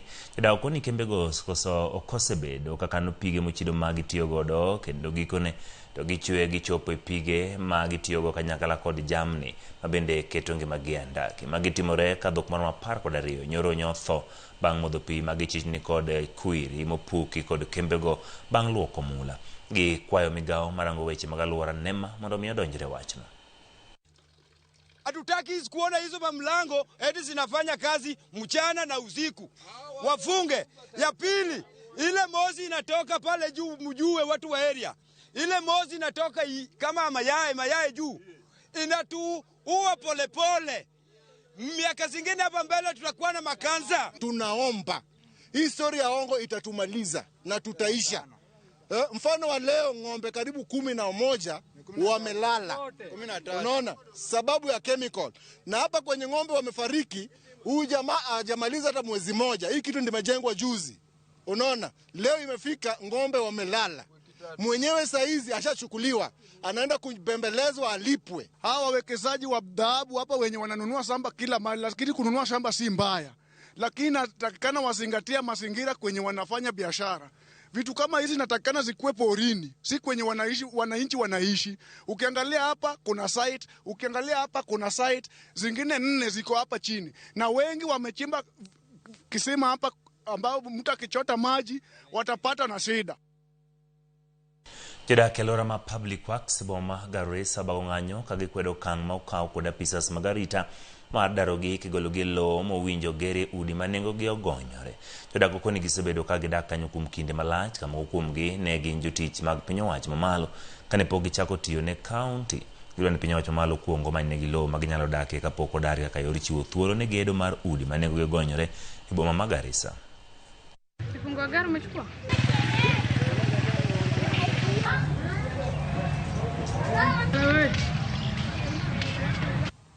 Wanafanya sisi kama mnyama, wanakuja usiku, magari yanatembea, wanaastusha sisi, wanakuja na maaskari saa ingine.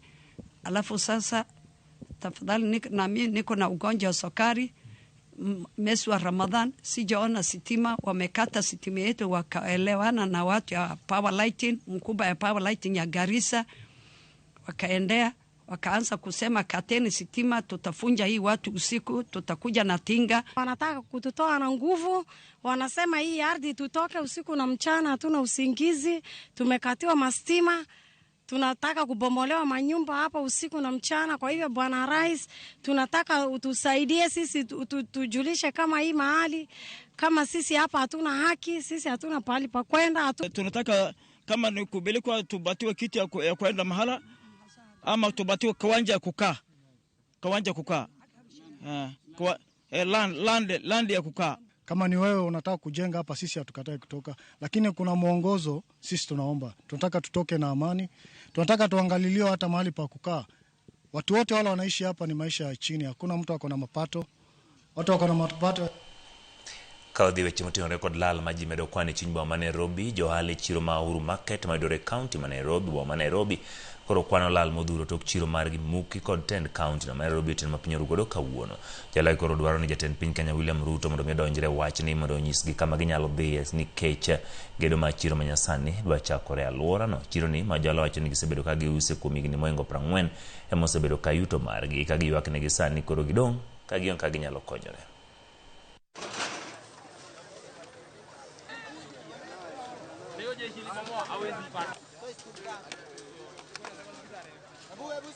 Asebedo kati Uhuru Market kae madhi higni 10 gi wiye. To kawuono kano achiew gokinyi, nono ka sichwa ni ogo piny, kendo gik moko nokethre mang'eny kabisa. Nitie joma nyon gi mali ma pes gi ng'eny kabisa, mashinde. Kendo kae manyicho loso bage mabeyo beyo, bage madhi nyaka UK, bage madhi kuonde maboyo kabisa. Kendo nyen chiro ma ji nyoseng'eyo maber kabisa. To gima wuoro ni ogolwa malit. Ogolwa malit an kaka inena ni apoda nyako matin, tan mancha ang'ang'ana gi kila kitu maisha mangi mana manyithinda. Gimotimno rach kabisa, kes omuk karwa momuk te, biashara odhi nono nikech noseng'iewo wakeno kanyo gik moko rumo. Koro waketo wadhi kanye, kech omuka kokonwa mapema.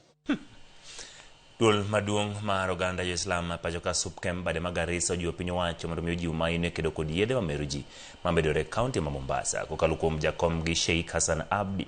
Gikoni yudruok mag yedhe mamero ji e yo mayot e kaunti no oserocho arita kendo thiro ngima oganda ahinya to rowere.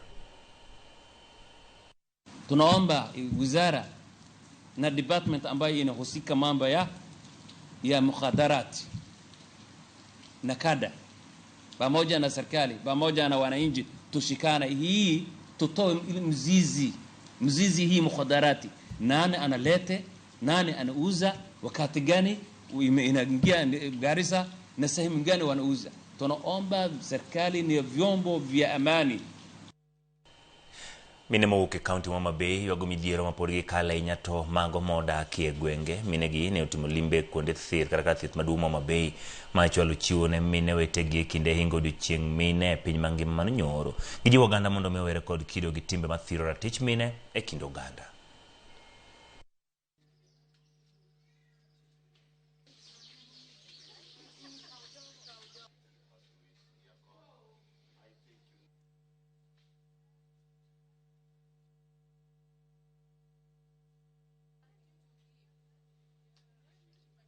The reason why we are here at the Homa Bay County Teaching and Referral Hospital, this is the hospital where our mothers, our ladies who are giving birth, they always come here for maternity care, medical care, and even when they are giving birth, they are always attended to at this great facility. Kama akina mama wa gereza la Homa Bay Women, leo tulionelea ni vyema tuweze kuja katika hospitali hili ndiposa tuweze kuwatambua kina mama wale wameweza kupata watoto hasa zaidi within 48 hours. We are a unique group. So we are people who need to be treated with a lot of respect and dignity. We appreciate the work that the women do in the society. We are the role models of many families in the society, and we would like to be recognized by each and every gender in the whole republic.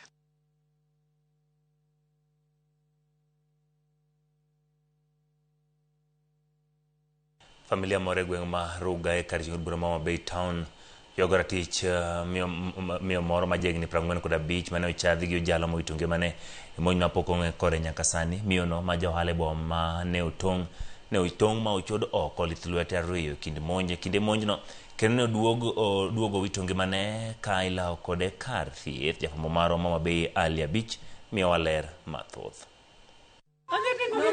En lit kod kuya gweng' mar Ruga ka chud bura ma Homa Bay Town bang' nek makoch mar miyo moro ma jawala mane ochadhi gi ojalo monegi e dalane e monj magalagala mapok ong'e kora nyaka sani. Miyono ma nyinge Nitros Adhiambo ma osebedo katimo ohala mar magawa e Junction Kodoyo ne omonji ma ochadh gi ojalo marach mokalo kendo ne oduogo wito ngimane ka ilaro kode osiptal ka nyar miyono Wendi Anyango lero kaka ne omonji min gi ma ochiewo negi. Wachini chopo ot to mama odong' kawuoyo gi dawa moro mwaromo de koryo koling matin tapenjora to budho oko kanade otima ng'oko ka to baba na biro ni Wendi to mama wuogore piny e ot kaini to kwa pi modhoni to awuok piyo kachopo tayudo ka mama gore piny adiera tapenje ni mama ang'aw ni kelna pi modho kalungo nyathiwa matin mondo kelna pi modho to amula winjo ka dendi liet to ka yaw toch mar simu to aneno remo mang'eny kabisa kang'iyo bath wiye kama taneno kotong' kachungo wiye kendo kuumo wiye achungo wiye mondo ang'i wang'e tayudo ka wang'e no bedo tong' marach to ng'iya dichiel to duoko wiye piny.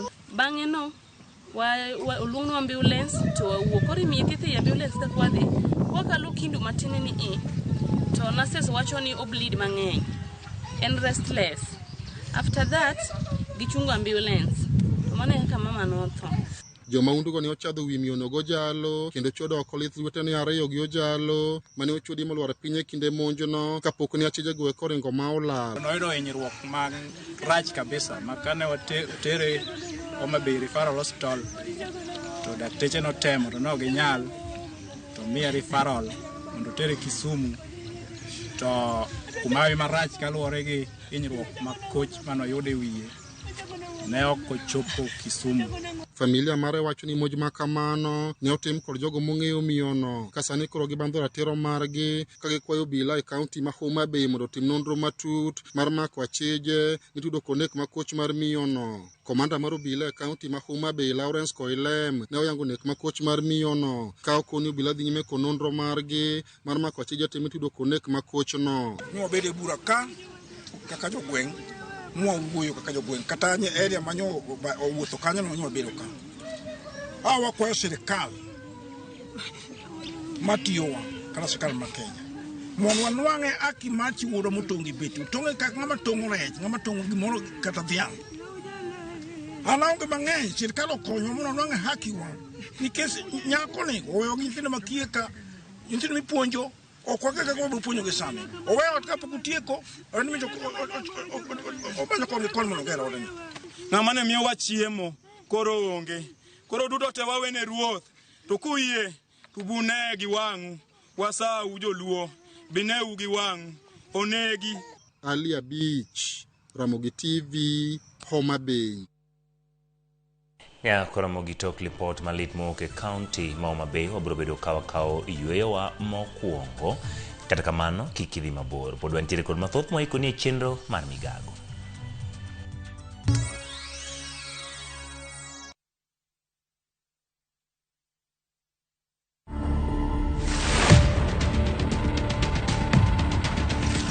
So mimi niliweza kupitia juu ya maiti hadi nikafika finishing point yangu. Nikachukua simu yangu faster na nikatuma record, nikatumia my wife record.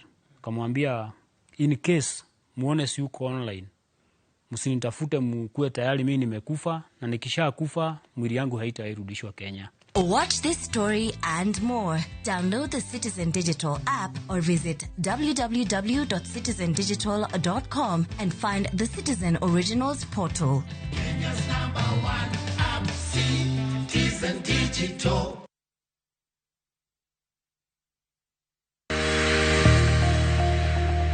Ng'ato ka ng'ato nigi gima ber mohero. En mich. Gima wadhi gi art. Onge ng'at mabobiro to yudi kuma intiere to kawi gi kanyo. En tije madhi ming'eri. Mae en chenro ma ji nigi nyalo mar timo gik moko e yore mopogore opogore. An ma design to an ma arango quality mar gino kapok owuok. Moro ka moro kuom gik matimore e ngima ng'ato en gima duong'. Tije lwedogi nigi pesa sana, kikutegemea tije andika. Nikech duong' ok en gima iwacho gi duol maduong' seche moko, to en gima itimo gi lwedo. Mipok nino teko. Time seche te. Pok opogore. Tich Ang'wen, saa 2 okinyi.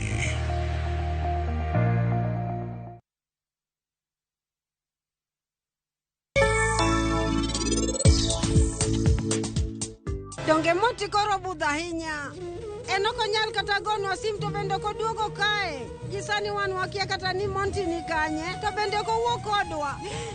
Pari gi Rajiv ni kanye. Mami ng'eyo ni nyaminwa mapari okawo gi janjore e lawat. Pari ni kanye? Bende en kare? Gisani en kare to akia ni weche bochalo nade bang'e kanyo.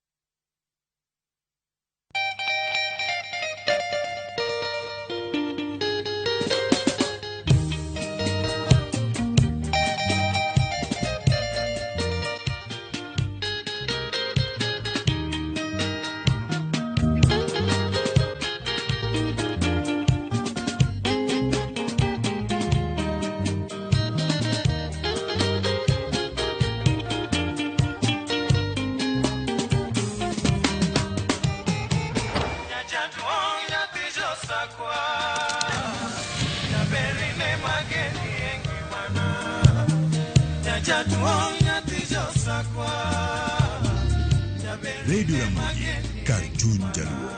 Radio Ramogi.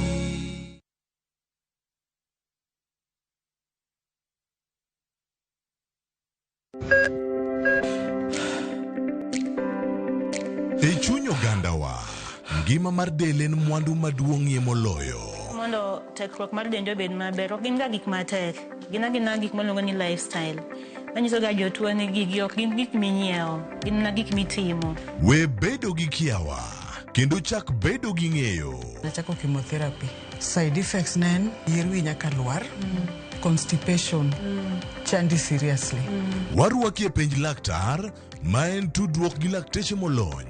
Sama idhi ir jahocho cha, nyaka ibed ni iseng'eyo ni mae shida ma an godo, to adwa kony. Chakre weche thieth kod chiemo mar mine mayach, nyaka e weche thieth mag tuoche masiko.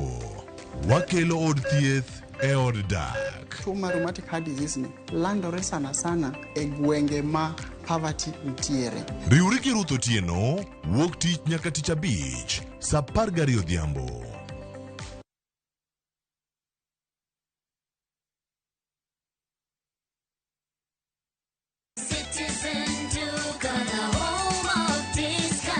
Citizen Duka inawatakia Ramadhan Mubarak. Tumia muda mchache sokoni na muda mwingi kwa mambo yenye umuhimu zaidi. Bidhaa muhimu na halisi tena za kuaminika kwa bei nafuu, zikiletwa hadi mlangoni mwako. Fanya oda sasa kupitia Citizen Duka app ama kwenye tovuti ya citizenduka.com au tuma agizo lako kwa WhatsApp kupitia nambari 0710 487 487. Citizen Duka, the home of discount.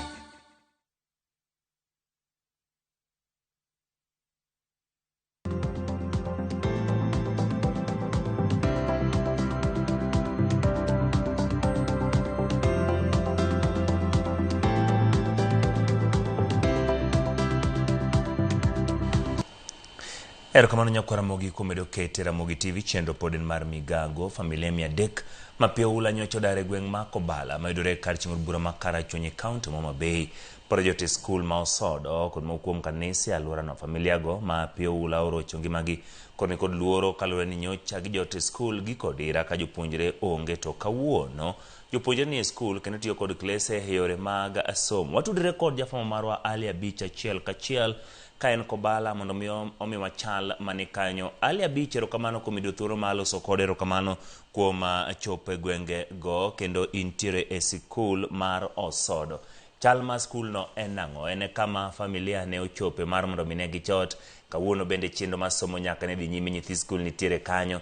Gidaro gigi mane gidonjo gode classes oko to jopuonjre somo kanye to nyaka gie sani en ang'o matimore. Pio ula osedok piny e gwenge mane gidari koso podi to en chiendo mane moketi mondo mione ni jopuonjre go osomo to jofamilia modak kanyo bende odhi nyime gi jot kapod girito mondo pio dok piny. Emmanuel erokamano mana ikiwacho nendo wantiere gwenge ma Kobala wantiere ni dhowath machuo ema en achiel kuom gwenge ma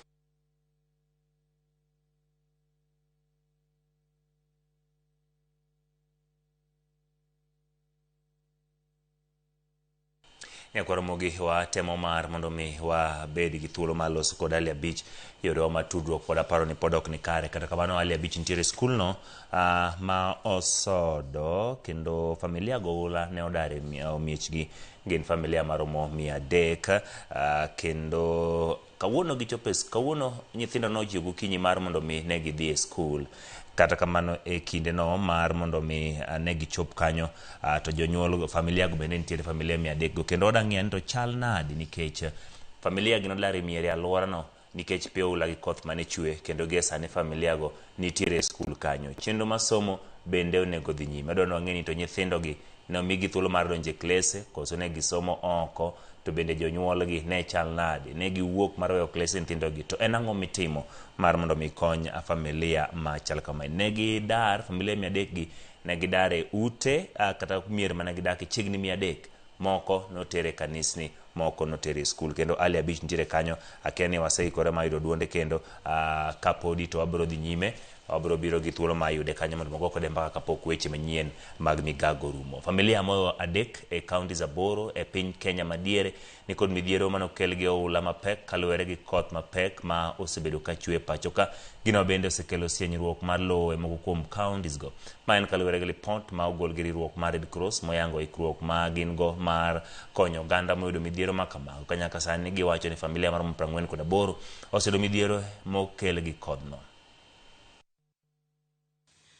We have had 48 households being displaced. Most recently is around 20 households that were displaced yesterday in Kiambu, Thika East.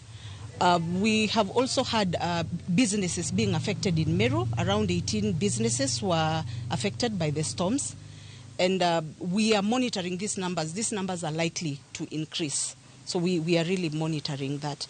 We are likely again to face cases of increased drowning because of the rivers. And we are really, really encouraging people to be on the lookout. Migao mathieth onyiso luor ni tuoche kaka nyaldiema, kaera kod malaria nyalo landore ahinya kinde ni makoth kod oula mapek nitiere gwenge mopogore opogore. Lipodno biro e kinde ma duol mochung' ne nonro mag rech kod lee modak e nam Kemfri okwayo jopith rech alwora ma nam Lolwe mondo duok piny rang'iny mag pidho godo rech kaluwore gi tho mar rech momedore nikech oula mapek. Judith Omondi miyowa ler.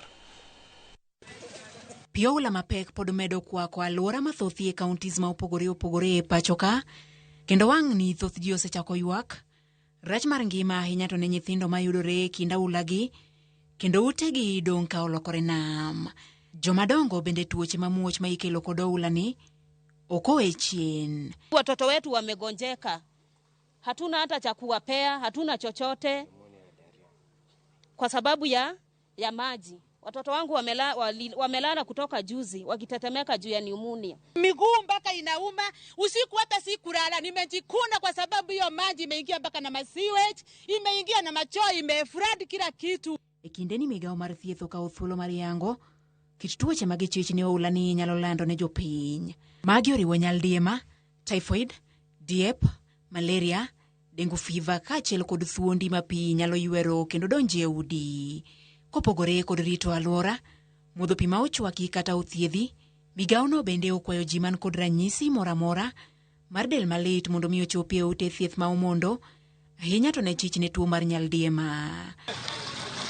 Ripodni biro e kinde maduol ma ochung' ne nonro mag rech kod lee ma odakie nam Kemfri bende kwayo jopith mag rech e alwora mag nam Lolwe mondo mi oduok piny rang'iny ma gipidhogo rech kaluwore gi tho mar rech mamedore nikech oula mapek. E ripot ma Kemfri ochiwo, jalup director Dr. Christine Nyamweya koni muya madonjo ne rech odok piny kaluwore gi lokruok mar kor lwasi ma bende osekelo koth mapek. Ripodeno bende yango ni nikech lokruok mar chal kor lwasi, rech koro yudo tuoche ma opogore opogore maduoko ngimagi piny. Okwayo mondo mi odaro unga mipidhie rech mong'ere kaka cages nyaka e pi matut.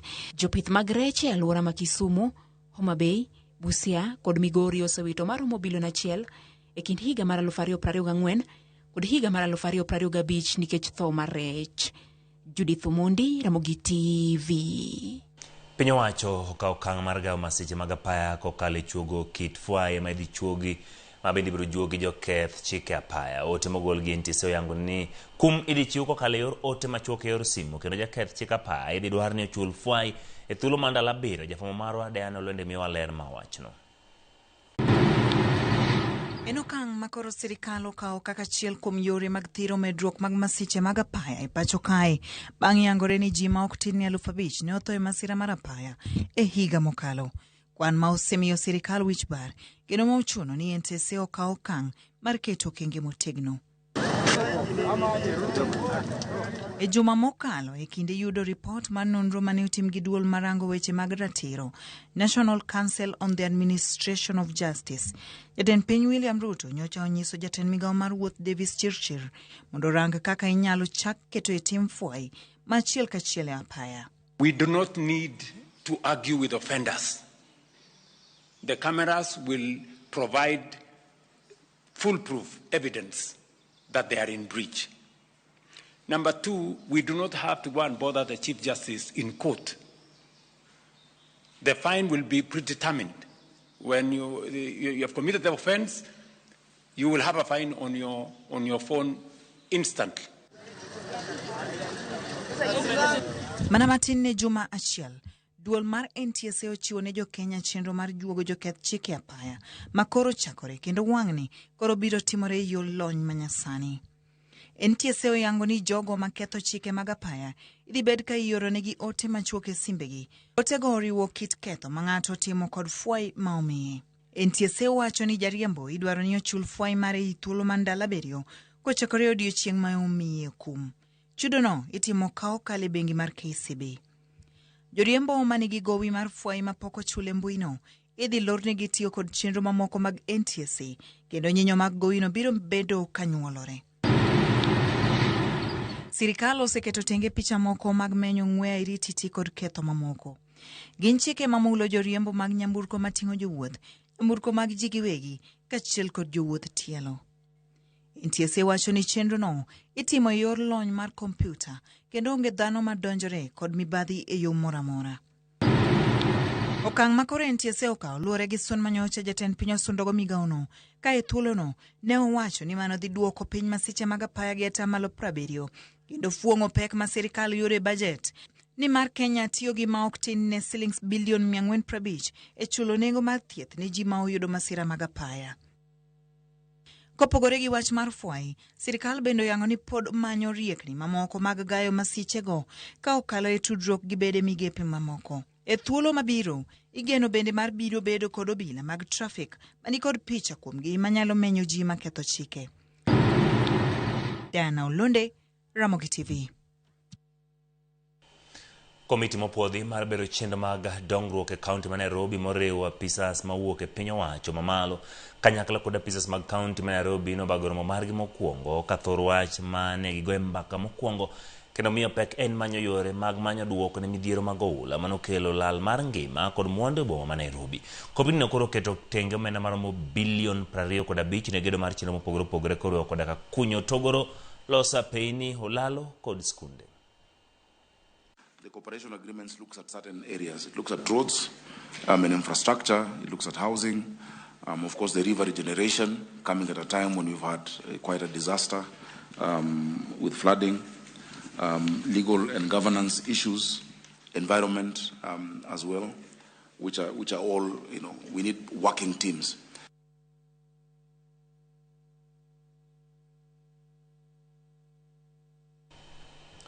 Riwruok ma jopuonj kupet medo dhiro piny owacho mondo medo omenda ne mokum jopuonj ka achiel gi neno ni okumba mar thieth mar SHA ochopo dwarogi mag thieth kaluwore gi winjruok mane gibedogo. Kotelo jotelogi mane lose pap ma William Ole Ntimama e kinde chiwo duoko ma yiero manotimore e kauntino oyango ni telo manyien ma odonjo ofisi dhi neno ni ng'ur mosebedo kowuok kuom jopuonj olosi. Jotelo moyier kotelo ni kod Julius Tarus kaka jagoro mar kaunti ma Narok chako tiyo sani nyaka thuolo mar higni 5 mabiro. Yierogi osetimi e kaunti mopogore opogore ka irito mar Kenya mangima. Walimu ni kitu moja. When we were campaigning, we told you this county is cosmopolitan and we are all teachers of Narok. And today I'm happy because I was given an opportunity by all teachers of Narok. I was voted by teachers across board. The unity of teachers of Narok County is paramount. Tutaunganisha walimu wote wa Narok County. To the national office, we are coming for you. We are saying change, change, change. We are coming, Missouri, we are coming for you. Missouri, we are coming for you. We will change Kupet. We want to address issues affecting teachers, beginning from hardship allowance in Narok County and very many other issues that are affecting teachers. Issues to do with SHA.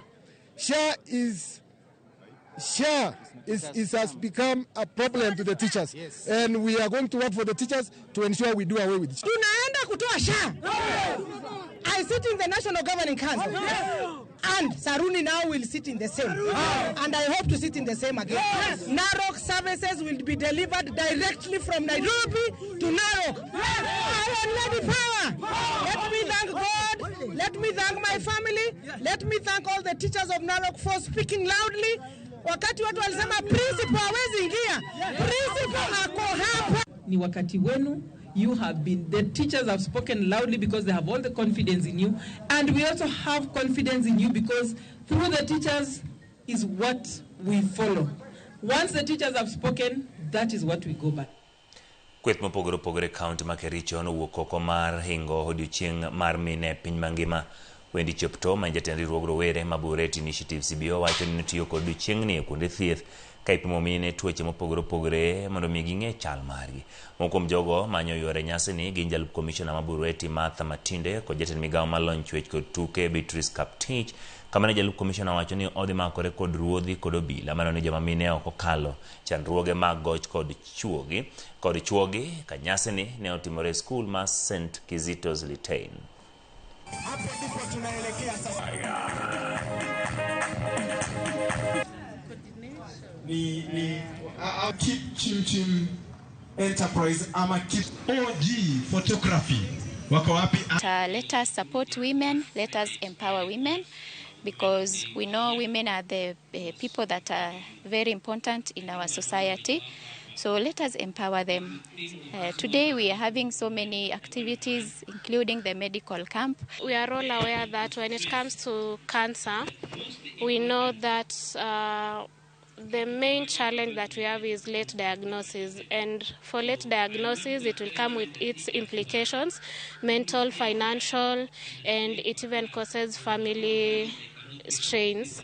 So it's one of the things that we are looking at, cervical cancer screening. And we are hoping that with the Kericho County government, with the involved departments, the health sectors, the social sectors, we'll be able to do this annually. The theme of today is rights, justice, and action for all women and girls. And we are emphasizing that today. So mainly our discussion surrounds about today, gender equality and women empowerment. And by this we mean we need to have empowered women, build stronger families. Akora mogika wa dhi nyime kod weche mamoko jodak moingo 200 mowuok e ward Sang'wen e kar ng'od bura ma Kimilili kaunti ma Bungoma yudo gige pur kaka mbolea kod koth yiende mag olemo michano pidhi e kinde mag koth madhi nyime ka gilose kinde sidho chenro no mane onywando jopur mag oduma kod avocado magete loko ngimagi kod yuto makare kutenore kod chenro no gikoni chenro ni biro bero uchumi kendo dongo familia mathoth gi geto bende ting'o malo ji ma yutogi ni piny kendo yango kaka inyal bug yuto mag oganda e kinde mag koth to kod keyo makinyi.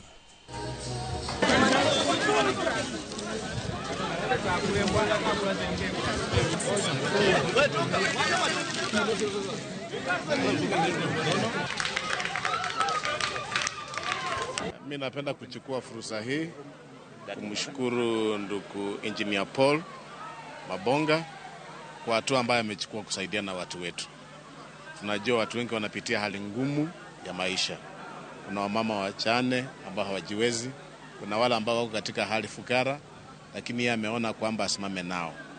Tunawashukuru na tunawarai na kuomba wale ambao wamechukua hii mbegu na mbolea waziuze waende wapande.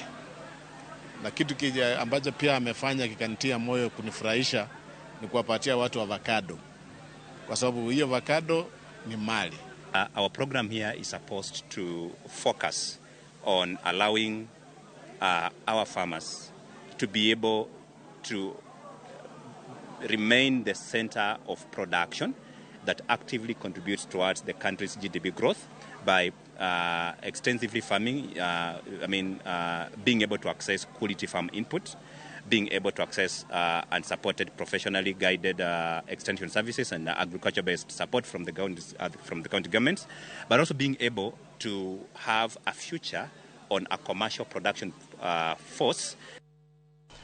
Wadhi kadhod na mchumbi kaunti ma Kilifi na achiel kuom kuonde ma oganda makwaro osebedo ka kadhe midhiero mapek mag oro kech kod tuoche kaluwore gi wach lokruok machal ma kor lwasi. Yamo ka achiel kod pioula bende osebedo ka rocho ngima jodak nikech nok mar bunge ka thoth tuoche ma yoro jodak to chutho mine kod nyithindo gin mago ma itudo kod iro ka achiel kod buru. George Aoko leronwa mathoth. En wuoth mane ogola e kaunti ma Mombasa katera e gweng' ma Bamba manie kaunti ma Kilifi ma en bor mar kilomitas 71. E apaya ne wagwenyore gi apiko tandawaya moting'o makaa mag tedo kaachiel kod mine moya moto. Ma ne omiyowa picha ewi gino momiyo gweng'no odong' pap maonge kata mana yiende kaachiel kod oro mochwere. Economic activity mar jogi gin mana ng'ado yien, to ubende ung'eyo maber ni ng'ado yien emomiyo kata mana oro nitie area mar Kilifi County, sana sana Bamba, Ganze sub county. Iyudo gidwang'o no piny en piny motuo kata pi bende onge. Gisebedo ka gitiyo gi yien marach, ging'ado ka gigogo maka, to be gichwako. Yewni manok kende ema ne wayudo ka ni kod pi ma dhano laro kod jamni, kama moko to ne wayudo ka otuo kendo jamni otho nikech riyo kod kech. Midhieche makamagi ema ne omiyo riwruok midendo ni Center for Litigation Trust obiro kanyakla gi mano mar Active Environmental Team mar rango kaka ginyalo chugo chenro mabiro duoko chien wach ng'ado yien to kod tiyo gi maka. Wabiro gi rieko mar jiko manyasani matiyo gi briquettes waloso gi muogo to gi yukranda. Wakiko gi pito waloso go briquettes. Ema onego beni koro gitiyo go chakre sani. Kaa kuni inatoa moshi sana, inadhiri afya ya watoto na wamama pia ama na wakazi wote, kwa sababu inaleta magonjwa kama vile asma, inaleta pneumonia pia. Makaa ukitumia makaa ni kama unaharibu mazingira sana. Imeleta ukame pia, mifugo imekufa, hakuna chakula kwa sababu watu hawezi wakalima wakajikimu maisha. Ndio tumeleta huu mradi. Kae ne wayudo ka mine odich kendo itiekogi kaka ginyalo loso jiko manyasani ma ok ti gi yien kata maka, mak mana gigo midendo ni briquettes miloso gi yukranda, poto muogo kaachiel kod lowo. Wadwa ni gijitegemea. Kitoso ni mine maka time gi mang'eny gikawo ka gidhi manyo go pi to gi yien. Koro ne time gidhi manyo go pi to gi yien go giloso go jiko gi briquettes mabiro miyo gi mapato nikech ka giseloso gi. Ani en program madwa konyo minegi mondo gibende giyud gimoro ma ginyalo dok go e udi, kendo gigi gidwa empower themselves magendo gidhi uso mwandogi. Ka giuso mwandogi to nitie ma bende giwe office mondo office bende run margi mar Active Environmental Team, to gibende giyudo kaka gikonyere go kimaisha. Hayana moshi, hayana kutumia nguvu nyingi, tena tunatengeneza sisi wenyewe, yani haitumii rasilimali nyingi. Ya venye tumefundishwa mambo ya jiko kisasa, tunaona pia tutapunguza hayo magonjwa kwa sababu itakuwa haitoi moshi, haiharibu mazingira, hakuna ile air pollution. En okang' ma bende igeno ni biro gayo midhieche mag tuoche kendo konyo duoko chien tim mar ng'ado yien, chenro ma bende igeno ni biro kelo yuto ne mine matayo chenro ma kamano. Mineno ma gigedo magi ute duto gin mag chuodho, to ka koro yudo no onge yath moro manyalo kata mana geng'o kata mana yamo, iduogo nwang'o ka koro auko biro, inwang'o kata ute be koro gionge go, koro gidak kaka squatters. Don koro ok wati gi yien, to ok wati gi maka. Magizeni koro wasave yien, wasave maka. Wadwa wagol mine kata families mang'eny e ng'ado yien gitiyo gi maka. Emomiyo wabiro gi chenro mar loso jiko manyasani matiyo gi briquettes. Magi timore sechegi ma piny owacho dhi nyime kod chenro mag jiwo jopiny pidho yien mar chopo lek mar higa 2030 mageto neno ni piny Kenya bedo kod kwan atamalo 10 mag bunge. Wamed pidho yien, kik wang'ad yien, wati gi jiko manyasani, wati gi briquettes. Yien ema kelo koth, to ka koro ong'ade to onge koth ma giyudo. Koro wanwang'o natini wadwaro mondo wakony sirikal mondo watem mondo warang organizations ma bende wa partner go kaka Seedball mondo omiwa seeds mondo bedie kaka koro sani ma koro chopo kama koro nitie koth mabiro matintini mondo wamakre mondo wapidh ang'o mondo wapidh trees. George Aoko, Ramogi TV.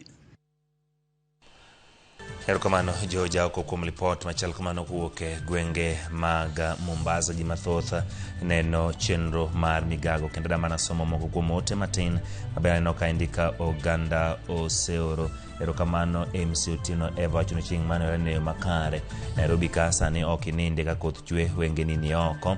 Rich wacho ni an gi geno ni kamati mochuogi mar county ma Nairobi motele kod Governor Johnson Sakaja biro timo tich makare. Bilion 25 en pesa mang'eny. Rael Otieno wacho ni na yo makare gwenge ma Kaluo, Siaya koth osedok piny, kata kamano gin gionge kod midhiero mathoth mokelo. Lavenda Gesare wacho ni Chieng' Emmanuel wane kor gweng'wa mor gi koth machwe nikech puothe wayudo pi, wabro bedo gi kero. Kamano kuom ote makamano. Mary Raf wacho ni ogomos ne jogo mane owito mwandu gi to kod lal mano betie gi kod iro. Kamano kuom ketera mogi TV. Teresa Ombok wacho ni sani gimodong' en mana goyo passport, pinya koth kose goi to gimodong' en goyo passport, luokruok kobro luokre tok mahero. Kamano Teresa Omboko. Mano Beatrice Mitemo wacho ni enayo makaro. Kamano Beatrice kaachiel kod Eileen Kush bende wacho ni Chieng' Emmanuel aneno chenro mar migago e yo makare. Shani Wycliffe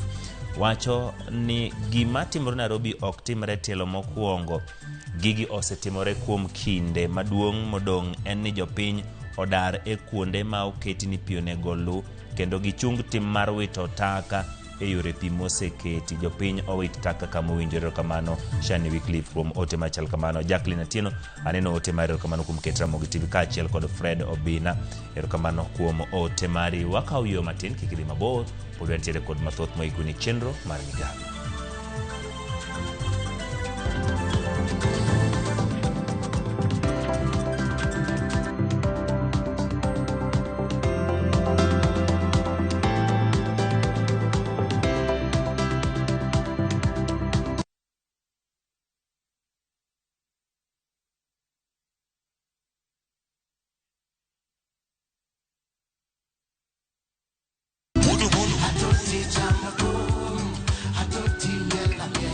Woktich ka woktich wakelo ni don ya wotonagi.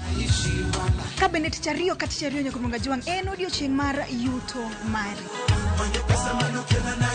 Chieng' tich adek ka tich adek nyaka monga jwang en odiochieng' mar mine nyalo kaachiel koda weche hera. Awendo kachopo tich ang'wen nyaka monga jwang wakelo ni kama nene, yani TBT kod thumbe mamit mokalo. Furahi the edition and thum kaliech. Loso kapuoyo nyakoro mga jwang. Ka wakelo ni jo thumbe mopogore opogore. Kanyo ndio bende wakelo ni gimiluongo ni Ben Yawa.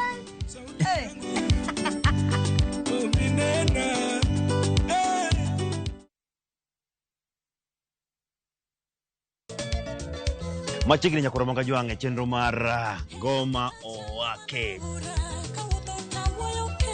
Wokti chakelo ni mix bokwe. Kaito tichario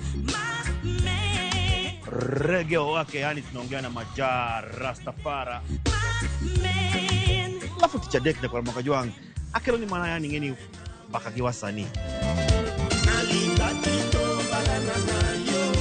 Tichangwen is kama nene, yani kitambo zama za kale. Alafu Friday, si unajua tu Friday tunafanya namna hii. Kuna magojong Friday supuzo wake. Sapara kidaka paga beat na kasapaga Rio kod Ann PDG Papa Vic, yani ukipenda mzee kijana.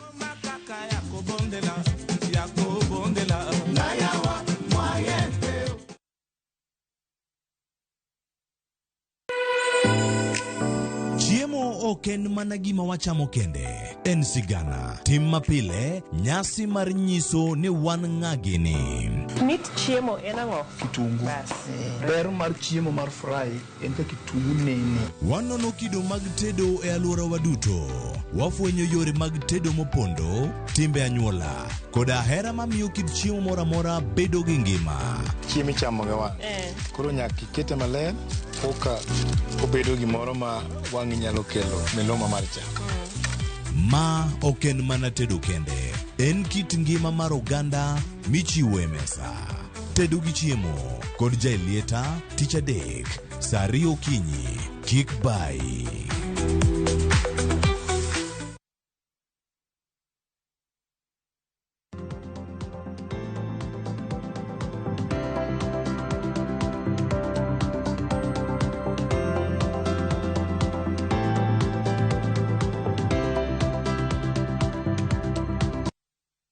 Moko mon liete Mike Gioniang ywak ni piny owacho kod oganda ojwang'o gi e kinde magi kadho midhiero mathoth moting'o nok mar kuonde dak malong'o.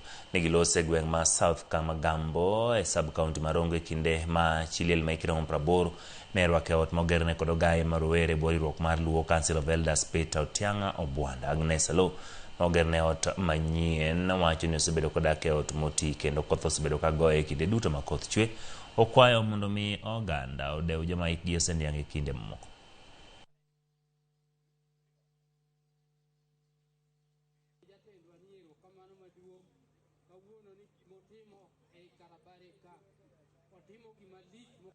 Kinaneno mor mar ot kakoro antiere jalongo timo maber kochunga adhako moti ogero na ot abedo chiliel nyithindo osetho madong' mana gadi ariyo kende yud na nyola par gadi yowuoyi neno od cha wuoyi oweyo ot wuoyi otho malo kacha oweyo ot machielo otho ja sikul oweyo ot nyiri bende adek mago dong' sida makale.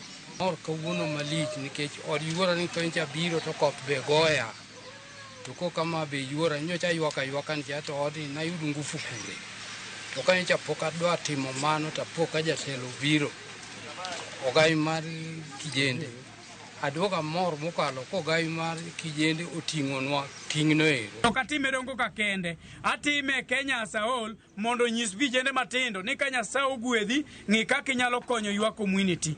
Mane momiyo kaka an Otiang'a abiro ka mondo achiedh gi jogi. Mane koko momiyo an Otiang'a abiro ka mondo ago mbaka gi mond liete. An chuor mond liete. Dhako moro amora ma chuore oweyo mano mara. Nikech sama chuore onge to an ema gedone.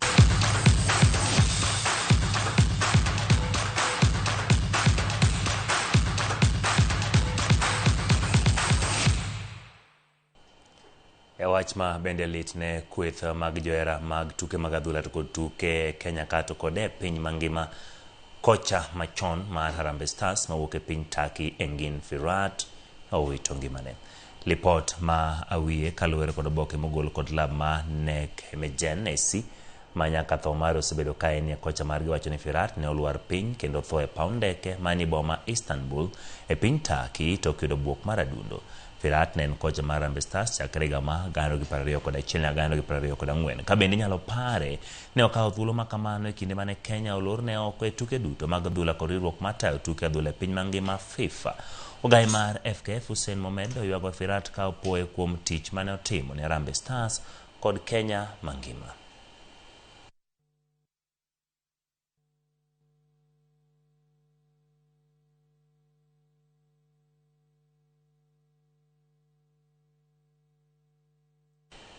Nyasaye oket chunye kama okwe. Joloch nyadi 21 tuke adhula lig maduong' ma pacho ka kotelnegi kod kocha margi Charles Akunor ne oteng'o ke tuke mag FKF Cup ka geno margi koro dong' mane kaw kombe mar lig maduong' Kuta Collection FC club kendo ma ok tugi lig moro amora pacho ka modong' e tuke mag FKF Cup kuom tim 16 mong'ado tiko madonje round mar 16. Kuta Collection FC no club mar KSG Ogopa FC gola 1-0 round ma 32 tugo mano bagi alap ma Kasarani Annex club mogo tache kaunti mar Nairobi onge gi alap ma timo rako ka gitiyo gi piche mag osiepe timo ikruok margi e tuke gi en club ma nyocha tugo maonge klepe kendo miyo gi thuolo ma dhi nyime gi bero mich margi mar adhula.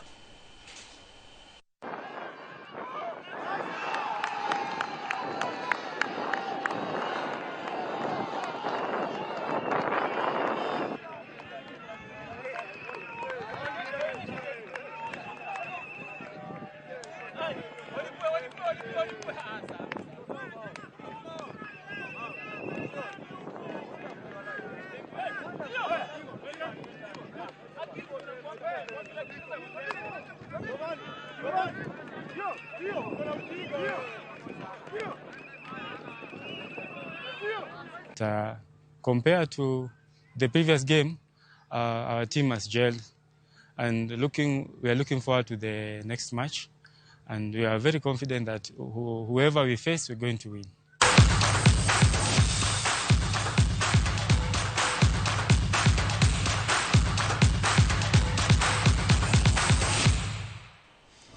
Erokamano nyakwara mogi kumeno chendo mar migago en gima lit ni mkati nyode jo Gor Mahia kata kamano wasemodho pi kendo mkati no koro wasemuonyo mane mokele giko mar mi weche manyien chendo ma migago warom sa 10 e chenro mar kagi kacha.